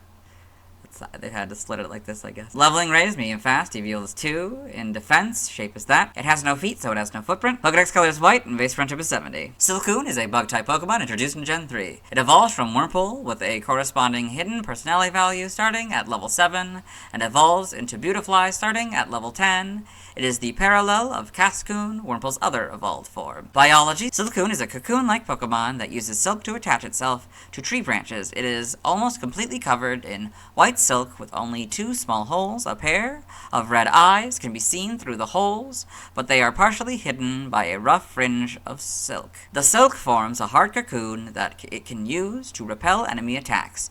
Dew and rainwater collect on the silk, which provides Silcoon with nourishment. Silcoon lives in forests where it conserves energy by moving as little as possible. This energy, which it had gathered as a Wurmple, serves as fuel for its further evolution. Due to its cocoon, Silcoon cannot extend its limbs and can only move really slowly. However, its eyes allow it to be on the lookout for danger. Evolution: Silcoon evolves from Wurmple and evolves into Beautifly, so Wurmple, Silcoon, Beautifly. So you can see, if you're new here this generation, when we go down a line, it doesn't show the other lines, so now we're in the middle one, so it will only show the pre-evolution and evolution. Game data, Pokedex entries. In Gen 3, Ruby, Silcoon tethers itself to a tree branch using silk to keep from falling. There, this Pokemon hangs quietly while it waits evolution. It peers out of the silk cocoon through a small hole. Sapphire, Silcoon was thought to endure hunger and not consume anything before its evolution. However, it is now thought that this Pokemon slakes its thirst by drinking rainwater that it collects on its silk. Emerald, it prepares for evolution using the energy it stored while it was a Wurmple. It keeps watch over the surroundings with its 2 eyes. Fire Red and Leaf Green, it conserves its energy by moving as little as possible. It awaits evolution while drinking only a little rainwater. In Gen 4, Diamond, it anchors itself by wrapping twigs in the silk from its body. It motionlessly awaits evolution. Pearl, it drinks dew that collects on its silk and waits for evolution. Its hard cocoon repels attacks. Platinum, it wraps silk around the branches of a tree. It drinks rainwater on its silk while awaiting evolution. Heart Gold and Soul Silver, having wrapped silk around the branches of a tree, it quiescently awaits evolution. The Gen 5 Pokedex entries are Platinum's entry. In Gen 6, so is X's. Y is the Pearl entry. Omega Ruby and Alpha Sapphire, basically Ruby and Sapphires, but Silcoon and Pokemon are now the correct casing. In Gen 8, Brilliant Diamond and Shining Pearl, their Diamond and Pearl counterpart, Legends Arceus, wraps itself in thin strings of silk while it stores energy for evolution. It can't extend its limbs, and its movement is slow, but its eyes keep a sharp lookout. Silcoon is always on guard. Game locations, side game locations. Held items for Legends Arceus. Normal, Apricorn 40% of the time, and Spoiled Apricorn 15% of the time, grade items by level. Alpha, EXP Candy S 100% of the time. Seed of Mastery 10% of the time, and grade items by level. Still don't know how the math works. Stats, base stats, HP 50, attack 35, defense 55, special attack and special defense 25, speed 15 for a total of 205. Pokeathlon stats, type effectiveness, damage normally by normal, poison, bug, ghost, steel, water, electric, psychic, ice, dragon, dark, and fairy. Weak to flying, rock, and fire for double, immune to nothing, resistant to fighting, ground, and grass for half. Learn set by leveling up in Brilliant Diamond, Shining Pearl. We'll just read the Upon Evolution, and it's Harden. In Legends Arceus, we'll read the Upon Evolution. Upon Evolution, it learns Iron Defense and masters it at level 15. By TM, nothing. By breeding, there's nothing. By tutoring, there's nothing. So, by prior evolution, this is our first one in Gen 3. So explain that these are just moves that Wurmple had, and then it evolved. So you can see it has Wurmple's picture here, the move, the type, the category, power, accuracy, PP hair. So the moves are Tackle, String Shot, Poison Sting, and Bug Bite. Side game data, you got all this. Pokemon Ranger in the browser entry. Silcoon's body glows when it is protecting itself. It can't be captured at that time. Okay. Evolution data, Wurmple, level 7, Silcoon, level 10, Beautifly. Sprites here, so... Oh, a lot more angry looking than, I don't know, just neutral, more or less. Yeah. Got blue eyes and the yellow shiny. Interesting. Gold, maybe. Yeah. So then it's a little different. You can see the eye in the back's right. It's still kind of angry. More, particularly in the back's right. You can see that. Yeah, not really much else changes. I think it's a slightly different white and slightly different kind of gold. Yeah. Comes more neutral, I'd say, in Gen 5 here. It's got the full Vax Fright. It's pretty cool. Although maybe looking a little bit more aggressive. I don't know. Maybe that's just how it looks. I mean, that's maybe the point, is that like the tuft is meant to make it look like it has eyebrows, but it's not really. Yeah. Then Gen 6, the models do this. I don't know why. They just take off these things. I assume that this is meant to be like it's stuck to a tree or whatever. But yeah, I don't know. This is just what the base looks like, I guess. This also seems a lot thinner than I would expect it to look. Like, or not thin. Like the width seems a lot different. Like in like the, I don't know. All of it seems weird. Yeah, not much changes in Gen 7. Gen 8, we get the, in Legends Arceus, you know, we get the same thing here. I don't know why they did this. Looks really weird. Home. You got that. I just realized that the blue eye is supposed to be Beautifly. Beautifly, for whatever reason, has a blue eye after this. Then again, this one also changes. In animation, Silcoon and Pokemon Journeys the series. Again, just the little balls. I guess that's how it's naturally supposed to look. Yeah, we get the things in Homes. I didn't realize that. Yeah. I don't know. I'm much more used to the needles. May Silcoon is the big one. Got these, yeah. Pokedex entries. I've already recorded this one for the anime section, so we'll let Ash's Pokedex read it. Silcoon, the cocoon Pokemon. Silcoon is the evolved form of Wurmple. Using its thread to attach itself to a tree branch, it waits to evolve to its next stage. When it grows thirsty, it drinks the dew that collects on its string. There's in the manga, Silcoon in Pokemon Adventures. We got a Pokedex here in Pokemon Adventures, chapter 182. The Silcoon, it spins, winds it around tree branches to prevent it from falling, and waits quietly inside for evolution.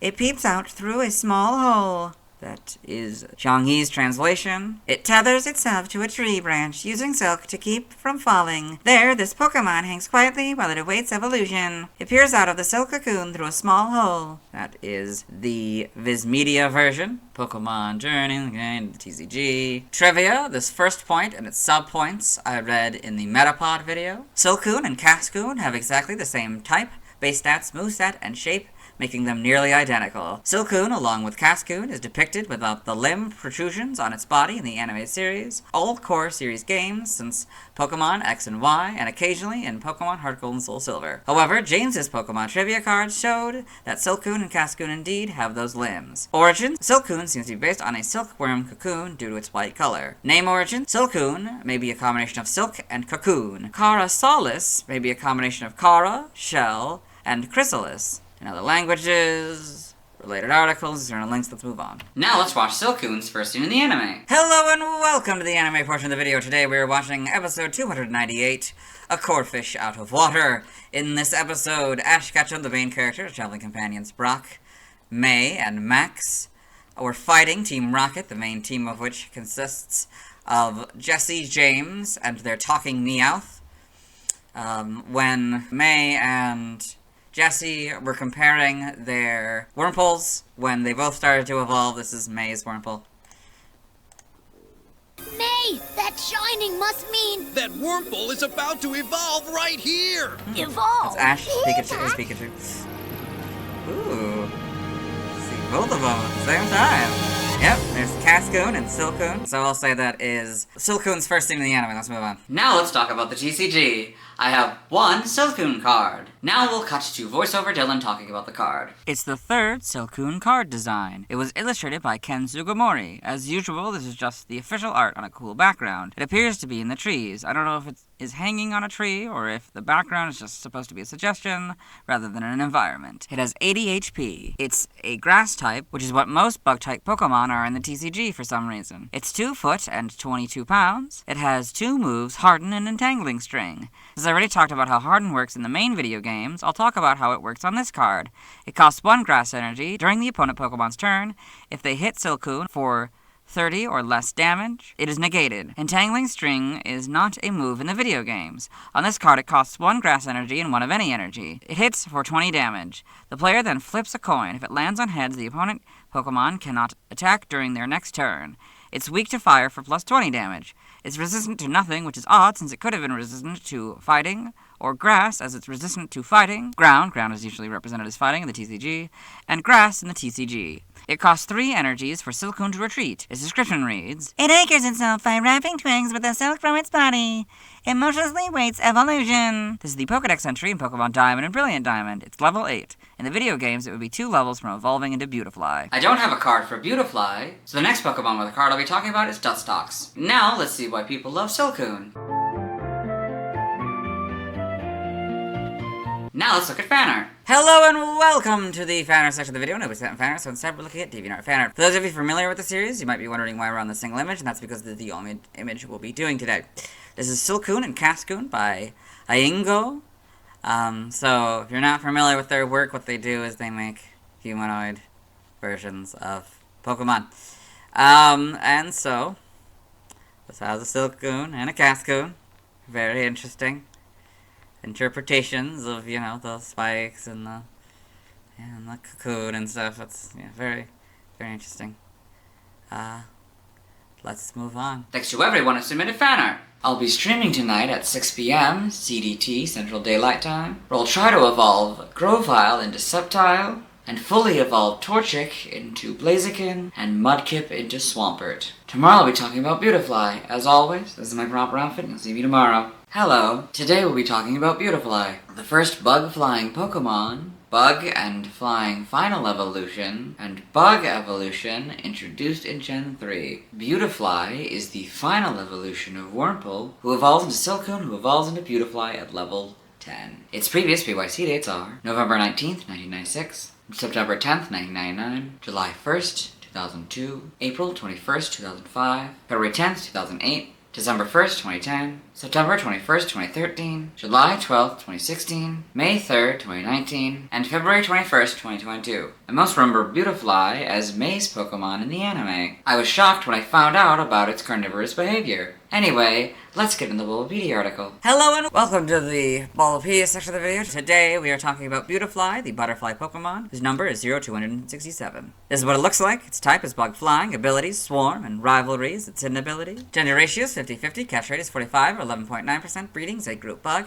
Hatch time 15 cycles. Height is 3'3" or 1 meter. Weight is 62.6 pounds or 28.4 kilograms. Basic experience yield is 161 in Gen 3 through 4 and 178 in 5+. Leveling rate is medium fast. EVO is 3 and special attack. Shape is that. Footprint is that. Pokedex color is yellow and base friendship is 70. Beautifly is a dual type bug flying Pokemon introduced in Gen 3. It evolved from Silcoon starting at level 10. It is one of Wurmple's final forms, the other being Dustox. Biology: Beautifly is a butterfly-like Pokemon easily recognizable by its 2 pairs of colorful wings. It has large blue eyes and black antennae with rounded tips. Its face, underside, and 4 stubby limbs are gray, while the rest of its body is black. The main body of its wings are black with large yellow markings and smaller red and blue markings. The upper pair of wings are larger and have a line of yellow along the top edge, while each of the lower wings has a long, rounded tip extension on the bottom. The female's wings have smaller red spots than the male's. Beautifly has a long and curled black proboscis that it uses to gather pollen and nectar, its favorite food, from flowers. Its diet also includes water, fruit juices, and bodily fluids from its prey, all of which it sucks up from its proboscis. Despite its appearance, Beautifly is known to be aggressive and greedy. It will jab at foes with its proboscis if it is disturbed while collecting pollen. Preferred habitats of a Beautifly are forests, where it rides the spring winds while searching for pollen. It competes with Combee for nectar. Evolution, Beautifly evolves from Silcoon and is the final form of Wurmple, so Wurmple, Silcoon, Beautifly. Game data, Pokedex entries. In Gen 3, Ruby, Beautifly's favorite food is the sweet pollen of flowers. If you want to see this Pokemon, just leave a potted flower by an open window. Beautifly is sure to come looking for pollen. Sapphire, Beautifly has a long mouth-like coiled needle, which is very convenient for collecting pollen from flowers. This Pokemon rides the spring winds as it flits around gathering pollen. Emerald, its colorful, patterned wings are its most prominent feature. It flies through flower-colored fields, collecting pollen. It acts ferociously when angered. Fire Red and Leaf Green, despite its appearance, it has an aggressive nature.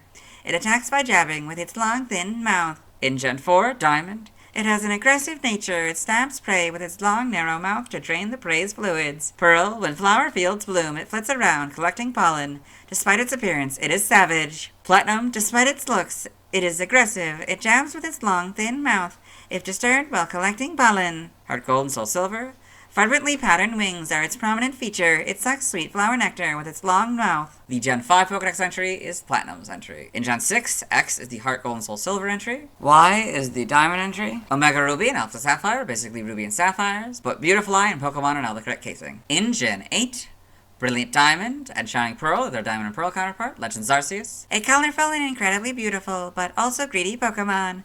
In an effort to keep its favorite food all to itself, it will chase away Combee as they try to gather nectar. Game locations, side game locations, held items. Diamond, Pearl, Platinum, Heart Gold, Soul Silver, XY, Brilliant Diamond, Shining Pearl, you get the Shed Shell 5% of the time.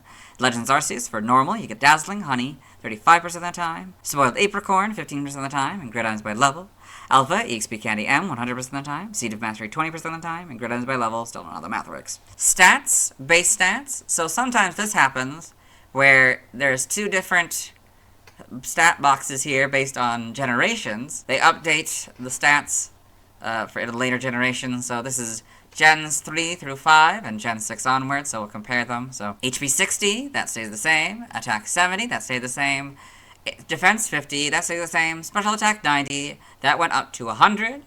Special defense 50, that stays the same. Speed 65, that stays the same. For a total of 385 and 395. Pokeathlon stats. Type effectiveness, damaged normally by normal, poison, ghost, steel, water, psychic, dragon, dark, and fairy. Weak to flying, rock, fire, electric, and ice. All for double except for rock, which is for 4. Immune to ground, resistant to fighting, and grass for a 4th, and bug for half. Notes: if gravity is an effect, this Pokemon is given an Iron Ball in Gen 4 or a ring target, or is affected by Smackdown or Ingrain, the effectiveness of ground-type moves is half. So go from 0 to half. In Gen 5, if this Pokemon is given an Iron Ball, the effectiveness of ground-type moves is 1, so go from 0 to 1. Learn set by leveling up at Brilliant Diamond, Shining Pearl. We'll start with this Evo and just go down. On evolution, it gets Gust, 12 Absorb, 15 Stun Spore, 17 Morning Sun, 20 Air Cutter, 22 Giga Drain, 25 Leech Life, 27 Attract, 30 Whirlwind, 32 Giga Drain, 35 Bug Buzz, 37 Protect, and 40 Quiver Dance. For Legends Arceus, I will do the Evo here and then go down to 11.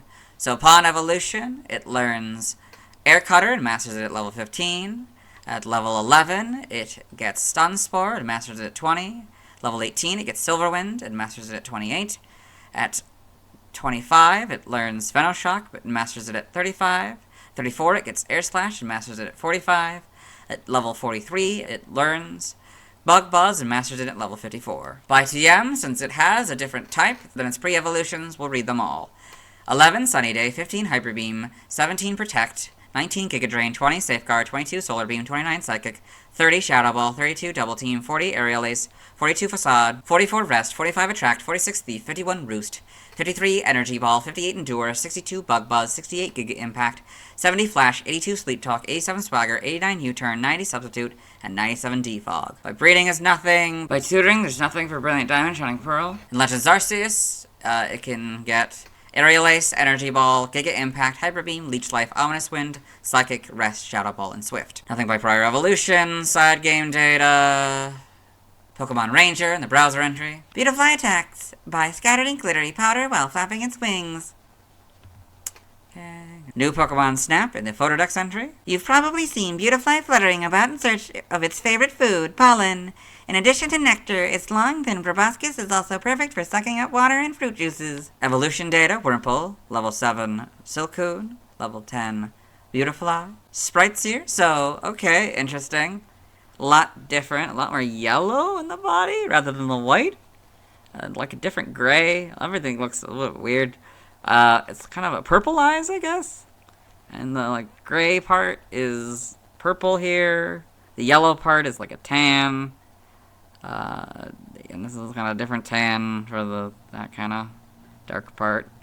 Eyes are the same, I think. And that's, yeah, it's kind of an orange rather than red. That's very interesting. And I get the full colors in Gen 4 as well as the gender differences. So, see the big spot for males, little spot for females. Yep, a lot different. I mean, it's just, okay, so gray, and that's kind of yellow, that kind of whitish color, and then the eyes are like a dark blue now. That's interesting. Yeah, because blue. It kind of keeps more or less the same concept, but with darker color. Like this is a different purple. Kind of, yeah, more kind of two different types of tan there. Yeah. Okay, Gen 5, get the full Vax right here. So, yeah, yeah, pretty cool. Kind of a darker, kind of more, yeah, darker yellow. That's interesting. The models, very good models, I'd say. Yeah, they did a decent job at this. You can see, oh, that's interesting. Yeah, instead of it being, okay, so in Gen 4, it's kind of a long thing versus kind of that pattern, I guess, like an oval versus that kind of pattern. Gen 5, they made it big dot versus small dot. And in Gen 6, they kind of kept that, but they kind of just extended it rather than making this an oval. So that's interesting. And they brought back this kind of thing. That's very interesting. They kind of made everything a little bit bigger, I think. Yep. Very interesting. Then Legends Arceus. You got these models. Very, better models, of course. Higher quality. Yeah. Kind of make it gray? That's interesting. Oh, I guess they do. Make it kind of dark gray to sort of a little bit lighter gray, I'd say, for the antenna and the proboscis. It's purple? So yeah, the proboscis. Has the proboscis always been purple? I guess it has been. Okay. Yep. Got that. So it's kind of a sort of a sandy kind of color now, and tan, something, I don't know. Homes, you got these, yep. Animation, Beautifly, in Pokemon Journeys the series. You got a bunch of them. May's Beautifly is the big one. Aaron's Beautifly, I guess.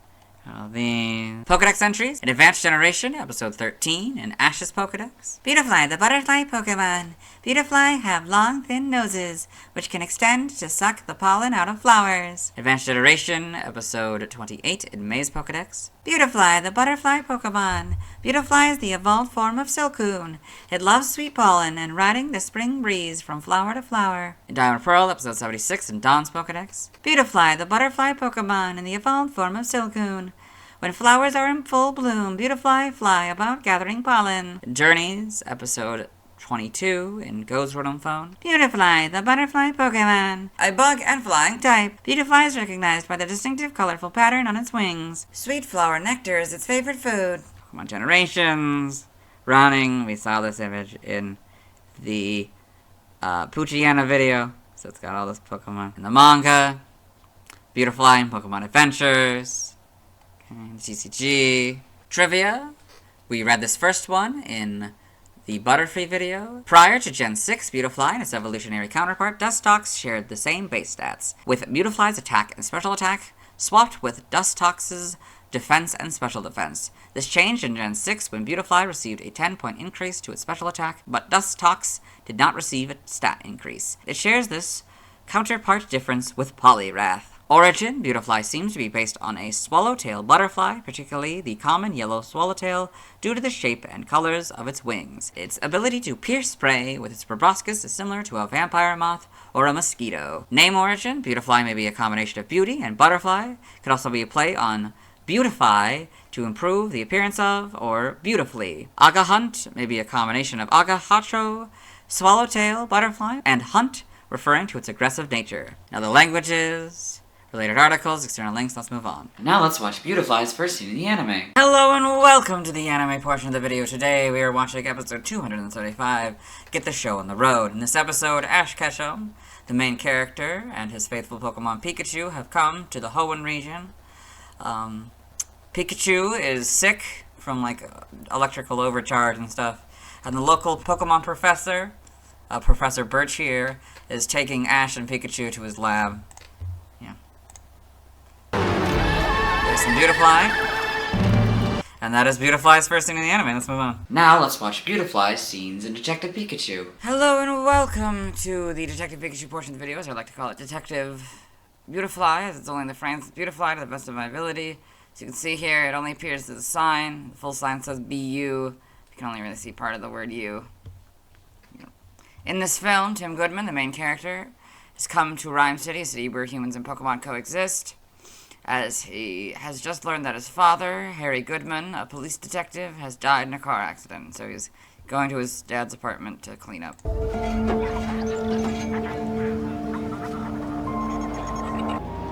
This is the next day, so you can see the sign a lot better here.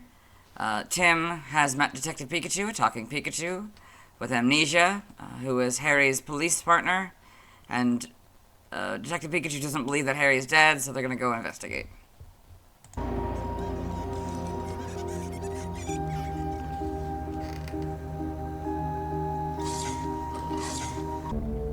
So now here, you can't really see it, but it's here in the sort of reflection. So we've cut to much later in the film. This is Tim Goodman and Detective Pikachu. They're with Miss Norman, the assistant of Howard Clifford, the founder of Rhyme City. They're going up to his office now. Okay, so what's happening here? So there's the sign. We've cut to later in the film. Howard has used a device called the Neuralink to put his mind inside of Mewtwo. And he is using Mewtwo's powers to release this gas onto all the Pokemon in town. This was for the 10th anniversary of Rhyme City Parade. These floats. And he released all the gas, and then he used Mewtwo's powers to merge humans and Pokemon, because he wants the ultimate partnership between humans and Pokemon. He thinks that's the way to do it. Hi! The ground? Yeah, so he was riding a Pidgeot here. And so it's going insane. So that is Mewtwo proper. What's the sign again? So we've cut to later. The Neuralink has been disconnected from Howard, and now Mewtwo is fixing everything. That's it. Hope you enjoyed. Let's move on. Now let's see why people love Beautifly. Now let's look at fan art. Hello and welcome to the fan art section of the video. Nobody sent in fan art, so instead we're looking at DeviantArt fan art. For those of you familiar with the series, you might be wondering why we're on a single image, and that's because this is the only image we'll be doing today. Beautifly Stardust by Opalite. This nice image of a Beautifly, I guess, spreading spores probably. Probably for its wings, but it looks like stardust and stuff, so yeah. But, yeah, very well done. Let's move on. Thanks to everyone who submitted fan art. I'll be streaming tonight at 6 p.m. CDT, Central Daylight Time. I'll be catching these Pokemon. Tomorrow I'll be talking about Cascoon. As always, this is my proper outfit and you'll see me tomorrow. Hello. Today we'll be talking about Cascoon, an evolution of Wurmple who evolves at level 7, depending on a certain personality value. Cascoon's previous PYC dates are November 20th, 1996, September 11th, 1999, July 2nd, 2002, April 22nd, 2005, February 11th, 2008, hey, that's my birthday, December 2nd, 2010, September 22nd, 2013, July 13th, 2016, May 4th, 2019, and February 22nd, 2022. I like Cascoon's design much more than Silcoon's. Even though I know it's just a palette swap and a change of its eye, it looks better to me. For some reason, I most remember Cascoon from Pokemon Mystery Dungeon Red Rescue Team. I don't know if it was a common enemy or something, but that's where I most remember it from. Anyway, let's get in the Bulbapedia article. Hello and welcome to the Bulbapedia section of the video. Today we're talking about Cascoon, the cocoon Pokemon, whose number is 0268. This is what it looks like. Its type is Bug, ability Shed Skin, gender ratio is 50-50, catch rate is 120 or 24.9%, breeding is a group bug, hatch time 15 cycles. Height is 2'4" or 0.7 meters, weight is 25.4 pounds or 11.5 kilograms. Basic experience yield 72, all around. Don't know why they split it. Leveling range is medium fast. EV is 2 in defense. Shape is that. Has no feet, so it has no footprint. Pokédex color is purple, and base friendship is 70. Cascoon is a bug-type Pokemon introduced in Gen 3. It evolves from Wurmple with a corresponding hidden personality value starting at level 7. It evolves into Dustox. Starting at level 10, it is the parallel of Silcoon, Wurmple's other evolved form. Biology, Cascoon is a round, cocoon-like Pokemon. It is covered in purple silk, except for 2 holes where its red eyes are visible. The soft silk hardens to a tough cocoon that is able to endure attacks, and Cascoon will not move even when it is attacked. However, it never forgets the pain it endures, and seeks revenge upon evolution. It lives in forests, where it hides underneath large leaves and inside the gaps of tree branches. Additionally, it camouflages itself by attaching dead leaves to its body. As its cells create energy for evolution, the inside of the cocoon becomes hot. Cracks start to form in its casing when evolution is near. Cascoon silk is said to be thin yet strong, with a luster and texture superior to the silk from its counterpart Silcoon. Cascoon silk is used to make high-quality clothing. Evolution, Cascoon evolves from Wurmple and evolves into Dustox. Wurmple, Cascoon, Dustox. Game data, Pokedex entries. In Gen 3, Ruby, Cascoon makes its protective cocoon by wrapping its body entirely with a fine silk from its mouth. Once the silk goes around its body, it hardens. This Pokemon prepares for its evolution inside the cocoon. Sapphire, if it is attacked, Cascoon remains motionless, however badly it may be hurt. It does so because if it were to move, its body would be weak upon evolution. This Pokemon will also not forget the pain it endured. Emerald, to avoid detection by its enemies, it hides motionlessly beneath large leaves and in the gaps of branches.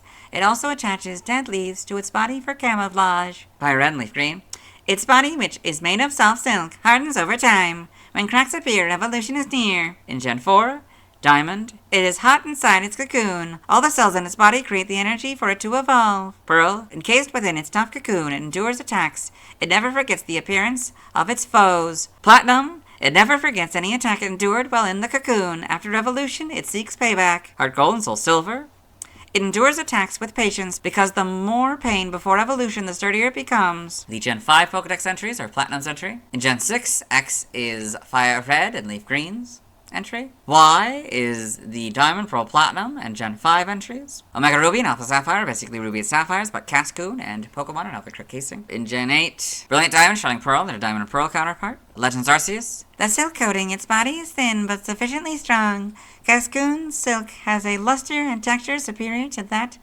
of Silcoon's, and clothes made using Cascoon silk are regarded as top-notch. Game locations, side game locations, held items in Legends Arceus, normal. Get the Apricorn 40% of the time, Swirled Apricorn 15% of the time, graded by level. Alpha, EXP Candy S 100% of the time, Seed of Mastery 10% of the time, and graded by level, so I don't know how the math works. Stats, base stats, HP 50, attack 35, defense 55, special attack, and special defense 25, speed 15, for a total of 205. Pokeathlon stats, type effectiveness, damage only by normal, poison, bug, ghost, steel, water, electric, psychic, ice, dragon, dark, and fairy. Weak to flying, rock, and fire for double. Immune to nothing, resistant to fighting, ground, and grass for half. Learn set by leveling up for Brilliant Diamond, Shining Pearl. We'll do this Evo here, so upon evolution, it gets hardened. In Legends Arceus, we'll also only do the Evo, so upon evolution, it gets Iron Defense and masters it at level 15. By TM is nothing, by breeding is nothing, by tutoring is nothing. By prior evolution, so it gets Tackle, String Shot, Poison Sting, and Bug Bite from Wurmple here. Side game data, evolution data. Wurmple, level 7 Cascoon, level 10 Dustox. Sprites here, so you got this, yes, for the thing. Okay, oh, it's green for the shiny. It's pretty much the same, it doesn't really change that much. Even the pink, even like the pinkish purple or whatever, doesn't really change that much. Obviously shading is a little bit weird because of the limited actual shading abilities. Yeah, Gen 4. So, yeah, you got these, not really much changes. Yeah. I seem to change a little bit between Diamond and Pearl and Platinum. I don't really know how much that really changes though. Yeah. Yeah. Full back sprites in Gen 5. Yeah. Okay. Gen 6, no, without the... Yeah, it doesn't have the strings on it. That's weird. To me, it's still, yeah. It's a little bit darker green. It's interesting.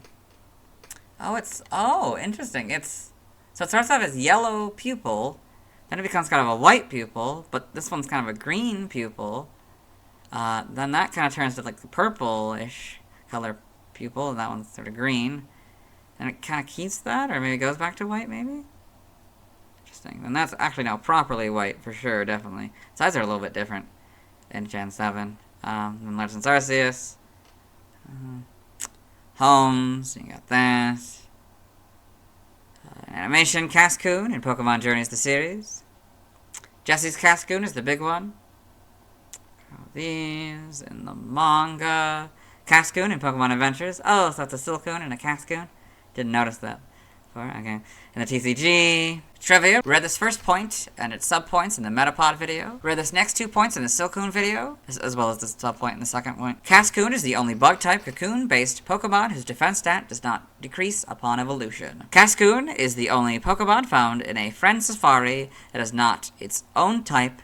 It is found in the Poison-type Friend Safari, even though Cascoon is pure bug. However, it evolves into the Poison-type Dustox. We got Cascoon's design differences in the anime, so without the string and with the string. Origin, Cascoon seems to be based on a moth cocoon. Name origin, Cascoon may be a combination of cask, a container, cast, a shell used to immobilize body parts, cascara, Spanish for shell, and cocoon. Mayold may be a combination of mayu, cocoon, and shield. Now the languages, related articles, links, let's move on. Since I watched Cascoon's first scene in the anime in the Silcoon video, let's watch Cascoon's second scene in the anime. Hello and welcome to the anime portion of the video. Today we are watching episode 298, A Corefish Out of Water. In this episode, Ash Ketchum, the main character whose arm this is, and his traveling companions, Brock, May, and Max, were fighting Team Rocket, the main team of which consists of Jesse, James, and their talking Meowth.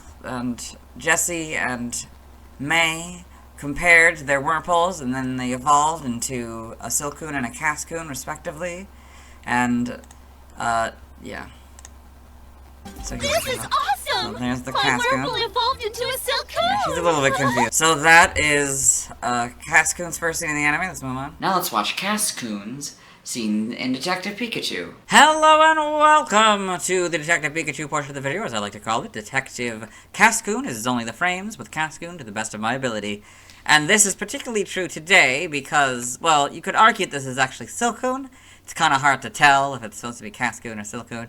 I've assumed that it is Cascoon because these tips seem a lot thinner than Silcoon's are, so, yeah, I might be wrong. I have no idea. It could also not even be a Pokemon. It's just coincidentally looking, just a random symbol that coincidentally looks like the silhouette of Cascoon and Silcoon. I don't know. Yeah, I've assumed it's supposed to be a silhouette of Cascoon, so.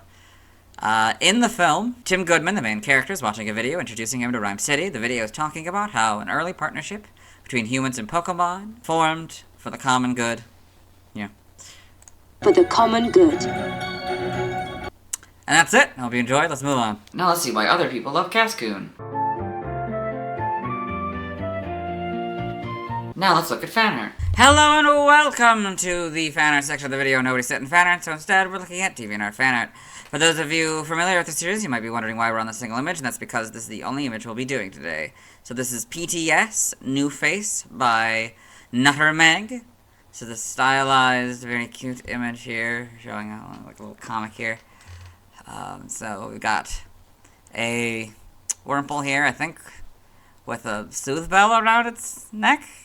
And then I guess evolves into a Cascoon here. I don't know. Maybe that's a thing in a later game. I don't know why. Okay, so that's a thing.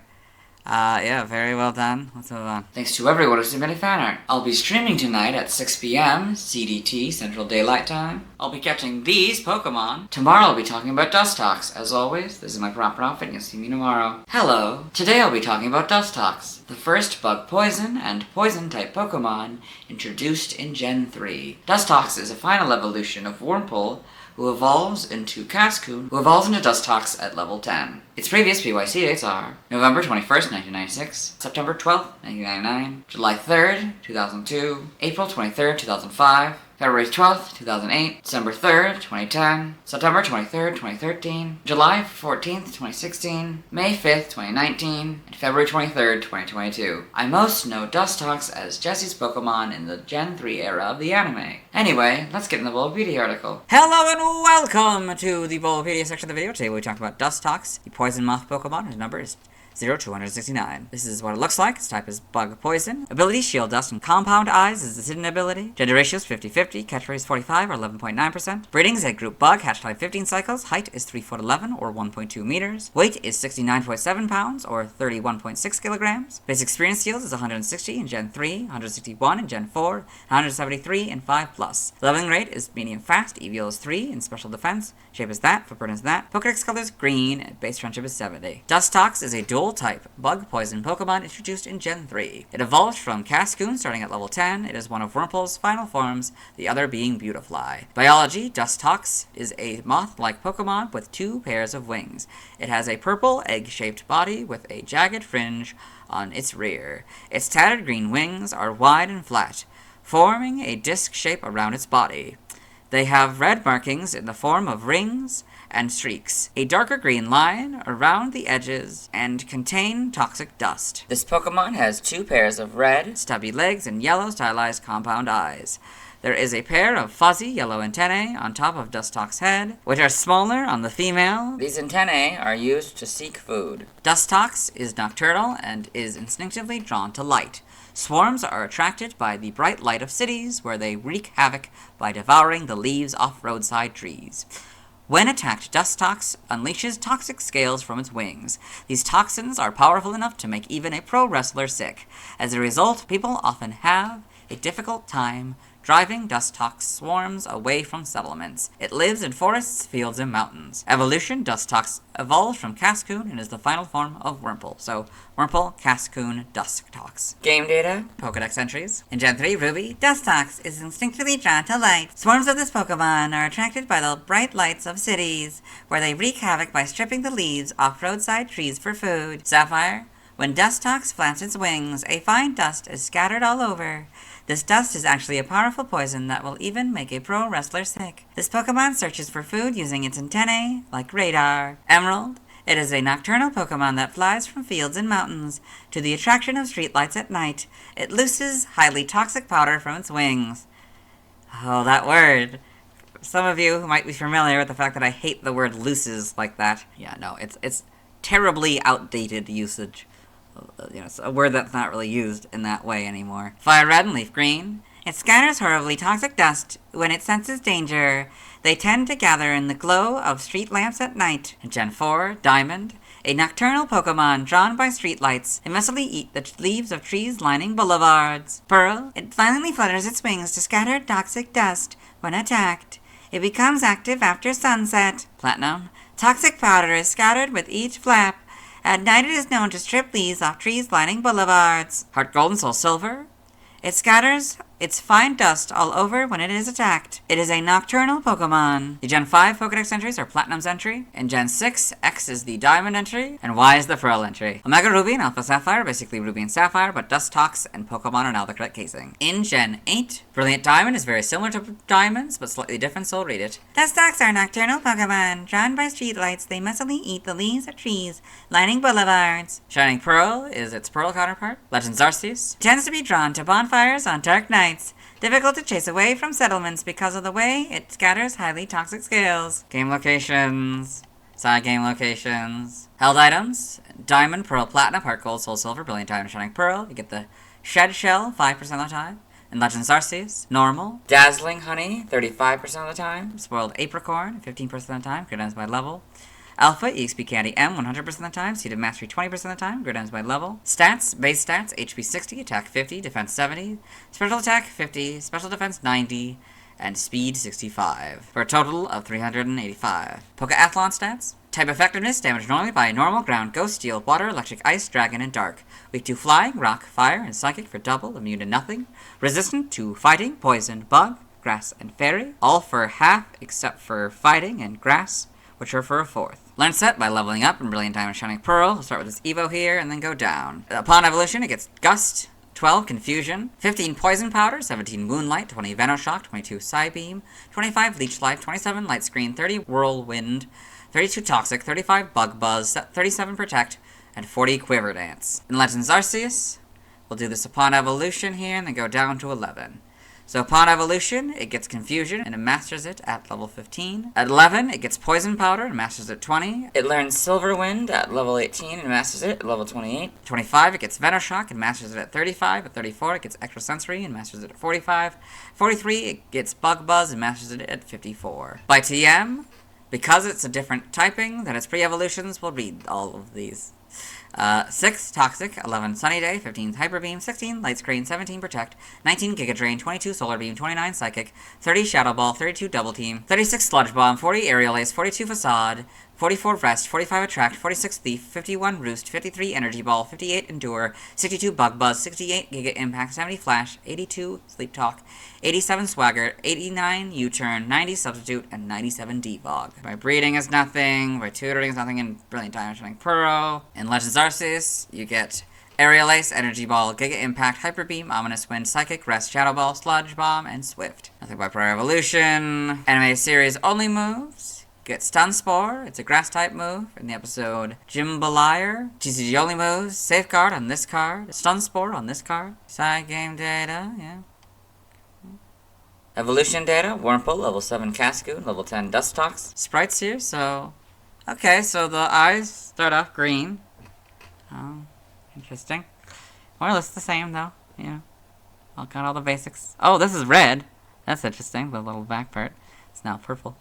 This is kind of an orange for the shiny, and kind of brown, and yeah, orange and brown stuff.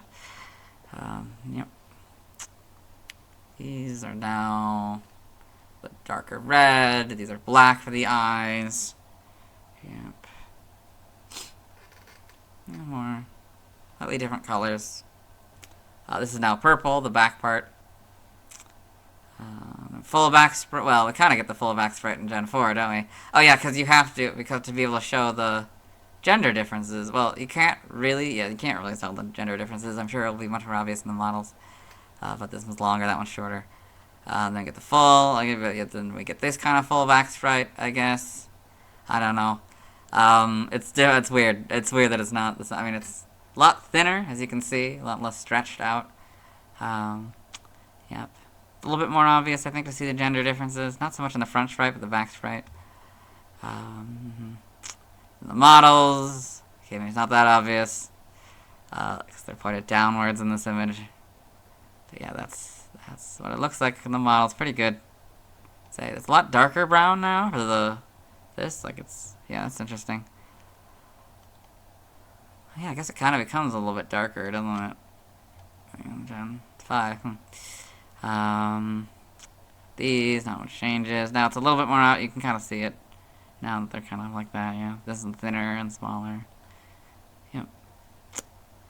And Legends Arceus, you got these. Pretty good. Very interesting, higher quality models, of course. First generation, you got these. Yep. In animation, Dustox in Pokemon Horizons, the series. It's fun. With a Noctowl and a Pelipper. Jesse's Dustox is the big one. Got Shiny Dustox in Pokemon the series, Diamond and Pearl. Okay. Pokedex entry is an advanced generation, episode 28. In Ash's Pokedex, Dustox, the toxic moth Pokemon. Dustox is the evolved form of Cascoon and is drawn toward bright light. When flapping its wings, it will scatter a poison dust. Pokemon Generations, Dustox in Pokemon Generations. We've seen this. It's right there. We've seen this picture in the Puchiena and the Beautifly video. They're all running from like a storm or something. In the manga, Dustox in Pokemon Adventures.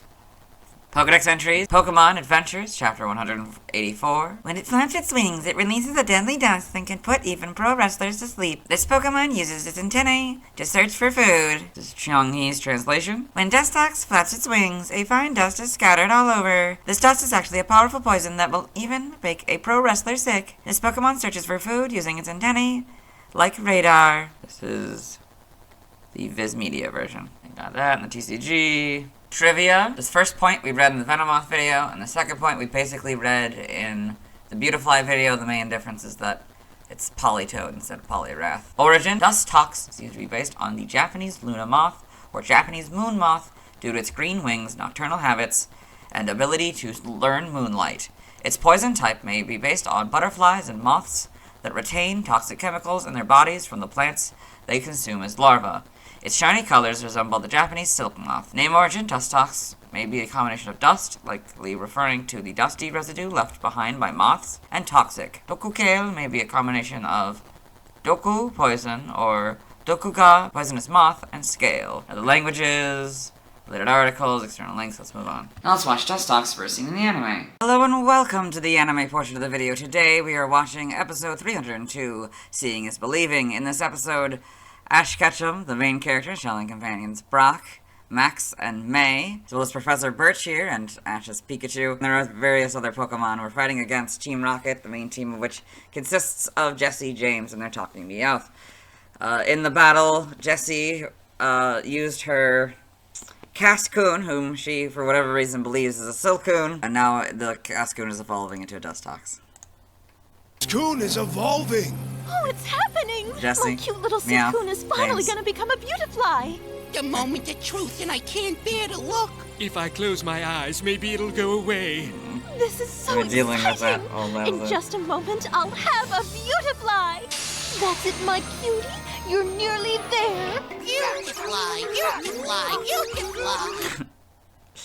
I guess that's, Dustox's first thing in the anime. Let's move on. Now let's talk about the TCG. I have one Dustox card. It's the third Dustox card design. It was illustrated by Kugi Sato. I love the perspective of Dustox. I also like that it's clear they're flying. It has 120 HP. It's 3'11" and 169.7 pounds. It has two moves, Stun Spore and Toxic Dust. Since I've already explained how Stun Spore works in the video games, I'll just explain how it works on this card. It costs 1 Grass Energy and 1 of any energy. It hits for 30 damage. Upon a successful coin flip, the opponent Pokemon is now paralyzed. Toxic Dust isn't a move in the video games. On this card, it costs 2 Grass Energies and 2 of any energies, and hits for 50 damage. The opponent Pokemon is now poisoned, and takes double damage each turn until cured or it faints. It's weak to fire for plus 30 damage. It's resistant to nothing, which is odd since it could have been resistant to fighting or grass, as it's resistant to fighting, poison, often considered grass in the TCG, bug, often considered grass in the TCG, and grass in the video games. It costs 2 of any energy for Dustox to retreat. In the bottom right corner, there's the Diamond and Pearl expansion symbol. Its description reads, a nocturnal Pokemon, drawn by streetlights, they messily eat the leaves of trees lining boulevards. This is the Pokédex entry in Pokemon Diamond and X. It's level 34. I don't have a card for Lotad, so the next Pokemon where the card I'll be talking about is Seedot. Now let's see why people love Dustox. Hello and welcome to the community post section of the video. So this is the first time we're doing this in Gen 3. So what I do for this is I read the question, and then I just read the person's name and their response. So the question is, what do you love about Dustox? And so number 1 Drizzile fan has responded, thank you. Honestly, I used one in a Roblox Pokemon game. Thank you for responding. Let's move on. Now let's look at fan art. Hello and welcome to the fan art section of the video. Know where to send fan art, so let's start by looking at DeviantArt fan art. For those of you who aren't familiar with the series, what we do is we go through these images until we find an image that doesn't contain a Dustox. So these first 2 images don't contain a Dustox, so we'll start with this third one. So this is Evolution of Friendship by Cosmic Sprinkles. So we did this one before, I think in the Wurmple video, but we can do it again. So we're going to start down here, where there's 2 Wurmples. Then there's a Silcoon and a Cascoon kind of merged together. And then you got the Beautifly and the Dustox. You're very well done. Dustox used Silverwind by Shade of Shinon. Got this more realistic Dustox here. It's very well done. Piece of art. Then you've got Dustox redesigned by Lockstock Creation. So, more cutesy design, I guess. Rather than scary, easy sketch. I don't know what that means. But yeah, it's very, very interesting. This doesn't contain a Dustox, so we'll move on. Thanks to everyone who submitted fan art. I'll be streaming tonight at 7 p.m. CDT, Central Daylight Time, or I'll be trying to get these Pokemon. Tomorrow I'll be talking about Lotad. As always, this is my proper outfit, and you'll see me tomorrow. Hello! Today I'll be talking about Lotad, the first of 3 water grass Pokemon, the other 2 being its evolutions. Its previous PYC dates are November 22nd, 1996, September 13th, 1999, July 4th, 2002, April 24th, 2005, February 13th, 2008, December 4th, 2010, September 24th, 2013, July 15th, 2016, May 6th, 2019, and February 24th, 2022. I love Lotad. It's definitely one of my favorite Pokemon. I love its cute design and its altruistic nature. Anyway, let's get into the Bulbapedia article. Hello and welcome to the Bulbapedia section of the video. Today we'll be talking about Lotad, the water weed Pokemon whose number is 0270. This is what it looks like. Its type is water grass. Because this is our first water grass, I'll point out the water inside and the grass outside. Abilities, Swift Swim or Rain Dish. Own tempos, its hidden ability, gender ratios 50-50, catchphrase 255 or 43.9%. Breedings 8 groups, water 1 and grass, hatch time 15 cycles, height is 1 foot 8 or 0.5 meters, weight is 5.7 pounds or 2.6 kilograms, basic experience yield is 74 in Gen 3 through 4 and 44 in 5+. Leveling rate is medium slow, yield is 1, and special defense shape is that, footprint is that, Pokedex color is green, and base friendship is 70. Lotad is a dual type water/grass Pokemon introduced in Gen 3. It evolves into Lombre starting at level 14, which evolves into Ludicolo when exposed to a water stone. Biology, Lotad is a small blue plant Pokemon with 6 stubby legs. It has large eyes and a wide yellow mouth, similar to a bill. A large leaf that resembles a lily pad covers its back. This large leaf allows Lotad to float across ponds, and it will sometimes ferry smaller Pokemon on its back in this manner. The head leaf is a natural dirt repellent. The leaf can stay clean even after transporting Pokemon covered in mud. However, the leaf will wilt if Lotad becomes dehydrated. Its size and weight prevent Lotad from living on land, but on rare occasions, it travels on land in search of clean water. Lotad is known to gather in lakes of good water quality. The lake's surfaces are occasionally covered in Lotad leaves. Prior to Gen 5, Lotad and its evolved forms were the only known Pokemon that could have Rain Dish as an ability. Evolution, Lotad evolves into Lombre, which evolves into Ludicolo. Lotad, Lombre, Ludicolo. Game data, NPC appearances, Pokemon Pinball, Ruby and Sapphire. Lotad occasionally replaced the Chinchou bumpers at the top of the Ruby field. Pokedex entries in Ruby. Lotad live in lakes and ponds, where they float on the surface. It grows weak if its broad leaf dies. On rare occasions, this Pokemon travels on land in search of clean water. Sapphire. Lotad is said to have dwelled on land before. However, this Pokemon is thought to have returned to water because the leaf on its head grew large and heavy. It now lives by floating atop the water. Emerald. This Pokemon lives in ponds with clean water. It is known to ferry small Pokemon across ponds by carrying them on the broad leaf on its head. Fire Red and Leaf Green. It searches about for clean water. If it does not drink water for too long, the leaf on its head wilts. In Gen 4, Diamond, Pearl, and Platinum.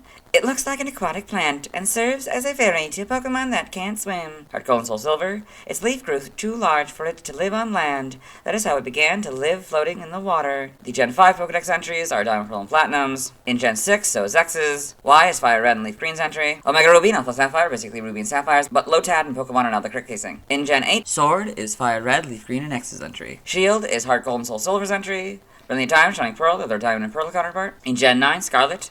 The leaf on its head is naturally dirt repellent and will stay clean even after transporting Pokemon that are covered in mud. Violet. Lotad will gather in lakes that have good water quality. The surfaces of the lakes sometimes become covered in Lotad leaves. Lotad and the Kitakami Pokedex, there's a few of them floating on the top. It's kind of cute. Yeah, this one kind of looks like it's maybe looking at the camera person a little bit. It's very adorable. Game locations.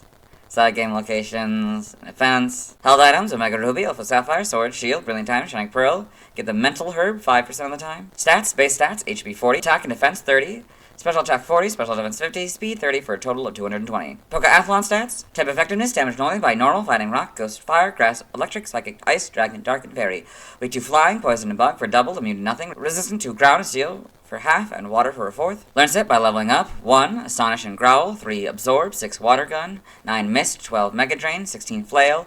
20. Bubble Beam. 24. Leech Seed. 28. Giga Drain. 33. Rain Dance. 38 Zen Headbutt, and 43 Energy Ball. By TM, 1 Takedown, 7 Protect, 11 Water Pulse, 18 Thief, 19 Disarming Voice, 20 Trailblaze, 22 Chilling Water, 25 Facade, 33 Magic Leaf, 34 Icy Wind, 47 Endure, 49 Sunny Day, 50 Rain Dance, 56 Bullet Seed, 59 Zen Headbutt, 66 Body Slam, 70 Sleep Talk, 71 Seed Bomb, 81 Grass Dot, 85 Rest, 88 Swords Dance, 103 Substitute, 111 Giga Drain, 119 Energy Ball, 123 Surf, 135 Ice Beam, 137 Grassy Terrain, 143 Blizzard, 168 Solar Beam, 171 Terror Blast, 191 Uproar, 193 Weather Ball, 194 Grassy Glide, 204 Double Edge, 208 Whirlpool, and 209 Muddy Water. By breeding, this group gives you Counter, this group gives you Razor Leaf, this group gives you Sweet Scent, this group gives you Synthesis, this group gives you Teeter Dance, Alomomola gives you Tickle. TCG only moves, you get Tackle on this card and Water Sport on this card. The Animated Series only moves, Hydro Pump, it's a Water type move in the Diamond and the Rough, and Psy Beam. It's a Psychic type move in the same episode. Side game data, you got all this, okay?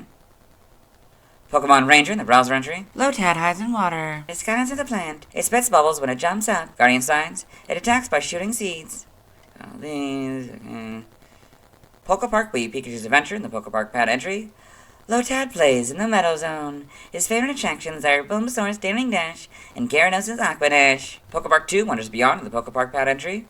Maybe it's due to their innocent and carefree nature, but they're even friends with a shy Squirtle. Okay, you got new Pokemon Snap in the Photodex entry. The leaf on Lotad's head is so heavy, it finds it easier to live floating in the water. It's also been known to let other Pokemon ride on top of its head, as it gives them a lift. Evolution data, Lotad level 14, Lombre, Waterstone, Ludicolo. Sprites here, so basically the same, a little different in the colors, and maybe the eyes are a little bit smaller, like the pupils, but more or less it stays the same. This is a teal with like a red or like a pinkish red, I guess, and a yellow. It was just still yellow beak. Yeah, not really much changes. A little changes a little bit, I guess, but not too much. It's a little different colors, I think, a little bit more red in that. Don't forget the fullback sprites in Gen 5. Then we've got the models here. It's a different angle instead of being a sort of top angle. You get the sort of side angle of the back, I guess. Pretty good models, I'd say. It's a lot darker, kind of maybe closer to a burgundy color. Yeah, and it's a little bit lighter. Yeah, we got different models here, like the pupils are much larger, and Sun and Moons, and Gen 7s. Then Sword and Shields, you get the better models, of course. Homes, you got these models. Animation, Lotad in Pokemon the series, XY. Brock's Lotad is the big one. All these. Pokedex entries in Advanced Generation, Episode 12, in Ash's Pokedex. Lotad, the water weed Pokemon. Lotad inhabit peaceful wetlands like lakes and ponds. Pokemon Generations, Lotad and Pokemon Generations. There it is. I've talked about this one in the Puochyena, Dustox, and Beautifly videos. Pokemon Masters animated trailer, Lotad and the Pokemon Masters animated trailer. In the manga, Lotad in Pokemon Ruby Sapphire, and Lotad in Pokemon Adventures, seemingly racing a Numel Corphish and a Duskull. Yeah, you got all these, and the TCG. Trivia, Lotad's evolutionary family has several unique attributes. They are the only Pokemon with a dual egg group of Water 1 and Grass. They are the only Pokemon that can have the ability Rain Dish without it being their hidden ability. They are the only Water-type Pokemon in the Grass egg group. Lotad can be seen as a parallel to Seedot. Both of them are Grass-type Gen 3 Pokemon. Lotad is exclusive to Pokemon Sapphire, while Seedot is exclusive to Pokemon Ruby, with both Pokemon found in the same locations in their respective versions. Additionally, both Pokemon can be found in Diamond, Pearl, and Platinum by using the dual slot mode, with Lotad requiring Pokemon Sapphire and Seedot requiring Pokemon Ruby. They are Pokemon that are part of a 3-stage evolutionary line and need an evolutionary stone to reach their fully evolved form. They have the same base stat total of 220. Both evolutionary lines also have an ability that doubles their speed depending on the weather, those being Swift Swim and Chlorophyll. Both have Japanese, French, and German names ending in the same sounds, Bo, Piot, and Urzel, respectively. Read this final point in the Slunkern video. Origin, Lotad appears to be based on a lily pad and the Kappa, a Japanese yokai that has a water-filled dish on its head and a turtle-like beak. Name origin, Lotad may be a combination of lotus and lily pad, tad, a small amount, or tadpole, a young amphibian. Haspo may be a combination of hasu, lotus, and akonbo, baby, or Boshi hat. Now the languages, related articles, external links. Let's move on. Now let's watch Lotad's first scene in the anime. Hello and welcome to the anime portion of the video. Today we're watching episode 286, quite fittingly, the Lotad Lowdown. In this episode, Ash Ketchum, the main character, and Shelly companions Brock and May and Max are swimming in this pool, as well as Pikachu. And they're, yeah. There's Lotad. Would you just smell that? And that is Lotad's first scene in the anime. Let's move on. Now let's see why other people love Lotad. Now let's look at fan art. Hello and welcome to the fan art section of the video. Nobody sent in fan art, so instead we're looking at DeviantArt fan art. For those of you who are familiar with the series, you might be wondering why we're on this single image, and that's because this is the only image we'll be doing today. So this is Lotad, Lombre, and Ludicolo by Chuck, 18MP. So you got this cool line here, you know, Lotad, Lombre, Ludicolo. This is from 2014. Kind of fun. These giant eyebrows on these two. Make them look a little bit ridiculous. And then you got this Ludicolo. It's generally silliness.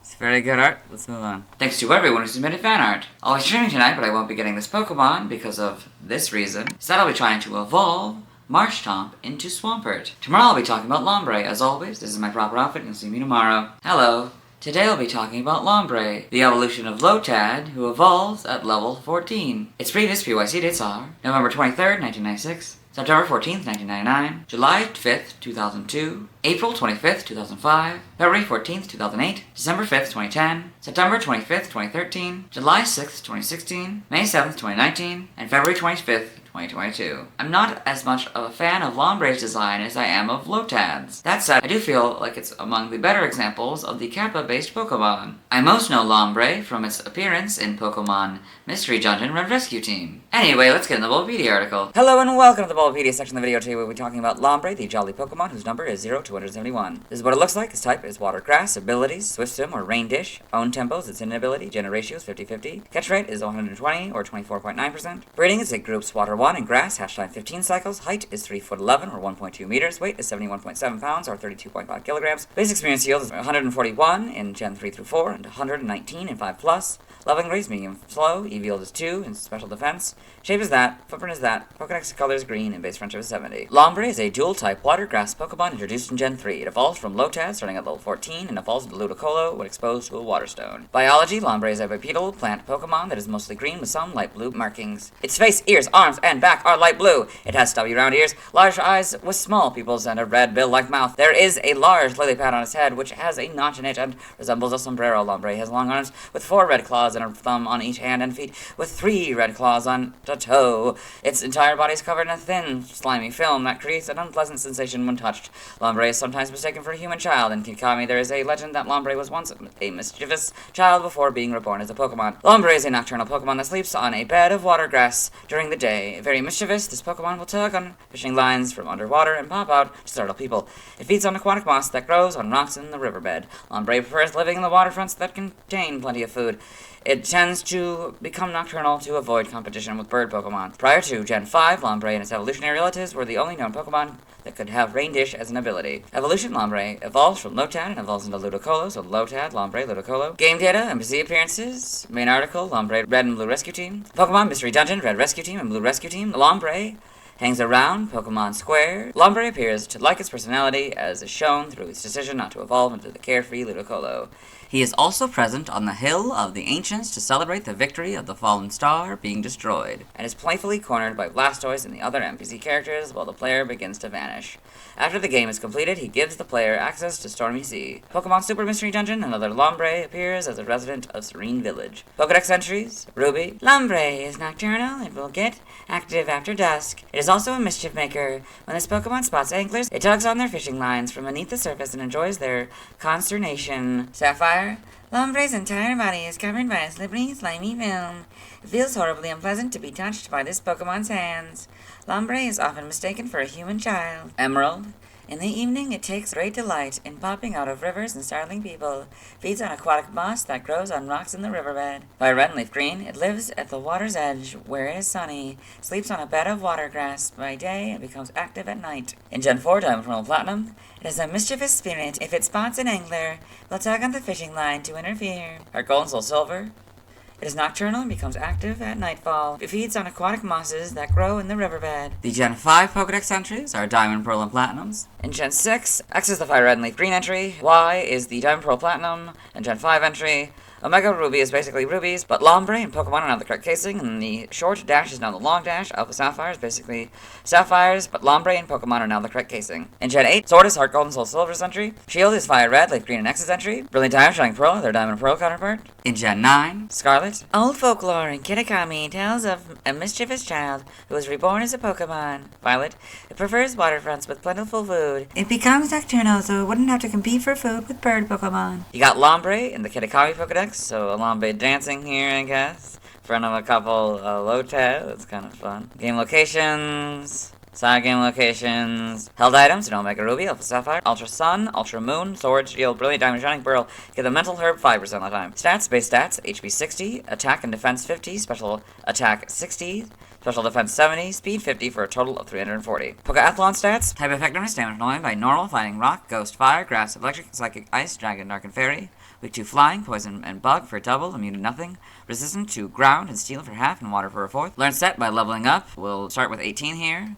18 Fury Swipes, 24 Bubble Beam, 30 Leech Seed, 36 Giga Drain, 50 Sand Headbutt, 57 Energy Ball, and 64 Hydro Pump. By TM we're skipping. By Breeding we're skipping. Nothing by Pro Evolution. Side game data. Pokemon Ranger, the browser entry. Lombre not only blows bubbles, it also jumps to get away from the capture line. Guardian Signs, it launches leaf blades around itself. Okay, got the evolution data. Lotad, level 14 Lombre, Waterstone, Ludicolo. Sprites here, so a little different. Kind of a lot different green, but more or less the same. Also, arms seem to be maybe a little bit bigger. Yeah. Basically, got the 3 there, and this is green body, blue, kind of tealish kind of color, and orange for the beak and fingers and toes. Yeah, then get this kind of design. This kind of beak, I guess. Yep. I got this one with this kind of beak. I got the full back spread as well in Gen 5. A lot changing in the colors, probably. Well, no one changes a lot in the colors, of course. In Gen 6, you got the models, so... I don't know, change there. Yeah. And it's a pretty good translation. Kind of going back to the original kind of model, probably beak, I think. Yeah. Yeah, the basic idea as well. Yeah, okay. And that doesn't not much changes. It might slightly change, but otherwise it doesn't really change that much. And Sword and Shield, get the better models. Homes, you got these models. In animation, Lombre in Pokemon the series, Ruby and Sapphire. Rock's Lombre is the big one. Pokedex entries. It's the first one I recorded in the anime section, so I'll let Ash's Pokedex read it. Lombre, the jolly Pokemon. Lombre is the evolved form of Lotad. Primarily a nocturnal creature, it is sometimes mistaken for a human child. Advanced Generation, Episode 87, the Pokemon Mystery Club's Pokedex. Lombre, the jolly Pokemon. Lombre is the evolved form of Lotad. Diamond Pearl, Episode 139, in Ash's Pokedex. Lombre, the jolly Pokemon. Lombre is a playful trickster. If it spots an angler, it will tug on the fishing line to interfere. In the manga, Lombre and Pokemon Adventures, seemingly fighting a Torchic and an Aeron. The TCG. Trivia. We read this point in the subpoints in the Lotad video. Origin, Lombre seems to be based on a lily pad in the Kappa, a Japanese yokai that has a water-filled dish on its head and a turtle-like beak. It also resembles a stereotypical Mexican folk dancer or mariachi performer with its sombrero-shaped head, body markings that resemble a charro jacket, and its red beak that resembles a mustache. Name origin, Lombre may be a combination of lotus, hombre, Spanish for man, and sombrero, Spanish for hat. Hasubrero may be a combination of hasu, lotus, and sombrero. Now the languages, related articles, external links, let's move on. Now let's watch Lombre's first scene in the anime. Hello and welcome to the anime portion of the video. Today we are watching episode 337, Take the Lombre Home. In this episode, Ash Ketchum, the main character, traveling companions Brock, May, and Max, as well as his faithful Pokemon Pikachu, have found this ghost town that weirdly looks like Lotad. And after Lotad fell into a well, it's started to evolve. I guess. Lotad! Look at that! It's evolving! Lombre. Hey, Brock, your Lotad evolved into a Lombre. I gotta check this out. Lombre, the jolly Pokemon. Lombre is the evolved form of Lotad. Primarily a nocturnal creature, it is sometimes mistaken for a human child. Ha! Welcome to our team, Lombre. Lombre, Lombre. That would be Lombre's first thing in the anime. Let's move on. Now let's see why other people love Lombre. Now let's look at fan art. Hello and welcome to the fan art section of the video. Nobody sent in fan art, so instead we're looking at DeviantArt fan art. For those of you familiar with the series, you might be wondering why we're on the single image, and that's because it's the only image we'll be doing today. So this is Lombre and Mudkip by Blue Commodore. So this cool image of Lombre with the three Mudkip on the leaf hat thing. Yeah, very, very cute, very sweet. Yeah, that's it. Let's move on. Thanks to everyone who submitted fan art. I won't be streaming tonight, as I'll be waiting until I've talked about Vigoroth to evolve Lotad into Lombre. Tomorrow I'll be talking about Ludicolo. As always, this is my proper outfit, you'll see me tomorrow. Hello! Today I'll be talking about Ludicolo, the final watergrass Pokemon as of the filming of this. It's the final evolution of Lotad, who evolves into Lombre, who evolves into Ludicolo when exposed to a waterstone. Its previous PYC dates are November 24th, 1996, September 15th, 1999, July 6th, 2002, April 26th, 2005, February 15th, 2008, December 6th, 2010, September 26th, 2013, July 17th, 2016, May 8th, 2019, and February 26th, 2022. I love how ridiculous Ludicolo is! I most know Ludicolo from Detective Pikachu, where, while it certainly looks realistic, it isn't very pleasant to look at. Anyway, let's get in the Bulbapedia article. Hello and welcome to the Bulbapedia section of the video. Today we're talking about Ludicolo, the carefree Pokemon, whose number is 0272. This is what it looks like. Its type is Grass Water, abilities, Swift Swim or Rain Dish, own tempos, its hidden ability. Gender ratios 50-50, catchphrase 45 or 11.9%, breedings, egg groups, Water 1 and Grass, hatch time 15 cycles, height is 4'11" or 1.5 meters, weight is 121.3 pounds or 55 kilograms, basic experience yield is 181 in Gen 3 through 4 and 216 5+, leveling rate is medium slow, EV yield is 3, special defense, shape is that, footprint is that, Pokedex color is green, and base friendship is 70. Ludicolo is a dual-type water-grass Pokemon introduced in Gen 3. It evolves from Lombre when exposed to a waterstone as the final form of Lotad. Biology, Ludicolo is a bipedal plant Pokemon that appears to be a mixture of a pineapple and a duck. There is a green, sombrero-like growth on its head that is similar to a lily pad. Growing out of the top of its head is a short brown stem with a yellow, spiky upper portion.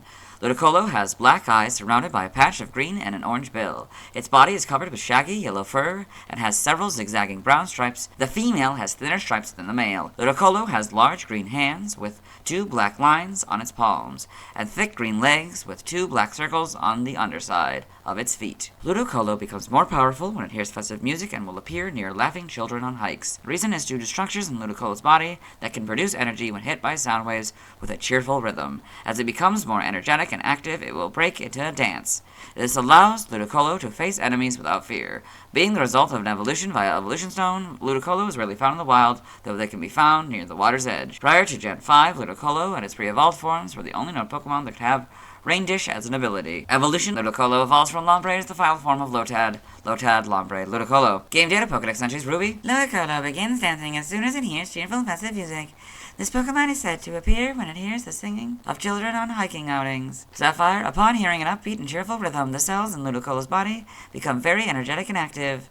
Even in battle, this Pokemon will exhibit an amazing amount of power. Emerald, when it hears festive music, all the cells in its body become stimulated, and it begins moving in rhythm. It does not quill, even when it faces a tough opponent. By Red and Leaf Green, the rhythm of bright, festive music activates Ludicolo's cells, making it more powerful. In Gen 4, Diamond Pearl Platinum, if it hears festive music, all its muscles fill with energy. It can't help break out into a dance. Heart Gold, Soul Silver, if it hears festive music, it begins moving in rhythm in order to amplify its power. The Gen 5 Pokedex entries are Diamond Pearl Platinums. In Gen 6, X is Heart Gold and Soul Silver's entry. Y is basically Fire Red and Leaf Green's entry, but Ludicolo is now the correct casing. Omega Ruby and Alpha Sapphire are basically Ruby and Sapphires, but Ludicolo and Pokemon are now the correct casing. In Gen 6, Sword is the Y entry. Shield is Heart Gold and Soul Silver's entry. Brilliant Diamond and Shining Pearl, their Diamond Pearl counterpart. In Gen 9, Scarlet, there are structures throughout its whole body that produce energy when hit by sound waves with a cheerful rhythm. Violet, dancing with an upbeat rhythm, energizes and emboldens it, letting it face any foe without fear. We got Ludicolo and the Kitakami Pokedex. Kinda almost looking like it's doing a selfie with this guy. It's not really, I think it's just his arms are stretched, but it's kind of fun. This is like a mask that one of the Pokemon wear that I guess is like, emulated by people. Like they make their own versions of the mask. Yes, this is probably during like some sort of festival or something. It's very interesting. Game locations, side game locations, and events. Held items. Sword and Shield, you get the mental herb 5% of the time. Stats, base stats, HP 80, attack and defense 70, special attack 90, special defense 100, speed 70 for a total of 480. Pokeathlon stats. Type effectiveness, damage normally by normal, fighting, rock, ghost, fire, grass, electric, psychic, ice, dragon, dark, and fairy. We do flying, poison, and bug for double, immune to nothing, resistant to ground and steel for half, and water for a fourth. Learn step by leveling up, we'll do these move reminders. By move reminder, you get Growl, Mist, Water Gun, Hydro Pump, Absorb, Mega Drain, Fury Swipes, Flail, Knockoff, Teeter Dance, Astonish, Energy Ball, and Zen Headbutt. By TM, we're skipping. By Breeding, we're skipping. By Prior Evolution, Lotad and Lombre can give you Leech Seed. It's a Grass type status move. Has no power, accuracy 90. PP is 10, Side game data. Pokemon Ranger, browser entry. The Ludicolo dances cheerfully while singing its tune interferes with capturing. In Guardian Signs, it launches Leaf Blades around itself. Evolution data, Lotad, level 14, Lombre, Ludicolo, sprites here, so pretty much the same. A little bit different in colors, but overall basically the same. These are like a little bit lighter, I guess. They're not quite the solid brown like in there. And this is a lot less detail. The fruit, yeah. You can see there's lines there. There's no lines there. These are teal, yellow, and orange there. Then Gen 4, you get the gender differences, so thicker males, thinner females, yeah. A little bit darker colors all around, and these are also a little bit darker colors, yeah. And you can see the stripes are now added to the fruit or the stem. Then Gen 5 is the full back sprites. Yeah. Very Perry the Platypus colors to me. Gen 6, you get these things. The models are pretty good. A little bit different. They add like lines, I think, outline lines, which is interesting. This is very much Perry the Platypus to me. Gen 7, not much changes. In Gen 8, you got these, very good models. Cross generations, you got these, yes. Animation, Ludicolo in Pokemon Journeys the series. Rock's Ludicolo is the big one. Got all these. Pokedex entries in Advanced Generation, Episode 67 in Maze Pokedex. Ludicolo, the carefree Pokemon. Ludicolo becomes extremely active whenever it hears a cheery rhythm. This can also lead it to exert extreme power in battle. Denver Pearl, Episode 7 in Non's Pokedex. Ludicolo, the carefree Pokemon. When Ludicolo listens to happy music, its power grows stronger, and it just has to dance. In Diamond Pearl, Episode 139, Ash's Pokedex. Ludicolo, the carefree Pokemon. If Ludicolo hears festive music, all its muscles fill with energy. It can't help breaking into a dance. Journeys, Episode 41, in Go's Rotom Ludicolo, the carefree Pokemon, a water and grass type. When Ludicolo hears a lively rhythm, the cells in its body become more active. In the manga, you got Ludicolo in Pokemon Adventures looking very angry. TCG. Other appearances, Pokemon Detective Pikachu. We'll see that one later. Trivia. Read this first point and its sub-points in the Lotad video. Ludicolo's evolutionary line can be seen as a parallel to Shifttree's family. Both of them are part grass type. They first evolve at level 14, and a respective evolution stone is used to reach the final stage. Both are version-exclusive Pokemon between Pokemon Ruby and Sapphire, and are based on Japanese legendary creatures or yokai. Ludicolo's family are based on the Kappa, and Shifttree's is based on the Tengu. Ludicolo is one of the few Pokemon with a gender difference whose official artwork depicts the female form. Origin, Ludicolo seems to be based on a lily pad in the Kappa, the Japanese yokai that has a water-filled dish on its head and a turtle-like beak, although Ludicolo's beak is closer to that of a duck or platypus. The colors and shape of its body are similar to various fruits, such as a gourd, pineapple, or papaya. It also resembles a stereotypical Mexican folk dancer or mariachi performer with its sombrero-shaped head, poncho-like body hair, and dancing movements. Name origin, Ludicolo may be a combination of ludic, aimlessly playful, ludicrous, ridiculous, absurd, or silly, paludicolous, inhabiting a marsh, and colocanth, a plant that bears a round green fruit. It may also involve an anagram of loco, Spanish for crazy. Run Papa may be a combination of run run, happy or bouncy, or rumba, a Cuban dance, and kappa or papaya, a green fruit native to Mexico. Now the languages, related articles, external links, let's move on. Now let's watch Ludicolo's first scene in the anime. Hello and welcome to the anime portion of the video. Today we are watching Gotta Dance. In the short, Team Rocket's Meowth, Seviper, Cacnea, and Wobbuffet have captured 3 Whismur here. Ash and friends, their Pokemon, these guys, have come to rescue them, but this device is activated, causing all the Pokemon in the room, including Team Rocket's Pokemon and stuff, to start dancing. That's it. It makes Pokemon dance. And during this sort of dance sequence here, a Ludicolo will just randomly appear out of seemingly nowhere. There's Ludicolo. Teaming off this Pokemon.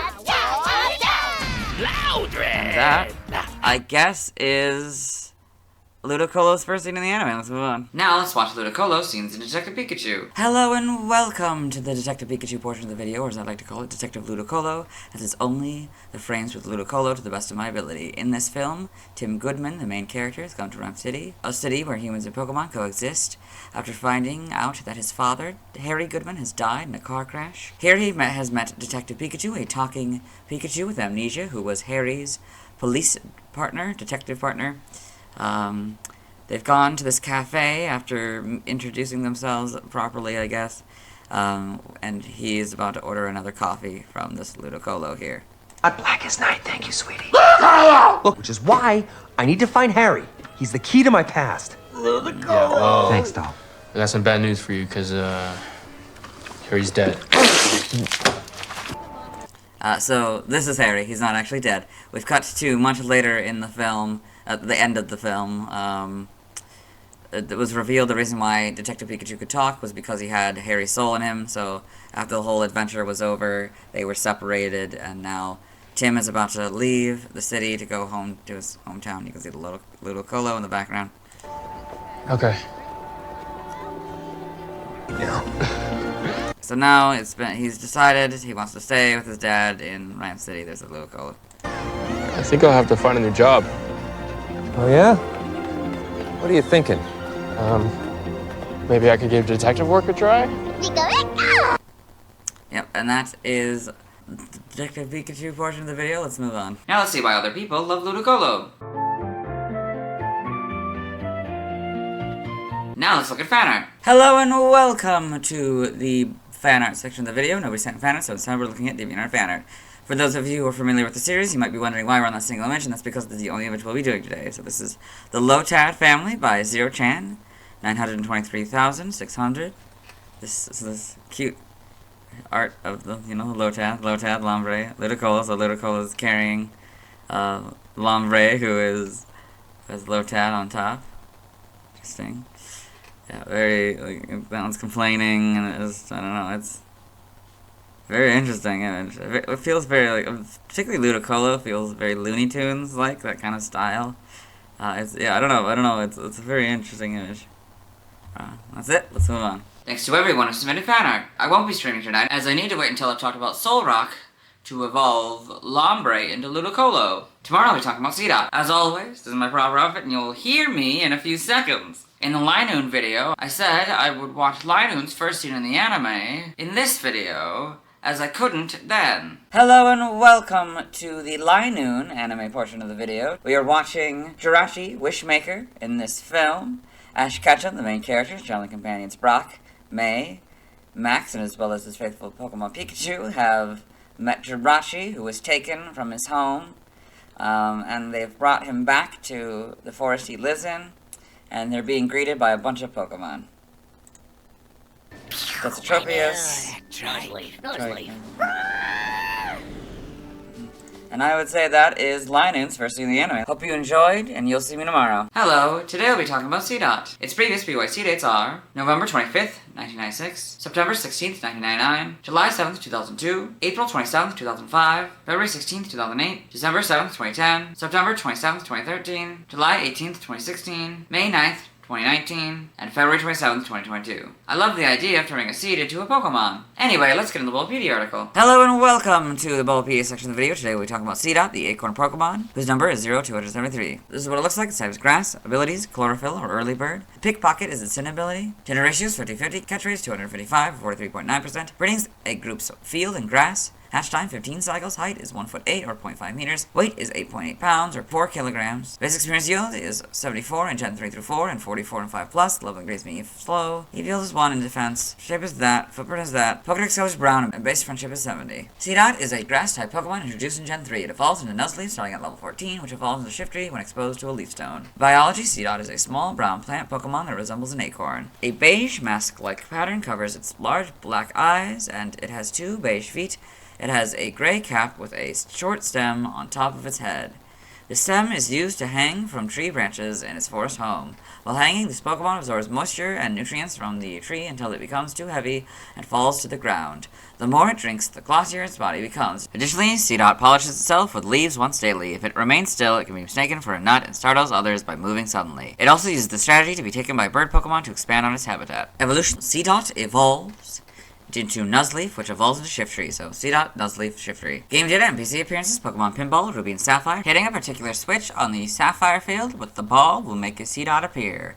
Making 3 Seedot appear activates Travel Mode. Pokemon Mystery Dungeon, Explorers of Time, Explorers of Darkness. Seedot and Pidgey are members of Team CG. Pokedex entries in Gen 3, Ruby. Seedot attaches itself to a tree branch using the top of its head. It sucks moisture from the tree while hanging off the branch. The more water it drinks, the glossier this Pokemon's body becomes. Sapphire. Seedot looks exactly like an acorn when it is dangling from a tree branch. It startles other Pokemon by suddenly moving. This Pokemon polishes its body once a day using leaves. Emerald. It hangs off branches and absorbs nutrients. When it finishes eating, its body becomes so heavy that it drops to the ground with a thump. Fire Red and Leaf Green. If it remains still, it becomes impossible to distinguish from real nuts. It delights in surprising foraging Pidgey. In Gen 4, Diamond, Pearl, and Platinum. When dangling from a tree branch, it looks just like an acorn and enjoys scaring other Pokemon. Heart Gold and Soul Silver. It attaches itself to a tree branch using the top of its head. Strong winds can sometimes make it fall. The Gen 5 Pokedex entries are Diamond, Pearl, and Platinums. In Gen 6, X is Heart Gold and Soul Silvers. Y is Diamond, Pearl, Platinum.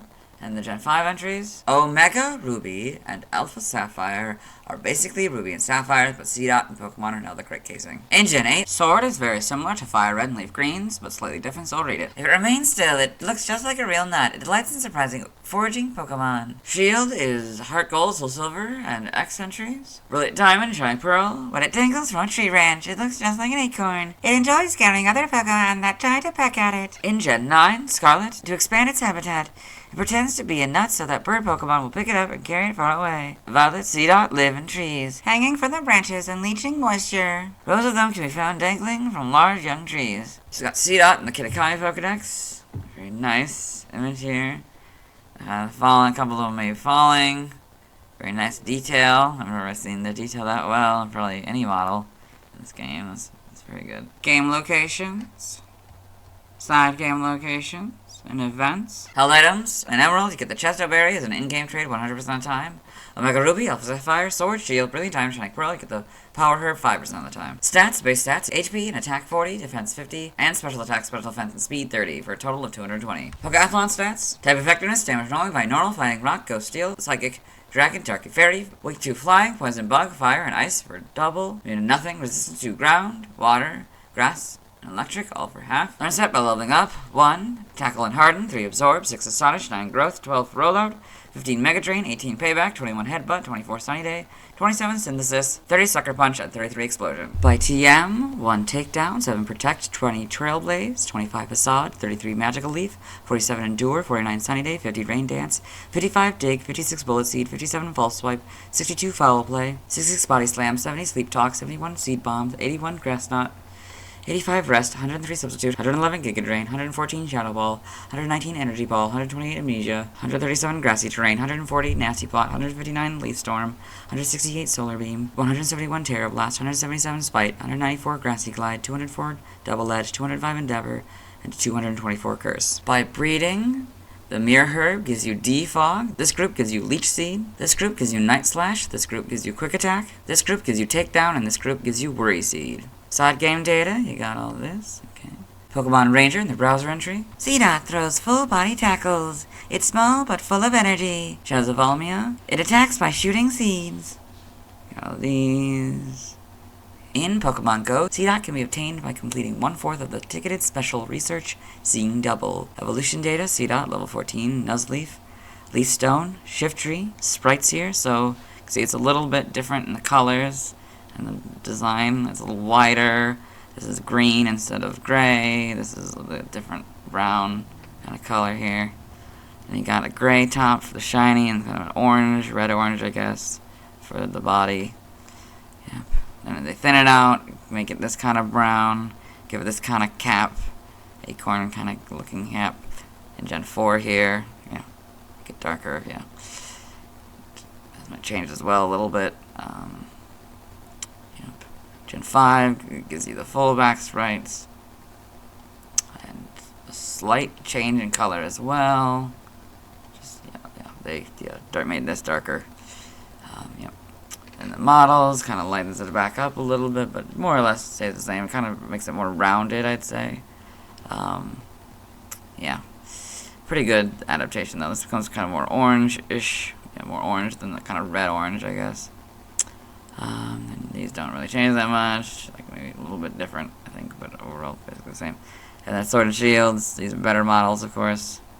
Homes, you got those. In animation, Seedot and Pokemon Journeys the series. Got all this. Pokedex entries. I recorded this one for the anime sections, so I'll let May's Pokedex read it. Seedot, the acorn Pokemon. Seedot resembles an acorn when hanging by its head from branches. It jumps down suddenly to the surprise of passers-by. Pokemon Generations. Seedot and Pokemon Generations. It's kind of hard to tell, but I think it's over here. It seems to be running from like a storm or something. I think we did this one in the Wurmple video, in the manga.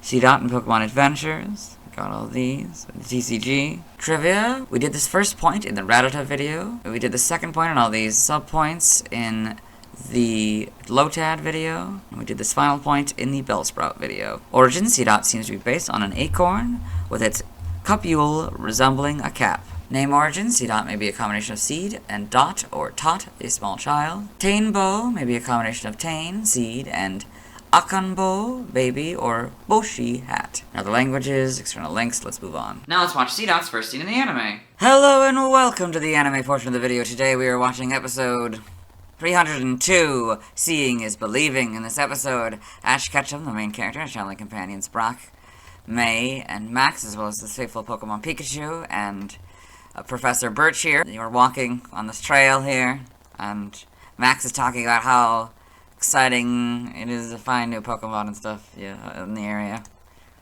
Yeah! But there's the if Seedot. It's bursting, where are they?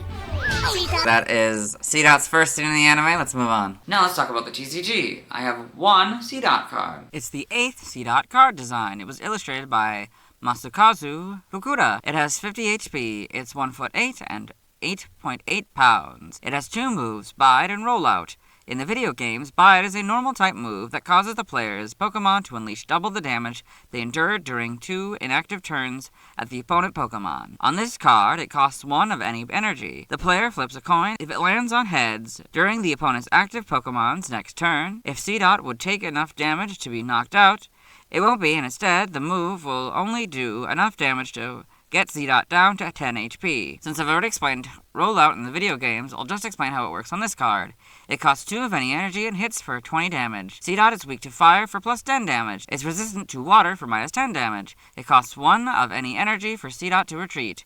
In the bottom right corner, there's the Diamond and Pearl expansion symbol. Its description reads, when it dangles from a tree branch and looks just like an acorn, it enjoys scaring other Pokemon. This is the Pokedex in Pokemon Diamond, Pearl, Platinum, Black, White, Black 2, White 2, and Y. It's level 9. In the video games, it would be 5 levels from evolving into Nuzleaf. Speaking of Nuzleaf, I don't have a Nuzleaf card, so the next Pokemon with a card I'll be talking about is Wingull. Now let's see why other people love Seedot. Now let's look at fan art. Hello and welcome to the fan art section of the video. Nobody sent fan art, so instead, we're looking at DeviantArt fan art. For those of you familiar with the series, you might be wondering why we're on the single image, and that's because this is the only image we'll be doing today. So this is Seedot, Nuzleaf, and Shiftry by Shuck18MP. So this interesting, stylized Seedot line here, and a very, very different, so I guess it's from 2014. We got the Seedot, very much looking like more natural, I guess, rather than, I don't know, Pokemon. I don't know how to describe it. I don't know, because you get the mushroom cats for the knees and stuff. And it's for the Nuzleaf here, it's very interesting. And the Shiftry, kind of looking like an old man. Yeah, it's a very, very good piece of art. Let's move on. Thanks to everyone who submitted fan art. I won't be streaming tonight, as I'll be waiting until I've talked about Vigoroth to catch a Seedot. Tomorrow I'll be talking about Nuzleaf. As always, this is my proper outfit. You'll see me tomorrow. Hello. Today I'll be talking about Nuzleaf, the first Grass-Dark Pokemon. It's the evolution of Seedot, who evolves at level 14. Its previous PYC dates are November 26th, 1996, September 17th, 1999, July 8th, 2002, April 28th, 2005, February 17th, 2008, December 8th, 2010, September 28th, 2013, July 19th, 2016, May 10th, 2019, and February 28th, 2022. I think Nuzleaf is an interesting evolution of Seedot. I also think it's funny that Nuzleaf's weak spot is its nose. I most know Nuzleaf from Pokemon Super Mystery Dungeon, where one houses the player at the beginning of the game. I, like many, also know Nuzleaf as the mascot/name origin of Nuzlocke. While there are many versions of the Nuzlocke challenge, the most famous version involves the player only being able to capture the first Pokemon they see in a patch of grass, and if any of their Pokemon faint, they're considered dead and must be released back into the wild, although some choose to just put it in the box instead. I personally dislike this challenge, as I feel like it goes against the spirit of Pokemon. Well, kind of. I can certainly see this helping players be more cautious in a way that most real Pokemon trainers would be. You could also argue that it teaches players to cherish and focus on every battle. That said, I feel like the releasing part is cruel, not the least of which is the few people I've seen do this challenge often just seem to release it without healing it first. It feels wrong to just leave a fainted Pokemon lying on the ground. Of course, I might just be overly compassionate toward a group of code and pixels that creates the approximation of a fantastical creature. Anyway, let's get into the Bulbapedia article. Hello and welcome to the Bulbapedia section of the video. Today we're talking about Nuzleaf, the wily Pokemon whose number is 0274. This is what it looks like. Its type is Grass Dark. Since this is our first Grass Dark, I'll point out the grass inside and the dark outside. Abilities, Chlorophyll or Early Bird.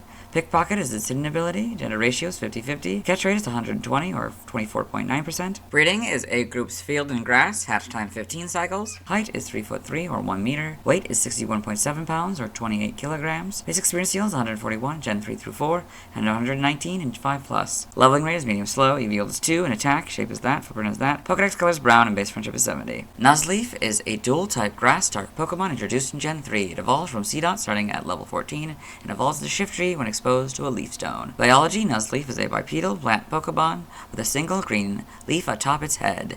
The leaf is smaller on the female. This Pokemon is mostly brown with a beige mask marking on its face. Its bulky thighs are also beige and have thin striations, and there are what appear to be 2 nipples on its chest. It has thin arms with mitten-like hands. If its long, pointed nose is grabbed, Nuzleaf will lose its power. The nose functions as a sensory. Using the leaf on its head as a flute, it makes music with leaves that create a sense of unease in people. However, it can also play comforting melodies. Nuzleaf lives in tropical forests and is skilled at climbing, but it will come out of the forest to frighten people. Nuzleaf uses a sound similar to a grass tune to warn wandering intruders. In Gen 3, Extrasensory was its signature move, but other Pokemon could still inherit it via breeding. Evolution, Nuzleaf evolves from Seedot and evolves into Shiftry, so Seedot, Nuzleaf, Shiftry. Game data, NPC appearances, Pokemon Pinball, Ruby and Sapphire. Punching the ball with Makuhita on the Ruby field will push Nuzleaf back. On the second hit, it will create a bridge leading to the ball upgrade. Pokemon Mystery Dungeon, Red Rescue Team and Blue Rescue Team. 2 Nuzleaf are members of Team Shifty. Pokemon Super Mystery Dungeon, a Nuzleaf looks after the player after they find themselves in the Pokemon world. Pokedex entries in Gen 3 and Ruby. Nuzleaf live in densely overgrown forests. They occasionally venture out of the forest to startle people.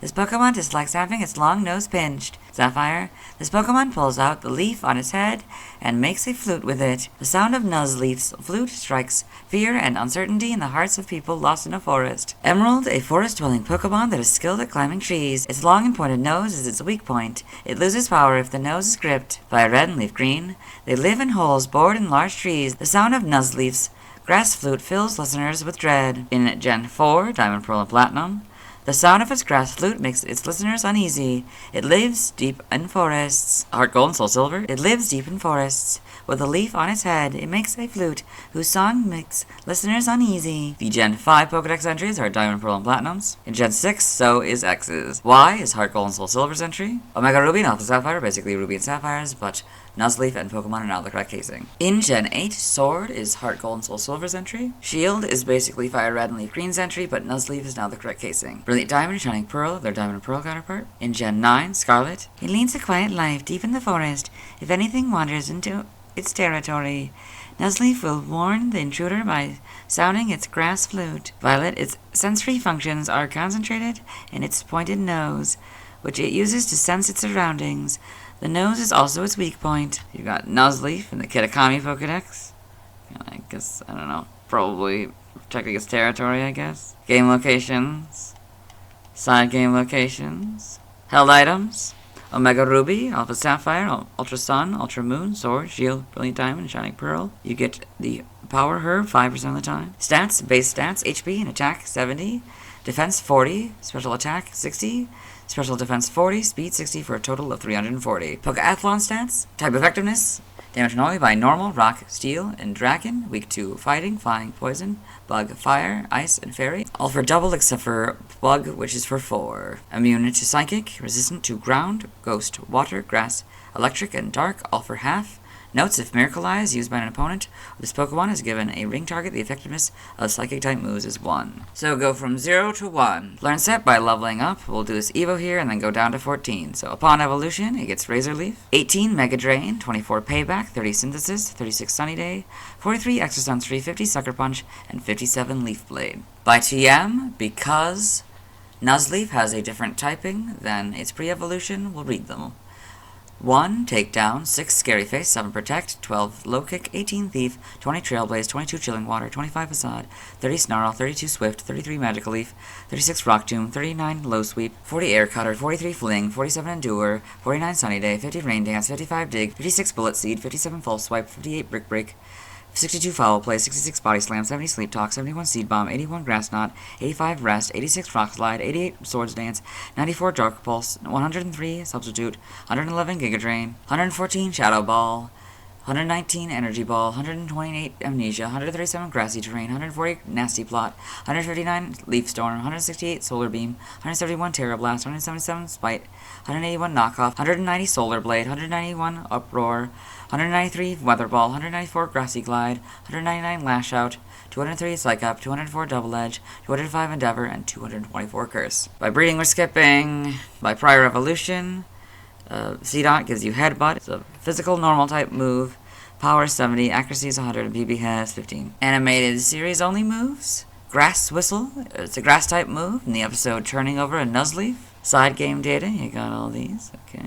Pokemon Ranger in the browser entry. Nuzleaf leaps suddenly from tall grass. It creates whirlwinds by spinning. Shadows Volmia. While protecting itself with leaves, it also scatters them to attack. Got all these. Okay. Evolution data. Seedot, level 14 Nuzleaf. Leaf Stone, Shiftry. Sprites here, so okay, a little different. Got a little more yellow in the first. Okay, it was the yellow-green rather than a tan color. At least a lot smaller as well. Like an orange and a brown, that's kind of fun. Yep, but more or less it stayed the same. Overall, you know. The leaf gets bigger in Gen 4, I guess for the males, and then the females have the same kind of general size of the thing, yeah. The leaf, okay, then this one kind of keeps those markings, yeah, these become tan. It's kind of fun. Gen 5, get the full back sprites. Kind of makes the leaf not as obvious, but the other one makes it more as good, so, yeah. In Gen 6, you got these models. Pretty good translation. A little more squat than, certainly by the time they got to, it was quite a bit taller than its original idea. They kind of shrunk it back down to, that size. But yeah, pretty good translation, I'd say. Its nose seems a little bit small. I mean, that might just be the perspective, though. Yeah. In Gen 7, yeah, they really emphasize the nose a lot more in Gen 7. Yeah. In Sword and Shield, you got those models, a lot better, of course. Homes, you got these models. In animation, Nuzleaf and Pokemon the series, Diamond and Pearl, with a Sunflora and a Sunkern. Got all these, yep. Pokedex entries. In Advanced Generation, Episode 26, in Ash's Pokedex. Nuzleaf, the wily Pokemon. Nuzleaf can be found living in thick woodlands. The soft melodies they play on their leaf pipes are said to comfort humans. In Diamond and Pearl, episode 14 in Dawn's Pokedex, Nuzleaf, the wily Pokemon. Nuzleaf lives in dense, overgrown forests and occasionally comes out to frighten people. You got a Poketoon about it, I guess, in the manga, Nuzleaf in Pokemon Adventures. There's Pokedex entries here in Pokemon Adventures, chapter 185. This Pokemon exists in dense forests. It occasionally comes out of the forest and scares people. It hates having its long nose pinched. That's Chang Yi's translation. Nuzleaf live in densely overgrown forests. They occasionally venture out of the forest to scare people. This Pokemon dislikes having its long nose pinched. This is the Viz Media version. Okay, in the TCG. Trivia, Nuzleaf shares its category with Impidimp.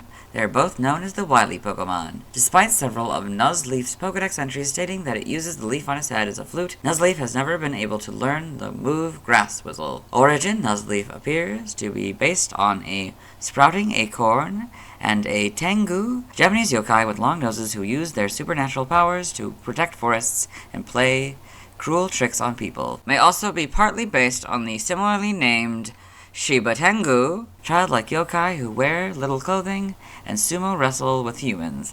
Its habit of playing a grass flute is reminiscent of Pan, the Greek god of nature known for playing reed pipes. Its wooden humanoid body and long nose are reminiscent of Pinocchio. Name origin, Nuzleaf may be a combination of nuzzle, to rub with the nose, or nose and leaf. Konohana may be a combination of ko, child, konoha, leaves, and hana, nose, may also come from the Konoha Tengu, a type of weak Tengu that doesn't have many powers. Now the languages, related articles, external links, let's move on. Now let's watch Nuzleaf's first scene in the anime. Hello and welcome to the anime portion of the video. Today we are watching episode 300, quite fittingly, turning over a Nuzleaf. In this episode, Ash and friends Pokemon have been separated from them, but they are making their way back to Ash and friends. Yes. Sort of conga line kind of thing. There's the Nuzleaf.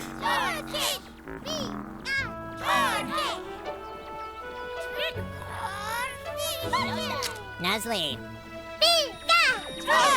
Yeah, I guess that's Nuzleaf's first scene in the anime. Let's move on. Now let's see why other people love Nuzleaf.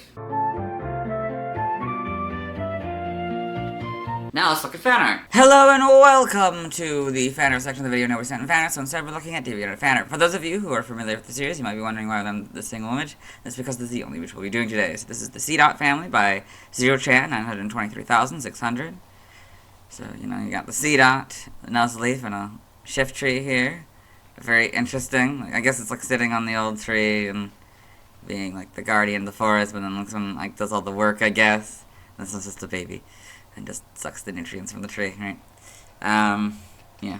It's a very interesting interpretation of their roles in the forest. Yeah. Well, that's it. Let's move on. Thanks to everyone who submitted fan art. I won't be streaming tonight, as I'll be waiting until I've talked about Vigoroth to evolve Seedot into Nuzleaf. Tomorrow I'll be talking about Shiftry. As always, this is my proper outfit, and you'll see me tomorrow. Hello! Today I'll be talking about Shiftry, the final evolution of Seedot, who evolves into Nuzleaf, who evolves into Shiftry, when exposed to Elite Stone. Its previous PYC dates are November 27th, 1996, September 18th, 1999, July 9th, 2002, April 29th, 2005, February 18th, 2008, December 9th, 2010, September 29th, 2013, July 20th, 2016, May 11th, 2019, and March 1st, 2022. I think it's interesting what elements were kept and what elements were changed between Nuzleaf and Shiftry. I most know Shiftry from Pokemon Mystery Dungeon Red Rescue Team. I associate Shiftry with its title, Guardian of the Forest, so much that when doing my Gen 2 playthrough for the series on my gaming channel, I was confused how a sign in the Ilex Forest was talking about the Guardian of the Forest, given how Shiftry was presumably not invented yet, not realizing it was referring to Celebi, who also has this title. Anyway, let's get in the Bulbapedia article. Hello and welcome to the Bulbapedia section of the video. Today we'll be talking about Shiftry, the wicked Pokemon, whose number is 0275. This is what it looks like. Its type is Grass Dark. Abilities,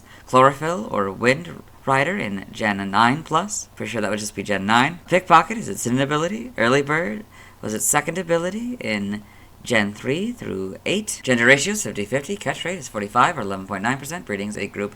Field and grass. Hatch time 15 cycles. Height is 4'3" or 1.3 meters. Weight is 131.4 pounds or 59.6 kilograms. Basic experience yields 181 in Gen 3 through 4, and 216 in 5+. Leveling grade is medium slow, EVL is 3 in attack, shape is that, footprint is that, Pokedex color is brown, and base friendship is 70. Shiftry is a dual-type grass/dark Pokemon introduced in Gen 3. It evolves from Nuzleaf when exposed to a Leaf Stone. It is the final form of Seedot. Biology, Shiftry is a bipedal, portly plant Pokemon that appears to be made of wood. A shaggy white mane covers most of its face and trails down its back. Long pointed ears poke out of the top of its mane, and it has a long pointed nose and a large mouth with teeth that are usually bared. Its eyes are yellow with black sclera. This Pokemon's feet resemble Japanese Tengu Geta. 3 broad leaves with brown spokes form each of its hands and are used to create powerful winds close to 100 feet or 30 meters per second in speed. A female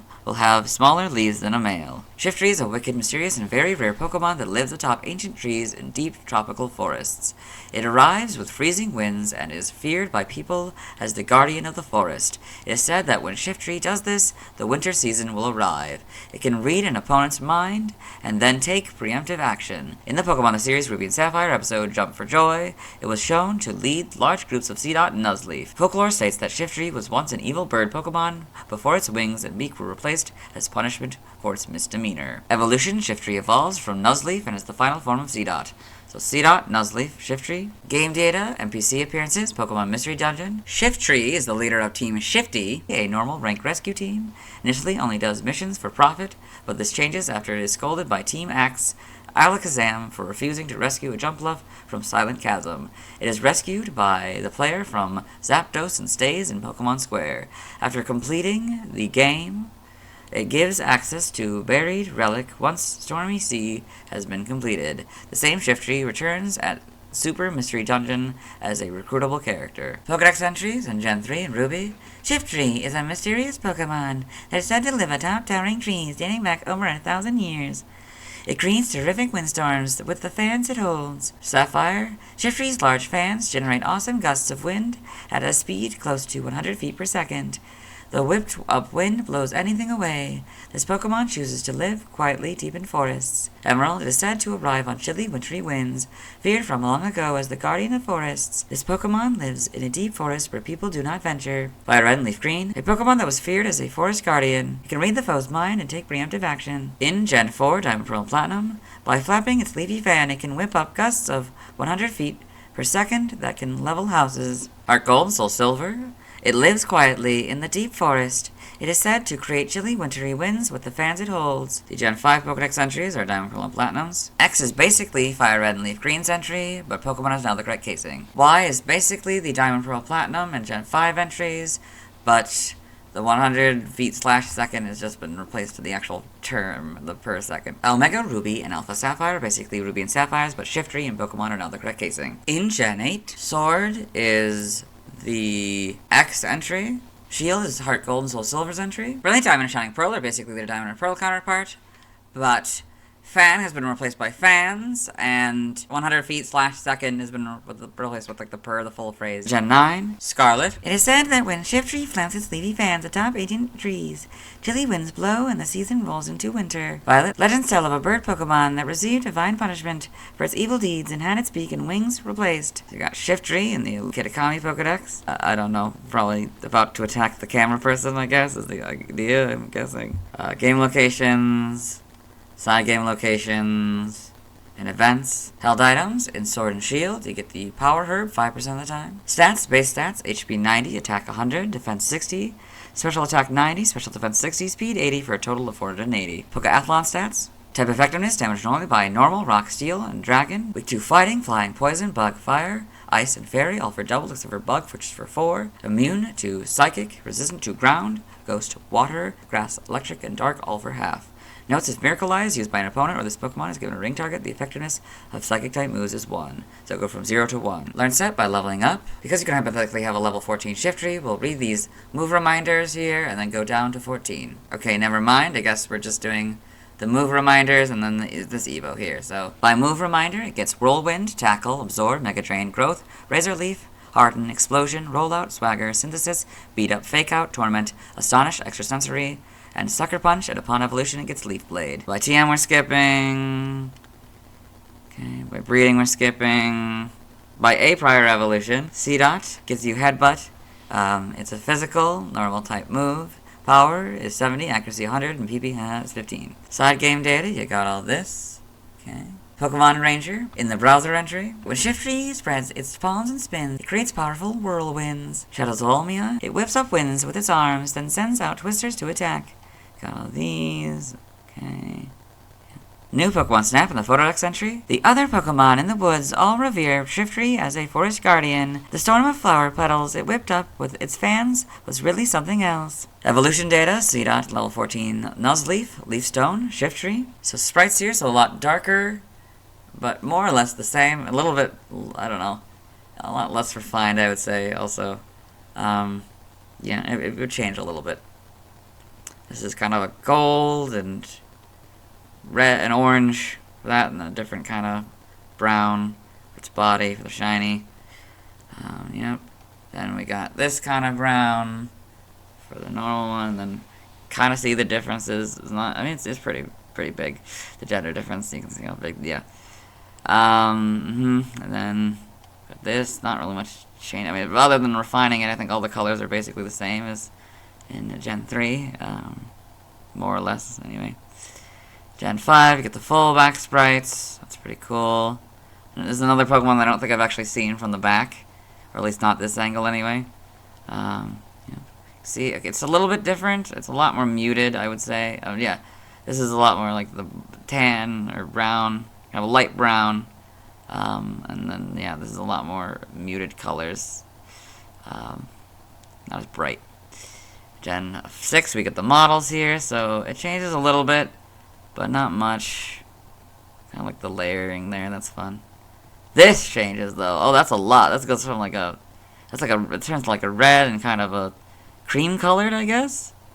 That's interesting. And the fans are a lot, obviously, bigger. Oh my gosh. They made them way too big. The arms are way too big. What? I mean, maybe does that go hark back to like the original, maybe? Kind of does, a little bit more, because they kind of shrunk them a little bit. That's interesting. Yeah. Yeah, they kind of bring them back, although these are a lot bigger than they're probably supposed to be. Yeah. I think they shrink them a little bit in Omega Ruby and Alpha Sapphire. But not much. Yeah, I got these. Yep. Yep. I got these guys. Sword and Shield. Yep. Got the better models, of course. Homes. Got these models. Animation, Shiftry in Pokemon Horizons the series. So I got all these. Pokedex entries, Advanced Generation, Episode 37, and Ash's Pokedex. Shiftry, the wicked Pokemon. Shiftry is a mysterious creature that lives deep within the forest. They are said to live in the tops of trees that are over 1,000 years old. Diamond Pearl, Episode 14, in Dawn's Pokedex. Shiftry, the wicked Pokemon. Its large fan can cause winds in excess of 100 feet per second and can blow anything away. In the manga, Shiftry in Pokemon Adventures. Seems to be causing a twister, I guess.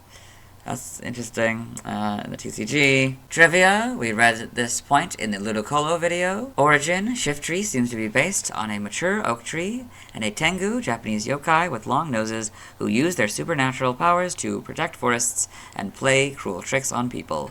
Like Shiftry, Tengu are often depicted with flowing white hair and wearing single-toothed wooden sandals called Gaeta. They also wield magical fans that have the power to stir great winds, similar to Shiftry's leafy hands, and ability to learn moves such as Whirlwind and Hurricane, as well as having the Wind Rider ability. Additionally, its shiny variant's reddish coloration may have been inspired by the Tengu's trademark red skin. Its wooden humanoid body and large mouth are also reminiscent of a Nutcracker doll. Name origin, Shiftry may be a combination of Shifty, appearing deceitful, and tree. Dirtang may be a combination of dirty, dishonest, and Tengu. Now the languages, related articles, let's move on. Now let's watch Shiftry's first scene in the anime. Hello and welcome to the anime portion of the video. Today we are watching Jirachi Wishmaker. In this film, the narrator is introducing the world of Pokemon to new viewers, and this unknown trainer is about to send out a couple of his Pokemon. I guess it's a 2-on-2 battle. Shiftry and Humans and Aggron. Pokemon often team up for sporting competitions by combining strength, Solrock courage, and wisdom, and those Shiftries first seen in the anime. Let's move on. Now let's see why other people love Shiftry. Now let's look at fan art. Hello and welcome to the fan art section of the video. Nobody sent in fan art, so instead we're looking at DeviantArt fan art. For those of you who are familiar with the series, you might be wondering why we're on the single image, and that's because this is the only image we'll be doing today. This is the Seedot family by Zero-chan, 923,600. So we did this one yesterday, but we can do it again. So it's, you know, the Seedot line, Seedot, Nuzleaf, and Shiftry. I think it's supposed to, like, portray their roles in the forest. This one sort of being, like, the leader, the guardian of the forest, and this one, like, doing all the work. You know, doing all the hard labor and stuff to maintain the forest.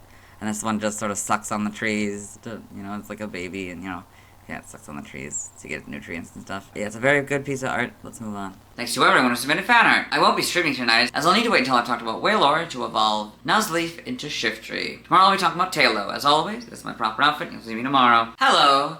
Today I'll be talking about Tailo, the first normal flying and dual-type normal type Pokemon introduced in Gen 3. Its previous PYC dates are November 28th, 1996, September 19th, 1999, July 10th, 2002, April 30th, 2005, February 19th, 2008, December 10th, 2010, September 30th, 2013, July 21st, 2016, May 12th, 2019, and March 2nd, 2022. I think Tailo is cute. I most remember it as Ash Ketchum's Pokemon in the Gen 3 era of the anime. Anyway, let's get into the Bulbapedia article. Hello and welcome to the Bulbapedia section of the video. Today we'll be talking about Tailo, the tiny swallow Pokemon. It was all one word before Gen 6. Its number is 0276. This is what it looks like. Its type is normal flying, abilities, guts, or scrappies. Its ability, gender ratio is 50-50, catch rate is 200, or 36.6%. Breeding, a group flying, hatch time 15 cycles, height is 1 foot, or 0.3 meters, weight is 5.1 pounds, or 2.3 kilograms. Base experience yield is 59 in Gen 3 through 4, and 54 and 5+. Leveling rate is medium slow, EV yield is 1, and speed. Shape is that, footprint is that, Pokedex color is blue, and base friendship is 70. Tailo is a dual-type normal flying Pokemon introduced in Gen 3. It evolves into Swallow starting at level 22. Biology, Tailo is a small avian Pokemon with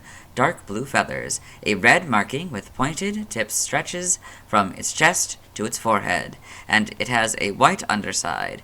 It has narrow brown eyes and a short yellow beak. It has elongated wingtips and black feet with yellow talons. Each foot has 3 toes facing forward and 1 backward. 2 sharply pointed feathers form its tail. Tailo is very gutsy and will stand up to powerful opponents without backing down. During the cold season, this Pokemon will fly over 180 miles, 300 kilometers per day to search for areas that have warm climates. It typically hunts Wurmple, but flocks have also been shown eating crops in the Pokemon Chronicles episode, We're No Angels. When it is hungry, it will weaken and cry loudly. Evolution, Tailo evolves into Swallow, so Tailo, Swallow. Game data, NPC appearances, Pokemon Coliseum, a Tailo brings berries to an old man in Agate Village every day. Pokemon Ranger, in the Rookie mission, the Tailo of one of the Ring Town's residents must be captured. Pokedex entries, in Gen 3 and Ruby. Tailo courageously stands its ground against foes, however strong they may be. This gutsy Pokemon will remain defiant even after a loss. On the other hand, it cries loudly if it becomes hungry. Sapphire, Tailo is young, it has only just left its nest. As a result, it sometimes becomes lonesome and cries at night. This Pokemon feeds on Wurmple that live in forests. Emerald, although it is small, it is very courageous. It will take on a larger Skarmory on an equal footing. However, its will weakens if it becomes hungry. Fire Red and Leaf Green, it dislikes cold seasons. They migrate to other lands in search of warmth, flying over 180 miles a day. In Gen 4, Diamond, Pearl, and Platinum, it has a gutsy spirit that makes it bravely take on tough foes. It flies in search of warm climates. Heart Gold and Soul Silver, when it gets cold, they migrate, flying over 180 miles a day. It hunts for tasty prey. The Gen 5 Pokedex entries are Diamond, Pearl, and Platinums. In Gen 6, so is X's. Y is the Fire Red and Leaf Green entry. Omega Ruby is basically rubies, but Tailo and Pokemon are not the correct casing. Alpha Sapphire is basically sapphires, but Tailo, Pokemon, and Wurmple are all the correct casing. And the short dash has been replaced by a long dash. The Gen 8 Pokedex entry is its Diamond Pearl counterpart. Game locations, side game locations, and events. Held items in Heart Gold and Soul Silver, you get the Charty Berry 5% of the time. Stats, base stats, HP 40, attack 55, defense, special attack and special defense 30, speed 85 for a total of 270. Pokeathlon stats, type effectiveness, damage only by normal, fighting, flying, poison, Steel, Fire, Water, Psychic, Dragon, Dark, and Fairy. Weak to Rock, Electric, and Ice for double, immune to Ground and Ghost, resistant to Bug and Grass for half. Notes, if this Pokemon is given a ring target, the effectiveness of Ghost-type moves is 1, so it go from 0 to 1. If Gravity is in effect, this Pokemon is given an Iron Ball or a ring target, or is affected by Smackdown or Ingrain, the effectiveness of Ground-type moves is 1, so go from 0 to 1. Learn Step by leveling up. 1. Peck and Growl, 5 Focus Energy, 9 Quick Attack, 13 Wing Attack, 17 Double Team, 21 Aerial Ace, 25 Quick Guard, 29 Agility, 33 Air Slash, 37 Endeavor, 41 Brave Bird, and 45 Reversal. By TM, TM10, Work Up, 11 Sunny Day, 17 Protect, 18 Rain Dance, 32 Double Team, 40 Aerial Ace, 42 Facade, 44 Rest, 45 Attract, 46 Thief, 47 Steel Wing, 51 Roost, 58 Endure, 82 Sleep Talk, 87 Swagger, 88 Pluck, 89 U-Turn, 90 Substitute, 94 Fly, and 97 Defog. By breeding, this group gives you Boom Burst. Oh, this is a new symbol. So, this apparently means moves marked with a double dagger, this thing, can only be bred from a Pokemon who learned the move in an earlier generation. This group gives you Brave Bird, this group gives you Hurricane, this group gives you Sky Attack, this group gives you Supersonic, and this group gives you Whirlwind. By tutoring's nothing. TCG only moves. You get Razor Wind on this card. Anime series only moves. Gust. It's a flying type move in Oak Napped. Side game data. You got all this. Okay. Pokemon Ranger in the browser entry. Taylor flits about busily. Capturing it when it grows tired and rests. Shadows of Almia. It whips up gusts with its wings to attack. Got all these. Pokepark Wii, Pikachu's Adventure, the Pokepark pad entry. Taylor often play in the Beach Zone and the Granite Zone. They enjoy Pelipper's Circle Circuit more than all other attractions, but they play Salamis' Air Ace too. In new Pokemon Snap in the Photodex entry. When it gets cold, Taylor flock to the nature park in search of food. They may peck at Wurmple, but they usually get driven away. Evolution data, Taylor, level 22 Swallow. Sprites here, so a little bit more blue than the modern dark blue that we have, but yeah, a little lighter blue. And a lot lighter, looks like red as well. But more or less it's stayed basically the same. Its max rate gives much more of a reminiscence of the modern art. Yes, and the green and orange for the shiny here. Yep, you can see the wings. Yeah, you can see them a lot better. The wings a lot better here. They've changed a little bit. You can see it's gotten a little bit darker, I think. The bread's definitely gotten darker, which means the orange has also gotten darker. Then Gen 5, it's even slightly darker blue. They're just slowly making these things darker, huh? Darker orange as well. Get the full back sprites. It's kind of cool. Then Gen 6, so you can kind of see how different the back sprites are. They're more flattened, these tails or whatever, of the arc of the tail, rather than just like up like that, you know. And pretty good models, I'd say. A little bit wider than the 2D sprites, but overall pretty good. This also introduces the darker, almost black feathers. They lighten up the feathers a little bit in Gen 7 here. Same with both shiny. Yeah, that was darker.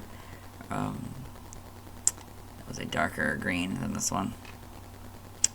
Yep. Homes, you got these. Animation. Talo and Pokemon Journeys the series. I guess Ash's Talo and Go's Talo are the big ones. Pokedex entries, we already record this one for the anime section, so we'll let Ash's Pokedex read it. Talo, the tiny swallow Pokemon. Talo has a fierce personality, never backing down, even against the most powerful opponents. We got these, Talo and Pokemon Generations, I guess, in the storm. Okay, in the manga, Talo and Pokemon Adventures, interesting.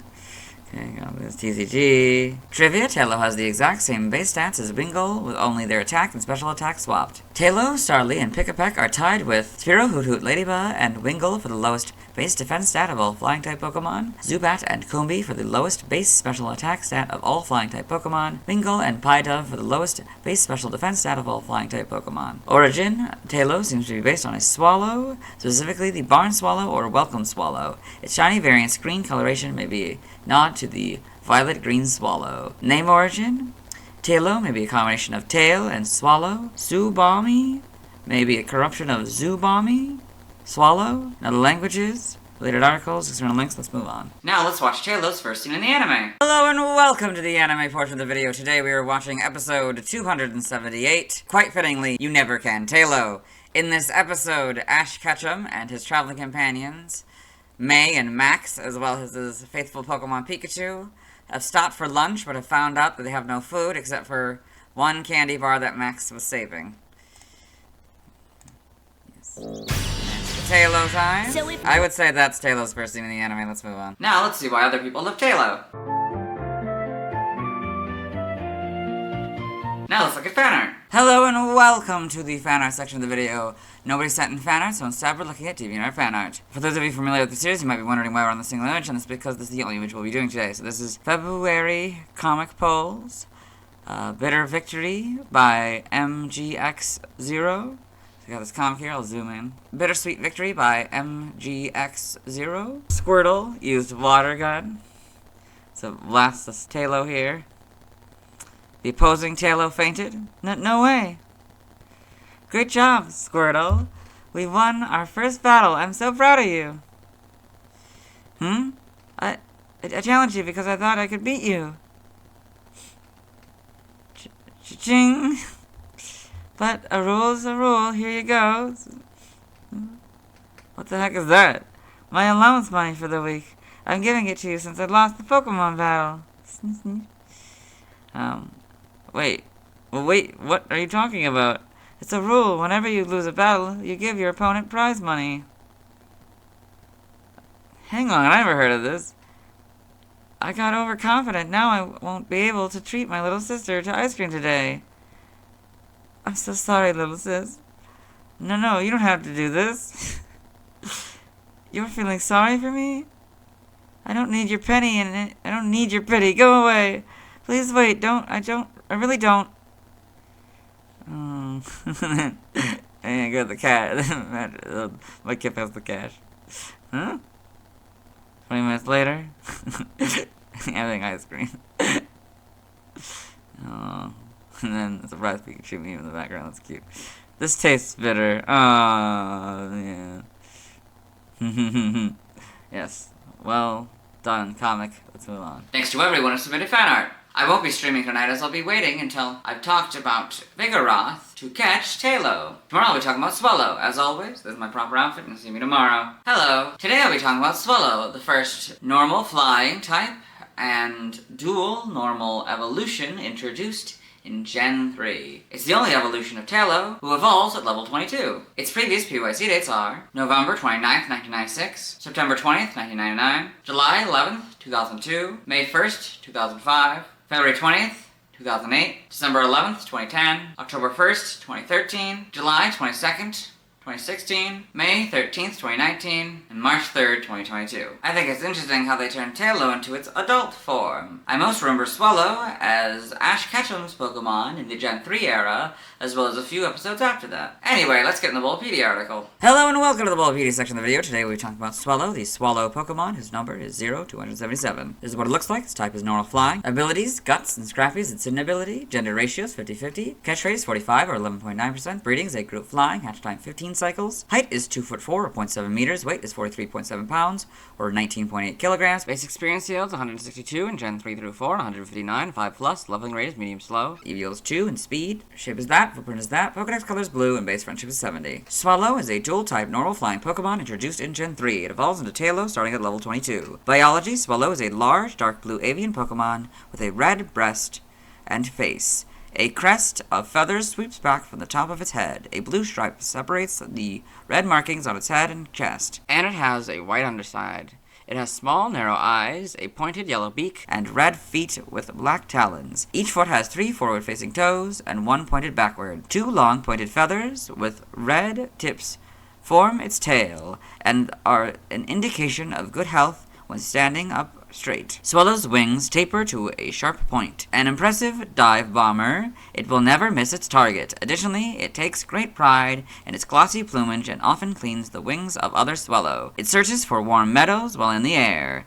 Swallow preys on Wurmple. Evolution, Swallow evolves from Taillow, so Taillow, Swallow. Game data, NPC appearances, Pokemon Mystery Dungeon, Explorers of Time, and Explorers of Darkness. Swallow is one of the members of Team Tasty alongside Wurmple. Throughout the game, Wurmple is scared that Swallow will eat him. Only at the end of the game does Swallow realize this. He later reappears as a recruitable character in Super Mystery Dungeon, still proudly declaring himself as Wurmple's teammate. Pokedex entries? In Gen 3 in Ruby, Swallow flies high above our heads, making graceful arcs in the sky. This Pokemon dives at a steep angle as soon as it spots its prey. The hapless prey is tightly grasped by Swallow's clawed feet, preventing escape. Sapphire. Swallow is very conscientious about the upkeep of its glassy wings. Once two Swallow are gathered, they diligently take care of cleaning each other's wings. Emerald. A Swallow dives upon prey from far above. It never misses its targets. It takes it to the skies in search of lands with a warm climate. Fire red and leaf green. If its two tail feathers are standing at attention, it is proof of good health. It soars elegantly in the sky. In Gen 4, Diamond Pearl Platinum, it circles the sky in search of prey. When it spots one, it dives deeply to catch the prey. Heart Gold and Soul Silver, it dives at a steep angle. As soon as it spots its prey, it catches its prey with sharp claws. The Gen 5 Pokedex entries are Diamond Pearl and Platinums. In Gen 6, X is Fire Red and Leaf Green's entry. Y is the Heart Gold and Soul Silver entry. Omega Ruby and Alpha Sapphire is basically Ruby and Sapphires, but Swallow and Pokemon are now the correct casing. The Gen 8 Pokedex entry is its Diamond and Pearl counterpart. Game locations, side game locations, held items, Diamond, Pearl, Platinum, Black, White, Black 2, and White 2. Get the Charty Berry 5% of the time. Stats, base stats. We'll compare Gens 3 through 6 and Gen 7 onward. HP 60, that stays the same. Attack 85, that stays the same. Defense 60, that stays the same. Special attack 50, that went up to 75. Special defense 50, that stays the same. Speed 125, that stays the same. This one has a total of 430, and this one has a total of 455. Pokeathlon stats. Type effectiveness. Damage normally by normal, fighting, flying, poison, steel, fire, water, psychic, dragon, dark, and fairy. Weak to rock, electric, and ice for double. Immune to ground and ghost. Resistant to bug and grass for half. Notes, if this Pokemon is given a ring target, the effectiveness of ghost type moves is 1, so it will go from 0 to 1. If gravity is in effect, this Pokemon is given an iron ball or a ring target, or is affected by smackdown or ingrain, the effectiveness of ground type moves is 1. So we go from 0 to 1. Learn set by leveling up will go down to 22. 27 Quick Guard, 33 Agility, 39 Air Slash, 45 Endeavor, 51 Brave Bird, and 57 Reversal. By TM we're skipping, by breeding we're skipping, nothing by tutoring, nothing by prior evolution, side game data, you got all this. Pokemon Ranger, the browser entry. Swallow darts quickly through the air while flapping its wings to create gusts. Shadows of Almia. It whips up gusts with its wings to attack. It also rams targets. There you go. Evolution data, Tailo, level 22 Swallow. Sprites here, so pretty much a lot, very similar. A little bit different. A lot lighter blue and red than the modern one. The beak is a little bit different. The eyes, I think, are a little bit different. The shiny is green and orange like it was for Tailo. Yeah.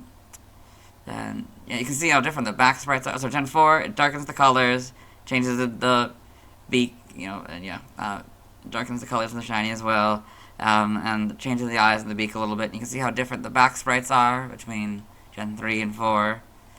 Gen 5 introduced the full back sprites, makes it a little bit darker, I think.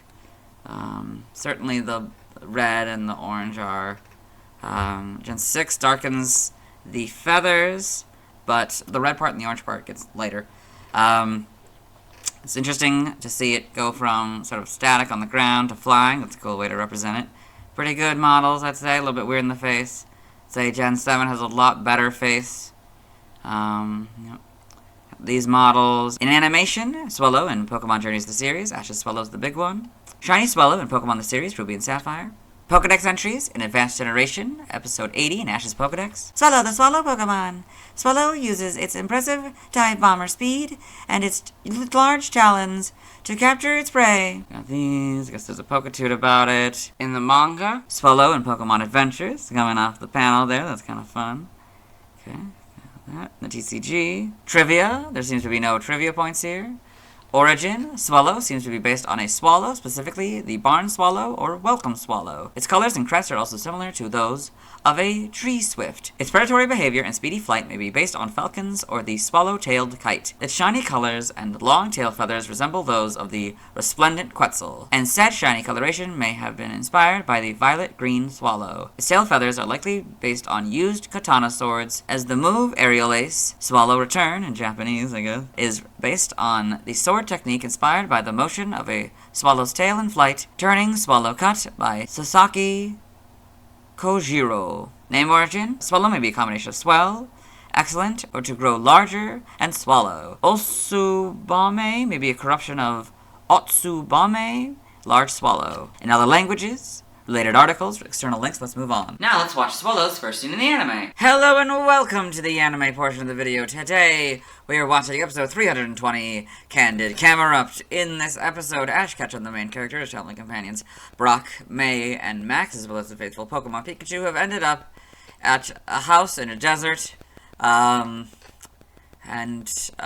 the family. This is Vito, the son of the family. He has his grandmother, his parents, and his younger sister. And Team Rocket has shown up. They're about to capture Pikachu, as they usually do. And he's gonna stop them using his Swallow. Swallow.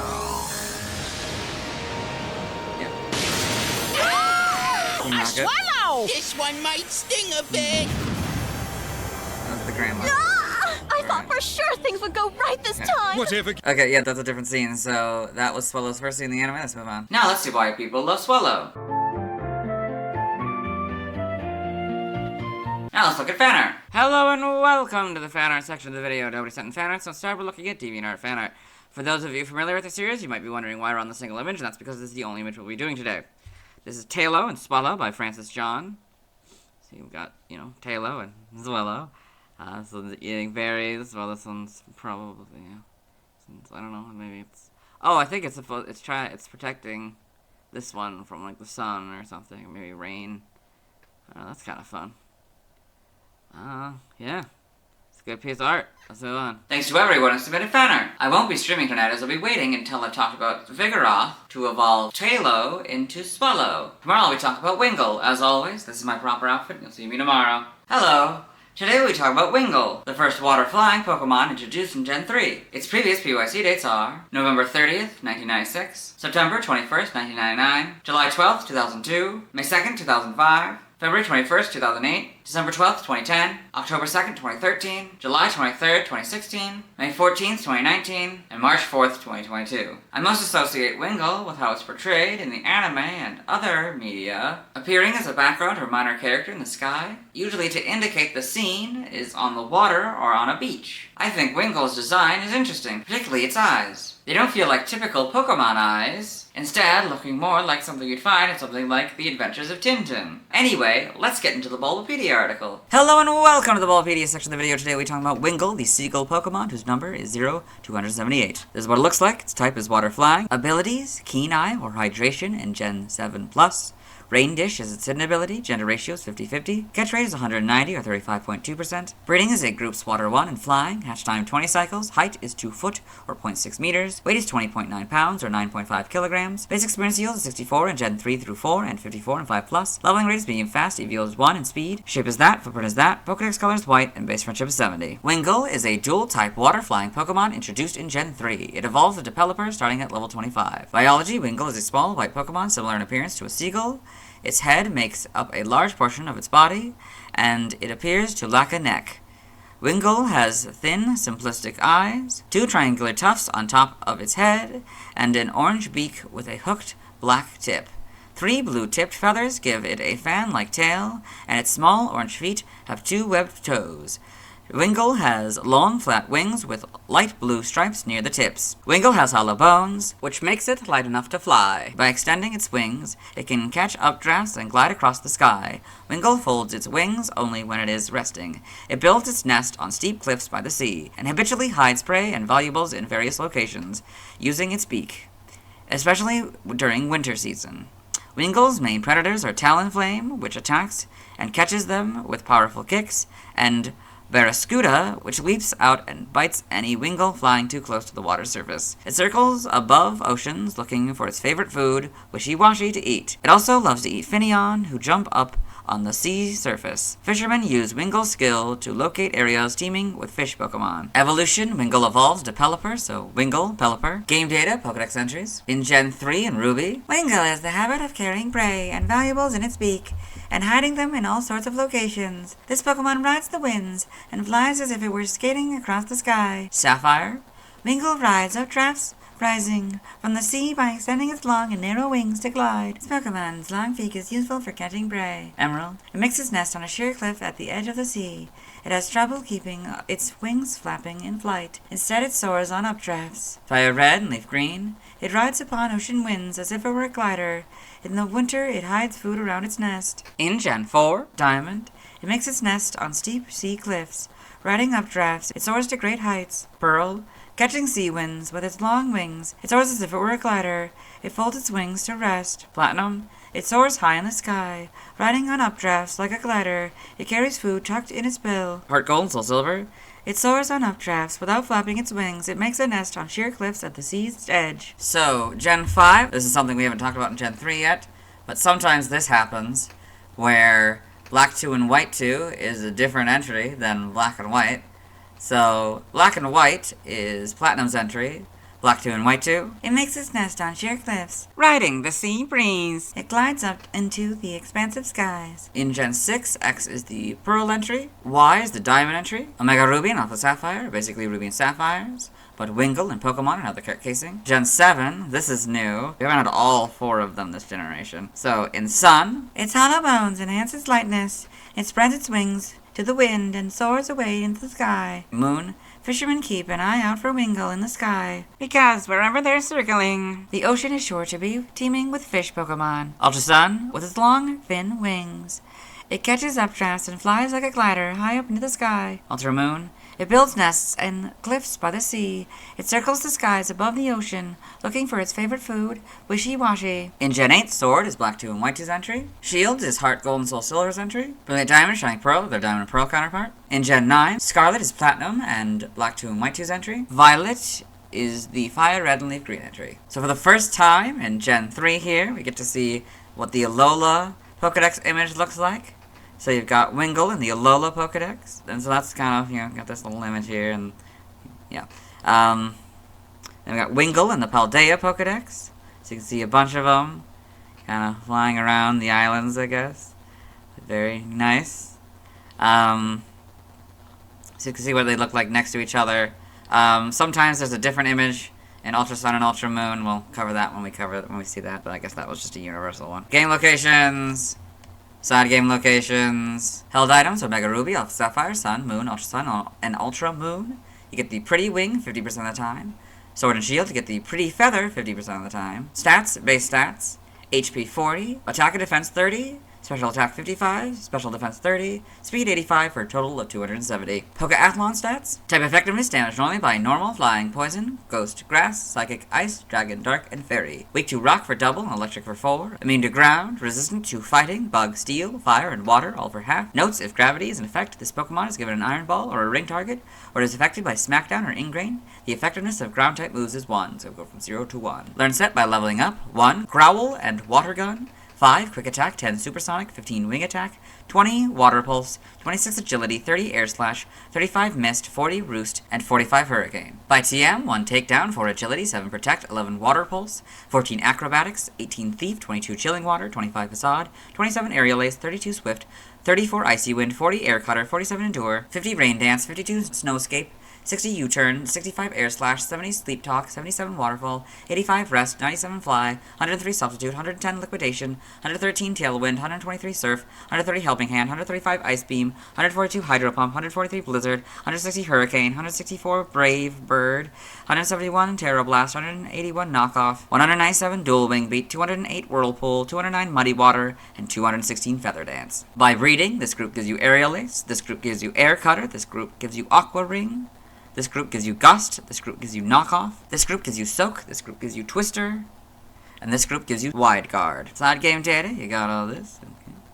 Pokemon Ranger, the browser entry. Wingull flies with its wings spread out. It spins water to interfere with capture. Shadows of Almia, it rams to attack. Guardian Signs, it causes twisters around itself.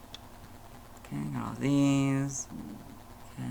Pokepark Wii, Pikachu's Adventure, the Pokepark Pad entry. Wingull can often be found playing in the beach zone. They gossip about flying, and their favorite attraction is Pelipper's Circle Circuit. In Pokepark 2, Wonders Beyond, Wingull were very into quizzes a while ago, but now they like to fly over the beach. New Pokemon Snap in the Photodex entry. Wingull rides up drafts over the sea to glide smoothly through the air. It uses that momentum to dive down into the ocean to catch food. Evolution data, Wingull, level 25 Pelipper. Sprites here, so... Okay, it's a little darker blue. It's like actual standard blue, I'd say. And yeah, I mean, the eyes curve up rather than just being... I mean, they're more curved, I guess, than the modern ones. Yeah, pretty good, you know, yeah. And the green replaces the blue for the shiny, okay. Yes. Are the arms, like, thicker? I think the arms are thicker now in Gen 4. The beak tip is a lot longer, a little bit lighter gray, I guess. Yep. Gen 5. You get the full back sprite. The eyes are a little bit different. That's just back to sort of a darker gray. The blue is a little bit different, I think. Same with the green. Gen 6, so you got it, you know, flying. A bit lighter blue, lighter gray. The beak is back to sort of being less pointy, I think. The eyes are a little bit more like that. Yep. On the moon, not much changes. Sword and shields, you got better models, of course. Homes, got those. I don't know, at some point, the beak changed colors from this, or they differentiated the beak colors of the shiny and the non-shiny. This one's gold, and that one's sort of flesh-colored, I guess. And this is a lot lighter. It almost looks like a pencil. Animation, Wingull in Pokemon the series, Sun and Moon. I guess Pico is the big one. I guess there's a reoccurring Wingull. I got all these. Okay. Yeah, oh my gosh, that's a lot. Okay. Pokedex entries in Advanced Generation, Episode 18 in May's Pokedex. Wingull the Seagull Pokemon. Wingull will fly through the sky as though surfing waves. It normally carries food and other valuable items, then hides them here and there. In Diamond and Pearl, Episode 50 in Dawn's Pokedex. Wingull the Seagull Pokemon. It uses its long wings to catch the ocean wind and glide across the sky, then folds them when resting. Okay, got these. Wingull in Pokemon Generations. Aw, Storm. In the manga, Wingull and Pokemon Adventures. In the TCG. Trivia, Wingull is one of 14 Pokemon that one could collect 4 in Pokedex entries for in Pokemon Diamond and Pearl. These last 2 points I've read in the Talo video. Origin, Wingull seems to be based on a gull. Its narrow wings cause it to resemble the simplified, V-shaped silhouettes of flying birds depicted in some drawings and paintings. Its wings may also be a reference to the V formation used by migratory birds. The length of its wings and its method of floating on air currents are similar to an albatross. The 2 tufts above Wingull's head resemble cat ears, which may be a reference to the black-tailed gull, known in Japanese as Umineko, literally sea cat, named so due to the gull's call resembling that of a cat. Name origin, Wingull, may be a combination of wing and gull. Kamome may be derived from Kamome, gull. Now the languages, related articles, external links, let's move on. Now let's watch Wingull's first scene in the anime. Hello and welcome to the anime portion of the video. Today we are watching episode 274, Home Alone. In this episode, Ash Ketchum, the main character, and his faithful Pokemon companion, Pikachu, have finally made it to the Hoenn region. We're at the end of the episode here. It's Pokemon Master Quest. This is the end of the Gen 2 era. We're about to see a group of Wingull and Pelipper. There they are. Sharpedo.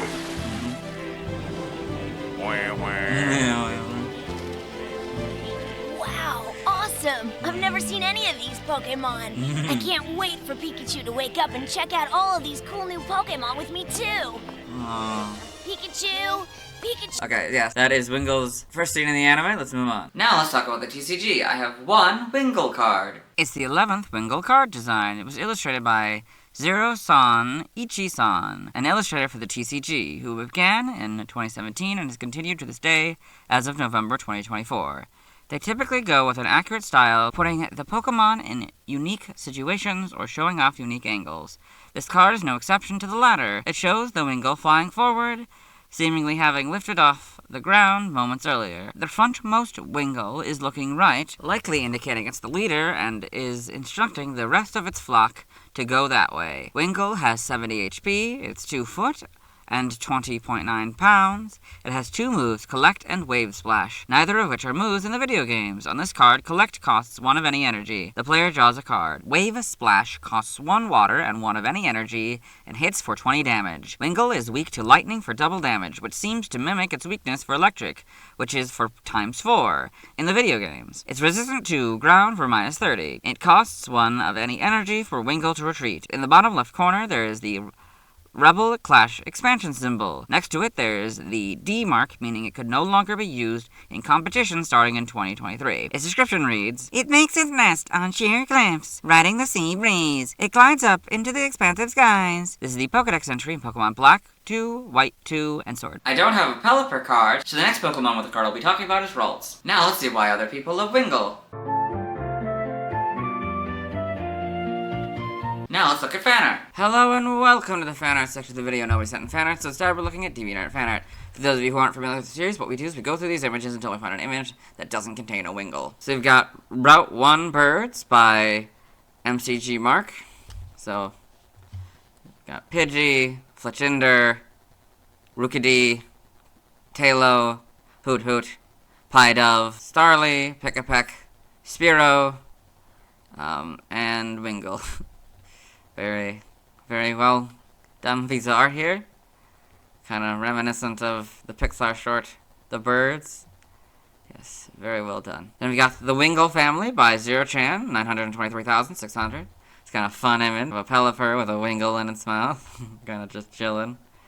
I like it. It's good. This doesn't contain a Wingull, so we'll move on. Thanks to everyone who submitted fan art. I'll be streaming today at 1 p.m. CDT Central Daylight Time, where I'll be trying to catch a Wingull, Poochyena, Zigzagoon, and Wurmple, and evolving Poochyena into Mightyena, Zigzagoon into Linoone, and Wurmple into Silcoon or Cascoon, and then evolving that into Beautifly or Dustox, respectively. Tomorrow I'll be talking about Pelipper. As always, this is my proper outfit, and see me tomorrow. Hello! Today I'll be talking about Pelipper, the first water-flying evolution introduced in Gen 3. It's the evolution of Wingull who evolves at level 25. Its previous PYC dates are December 1st, 1996, September 22nd, 1999, July 13th, 2002, May 3rd, 2005, February 22nd, 2008, December 13th, 2010, October 3rd, 2013, July 24th, 2016, May 15th, 2019, and March 5th, 2022. I most know Pelipper from its role in running the post office in Pokemon Mystery Dungeon Red Rescue Team, and one being the food delivery Pelipper in Pokemon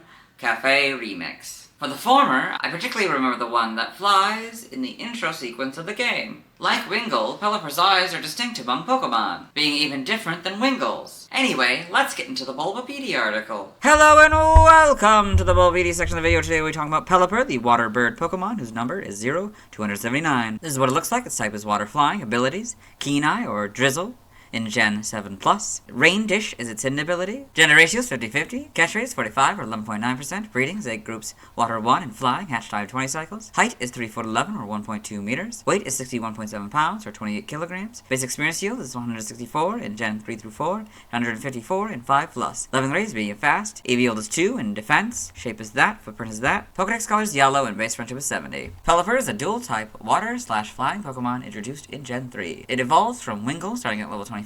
Biology, Pelipper is a pelican-like Pokemon whose head and bill make up the majority of its body. It has white feathers with a short blue crest on top of its head. There are 3 blue digits on each of its wide wings, and it has blue feet with 3 webbed digits. Each eye is made of 2 black semicircles with a horizontal white line between them. Its large yellow bill appears to extend along its underside. Inside Pelipper's bill is a throat pouch that it uses to carry eggs and small Pokemon, such as its own young and Muku, and is large enough to fit a small child in. Due to this, Pelipper is often compared to a courier or a messenger. Skimming across the top of waves, it scoops up food from the sea and swallows it in one gulp. It can swallow up to 30 wishy-washy in one go, and loves to eat abandoned love discs that are too despondent to be wary near the sea surface. It builds its nest on steep cliffs facing the sea. Young male Pelipper are in charge of gathering food and bringing it back to others at its nest. Pelipper rests its wings while floating in the ocean. Evolution, Pelipper evolves from Wingull, Pelipper. Game data, NPC appearances, Pokemon Pinball, Ruby and Sapphire. Pelipper perches in the Sapphire field and will stand upright for a while if the ball hits the button in front of it. During this time, Pelipper will swallow the ball in its beak if the ball goes into the coin loop. It will then either drop the ball over the Seedot bumpers, or if the button was flashing, send the player to the Celio bonus field. Pokemon Mystery Dungeon, Red Rescue Team and Blue Rescue Team. The post office in Pokemon Square is run by a group of Pelipper. The Pelipper can also be seen delivering the mail. Pokemon Mystery Dungeon, Explorers of Time, Darkness and Sky. A Pelipper awaits on Pelipper Island to take the player's team to a dungeon to complete a rescue mission received through SOS mail, or go on an adventure while awaiting rescue. Pokemon Ranger Pelipper is Cameron's partner Pokemon. Pokedex entries, Gen 3 and Ruby. Pelipper is a flying transporter that carries small Pokemon and eggs inside its massive bill. This Pokemon builds its nest on steep cliffs facing the sea. Sapphire. Pelipper searches for food while in flight by skimming the wave tops. This Pokemon dips its large bill in the sea to scoop up food, then swallows everything in one big gulp. Emerald. It skims the tops of waves as it flies. When it spots prey, it uses its large beak to scoop up the victim with water. It protects its eggs in its beak. Fire Red and Leaf Green is a flying transporter that carries small Pokemon in its beak. It bobs on the waves to rest its wings. In Gen 4 Diamond, it dips its large bill in the sea, then scoops up numerous prey along with water. Pearl. It acts as a delivery service by carrying small Pokemon in its bill.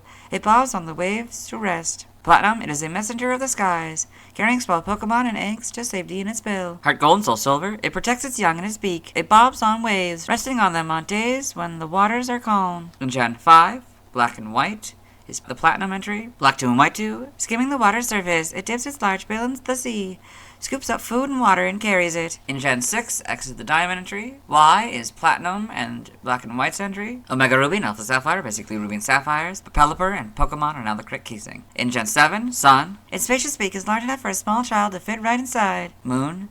Gathering food is the work of young males. They store food in their capacious beaks and carry it back to others waiting in the nest. Ultrasun. It places small Pokemon into its spacious beak and carries them around. No one knows where it's taking them. Ultramoon. It scoops up Wishy-Washy in its huge beak and swallows them whole. It can devour more than 30 at one go. In Gen 8, Sword is the Platinum, Black, White, and Y entries. Shield is the Black 2 and White 2 entry. Brilliant Diamond, Shining Pearl, their Diamond and Pearl counterpart. In Gen 9, Scarlet is basically Fire Red and Leaf Green's entry, but Pokemon is now the correct casing. Violet is Heart Gold and Soul Silver's entry. Pelipper in the Lola Pokedex. Pelipper in the Paldea Pokedex. You got 4 of them here next to a lighthouse. That's kind of fun. Game locations, side game locations, and events. Held items. In Omega Ruby and Alpha Sapphire, you get the Pretty Wing 50% of the time, and Lucky Egg 5% of the time. Sun, Moon, Ultra Sun, and Ultra Moon, you get the Pretty Wing 50% of the time. Sword and Shield, you get the Pretty Feather 50% of the time. Stats, base stats, will compare Gens 3 through 6 and Gen 7 onward. HP 60, that stays the same. Attack 50, that stays the same. Defense 100, that stays the same. Special attack 85, that went up to 95. Special defense 70, that stayed the same. Speed 65, that stayed the same. So this one has a total of 430, and this one has a total of 440. Pokeathlon stats. Type effectiveness, damage normally by normal, flying, poison, ghost, grass, psychic, ice, dragon, dark, and fairy. Weak to rock for double, and electric for 4. Immune to ground, resistant to fighting, bug, steel, fire, and water, all for half. Notice if gravity's effect, this Pokemon is given an Iron Ball or a Ring target, or is affected by Smackdown or Ingrain, the effectiveness of Ground-type moves is 1, so go from 0 to 1. Learn set by leveling up will go down to 28 Stockpile. 28 Stockpile, Spit Up and Swallow, 34 Fling, 41 Mist, 48 Roost, 55 Hurricane, and 62 Hydro Pump. By TM we're skipping, by Breeding we're skipping, nothing by Prayer Evolution. Side game data here, you got this, okay. Pokemon Ranger, the browser entry. Pelipper, wheels high in the sky. It sometimes comes down to sea level. Shadows of Volmia. It spits water to attack. Guardian Signs. It causes twisters around itself. All this. Okay. Pokepark Wii. Pikachu's Adventure. The Pokepark Pad entry. Pelipper is the attraction chief of Pelipper's Circle Circuit in the beach zone. And wanders beyond. He likes something fun or something new, and he goes for them immediately. He is taking good care of Wingull. Aww. New Pokemon Snap at the Photodex entry. Pelipper is sometimes referred to as a courier of the skies due to its habit of carrying things inside its beak. When it's hungry, it sometimes dives down into the water to search for food. Evolution data, Wingull, level 25 Pelipper. Sprites here, so pretty much the same. Not much has changed. The colors are a little bit different. That's the big thing. The eyes are probably a little bit different size as well. But yeah, relative. The mouth is a little bit darker red. This is green for the shiny. Slightly different blue in Gen 4, and the mouth color inside is different. Although the yellow, I think, is also a little bit different. Green, you have this kind of green, yeah. In Gen 5, you get the full back sprites. This is another Pokemon I don't think I've ever seen from the behind. Got there. That lightens up the colors a lot in Gen 6 when we get the models. Pretty good models, I'd say. Yeah. Gen 7, you have these. Sword and Shields, you got the better models, of course. Homes, you got those. Yeah. In animation, Pelipper in Pokemon Journeys the series. Pelipper Team Rocket, I guess Team Rocket has a Pelipper. You got all these. Pokedex entries in Advanced Generation. Episode 10 in Ash's Pokedex. Pelipper, the water bird Pokemon.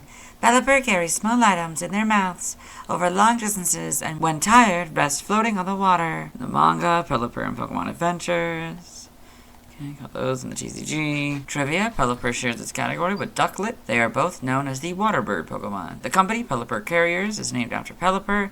Its logo depicts a stylized Pelipper. See the icon for Pelipper Carriers. I read this third point and this sub-point in the Gyarados video. I read this final point in the Mudkip video. Origin, Pelipper seems to be based on a pelican, which are known for their large beaks and throat pouches used to scoop up prey. It also resembles a small fishing vessel due to its body shape and its habit of floating on ocean waves and transporting small Pokemon in its beak. Its curved beak resembles the boat hull, its head resembles the deck house, and its eyes resemble doors with windows. Name origin, Pelipper may be a combination of pelican and skipper, boat captain, flipper, or possibly propeller, device used for propulsion by both boats and planes. It may also involve a lip, referring to its large beak, or clipper, a type of boat. Now the languages, related articles, external links, let's move on. Since I watched Pelipper's first scene in the anime yesterday, let's watch Pelipper's second scene in the anime. Hello and welcome to the anime portion of the video. Today we are watching episode 284, You Said a Mouthful. In this episode,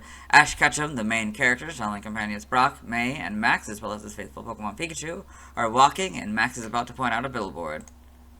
Hey, look at that sign! The gym with the world's most powerful Pokemon just ahead. And that is Pelipper's second scene in the anime. Let's move on. Now let's see why other people love Pelipper. Now let's look at fan art. Hello and welcome to the fan art section of the video. For those of you familiar with the series, you might be wondering why we're on the single image. That's because this is the only image we'll be doing today. So this is Gotta Draw Them All, water type collaboration by Chrysantine. I'll zoom in, and I'll try to point out as many as I can. So I've turned off the camera here so you can see the full image. So we've got a Pelipper here with a Quillfish, a Goldeen, and a Magikarp in its mouth. And we got a shiny Pelipper over here. We got two Rotom washer forms. Probably one shiny, one not shiny. Then we got shiny Tapu Fini, Keldeo, Wingull, and a shiny Wingull. Slowbro, Greninja, Feraligatr, Kingler, shiny Prinplup, shiny Totodile, Poplio, shiny Lotad, shiny Marshtomp, shiny Lombre, shiny Slowbro, Ludicolo, shiny Babero, Ducklet, Seismitoad, shiny Palpitoad, Shellos, the two kinds, shiny Poplio, Oshawott, shiny Politoad, regular Lombre, shiny Ludicolo, a random character that isn't a Pokemon, Lapras, Froakie, Timpole, Seal, shiny Wailmer, Wailord, Poliwhirl, shiny Starmie, shiny Lapras, Slowpoke, Piplup, Oshawott, shiny Greninja, Marshtomp, another Poliwhirl, Prinplup, shiny Quagsire, Wartortle, regular Lotad here, a Poliwrath, Suicune, shiny Railrin, Surskit, shiny Ducklet, shiny Poliwrath, Golduck, regular Slowbro, shiny Marshtomp, Barbarical, Swanna, Claudont, shiny Claudont, Duwat, shiny Seismitoad,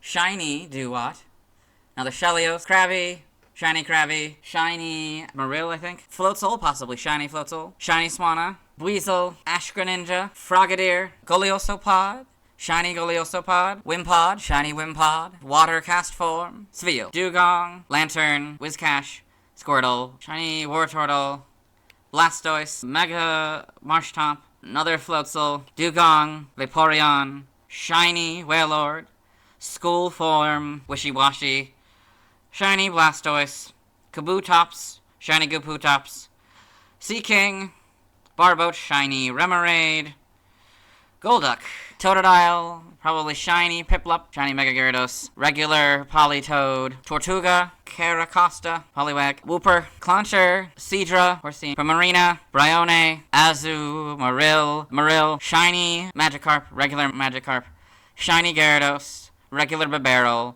Shiny Kingdra, female Jellicent, Kyogre, Shiny Lovedisc, Octillery, Finneon, Croconaw, Whiscash, another one. Maybe this one's shiny. One of these might be shiny, Whiscash. Regular Quagsire, Shiny Slowking, Mantine, and another Remoraid.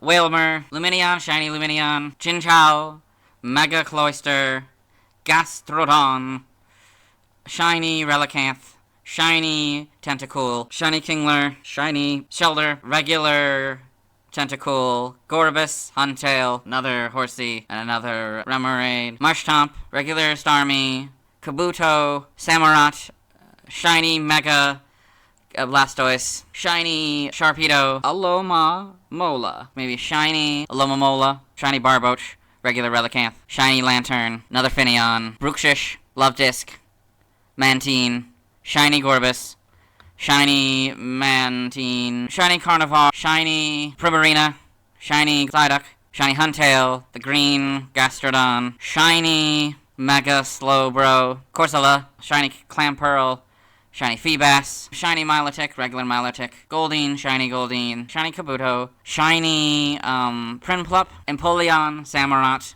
Shiny Amistar, Shiny Vaporeon, Cloyster, Feebas, Knight, Shiny Octillery, regular Corphish, Shiny Corphish, Ammonite, Amistar, Shiny Quillfish, regular Gyarados, Red Basculin, Mega Blastoise, Shiny Corsola, Shiny Mega Swampert, Wishy-Washy Single Form, Timpole, Pukumuku, Shiny Croconaw, regular Psyduck, Shiny Pukumuku, Shiny Tortuga, Shiny Mudkip, Shiny Clauncher, Mega Slowbro, Shiny Mantike, so Clamperl, Araquanid, Shiny Dewpider, regular Dewpider, Shiny Seadra, Clauncher, Shiny Wishy-Washy School Form, just another regular Wishy-Washy, I think.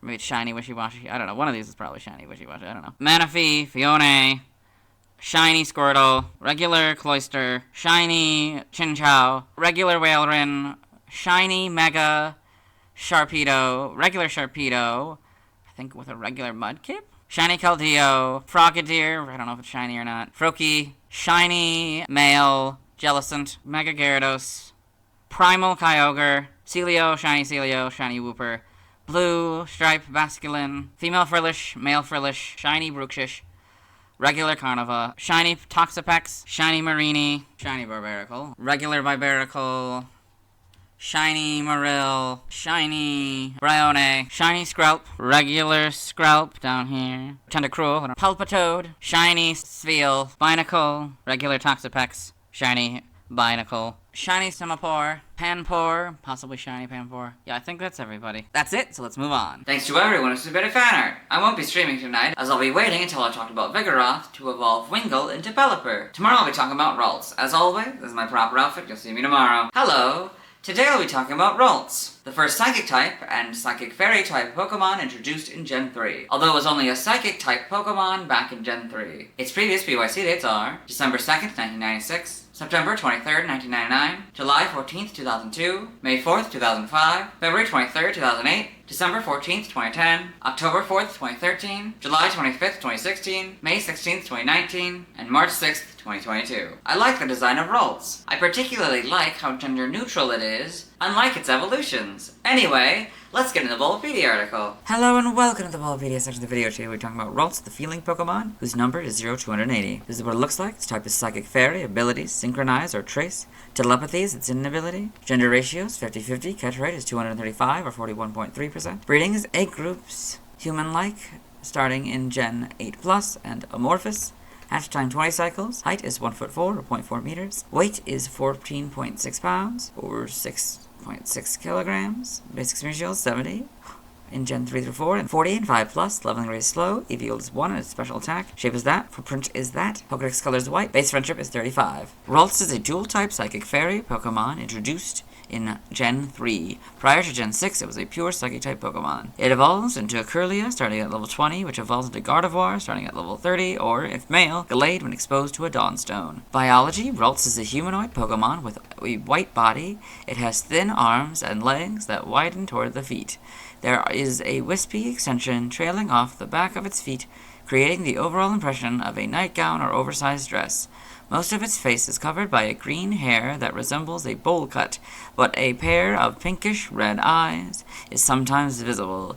There are 2 flat red horns on top of its head, a large one toward the front and a smaller one at the back. So you've got Ralts' eyes seen from below. Ralts uses the horns to read people and Pokemon's emotions. Warm feelings cause its body to warm as well, but it hides if it senses hostility. If its trainer is in a cheerful mood, Ralts also becomes cheerful and joyous. It is known to inhabit urban areas, but it does not normally show itself to humans. However, when it senses happy feelings, it will approach people. Ralts prefers to hang out with people of cheerful nature more than those with gloomy natures. Regardless, Ralts will show no discrimination to anyone based on age or gender. As mentioned in Pokemon Sleep, when you see a Ralts smiling in its sleep, that means something good has happened during that day. Evolution, Ralts evolves into Kirlia, which evolves into either Gardevoir or, if male, Gallade. So Ralts, Kirlia, Gardevoir, male only, Gallade. Game data, Pokedex entries. In Gen 3, Ruby. Ralts senses the emotions of people using the horns on its head. This Pokemon rarely appears before people, but when it does, it draws closer if it senses that person has a positive disposition. Sapphire. Ralts has the ability to sense the emotions of people. If its trainer is in a cheerful mood, this Pokemon grows cheerful and joyous in the same way. Emerald. A Ralts has the power to sense the emotions of people and Pokemon with the horns on its head. It takes cover if it senses any hostility. Fire Red and Leaf Green. It is highly attuned to the emotions of people and Pokemon. It hides if it senses hostility. In Gen 4, Diamond and Pearl, it uses the horns on its head to sense human emotions. It is said to appear in front of cheerful people. Platinum. If its horns capture the warm feelings of people or Pokemon, its body warms up slightly. Heart Gold and Soul Silver. The horns on its head provide a strong power that enables it to sense people's emotions. The Gen 5 Pokedex entries are Platinum's entry. In Gen 6, so is X's. Y's is basically Fire Red and Leaf Green, but Pokemon is now the correct casing. Omega Ruby is basically rubies, but Ralts and Pokemon are now the correct casing. Alpha Sapphire is basically sapphires, but Ralts and Pokemon are now the correct casing, and Trainer is basically the correct casing, but keeps the T capitalized for some reason. In Gen 8, Sword is Y's entry. Shield is the Platinum Gen 5 entries, and X's entry. For the Diamond Shining Pearl, the Diamond and Pearl counterpart, I believe this is the first time in Gen 8 we've had all of them. All of the Pokedex entries. That's fun. In Legends Arceus, tends to prefer people with a chipper disposition to those who are gloomy, but it has shown no discrimination with regard to age or gender. Needs more research. In Gen 9, Scarlet is the Heart Gold and Soul Silver entry. Violet is Y and Swords entry. Ralts in the Paldea Pokedex. It's pretty good. Yeah, they're in the kind of next to the lighthouse, I guess. And there you go, by the flowers. Okay. You can kind of see their eyes a little bit. That's kind of fun. We got Ralts in the Kitakami Pokedex. So, you've got, it, like on the streets, I guess, hiding from people. And there's a few Sminos in the background. That's kind of fun. Game locations, side game locations, and events. Held items. So, before we begin, XD is Pokemon XD, Gale of Darkness. So, in Pokemon XD, Gale of Darkness, get the Twisted Spoon 100% of the time. Black 2 and White 2, you get the Lava Cookie as an in-game trade 100% of the time. In X and Y, you get Gardevoirite as an in-game trade 100% of the time. Legends Arceus, for normal, you get the Medicinal Leak 40% of the time. Ball of Mud 15% of the time, Great Items by level. Alpha, EXP Candy S 100% of the time. Seed of Mastery 10% of the time, Great Items by level. Still don't know how the math works. Stats, base stats, HP 28, attack and defense 25, special attack 45, special defense 35, speed 40 for a total of 198. Pokeathlon stats. Type effectiveness, damage normally by normal, flying, ground, rock, bug, fire, water, grass, electric, ice, dark, and fairy. Weak to poison, ghost and steel for double. Immune to dragon, resistant to fighting for a fourth, and psychic for half. Notes, if this Pokemon is given a ring target, the effectiveness of dragon-type moves is 1, so go from 0 to 1. Due to the conversion to fairy, the effectiveness of dragon-type, steel-type, and poison-type moves was 1, so dragon went from 1 to 0.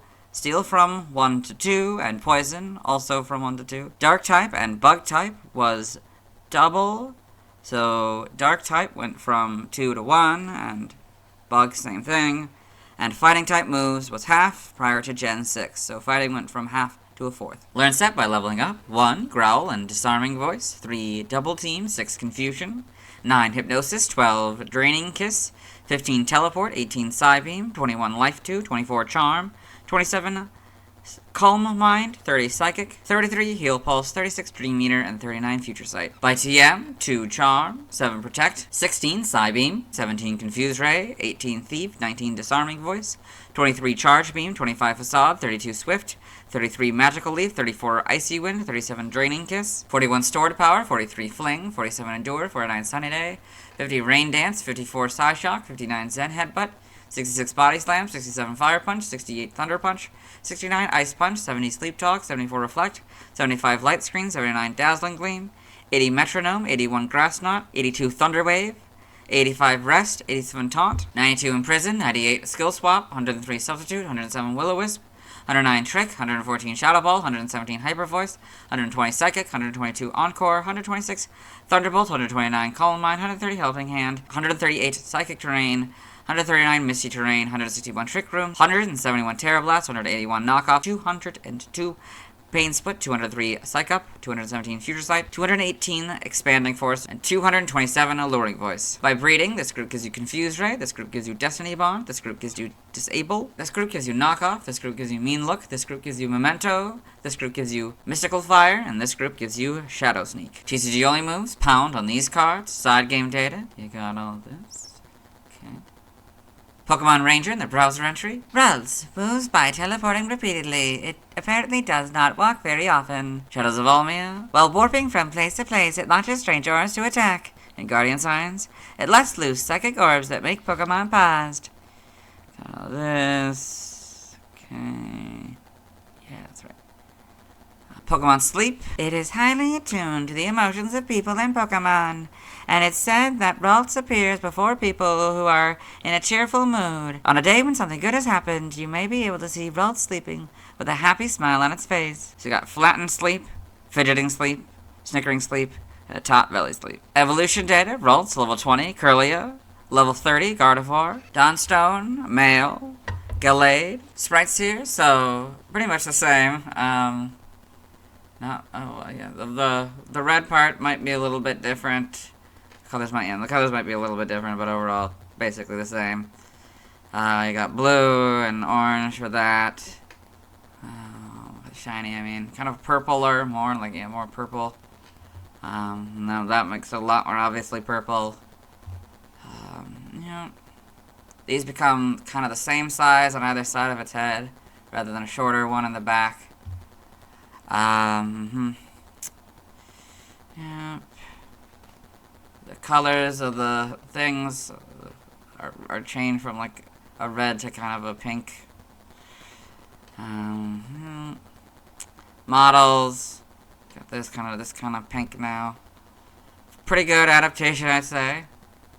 Now it changes in Sun and Moon, although this looks like it might get bigger again.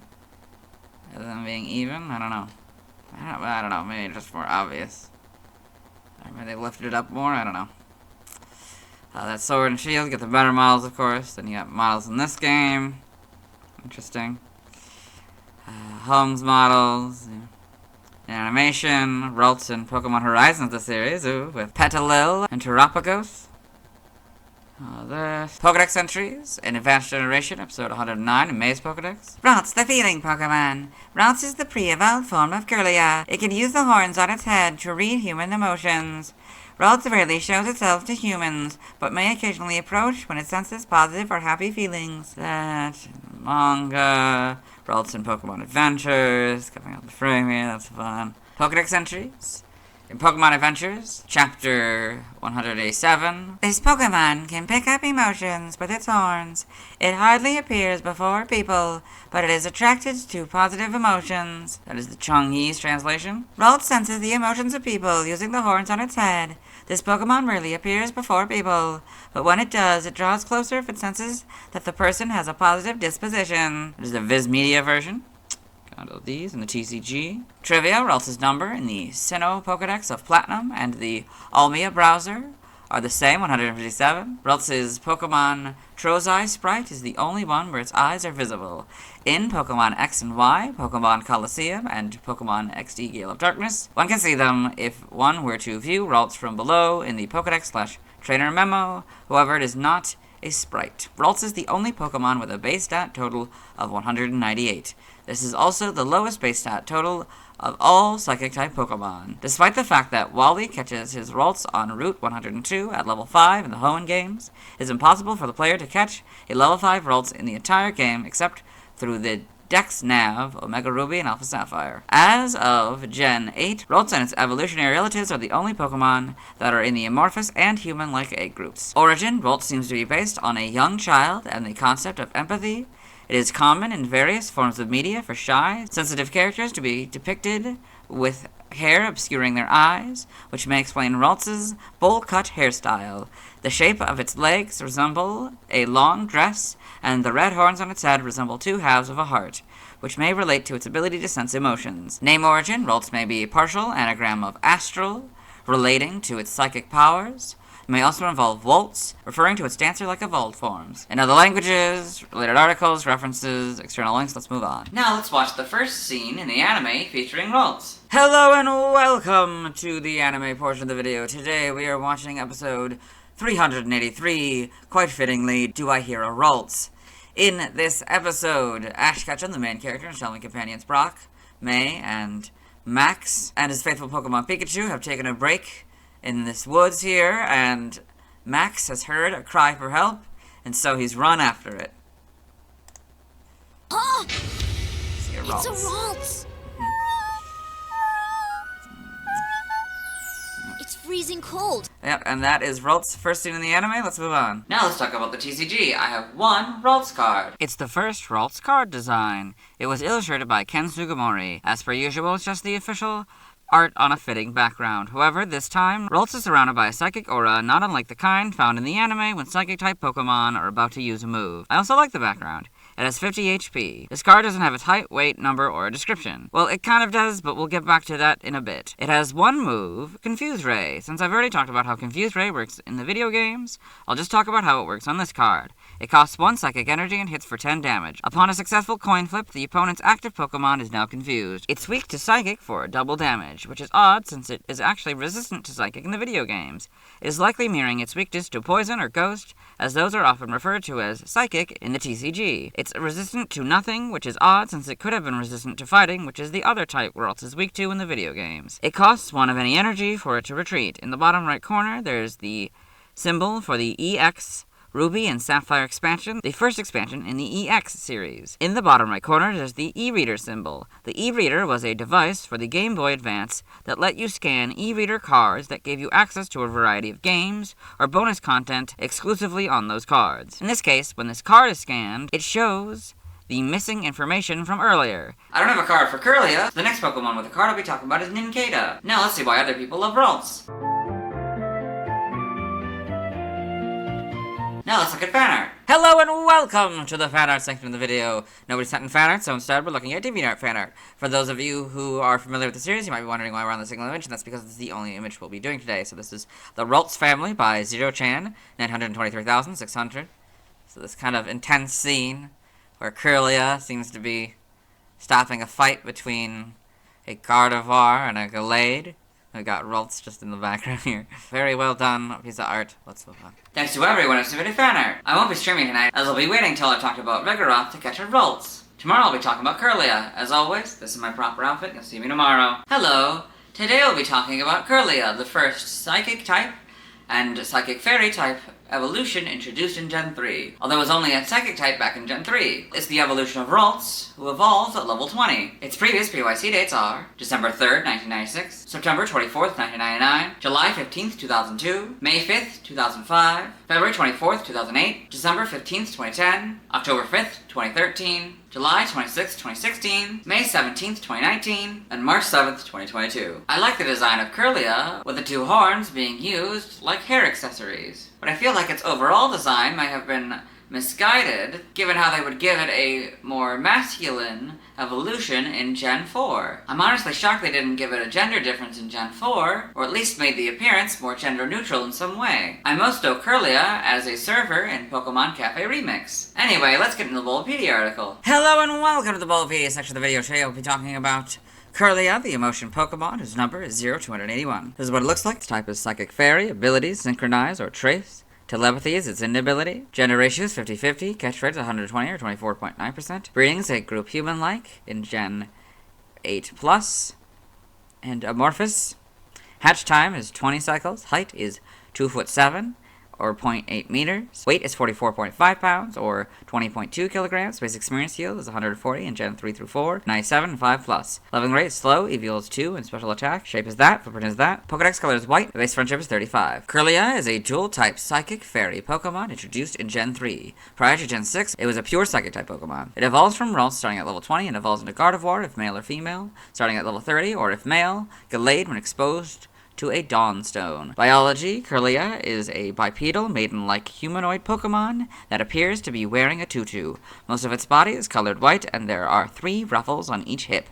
Beneath the ruffles, it has skinny green legs with long, pointed feet. Its arms are also thin, with 2 digits each. It has green hair that covers most of its face, and reaches up its shoulders on either side, resembling 2 ponytails. Large red eyes are visible on either side of the hair that covers its face. On each side of its head is a flat crimson horn that resembles a hairpin. Kirlia's horns are used to amplify its psychokinetic power and distort the air around it. The distortion in the air causes scenery mirages and can cause a rip in dimensions. This ability also allows Kirlia to see into the future, enjoys dancing on sunny mornings, and grows beautiful when exposed to a trainer with positive emotions. Kirlia inhabits urban areas. As mentioned in Pokemon Sleep, Kirlia is known to dance while it sleeps. The reason is due to Kirlia having a premonition of a fun future in his dreams. Evolution, Kirlia evolves from Ralts and evolves into either Gardevoir, if male or female, or if male, Gallade. Ralts, Kirlia,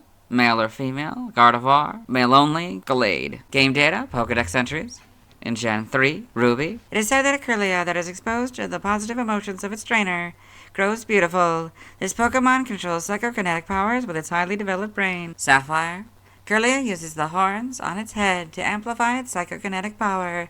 When the Pokemon uses its power, the air around it becomes distorted, creating mirages of non-existent scenery. A Kirlia has the psychic power to create a rip in the dimensions and see into the future. It is said to dance with pleasure on sunny mornings. Fire Red and Leaf Green, the cheerful spirit of its trainer gives it energy for its psychokinetic power.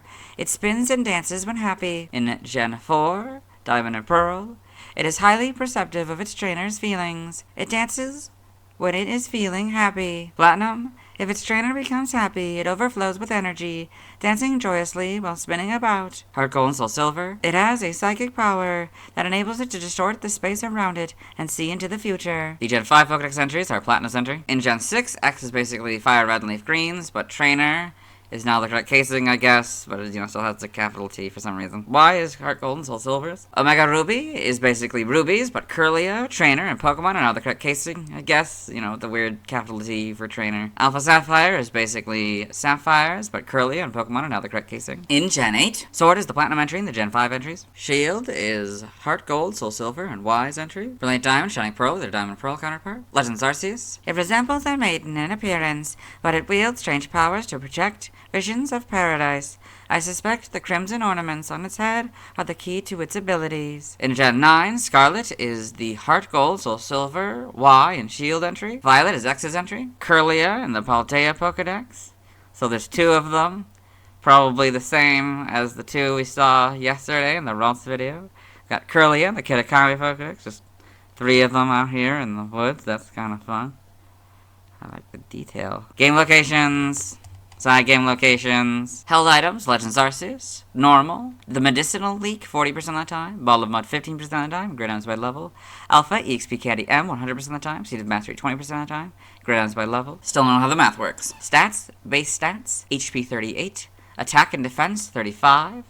Special attack, 65. Special defense, 55. Speed, 50, for a total of 278. Pokeathlon stats. Type effectiveness, damage normally by normal, flying, ground, rock, bug, fire, water, grass, electric, ice, dark, and fairy. Weak to poison, ghost, and steel for double. Immune to dragon. Resistant to fighting for a fourth, and psychic for half. Notice if this Pokemon is given a ring target, the effectiveness of Dragon-type moves is 1, so go from 0 to 1. Due to the conversion to Fairy-type, the effectiveness of Dragon-type, Steel-type, and Poison-type moves was 1, so Dragon-type moves went from 1 to 0, and Steel and Poison went from 1 to double. Dark-type and Bug-type moves was 2, so they both went from 2 to 1, and Fighting-type moves was half prior to Gen 6, so Fighting-type went from half to a fourth. Learn set by leveling up. We'll start here at 23 Life 2, 23 Life 2, 28 Charm, 33 Calm Mind, 38 Psychic, 43 Heal Pulse, 48 Dream Eater, and 53 Future Sight. By TM we're skipping.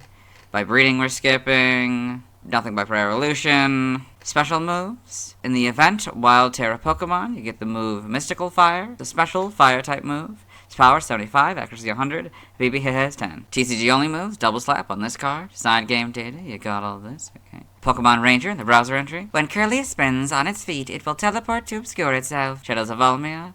While warping from place to place, it launches strange orbs to attack. Guardian Signs. It lets loose psychic orbs that make Pokemon paused.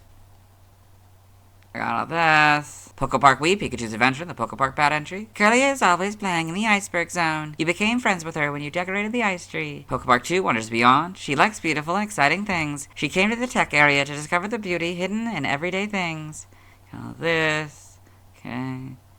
Pokemon Sleep. This Pokemon spins and dances when it's feeling happy on sunny mornings. If you see Curlia dancing while it sleeps, it may be having a premonition of a fun future in its dreams. Seated Bowing Sleep, Reverence Sleep, Dancing Sleep, and a Top Belly Sleep. Costumes in Pokemon Go. You get the fashionable costume. That's kind of fun. A bowler hat and a tie. That's cool. Evolution data. Ralts, level 20, Curlia.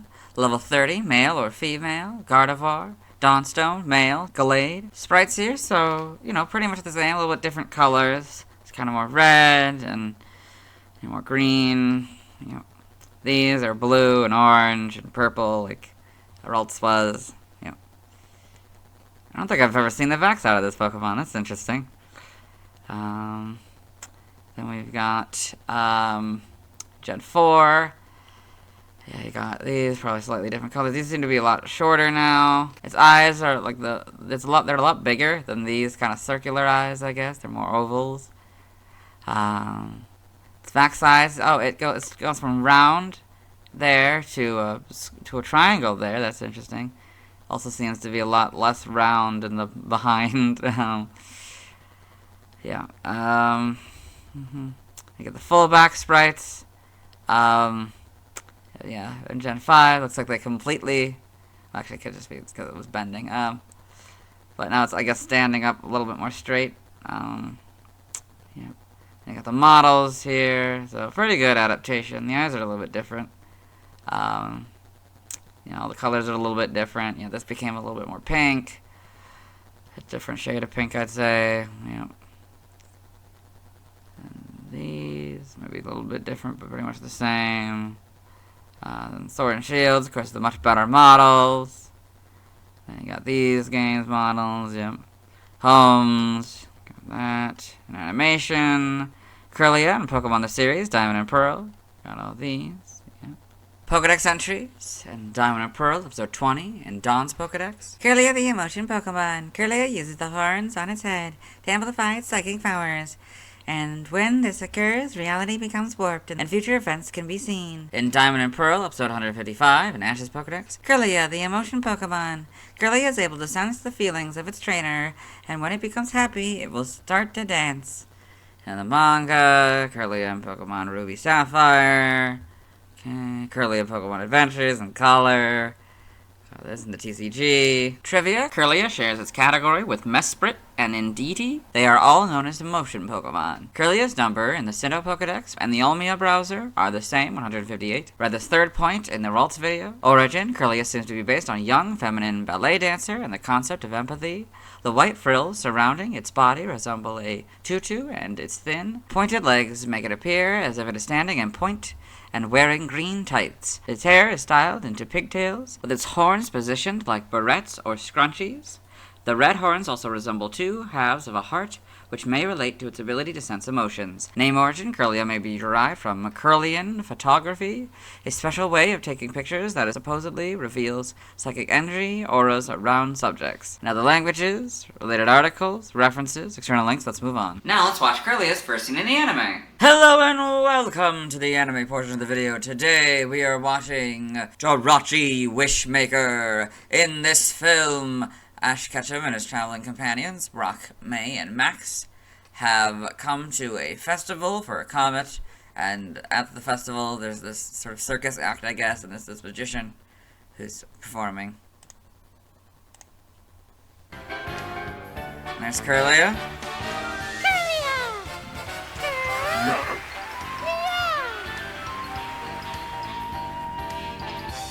I guess that is Kirlia's first scene in the anime. Let's move on. Now let's see why people love Kirlia. Now let's look at fan art. Hello and welcome to the fan art section of the video. 9% fan art. So instead we're looking at DeviantArt fan art. For those of you who are familiar with the series, you might be wondering why we're on the single image. That's because this is the only image we'll be doing today. So this is Kirlia in the Trees by Azul Crescent. So this nice art here showing a Kirlia sitting in the trees. Or in this tree here. Yes. Very well done piece of art. Let's move on. Thanks to everyone who submitted fan art. I won't be streaming tonight, as I'll be waiting until I've talked about Vigoroth to evolve Ralts into Kirlia. Tomorrow I'll be talking about Gardevoir. As always, this is my proper outfit, and you'll see me tomorrow. Hello! Today I'll be talking about Gardevoir, a final evolution of Ralts, who evolves into Kirlia, who evolves at level 30. Its previous PYC dates are December 4th, 1996, September 25th, 1999, July 16th, 2002, May 6th, 2005, February 25th, 2008, December 16th, 2010, October 6th, 2013, July 27th, 2016, May 18th, 2019, and March 8th, 2022. I was shocked when I found out that both Gardevoir wasn't pure female, and that Gallade wasn't the next Pokemon on the list. I'd always known the full line, unaware of how weird it is. The fact that Gardevoir, which is clearly feminine, can be male is wild to me. I don't think I would have minded so much if Gallade didn't exist. It's clearly masculine. I feel like they shouldn't have made Gallade male only, but it feels like they did this so that the players could have a female Ralts evolution and a male Ralts evolution. Had trading to future generations not been a thing, I imagine that they would have made Gardevoir female only when they introduced Gallade. As for Mega Gardevoir, they didn't even try to correct the mistake of making Gardevoir so feminine. They just doubled down on the femininity and clearly appealed to a certain demographic. He's talking about Pokophiles, particularly those who are attracted to Gardevoir. And I don't care what Game Freak's official explanation for the red part is. Those are definitely boobs. And don't even get me started about how much thicker, with 2 C's, Mega Gardevoir is. Yes, thank you, Heart. Anyway, let's get into the Bulbapedia article. Hello and welcome to the Bulbapedia section of the video. Today we're talking about Gardevoir, the embraced Pokemon, whose number is 0282. This is Gardevoir, this is what it looks like. This is Mega Gardevoir, this is what it looks like. Type is Psychic Fairy, ability, Synchronize or Trace as Gardevoir. Telepathy is its inability. Pixelate is Mega Gardevoir's ability. Gender ratio is 50-50, catch rate is 45 or 11.9%. Breeding is 8 groups, human-like and Gen 8+, and amorphous. Hatch time, 20 cycles. Height regardless of form is 5'3" or 1.6 meters. Weight regardless of form is 106.7 pounds or 48.4 kilograms. Megastone is Gardevoirite. Base experience yields 208 in Gen 3 through 4 and 233 in 5+. Leveling rate is slow, EV yields 3 in special attack. Shape is that, footprint is that. Pokedex color is white and base friendship is 35. Gardevoir is a dual-type Psychic Fairy Pokemon introduced in Gen 3. Prior to Gen 6, it was a pure Psychic-type Pokemon. It evolves from Kirlia starting at level 30. It is one of Ralts' final forms, the other being Gallade. Gardevoir can Mega Evolve into Mega Gardevoir using the Gardevoirite. The Paradox Pokemon, Iron Valiant, is said to be a future relative of Gardevoir and Gallade. Biology, Gardevoir is a bipedal humanoid Pokemon whose body resembles a flowing gown. Most of its body is white, but its hair, arms, and the underside of its gown are green. Its hair curls over its face and down the sides of its head. Behind its red eyes are short spikes resembling a masquerade mask. It has long arms with 3 fingers on each hand and slender white legs. A red fin-like horn extends from its chest, and a shorter, much rounder horn extends from the back. A band of green on its chest extends to the center of the front horn and connects to its sleeve-like arms. Gardevoir is able to see the future using its psychic powers. Its telekinetic powers enable it to lift objects and support itself without feeling the pull of gravity. Additionally, it is able to create small black holes, distort dimensions, and fire a destructive energy wave. Gardevoir's power reaches its peak when protecting its trainer, whom it will protect with its life. This Pokemon typically inhabits urban areas, but has occasionally been sighted in snowy regions. As mentioned in Pokemon Sleep, Gardevoir often sleeps upright in order to protect people or Pokemon instantly at any moment. There is a rumor that if anyone sees Gardevoir moving its dressed-like body in its sleep, they will never forget that beautiful sight. Forms, Gardevoir can Mega Evolve into Mega Gardevoir. As Mega Gardevoir, it turns almost completely white, only its hair remains green. Its gown becomes longer and wider, resembling a bridal gown. The forearms are slightly thicker, with a pointed extension above the elbow, resembling gloves. Its facial spikes are larger and now curl upwards. In contrast, its hair is now shorter and more tightly curled. There are now 2 horns at the center of its chest, extending to either side. These horns are said to be a physical manifestation of this Pokemon's heart, and is able to use tremendous psychic power now that it is open. Evolution, Gardevoir evolves from Kirlia and is one of the final forms of Ralts, the other being Gallade. Got Ralts, Kirlia, Gardevoir. Game data, NPC appearances. Spoiler warning, this article may contain major plot or ending details. Pokemon Mystery Dungeon, Red Rescue Team and Blue Rescue Team. Gardevoir is the spirit of a Pokemon who sacrificed herself for her trainer. She comes to the player in their dreams, explaining things and generally appearing after important periods in the game. She is revived later in the game, but doesn't remember anything about her previous life. Pokemon Mystery Dungeon, Explorers of Time, Explorers of Darkness. Gardevoir is a member of Team Charm. She knew Wigglytuff from long ago. They and the player's team explore Aegis Cave and defeat Regigigas. Pokemon Mystery Dungeon, Explorers of the Sky. Along with their role in Explorers of Time / Darkness, Team Charm debut in their own special episode, Here Comes Team Charm. The story extends to how they meet Wigglytuff and Team AWD. Pokemon Super Mystery Dungeon. Team Charm is also present in Super Mystery Dungeon. In this game, Gardevoir has a connection to Gengar, hinting that she may be the same Gardevoir that appeared in Red Rescue Team and Blue Rescue Team. Spoilers end here. Pokedex entries. In Generation 3 in Ruby, Gardevoir has the ability to read the future. If it senses impending danger to its trainer, this Pokemon is said to unleash its psychokinetic energy at full power.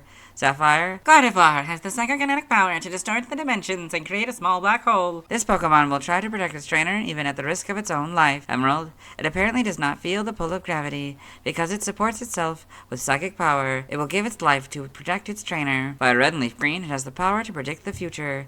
Its power peaks when it is protecting its trainer. In Gen 4, Diamond and Pearl, it will try to guard its trusted trainer with its life. It has the ability to see the future. Platinum. To protect its trainer, it will expend all its psychic power to create a small black hole. Heart Gold and Soul Silver.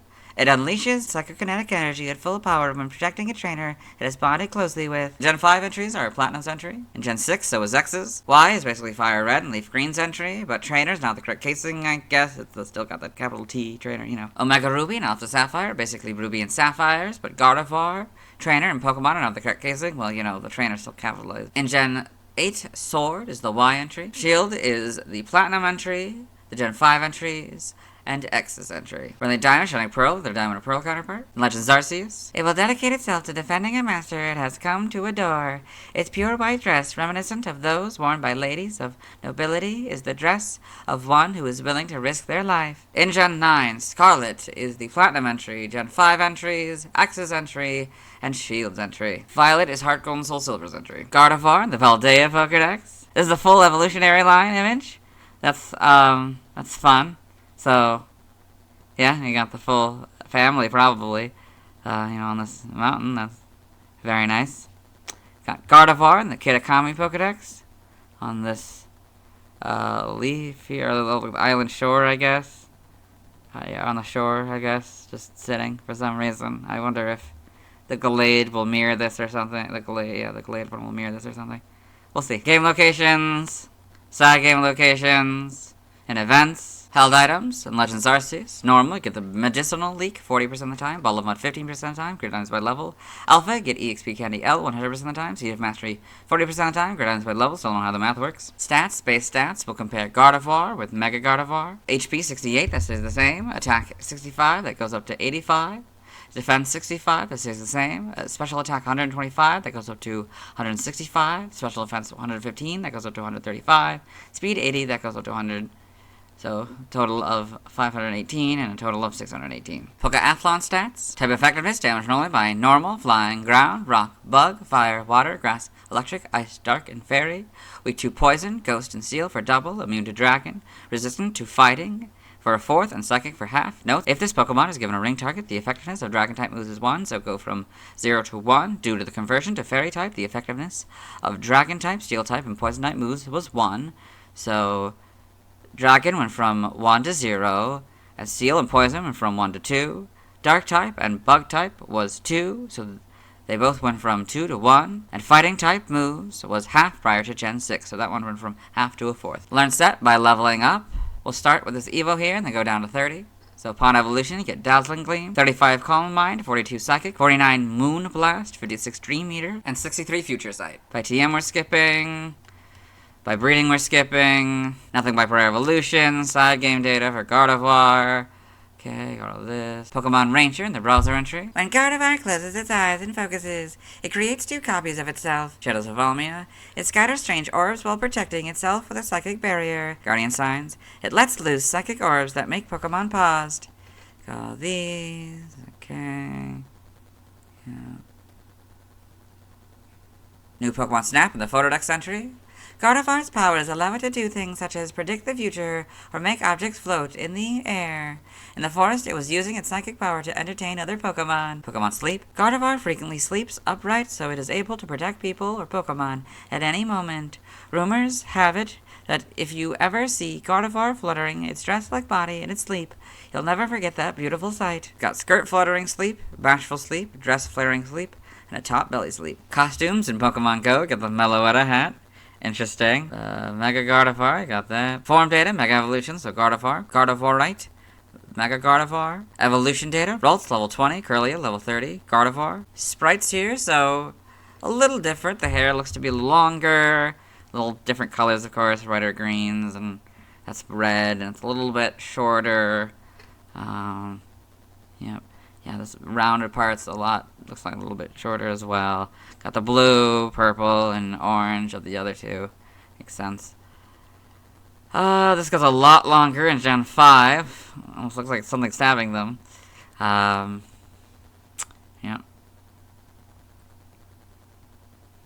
Then Gen 5 here gets the full back sprite. A little better, a little less stabby looking.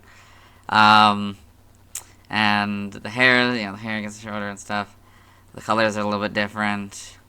It's now kind of this kind of pinkish color. The models change the hair a little bit here, and then this is a lot more like rounded, or like I don't know, less different than that, I'd say. And you got the hair and color, like all that kind of colors are different. This is interesting for the Mega because it's closed, I guess? I guess that's an option. Or no, oh, it is open. It's just hard to see because of the two, because like the angle or whatever. It's a weird angle. You can see it much better in the back right, I guess. But yeah, that's what that looks like. Oh, it's a black. Oh, that's cool. Kind of reminds me of Giratina. That. Sun and Moons. Might change a little bit more, less stays the same.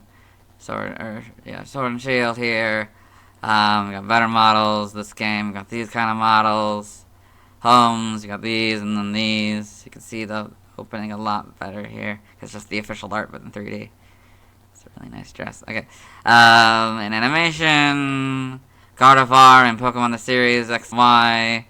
Mega Gardevoir in Pokemon Journeys the Series. Shiny Gardevoir in Pokemon the Series XY. Shiny Mega Gardevoir in Pokemon the Series XY. Got Diantha's Gardevoir is the big one, I guess.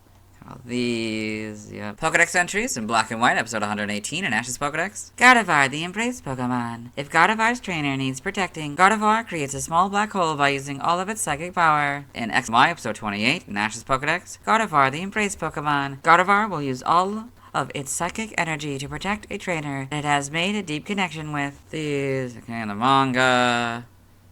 Gardevoir and Pokemon Adventures, Mega Gardevoir and Pokemon Adventures, got these in the TCG. Other appearances, Super Smash Bros. Brawl. When summoned from a Pokeball, it will go across the stage using Reflect to protect the summoner and teammates from any projectile attacks. Trophy information.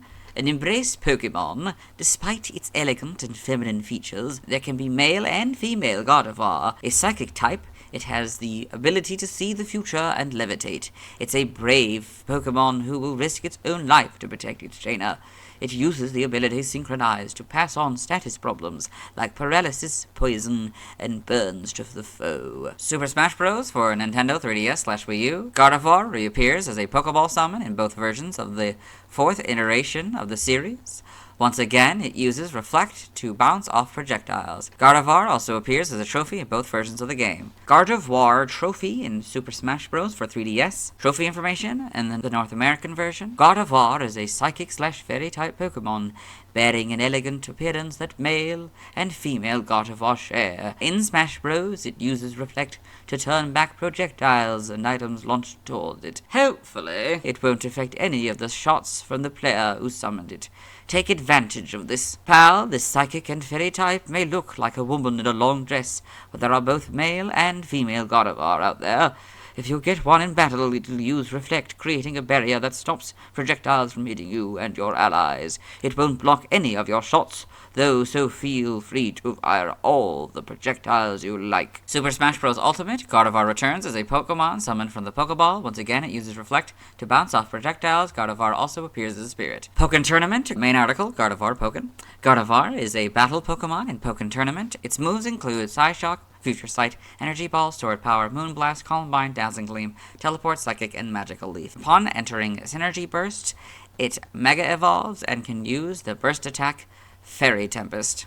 So we've got Gardevoir and Pokémon Tournament. Pokemon Unite. Gardevoir is playable through obtaining a Unite license. It is a ranged attacker that starts as Ralts and evolves into Curlia at level 5, which evolves into Gardevoir at level 8. So you got Gardevoir in Pokemon Unite. Trivia. Gardevoir's number in the Sinnoh Pokedex, Platinum only, and the Olmia browser are the same, 159. Gardevoir's attack and special attack stats are the reverse of Gallade's, while the other stats are identical. Mega Gardevoir has the highest base special attack stat of all Fairy-type Pokemon. Gardevoir and Gallade are the only Pokemon capable of Mega Evolution that are in the same evolutionary line. We read this 5th point in the Ralts video. The trophy descriptions for Gardevoir in both Super Smash Bros. Brawl and Super Smash Bros. For Nintendo 3DS/Wii U point out the fact that Gardevoir can be both genders despite sporting a feminine-looking design.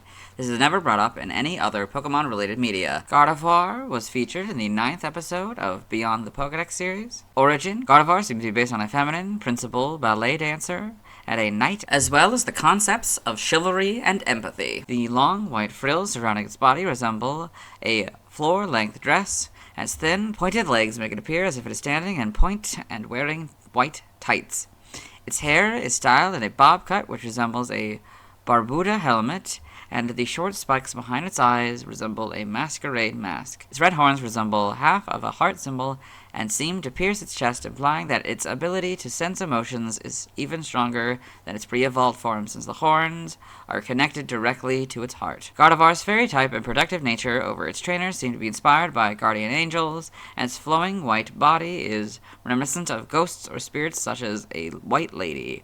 Its large head, minimal facial features, and frail physique are similar to Anizama Ningayo, a type of Japanese paper doll. Mega Gardevoir appears to be based on a ballroom dancer wearing a large ball gown and evening gloves. Name origin. Gardevoir may be a combination of the French words garde, guard, or garder, to guard, and devoir, duty, as well as voir, to see, referring to its psychic powers. Sir Knight may be a combination of Sir, a honorific for male knights, Knight, Syrinx, a nymph from ancient Greek mythology, and possibly a pun on Salaneto, come here, knight. In other languages, related articles, references, external links to the Mega Evolutions, in the Super Smash Bros. Series. Let's move on. Now let's watch Gardevoir's first scene in the anime. Hello and welcome to the anime portion of the video. Today we are watching Destiny Deoxys the movie. In this film, we are at the very beginning of the film. The narrator is introducing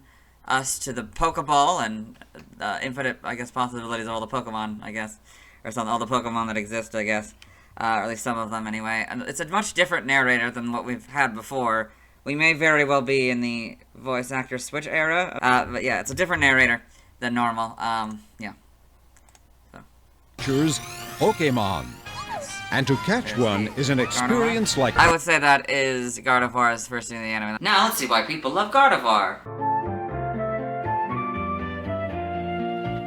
Now let's look at fan art. Hello and welcome to the fan art section of the video. Nobody set in fan art, so instead we're looking at DeviantArt fan art. For those of you who aren't familiar with the series, what we do is we go through these images until we find an image that doesn't contain a Gardevoir. So we've got Fairy Gardevoir by Raku Guy. So I think this is a guy who has like a couple characters.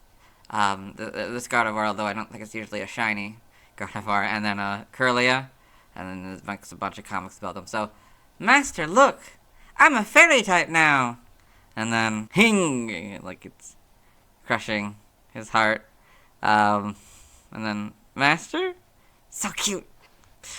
I see. Then we got Gardevoir by Ancestra. This cool art here of it doing something. I don't know. It's sending in this river, I guess. The stream. And doing some sort of psychic thing, I think. Then we've got Gardevoir by Kia05. So you've got this nice Gardevoir painting here of it just sitting on the grass, I guess. Holding some flowers. Maybe a little depressed. Then we've got Gardevoir by Poketix. So this cool Gardevoir image of it in the moonlight, I guess. Yes. Then we've got Gardevoir, the Embrace Pokemon by Raikou Guy. So, yeah, so this one, you know, Gardevoir is hugging this guy, and of course stabbing him in the chest with its the pointy things. Whoa, Gardevoir suddenly hugged you. Yeah, that's okay. And we got At the Restaurant by Anzaira. So this nice image of a Gardevoir eating at a fast food restaurant, maybe a diner, I guess. Yeah, it's very well done. Then this is Mega Gardevoir by Azure Blade the 13th. So this shiny Mega Gardevoir here, I guess. Just, yeah, about to use like a psychic blast or something. Then we got Gardevoir and her Serenade by Luckia. So we've got Gardevoir playing like the violin or something. An Eevee down here, and Celebi lighting it up the room, I guess. Well done. Then we got Gardevoir by Seizurio. So it's nice. Gardevoir here, this art, like doing an attack, I guess, on this cool background. It's very well done. Then got Mega Airallen by Raikou Guy. So, you know, this is like their character, their Gardevoir, but as like a Mega Gardevoir. Then we got Blushing Meme Gardevoir by Midori Eyes. So we got a bunch of different blushing faces. So one kind of looking down, kind of blushing over there. Then we got that one, closed eyes. And we've got blushing when a Gallade gives them a flower. Then we've got one where like angry. Then we've got Gallade like sad about, I don't know, some sort of abuse, I guess, or being kicked out of something. With a Tangrowth, a Politoed, and a Barrel. There's the Politoed here, I guess. Then we got the happy blushing, sort of disappointed blushing, I guess. And then the Jiginka. Yes, the human one. Interesting. Then we've got Dawn by Anzaira. This Gardevoir waking up, I guess. Then we've got Pokemon Shaming Gardevoir by Raku Guy. So I keep using Attract on my trainer to get my way. It's kind of fun. I guess it's presumably a female, if he's a male. Gardevoir by Pokemon Crystal. So this cool kind of profile pic, I guess, of Gardevoir. Looks like very well done. Then we've got Gardevoir's heart, question mark, by Kudo6C. So, you got May here, like, you know, investigating this thing. And then it pokes it in, and then it comes out the other side, and then it goes back, and Gardevoir, like, puts her hand down, like, don't do that. Then we've got Ask Air Allen Q26 through 32 by Raikou Guy. I'll zoom in here. Degenerator 94 asks, where is your name? Erlin. Oh, it's Erlin. Erlin from, and how do you pronounce it? Erlin isn't from anything. Mine is Serene. X-Receiver asks, Erlin, what is your nature and ability? Jolly and Synchronize. Modest and Trace. Best Man Ever 22 asks, I've noticed a black thing around your neck a lot. Is that a collar put on by Noir, or is it a necklace? It's a choker, and I bought it myself. I think it looks cute. Phantom 527 asks, Erlin, can your master distinguish you from other Gardevoirs? First he couldn't, but as we spent more time together, he could. It's the same for me. At first I thought all humans looked the same. Zhang Shui 3 asks, how strong are you? Back when Noir was journeying, I went toe-to-toe with the Hoenn Elite Four. Heh. Whoa, so cool! As the art dictates asks, you have a pretty bizarre moveset for a Gardevoir. Fire Punch, Thunderbolt, Dream Eater, and Attract. Does that ever worry you? I know more than just those 4 moves. That's just how it works in video games. Freezing Kaiju asks, hey Erlin, how can you talk? Humans have some kind of mental block that prevents them from understanding Pokemon. Some psychic types are able to remove that block telepathically. It takes practice. The real question is, why the heck do you all hear us saying our names repeatedly? Then we've got Pokemon Gardevoir, a very, maybe more risque image here, by Simply Seed. Then we've got Gardevoir by Solar Bink. So this cool image of a Gardevoir using a move, I guess? I don't know, very good. Then we've got Gardevoir by Southern Panda. So this Gardevoir, another maybe risque one. Yes, it's a well done piece of art. Then we got Gardevoir by Mimi Min. So this cool picture of a Gardevoir here.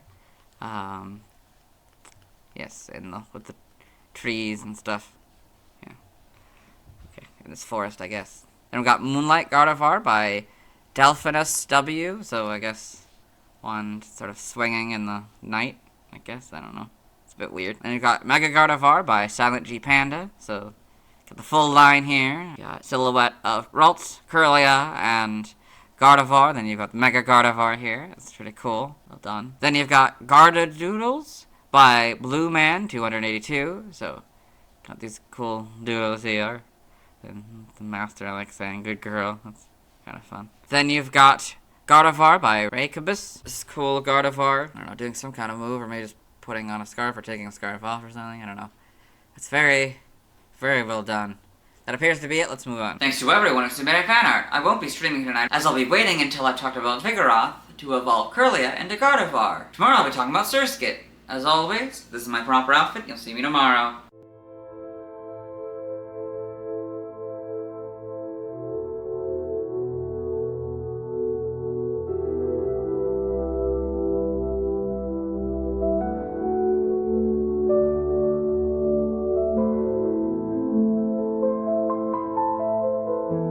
Hello, today I'll be talking about Surskit, the first bug water Pokemon. Its previous PYC dates are December 5th, 1996, September 26th, 1999, July 17th, 2002, May 7th, 2005, February 26th, 2008, December 17th, 2010, October 7th, 2013, July 28th, 2016, May 19th, 2019, and March 9th, 2022. Surskit is a fun idea for a Pokemon. I love that it's based on a water strider, a bug that I think is cool for its ability to walk on water. Anyway, let's get into the Bulbapedia article. Hello and welcome to the Bulbapedia section of the video. Today we'll be talking about Surskit, the Pond Skater Pokemon, whose number is 0283. This is what it looks like. Its type is Bug Water. Since this is our first Bug Water Pokemon, I'll point out the bug inside and the water outside. Abilities, Swift Swim.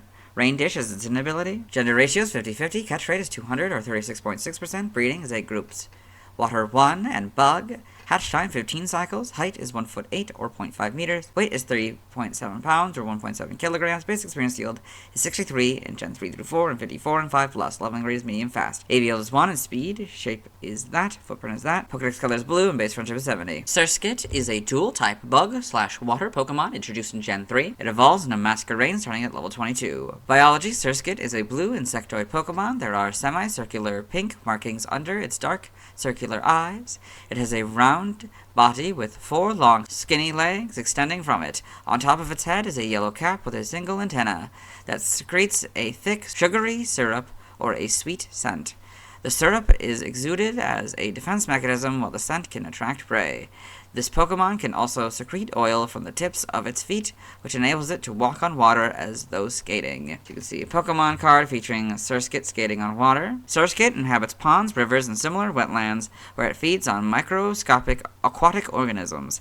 It's also known to appear in puddles after rainstorms. In its natural habitat, Surskit has been known to compete with Dewpider over food. Evolution: Surskit evolves into Masquerain. Surskit, Masquerain. Game data, Pokedex entries. In Gen 8, Ruby. From the tips of its feet, Surskit secretes an oil that enables it to walk on water as if it were skating. This Pokemon feeds on microscopic organisms in ponds and lakes. Sapphire. If Surskit senses danger, it secretes a thick, sugary syrup from the tip of its head. There are some Pokemon that love eating this syrup. Emerald. They gather on puddles after evening downpours, gliding across the surface of water as if sliding. It secretes honey with a sweet aroma from its head. Fire. Red and Leaf Green. They usually live on ponds, but after an evening shower they may appear on puddles in towns. In Gen 4, Diamond, Pearl, and Platinum, it appears as if skating on water. It draws prey with a sweet scent from the tip of its head. Heart Gold and Soul Silver, it secretes a thick, sweet-scented syrup from the tip of its head. It lives on weed-choked ponds. The Gen 5 Pokedex entries are Diamond, Pearl, and Platinums. In Gen 6, X is Fire Red and Leaf Green's entry. Y is the Diamond, Pearl, Platinum and Gen 5 entries. Omega Ruby and Alpha Sapphire are basically Ruby and Sapphires, but Surskit and Pokemon are now the correct casing. In Gen 7, and Sun. It moves as if skating on the surface of the water. It often fights with Dewpider over food. Moon. When this Pokemon senses danger, his sweet fluid oozes from the tip of its head. The taste of it disgusts bird Pokemon. Ultra Sun. It will secrete a sweet liquid from the tip of its head. Syrup made from gathering that liquid is tasty on bread. Ultra Moon. It lives in ponds and marshes that feature lots of plant life. It often fights with Dewpider, whose habitat and diet are similar. Gen 8 Pokedex entry is basically its Diamond Pearl counterpart with slightly different, so I'll read it. It appears as if skating on water. It draws prey in with a sweet scent released from the tip of its head. In Gen 9, Scarlet is Fire Red, Leaf Green, and X's. Violet is Heart Gold and Soul Silver's entry. So I've zoomed out since it has both an Alola and 2 Paldea Pokedex images here. Surskit in the Alola Pokedex. Surskit in the Paldea Pokedex. You can see it on the surface. That's kind of fun. And then we got Surskit in the Kitakami Pokedex. In the little water, that's kind of fun. Game locations, side game locations, and events. Held items in Omega Ruby and Alpha Sapphire. You get honey 5% of the time. Sun, Moon, Ultra Moon. Brilliant Diamond, Shining Pearl, you get honey 50% of the time. Scarlet and Violet, you get honey 5% of the time. Stats, base stats, HP 40, attack 30, defense 32, special attack 50, special defense 52, speed 65 for a total of 269. Pokeathlon stats. Type effectiveness. Damage only by normal, poison, bug, ghost, fire, grass, psychic, dragon, dark, and fairy. Weak to flying, rock, and electric for double, immune to nothing, resistant to fighting, ground, steel, water, and ice, all for half. Learn set by leveling up. 1. Water gun. 6 quick attack, 9 sweet scent, 14 soak, 17 bubble beam, 22 agility, 25 mist and haze, 35 baton pass, 38 sticky web. By TM001, takedown for agility, 5 mud slap, 7 protect, 11 water pulse, 14 acrobatics, 15 struggle bug, 16 psy beam, 18 thief, 21 pounce, 22 chilling water, 25 facade, 34 icy wind, 35 mud shot, 47 endure, 49 sunny day, 50 rain dance, 70 sleep talk, 77 waterfall, 85 rest, 95 leech life, 103 substitute, 110 liquidation, 111 giga drain, 114 shadow ball, 123 surf, 130 helping hand, 132 baton pass, 135 ice beam, 142 hydro pump, 143 blizzard, 162 bug buzz, 168 solar beam, 171 terra blast, 174 haze, 182 bug bite, 185 lunge, 203 psych up, and 219 skitter smack. By breeding, this group gives you aqua jet, this group gives you bug bite. Larvesta learn bug bite via level up prior to version 2.0.1. It can still learn bug bite via TM 182. That was Larvesta. This group gives you Fell Stinger. This group gives you Hydro Pump. This group gives you Lunge. This group gives you Mud Shot. The Mere Herb gives you Power Split. And this group gives you Psy Beam. Side game data. You got all this, okay? Pokepark 2, Wonders Beyond, in the Pokepark pad entry. She is quiet and gentle, but she also likes to experience the thrill of staying under an intense waterfall or being swept away by its force. Got these. Evolution data. Surskit, level 22 Masquerain. Sprites here, so a little bit different, maybe thicker legs, smaller body overall. Definitely not to a point like that one would be, but pretty good. You know, pretty much the same. These seems to be a little bit bigger as well. The pink parts. This is a darker blue, kind of a, I don't know, is it kind of a blackish? I don't know. Then we have this kind of blue, I guess. These are a little bit smaller, these are a little bigger, kind of goes to more of a point. This is definitely now just dark blue. They got the fullback sprites in Gen 5. They made these like these now, the markings. Models, they make them a lot smaller, a lot lighter colors overall, yeah. Homes, you got these. In animation, Surskit and Pokemon the series, Sun and Moon. Okay, got all these. Pokedex entries, this first one I recorded for the anime section, so we'll let Mace Pokedex read it. Surskit, the pond skater Pokemon. Surskit inhabits ponds, rivers, and similar wetlands. They move about as though skating the water surface. In XY, Episode 5, in Ash's Pokedex. Surskit, the pond skater Pokemon. Surskit can walk on water as if it was skating. It attracts prey with a sweet aroma it produces. In Sun and Moon, Episode 71, in the Rono Pokedex. Surskit, the pond skater Pokemon. A puck and water type, Surskit moves as if skating across the water. In the manga, got Surskit and Pokemon Adventures looking very angry. The TCG. Trivia, Surskit can be seen as a counterpart to Dewpider. Both share the bug and water types and the same base stat total of 269. Both evolve at the same level and both can be found at Brooklet Hill in Pokemon Sun and Moon, taking the place of the other depending on the time, with Surskit being found during the night and Dewpider in the day. Due to a typo in the spawner data in Pokemon Scarlet and Violet, where the area IDs were entered as 1.4.57 instead of 1.4.57, Surskit has spawner data for South Province areas 2 and 4, area IDs 4 and 5, but will only spawn in areas 1 and 5, area IDs 1 and 7. No location in Paldea corresponds to the ID value 4.5. This was partially fixed in version 3.0.0 plus, as it now properly spawns in South Province Area 2. Origin, Surskit seems to be based on a water strider.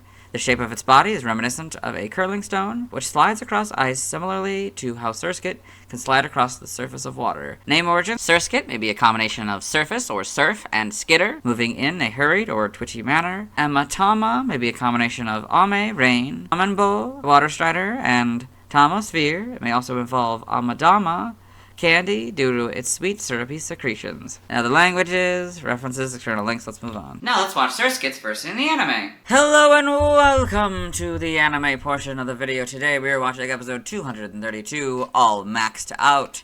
In this episode, Ash Ketchum and his traveling companions Brock, May, and Max, as well as his faithful Pokemon Pikachu, have come to a Pokemon Center where they have met another kid named Max, and he got in a fight with this Max, and so he's sort of pouting about it, and she's saying how he's acting like a kid, and the Surskit will pass by them.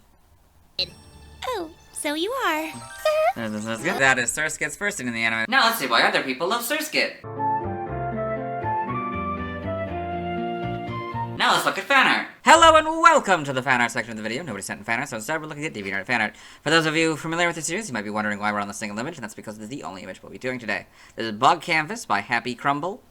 So this whole list of a lot of these cutesy versions of bug Pokemon. So you got Ladybug, Spinarak, Surskit, Sawaddle, Wurmple, Kricketot, Joltik, Nincada, Shelmet drinking an apple juice box, that's cute. Carablast, Venipede, Caterpie, Weedle, and Larvesta. Very cute images here. Let's move on. Thanks to everyone who submitted fan art. I won't be streaming tonight, as I'll be waiting until I talk about Vigoroth to catch a Surskit. Tomorrow I'll be talking about Masquerain. As always, this is my proper outfit. You'll see me tomorrow. Hello, today I'll be talking about Masquerain, the only evolution of Surskit who evolves at level 22. Its previous PYC dates are December 6th, 1996, September 27th, 1999, July 18th, 2002, May 8th, 2005, February 27th, 2008, December 18th, 2010, October 8th, 2013, July 29th, 2016, May 20th, 2019, and March 10th, 2022. I like Masquerade's design and name. Its design is clever, mimicking how some real-life insects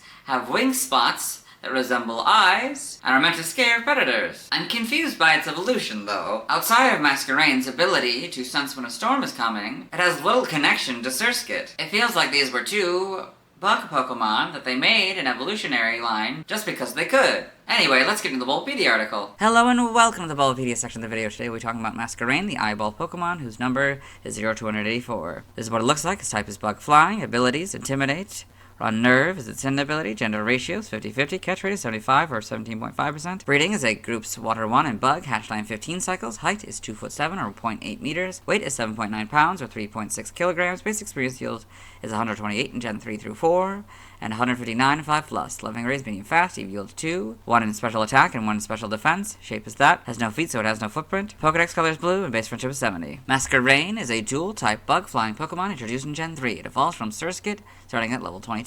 Biology, Masquerain is a light blue insectoid Pokemon with 2 pairs of rhombus-shaped wings on each side of its body. Its head is shaped like an elongated teardrop with a pink face and round black eyes. On either side of its head is a large antenna that resembles an angry eye. The antennae are white with pink along the lower rim. White lines along the rim resemble eyelashes, while a large dark pink dot in the middle represents the pupil or iris.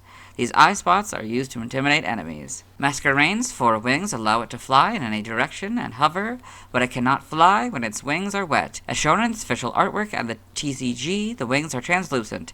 Additionally, rainy weather causes its antennae to become heavy and droop. In order to protect its wings and antennae, this Pokemon will shelter under trees or eaves of houses. Masquerain lives on water's edge.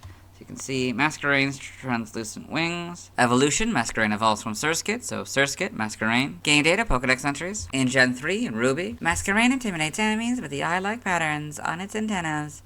This Pokemon flaps its 4 wings to freely fly in any direction, even sideways and backwards, as if it were a helicopter. Sapphire, Masquerain's antennas have eye-like patterns that usually give it an angry look. If the eyes are droopy and appear sad, it is said to be a sign that a heavy rainfall is on its way. Emerald, it intimidates foes with the large eye-like patterns on its antennae. Because it can't fly if its wings get wet, it shelters itself from rain under large trees and eaves. Fire Red and Leaf Green, the antennae have distinctive patterns that look like eyes. When it rains, they grow heavy, making flight impossible. In Gen 4, Diamond, Pearl, and Platinum, its antennae have eye patterns on them. Its 4 wings enable it to hover and fly in any direction. Heart Gold and Soul Silver, it flaps its 4 wings to hover and fly freely in any direction, to and fro and sideways. The Gen 5 Pokedex entries are Diamond, Pearl, and Platinums. In Gen 6, so is X's. Y is Heart Gold and Soul Silver's entry. Omega Ruby is basically rubies, but Masquerain and Pokemon are now the correct casing, and the short dashes are now long dashes. Alpha Sapphire is basically sapphires, but Masquerain is now the correct casing. In Gen 7 and Sun, it intimidates enemies with the eye-like patterns on its antennae. Its 4 wings allow it to fly in any direction. Moon, its wings and antennae don't cope well with moisture. After a rain, it faces sunward to dry off. Ultra Sun, Masquerain intimidates enemies with the eye-like patterns of its eye spots. If that doesn't work, it definitely makes its escape on its set of 4 wings. Ultra Moon, its thin, wing-like antennae are highly absorbent. It waits out rainy days in tree hollows. The Gen 8 Pokedex entry is its Diamond and Pearl counterpart. In Gen 9, Scarlet is basically Heart Gold, Soul Silver, and Y's entry, but the double short dash is now a long dash. Violet is Fire Red and Leaf Green's entry. Masquerain in the Alola Pokedex, Masquerain in the Paldea Pokedex. This is full evolutionary line image. You can see it's near some Surskit in the background. That's fun. Masquerain in the Kitakami Pokedex. You can see kind of flying around this tree, I guess.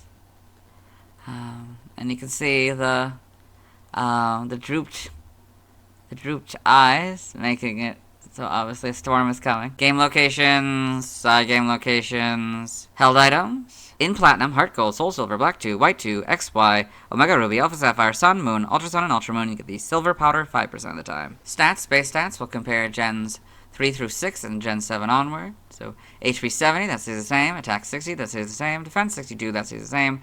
Special Attack 80, that went up to 100. Special Defense 82, that stays the same. Speed 60, that went up to 80. This one has a total of 414. This one has a total of 454. Pokeathlon stats. Type effectiveness damaged only by normal, poison, ghost, steel, water, psychic, dragon, dark, and fairy. Weak to flying, rock, fire, electric, and ice, all for double except for rock, which is for 4. Immune to ground, resistant to fighting, and grass for a 4th, and bug for a half. Notes, if gravity is in effect, this Pokemon is given an Iron Ball in Gen 4, a ring target, or it is affected by Smackdown or Ingrain. The effectiveness, ground type moves is half, so go from 0 to half. In Gen 5, if this Pokemon is given an Iron Ball, the effectiveness of ground type moves is 1, so go from 0 to 1. Learn Step by leveling up. I'll go down to level 22 here, so 22 Scary Face and Air Cutter, 26 Stun Spore, 32 Air Slash, 38 Giga Drain, 44 Bug Buzz, and 52 Quiver Dance. By TM, since it has a different typing than Surskit, I will read it. 1 Takedown, 4 Agility, 5 Mudslap, 6 Scary Face, 7 Protect, 11 Water Pulse, 14 Acrobatics, 15 Struggle Bug, 16 Psybeam, 18 Thief, 21 Pounce, 22 Chilling Water, 25 Facade, 27 Aerial Ace, 32 Swift, 34 Icy Wind, 35 Mudshot, 40 Air Cutter, 47 Endure, 49 Sunny Day, 15 Rain Dance, 60 U-Turn, 62 Foul Play, 65 Air Slash, 70 Sleep Talk, 77 Waterfall, 85 Rest, 95 Leech Life, 103 Substitute, 110 Liquidation, 111 Giga Drain, 113 Tailwind, 114 Shadow Ball, 119 Energy Ball, 123 Surf, 130 Helping Hand, 132 Baton Pass, 135 Ice Beam, 142 Hydro Pump, 143 Blizzard, 152 Giga Impact, 160 Hurricane, 162 Bug Buzz, 163 Hyper Beam, 168 Solar Beam, 171 Terra Blast, 174 Haze, 182 Bug Bite, 185 Lunge, 193 Weather Ball, 197 Dual Wing Beat, 203 Suck Up, and 219 Skitter Smack. We're skipping by breeding. By a prior evolution, you get Bubble Beam, Mist, and Sticky Web from Surskit. Side game data, you got all this. Evolution data, Surskit, level 22 Masquerain. Sprites here, so very similar. These are more orange. This is more like a brown, and that's kind of a red. This is more blue. Shiny is green, yellow, maybe a different kind of brown, and then kind of this, I don't know what that's called, another kind of brown, I guess. Okay, Gen 4, okay, a lot more of orange here, and then we got purple there in the center, a little bit different blue for the body. This is an kind of a pinkish color, I guess. Then we got green, green for this part, and still kind of yellow for the rest, but a different kind of yellow, I think, because yeah, that's a different kind of white. Gen 5, the fullback sprites, not really much change. This is a lot light. I think the colors just generally get a lot lighter, and this one's a lot more sort of white. The eyes get maybe a little bit bigger and more cutesy. Your Gen 6 brings in the models here, so pretty good adaptation. Of course, the blue problem of that generation, the clear was blue, it became blue. A lot lighter colors as well. Gen 7 fixes the lighting thing, but makes it, it's green clear, that's fun. Homes, you got these, okay. In animation, Masquerain and Pokemon the series, Sun and Moon, okay. Sugimori reference sheet for Pokemon the series, Ruby and Sapphire. It's kind of fun, you can see how it's, walking on water, that's interesting. Okay. Pokedex entries, we recorded this one for the anime section, so we'll let Maze Pokedex read it. Masquerain, the eyeball Pokemon. Masquerain is the evolved form of Surskit. Its feelers, which resemble eyeballs, help to throw off opponents. It is able to hover in the sky like a helicopter. Pokemon Generations, so Masquerain and Pokemon Generations here. These are going to be running from a storm. So you got Spoink here, Bakuhita, Breloom, and Ninjask here. In the manga, Masquerain and Pokemon Adventures. In the TCG trivia, Masquerain can be seen as a counterpart to Araquanid. Both share the bug type and the same base stat totals, and both can be found at Mali Garden in Pokemon Sun and Moon, taking the place of the other depending on the time, with Masquerain being found during the night and Araquanid in the day. Furthermore, both are the evolved forms of Pokemon based partially on Water Striders. Of all changes to base stat totals, Masquerain received the largest increase at 40 in Gen 7. Origin, Masquerain seems to be based on a variety of insects. Although rarely shown, it apparently has the ability to walk on the surface of water using its wings as if they were legs, so it may be based on a Water Strider. Its Japanese name suggests inspiration from moths many of which use eye spots to frighten would-be predators. Masquerane's eye spots in particular form a pattern similar to a mask or a cat face. Masquerane's habitat, translucent wings, hovering flight pattern, and its transformation from the water-type Surskit to a flying type are reminiscent of dragonflies and damselflies. Its raindrop-shaped head resembles some lanternflies. Name origin: Masquerade may be a combination of masquerade, a disguise, and rain. Ame moth may be a combination of ame, rain, or almond bowl, water strider, and moth. Now the languages, external links. Let's move on. Now let's watch Masquerade's first scene in the anime. Hello and welcome to the anime portion of the video. Today we are watching episode 351, A Fan with a Plan. In this episode, Ash Ketchum, the main character, and Shadow companions Brock, May, and Max have come to Rebello Town, where May is about to enter a contest with two of her 4 Pokemon here. And she has overheard her rival Drew practicing with his Masquerade. Steep climb and use quick attack. Okay, I would say that is Masquerade's first scene in the anime. Now let's see why other people love Masquerade. Now let's look at fan art. Hello and welcome to the fan art section of the video. Nobody sent in fan art, so instead we're looking at TV art fan art. For those of you familiar with the series, you might be wondering why we're on the single image, and that's because this is the only image we'll be doing today. So this is Masquerade by Lunar Thunderstorm. This really cool Masquerade image here. You can see how part of it is clear and stuff, and it's on this cool white background.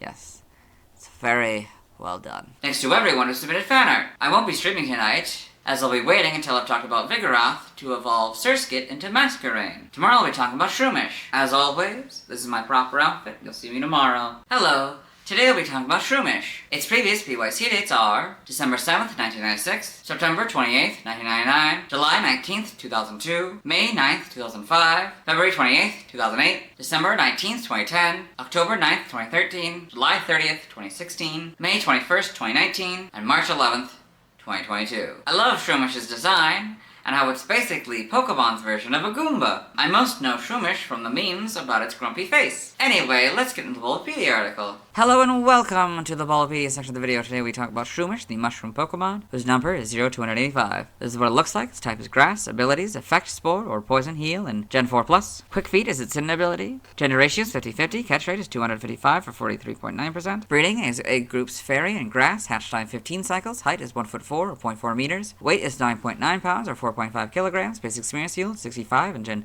3 through 4 and 59 in 5+. Leveling rate is fluctuating. EV yield is 1 and HP. Shape is that. Footprint is that. Pokedex color is brown and base friendship is 70. Shroomish is a grass-type Pokemon introduced in Gen 3. It evolves into Breloom starting at level 23. Biology: Shroomish is a small fungus Pokemon similar to a mushroom. It has beady black eyes and a half-triangle-shaped mouth. Its upper body is beige with frilled segments along the bottom and a small opening at the top. There are green spots marking its upper body, while its lower body is completely green. It has small, round feet and no visible arms or hands. When it senses danger, it shakes its body and scatters toxic spores from the top of its head. These spores can make trees and weeds wilt and cause whole body pain if inhaled. Shroomish lives in tropical forests. During the day, it hides under fallen leaves in the shade.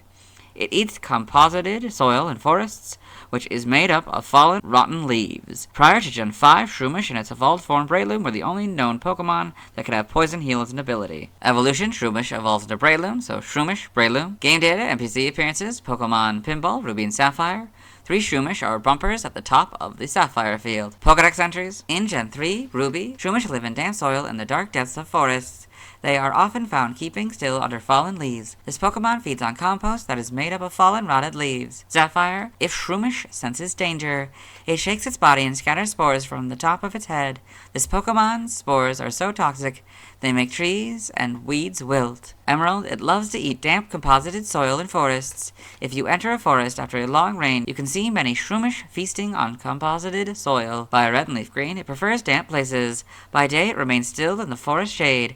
It releases toxic powder from its head. Gen 4, Diamond, Pearl, and Platinum. It spouts poison spores from the top of its head. These spores cause pain all over if inhaled. Heart Gold and Soul Silver. If it senses danger, it scatters spores from the top of its head to protect itself. The Gen 5 Pokedex entries are Diamond, Pearl, and Platinums. In Gen 6, X is Fire Red and Leaf Green's entry. Y is the Diamond, Pearl, Platinum and Gen 5 entries. Omega Ruby and Alpha Sapphire are basically Ruby and Sapphires, but Shroomish and Pokemon are now the correct casing. The Gen 8 Pokedex entry is its Diamond Pearl counterpart. In Gen 9, Scarlet is Fire Red, Leaf Green, and X's entry. Violet is Heart Gold and Soul Silver's entry. Shroomish and the Paldea Pokedex. You can see 3 of them. That's kind of fun. Walking on the log. Game locations. Side game locations. Held items. In Diamond, Pearl, Platinum, Heart Gold, Soul Silver, Black and White. You get the Kibia Berry 5% of the time. Omega Ruby, Alpha Sapphire, Brilliant Diamond, Shining Pearl. You get the Tiny Mushroom 50% of the time. And Big Mushroom 5% of the time. Scarlet and Violet, you get the Tiny Mushroom 5% of the time. Stats, base stats, HP 60, Attack 40, Defense 60, Special Attack 40, Special Defense 60, Speed 35 for a total of 295. Pokeathlon stats, Type Effectiveness, damaged only by Normal, Fighting, Rock, Ghost, Steel, Psychic Dragon, Dark and Fairy, weak to Flying, Poison, Bug, Fire, and Ice for double, immune to nothing, resistant to Ground, Water, Grass, and Electric all for half. Learn set by leveling up. 1. Absorb and Tackle, 5. Stun Spore, 8. Leech Seed, 12. Mega Drain, 15. Headbutt, 19. Poison Powder, 26. Giga Drain, 29 Growth, 33 Toxic, 36 Seed Bomb, and 40 Spore. By TM, 1 Takedown, 2 Charm, 3 Fake Tears, 7 Protect, 21 Pounce, 25 Facade, 32 Swift, 33 Magical Leaf, 45 Venoshock, 47 Endure, 49 Sunny Day, 50 Rain Dance, 56 Bullet Seed, 57 False Swipe, 59 Zen Headbutt, 66 Body Slam, 70 Sleep Talk, 71 Seed Bomb, 73 Drain Punch, 81 Grass Knot, 85 Rest, 102 Gunk Shot, 103 Substitute, 111 Giga Drain, 119 Energy Ball, 130 Helping Hand, 137 Grassy Terrain, 148 Sludge Bomb, 168 Solar Beam, 171 Terra Blast, and 175 Toxic. By breeding, this group gives you Charm, this group gives you Fake Tears, this group gives you Helping Hand, and this group gives you Worry Seed. TCG only moves. Sleep Powder on this card. Side game data, you got all this. Okay. Pokepark Wii, Pikachu's Adventure, the Pokepark Bat entry. Shroomish came out of the crate in the Meadow Zone. Her favorite attraction is Bulbasaur's Daring Dash. Okay, got all this. New Pokemon Snap on the Photodex entry. Shroomish live quiet lives, preferring to make their homes in damp, shady places, but watch out, they might spout toxic spores from their head when they're startled. Evolution data, Shroomish, level 23 Breloom. Sprites here, so pretty much the same. A little bit different colors, though. Eyebrows a little maybe more curved, but overall, pretty much the same. Feet might be a little bit smaller as well. Shiny just replaces, or it's a little lighter. Body and the orange replaces the green. Not really much changes in Gen 4, probably refines it. These get a little bit longer, I think, the tops. And these become, probably a little bit bigger. A little bit darker body color, I think. Or maybe just green in general. Same with the orange. Gen 5. Full box sprites, lighten up the colors again. Except this one kind of keeps darker, though. Interesting. Gen 6, you got the models, interesting. And you got these Gen 7 models. I don't know much changes. Homes, you got these. Animation, Shroomish, and Pokemon Horizons the series. Okay, we got all this. Yep. Pokedex entries in Advanced Generation, Episode 9, in Ash's Pokedex. Shroomish, the mushroom Pokemon. Shroomish is mild-tempered and inhabits piles of rotting leaves inside of forests. Mega Ruby and Alpha Sapphire trailer, I guess. Pokemon Generation Shroomish and Pokemon Generations. Running from the Storm. Butterfree, Anomal, Breloom, Illumise. Skitty, Maywile, Lotad, I think, in the background, Chimecho, and Volbeat. Oh, and a Spoink in the manga. Shroomish and Pokemon Battle Frontier. In the TCG, in the TFG. Trivia, we read this first point in the Paris video. In Gen 4, Shroomish can learn Full Swipe via breeding, but not via TM. Origin, Shroomish appears to be based on a mushroom, particularly a puffball or an earth star. It may also be based on a dinosaur egg due to its round shape.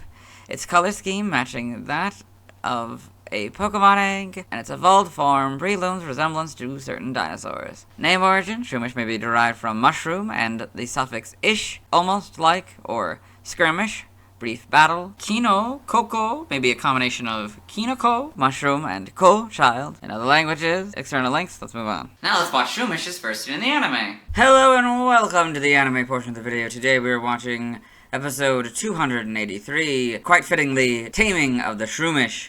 In this episode, Ash Ketchum, the main character, traveling companions Brock, May and Max, as well as his faithful Pokemon Pikachu, have come to Rinshin Town, get more supplies and stuff, and Ash and Max went out to lunch and then went out searching for Pokemon in the city. And there's the Shroomish they found. What kind of Pokemon's that? I think it's a Shroomish. Okay. And that is Shroomisher's first scene in the anime. Let's move on. Now let's see why other people love Shroomish. Now let's look at fan art. Hello and welcome to the fan art section of the video. We sent fan art, so instead we're looking at DeviantArt fan art. For those of you familiar with the series, you might be wondering why we're on the single image. That's because it's the only image we'll be doing today. So this is Shroomish by Sailor Clef. So this neat image of a Shroomish here. Actually, I think it's a shiny Shroomish. Kind of looks like a pie. Yeah, it's got all angry and stuff. It's very well done. Let's move on. Thanks to everyone who submitted fan art. I won't be streaming tonight as I'll be waiting until I've talked about Vigoroth to catch a Shroomish. Tomorrow I'll be talking about Breloom. As always, this is my proper outfit and you'll see me tomorrow.